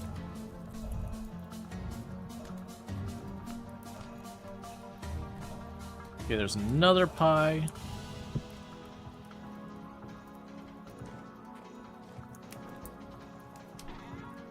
Okay, so we do have the resin and the fat. Let's see, apart from you, looks down our belly. You're at the end of the winter and you're plenty fat on me. Yeah, that's the difference between video games and all that. The animals, like, they end up being very lean towards the end of the winter and everything in the game. Alright.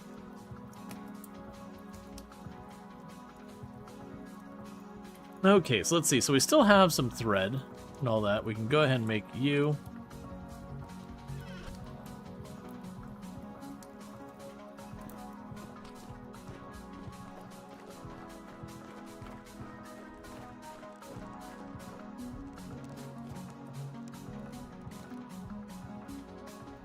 Okay, we got some sulfur powder.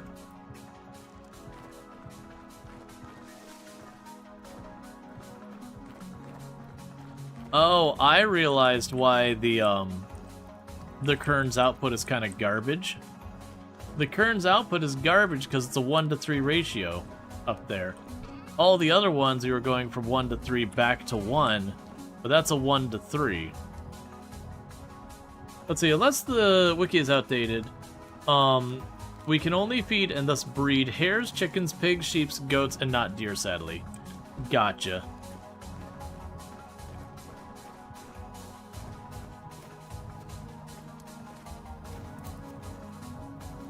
I'll need to make traps for a bunch of stuff. Alright, how are we doing on the steel?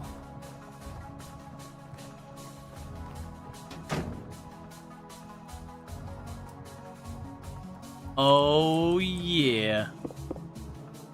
So let's go down below and pick up all the coal that's remaining there.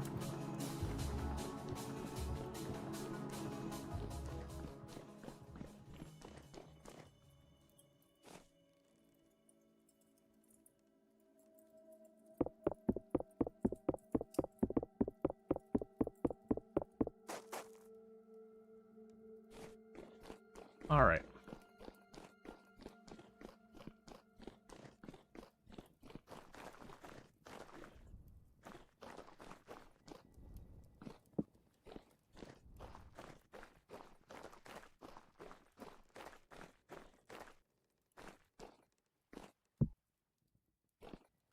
You seem to be glowing red for some reason.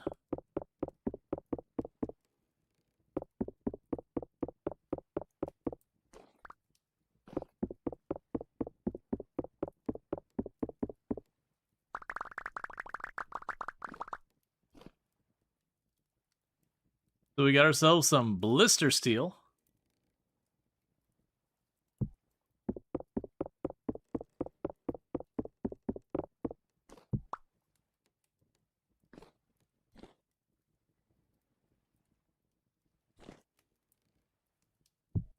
There we go. I was like, excuse me?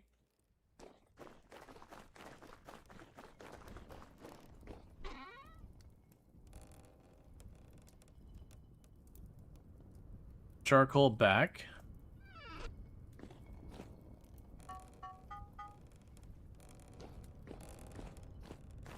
And get the next batch going.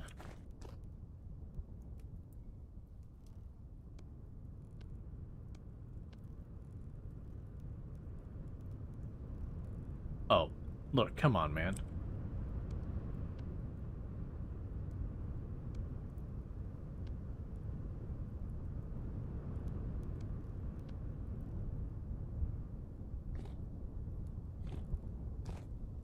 Five tiles are damaged. Ah.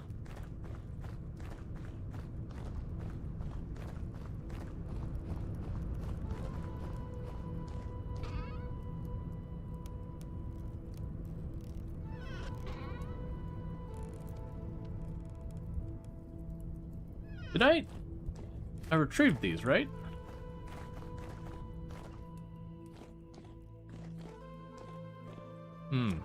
Okay. Well, that serves me right. So grab you.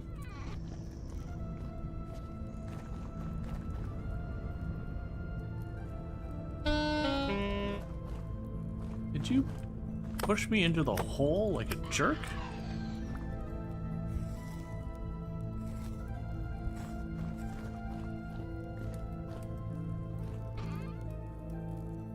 Okay, so let's go here.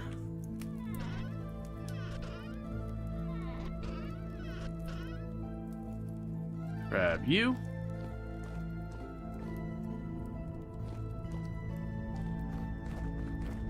No, grab what Pete's left here, which is not much. And then we'll grab a stack of firewood. Okay.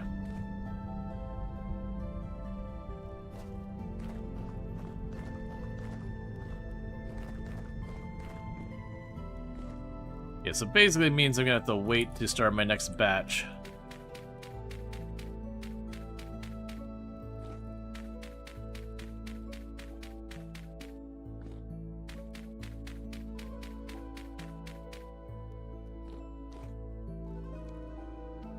Because it didn't leave myself enough stuff.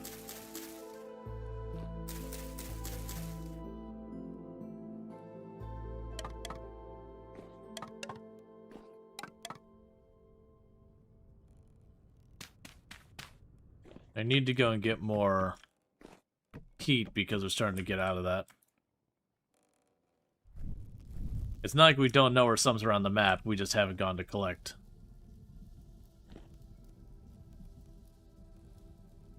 But with getting our steel pickaxe and all that, I can go collect the titanium we found earlier. And with the titanium we found earlier, I can get the tier 3 refractory bricks. So let's go.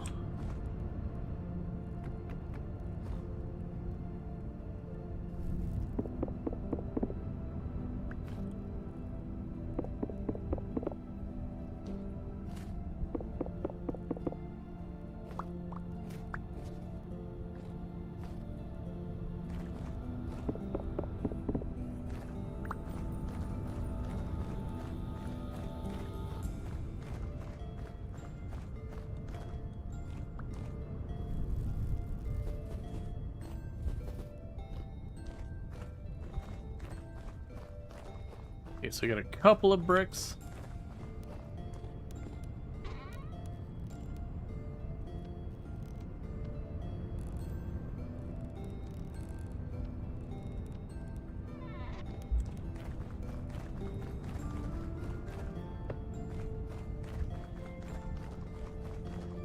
I think it said there was 5 damaged.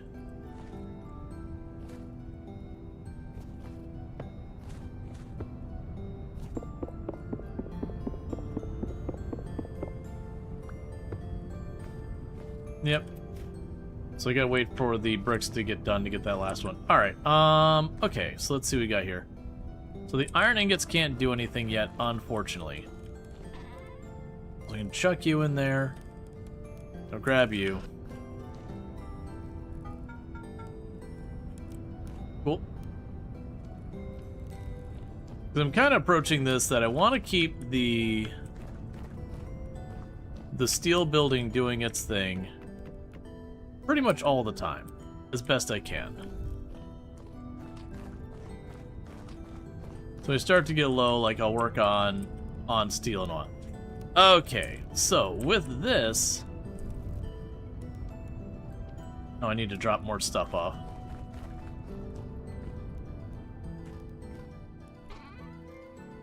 There you are. There you are. For right now, you can go there as well.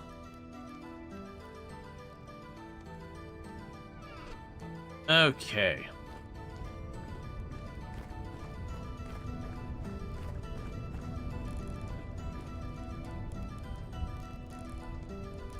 What's gonna happen now?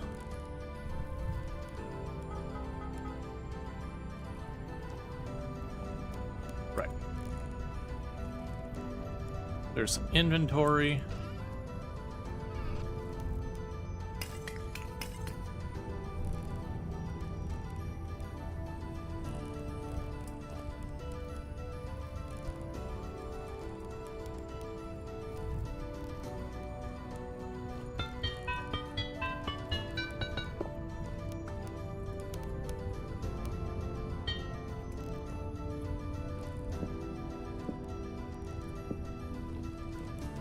Okay, let's close our door, because we got some smithing to do. Alright. So we finally got ourselves some steel. We're gonna make our basic tools, we're gonna make our pickaxe, our, actually I mean, we can make a prospecting pick if we really want to.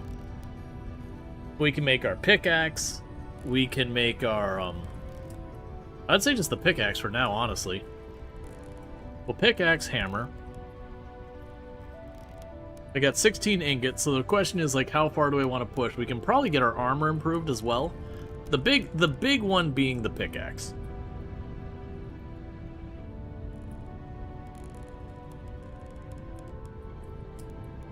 You liked how the devs were like, we made you make iron blooms, will make the blister steel easier. Yeah, because they very well could have made you do the whole same thing. Where you'd have to sit there and just chug away at it kind of deal.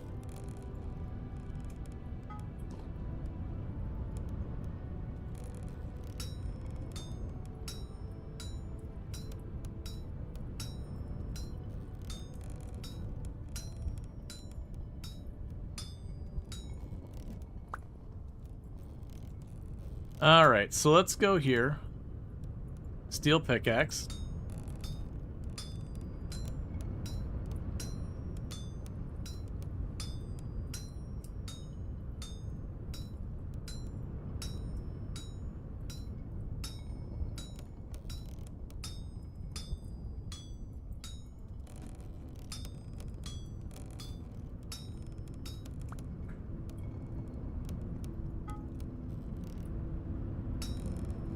Next one will be the steel hammer.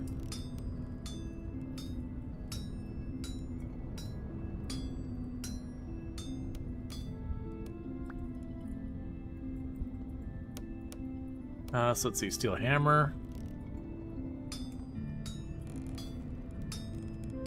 And we're doing that because we want to up-tech a bunch of our stuff. Starting with tools that are going to break soon.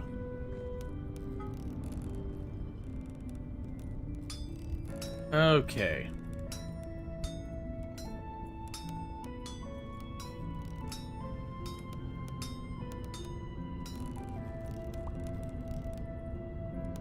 So as far as new tools, we don't get any new tools that I see here. We can just make more of our other stuff. We already have the pickaxe and all that. What I'm going to actually do is make the steel chain. Because we're making armor.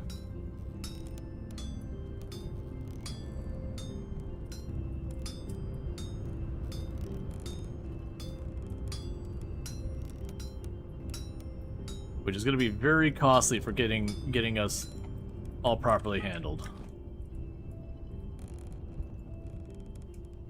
Oh, I see. Oh, well that's...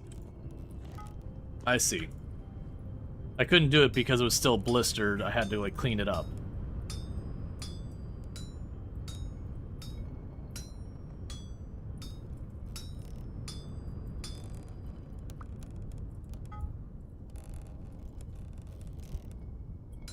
There we go.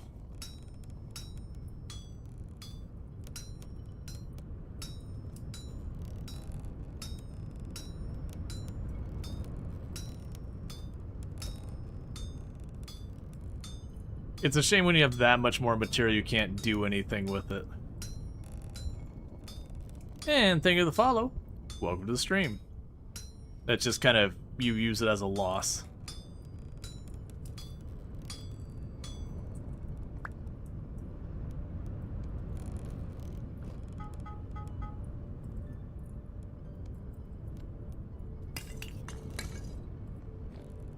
Okay, and we grab you.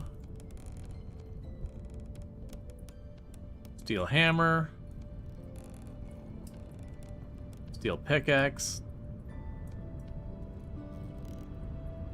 Then after making the plate punch holes, is play making...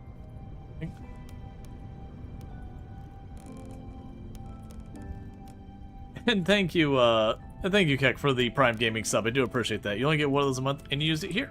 And it means a heck of a lot, so thank you. Alright, so with that, with the chain, we can start working on our chainmail. So it is an obnoxious amount of chain for the chest piece. You get the idea. It's going to be a lot of chain. It's going to be a lot of chain.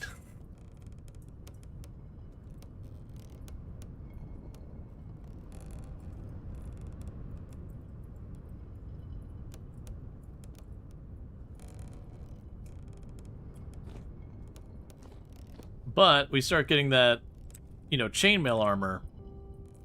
And then when it comes to going down against the tier 3 enemies and all that, it's going to go a long way. And then if we get to, like, full-on plate, it gets more absurd.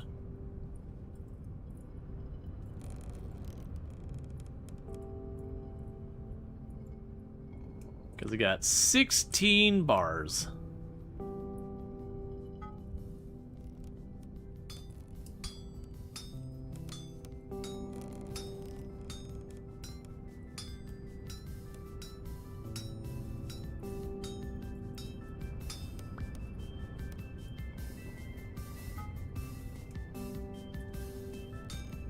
Okay.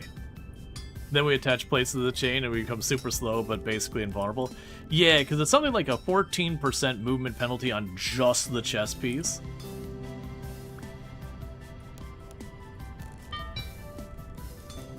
That's kind of just how you work it.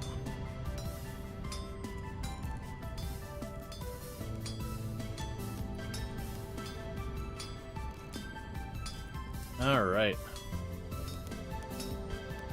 But that's kind of the idea, though, is a lot of those, like, farther in the game enemies, the tier 3s and all that, they've just got it set up where if you don't have really strong armor, they just one-tapper you or two-tap you. And especially with stuff like the bell, it's not realistic that you can go into that fight without getting messed up. Which means you have to have a certain level of being able to endure the hits. Because, like, of course the areas are just exploring tunnels. I could do stuff like make little side areas and, like, little spots I could shoot bow and arrows through. But when you get into like the actual story areas, you don't get that luxury. They don't let you put down blocks or whatever. It's just like you can't do things in those spaces.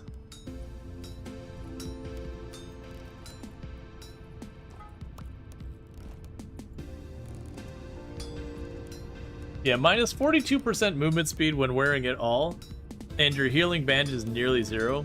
Take off the armor for bandaging makes sense. But, let's see, we'll get these warming up while we're waiting.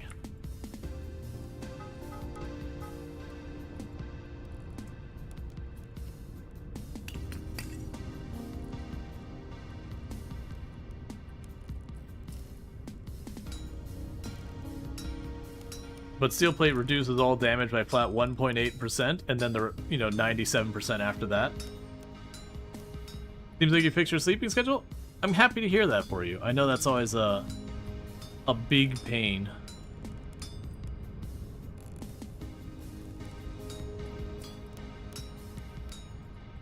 Yep. No, it's 100% so you can actually run in and fight and all that, and be tanky. So the idea is you explore the world without your armor on, and then when you're going to be like diving into a proper combat situation, you pile on your armor. So you can actually see it as being a thing where you'd keep 2 sets of armor. You'd have like your basic, I'm wandering around, I'm mostly worried about just not dying to a bear real fast armor, and then the no really, I'm going someplace spicy armor.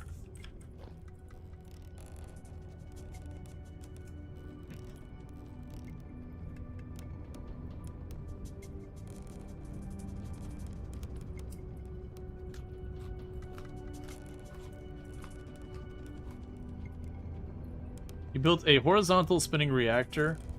Even glows. Okay. I'm glad you're having fun with it. I'm assuming that's space engineers.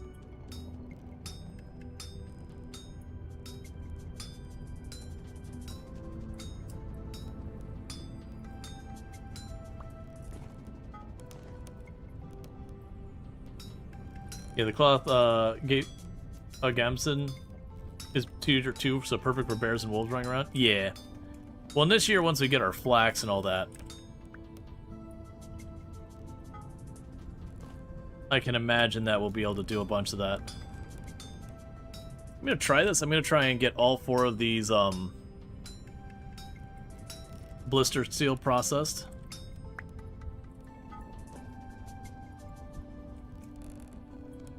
Well, these ones heat up. And see if I can make the chain before they cool off. I think we can. They seem to be holding their temperature relatively well.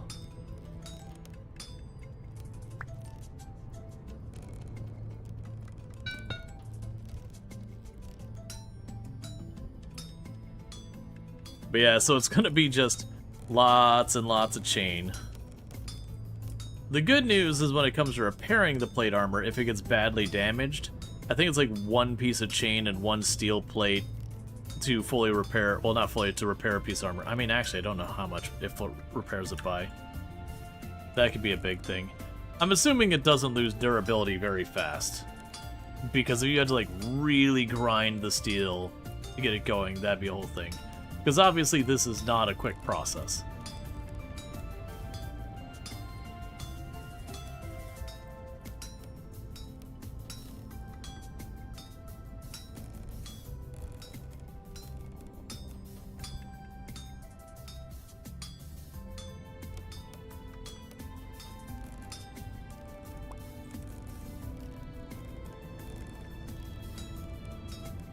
Okay.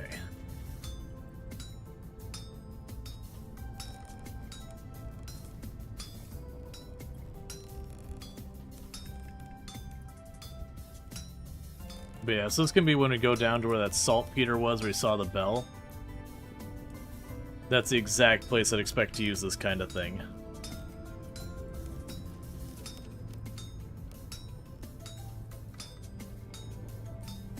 It's not only that we're making plate mail, we're making steel plate mail.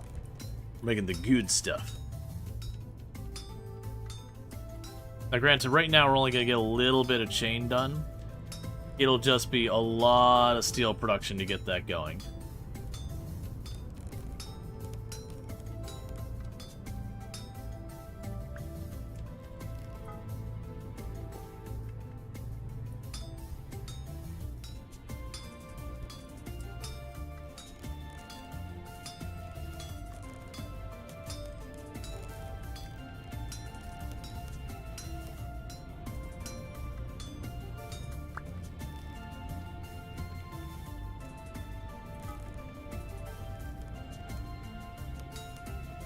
Okay.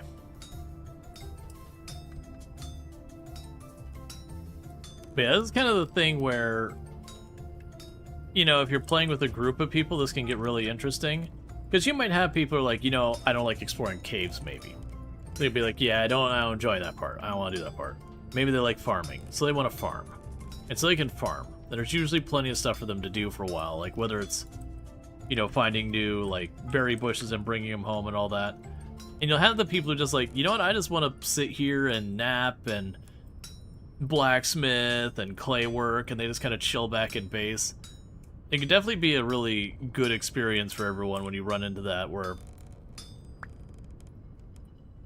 people are just kind of enjoying stuff together. They have different things they want to prioritize.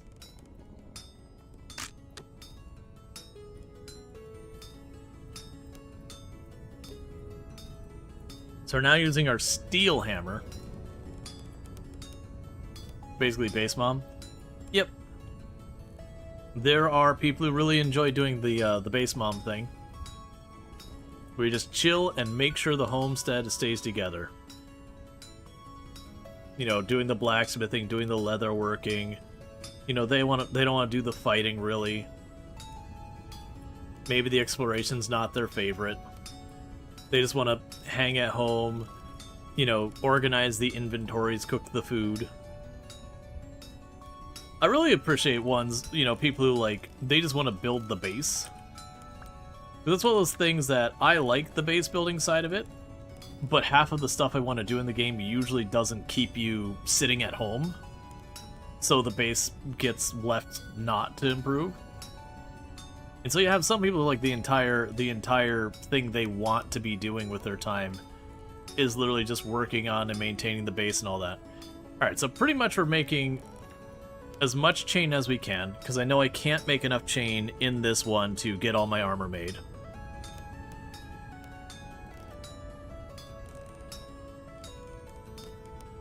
But we'll see what we can get knocked out.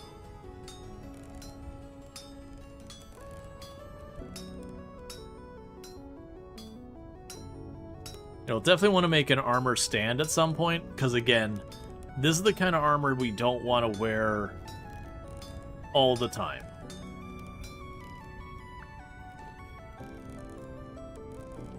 Okay, so we have 7. So you require, like, 12. You require 6, so we can upgrade the pants. And then the helmet is 3. We can do the pants. So if we look at this, if I wear the pants, my walk speed takes a very minor penalty, -3, and our hunger rate goes up not quite 10%. But it is tier 4 protection, and it does help a lot. What we're going to go ahead and do is we're going to take off our pants, as you do.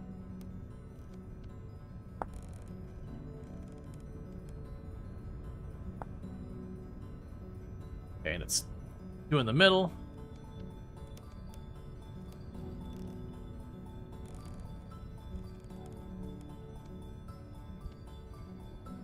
And we now have chainmail pants.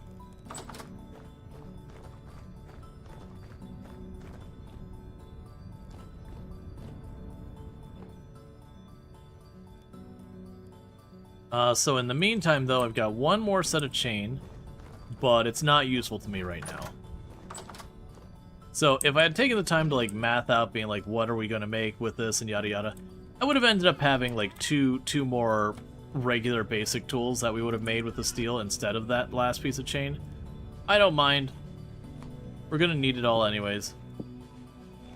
But we got our steel pickaxe, which is the big one, and the steel hammer. And that's because our hammer was gonna break, and I'm just gonna make him out of steel now. Okay.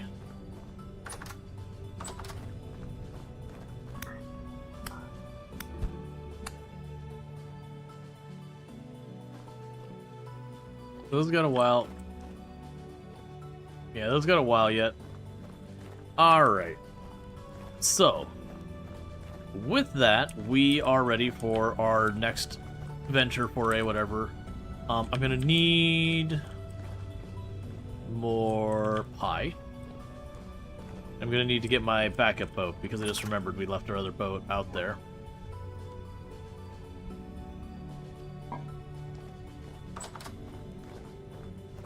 So let's go grab her backup boat.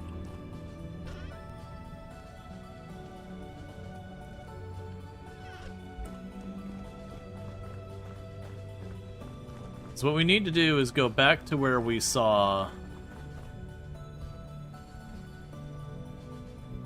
Or we're going to go back to where we left our other boat. I'm just going to grab the boat, chuck this one in the other one. Because then where we're going is we are going down here. Sorry, that's not right. We're going down here. Because down here, you'll notice I've already found titanium ore. That's what I need to make the best refractory bricks. And that's what we want. We want the absolute best refractory bricks we can get. Because if we get those really, really good refractory bricks... one thing I want to do is add a pin there. If I get those really, really good refractory bricks, then what I can ultimately do with that is when we go and make our giant, like, steel thing, where you notice, like, 5 of the blocks got damaged. If I remember correctly, it was something like between the steel production and the beehive kiln. The beehive kiln, you can also use fire bricks. And it was something like if you used a fire brick, it was a 1 in 10 chance each time I think it was hour you run it or whatever, that one of the blocks gets damaged. Like when it's done, it rolls the dice that you get damaged. And then for like refractory 1, it's like 1 in 100, refractory 2, it's like 1 in 1,000, and refractory 3, it's like 1 in 10,000 or whatever. So the idea is when you make one of those tier 3 bricks, it's literally the same cost as a tier 2, but 1 extra ground up piece of titanium. So 90% of the cost you're already paying. So that one little extra thing, literally by a magnitude of 10, improves the chances of those bricks surviving each time you do it. So you're going to use less fire clay. And from everything I've seen, it does seem like the fire clay is the actual pain point, because olivine and quartz seem super easy to find. I've been, like, both this and my last playthrough, I was finding that very regularly. Titanium I've had good luck with, but I haven't looked for it enough to know whether I just got lucky, or it being just relatively not that bad to find. You never found olivine? Yeah, I notice it's not showing up here. I found it near quartz a lot of times. And it's usually very shallow as well. I feel like it's gotta be here, right?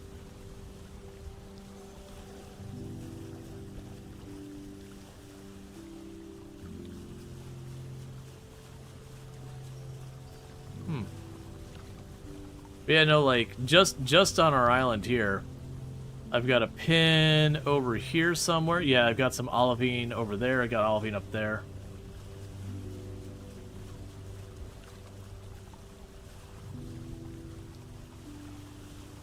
Yeah, exactly. Yeah, and I don't think I've ever had a run where it's been like, oh man, I cannot find peridotite.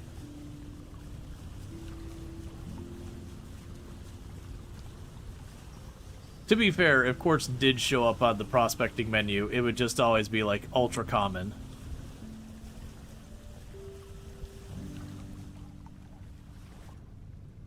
Gotcha. So yeah, so it sounds like what you need to do if you're gonna look for it is to just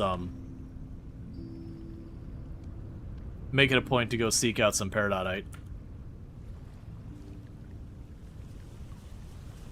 How do you find peridotite? You just run around the map, and you look at the ground from time to time and see if it's green.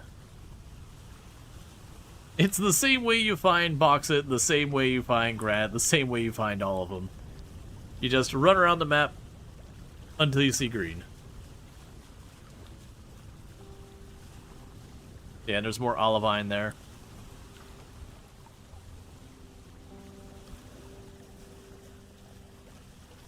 Yeah, it's like a dull green, so if you just run around, you'll see it. But yeah, no, it's like the same thing like when you're looking for when you're looking for box it, you just run around the map until you see orange.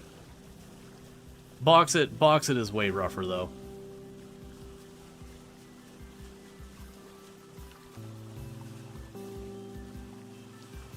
Yeah, you can. It could potentially be there. That'd be I do believe, if I remember correctly,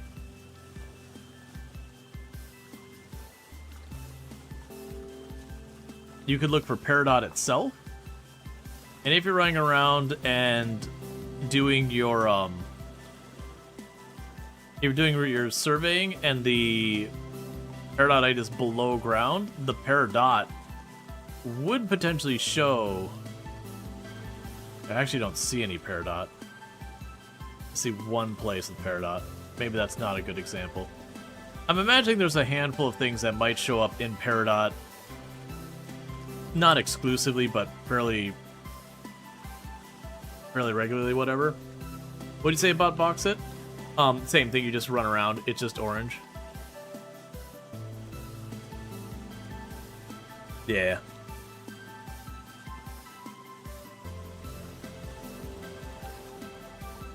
Oh, I probably want to go around to the left.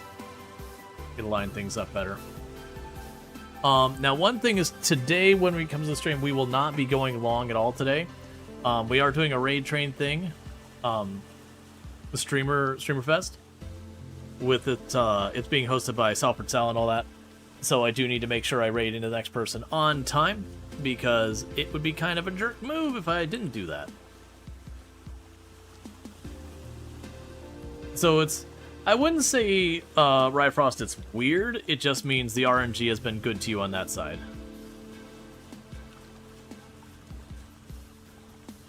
Because, like, my first run, I don't remember if we literally started on a box. No, we didn't start directly on the boxed area. We started right along one. And I remember people were pretty, not upset.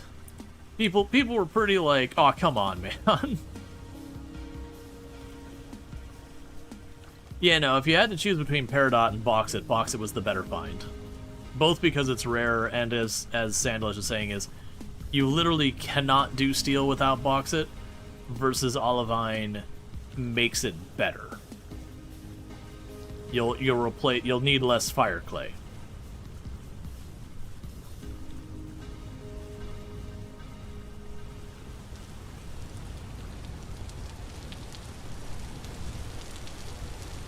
Yeah, it's part of the reason why we I started spelunking a lot more. We started knocking off more of these caves to explore. Is you can find stuff like teleporters and all that. There's all sorts of interesting things in the caves. And if you can find a teleporter, it can massively change things for you. Because I haven't found one in game, but I'm under the impression that when you find a teleporter... Well, yeah, no, because we did the story thing. But yeah, so like the idea is like, I could find a teleporter. I think they jump you like 5,000... Someone can correct me if I'm wrong. So 5,000 or whatever. So to give you an idea where this is here, that's 0, 0. So yeah, it would teleport me somewhere around this distance. Maybe I can go farther. Someone else will know, because I haven't... The only teleporter I've used was story stuff. I haven't found a teleporter in the wild. But it seems like an excellent way that you could maybe have, like, your main places in a temperate biome, maybe the teleporter can bounce you over to a tropic biome or whatever. And so you can kind of take advantage of both biomes. Especially if the teleporter's near enough by where you find it, where it's like, you can go somewhere. Because I know we had one person talking about, they got all excited that they had gotten pretty late game and they started finally exploring the areas below their base and just straight up found a teleporter like right at their base. And that was pretty cool because, you know, they effectively already have their home at a place that gives them access to everything locally around it, and just down the stairs they can then bounce over. Like I said, I don't know the distance. I'm under the impression it was something like 5,000 tiles. Which it could be a lot longer. Because very, very genuinely the map is 1,000,000 by 1,000,000, so if it jumped you 15,000 tiles, I think that would be fair. Hey, Sherry. It's good to have you. What happened to your friend and I is you found another teleporter in a cave that one sent us too? You go Spelunky? Well, yeah, because even if you don't find that, according to the wiki, a repaired translocator will find a spot a few thousand blocks away from itself, where a paired translocator will be generated, allowing the player to easily move between the two. The newly linked translocator will be at least 400 blocks away, but no farther than 8,000. Gotcha, so there's a range. Yeah, I know what I had been quoted was about 5,000, which that sounds fair, like what you're saying, because it also could have weighting behind it as well. For those who don't know, Sherry Kind, another fantastic content creator. Someone else to check out and all that good stuff. Plays a lot of RimWorld among other games.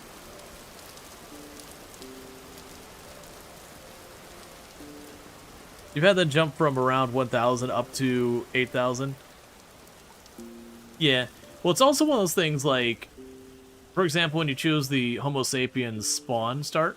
Yeah, again, check out Sherry Kind. Also been playing some Product Zomboid recently. But a lot of fun times over there. Definitely someone I recommend checking out. But, I've also had it be a whole thing where, like Homo sapiens, when you die, you're supposed to be able to spawn, like, anywhere from 5,000 from where you started. But I had weirdness with it, which is actually the reason we end up re-rolling to do this map, because the first attempt I did, like, a Homo sapiens one, but with the water turned up.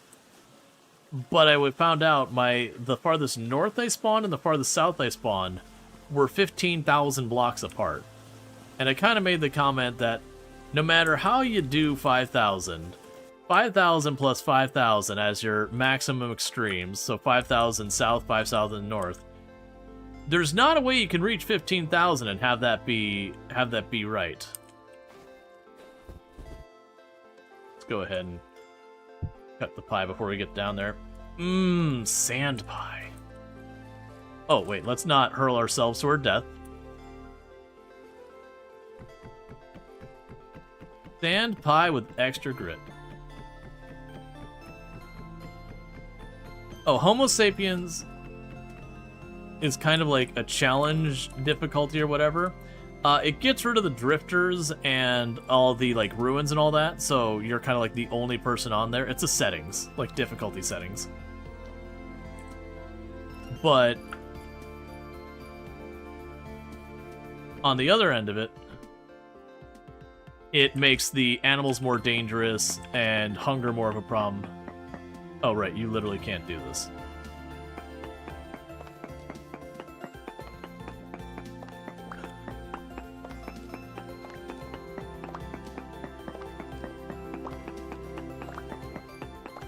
So, like, stuff like bears are even worse, but you don't have the drifters at all. Trees grow slower, that kind of thing.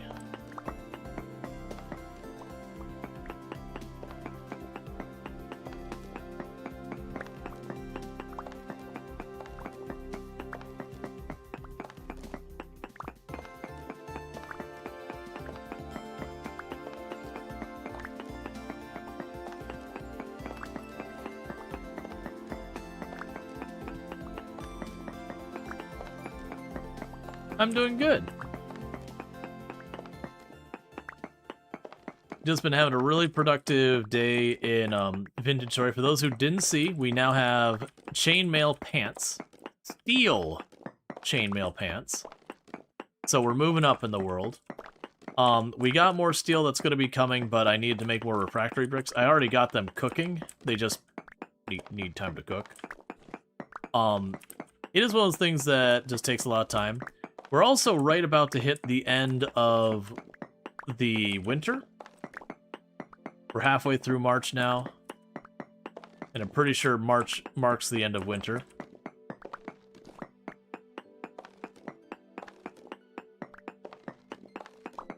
We got our steel pickaxe and a steel hammer.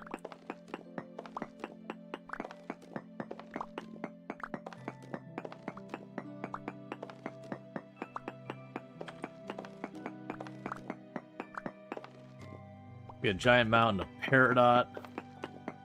Peridotite. I keep saying peridot. Peridotite. Peridot is like the gemstone. Peridotite is the stone.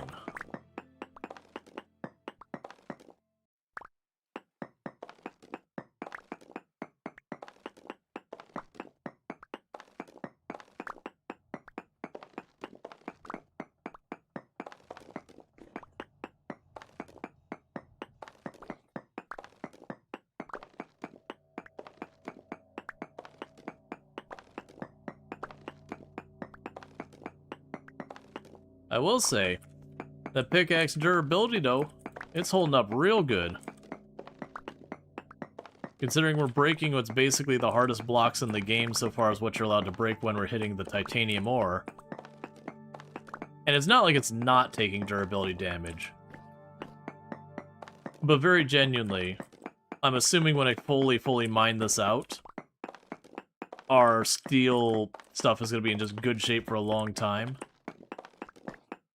We'd probably be able to keep that. Do harder blocks hurt more? I don't know, actually.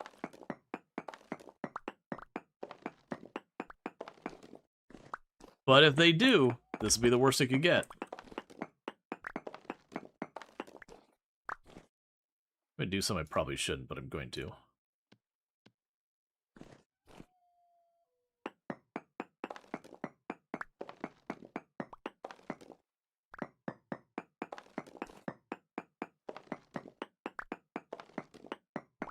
When we're mining the regular peridotite, not the stuff with the ore in it. Let's use what's left of our iron pickaxe.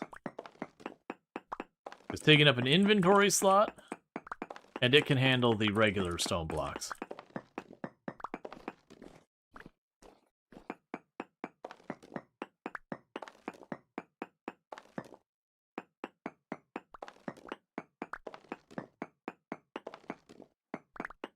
Okay.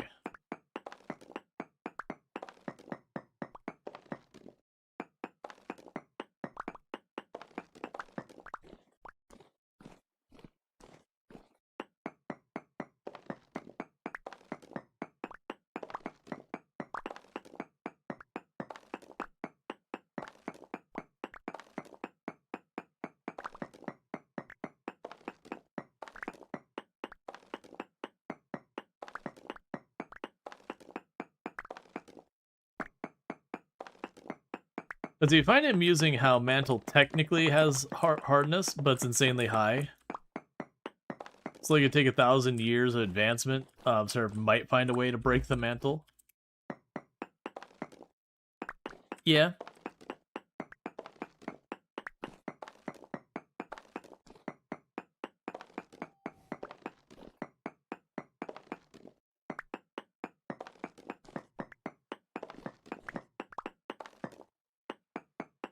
All right.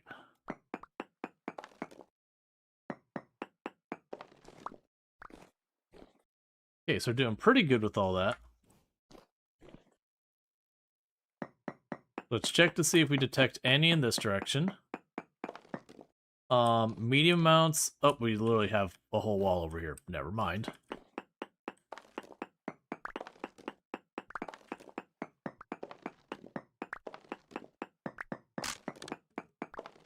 Alright, so with that, we no longer have an iron pickaxe, we have just the steel one. Which is why I did that, so I could free up an inventory slot.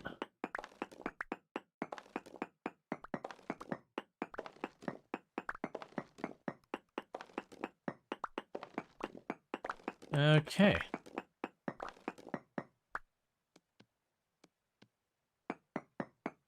Oh, not that one.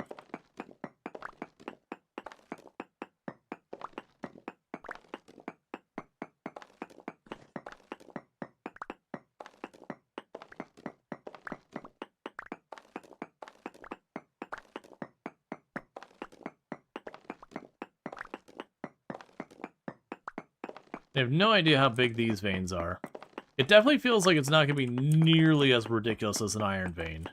Because when you get to the veins of hematite, you hit the vein, you're like, well, I'm good for a while. Like, I don't think we've even fully exhausted the vein of hematite we found. I know we did a pretty good number on it, but I believe there's still scattered bits of it all over the place. And I've seen more places with hematite in decent quantities, and I want to say that vein wasn't even in a particularly high area for hematite.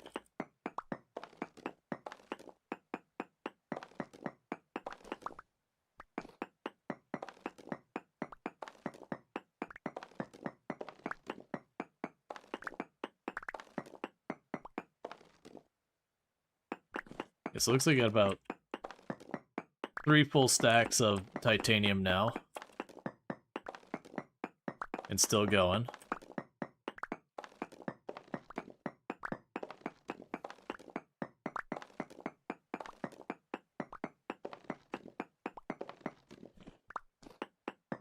Yeah, no, absolutely. Quartz is extremely plentiful. And that also makes sense in real life. In real life, quartz is one of the single most common materials we have on the planet. It's everywhere.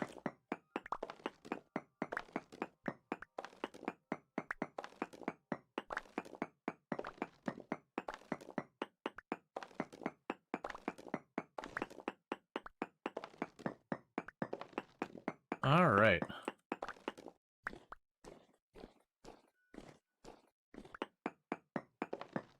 So it makes sense that you'd find, like, just ridiculous amounts of quartz.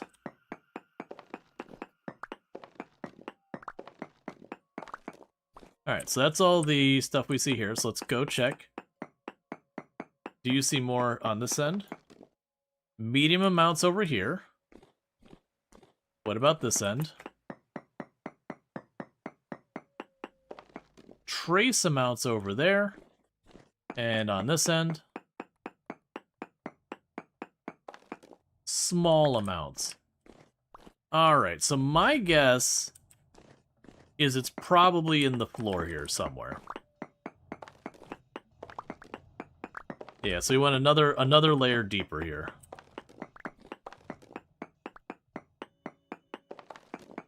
But that said, chat, I am going to have to wrap up here very soon, because we're part of a raid train, that kind of thing going on. So I cannot delay. I gotta make sure we get the raid train on to its next stop. But it will be back tomorrow at 7 p.m. EST. We'll most likely be probably doing more Vintage Story.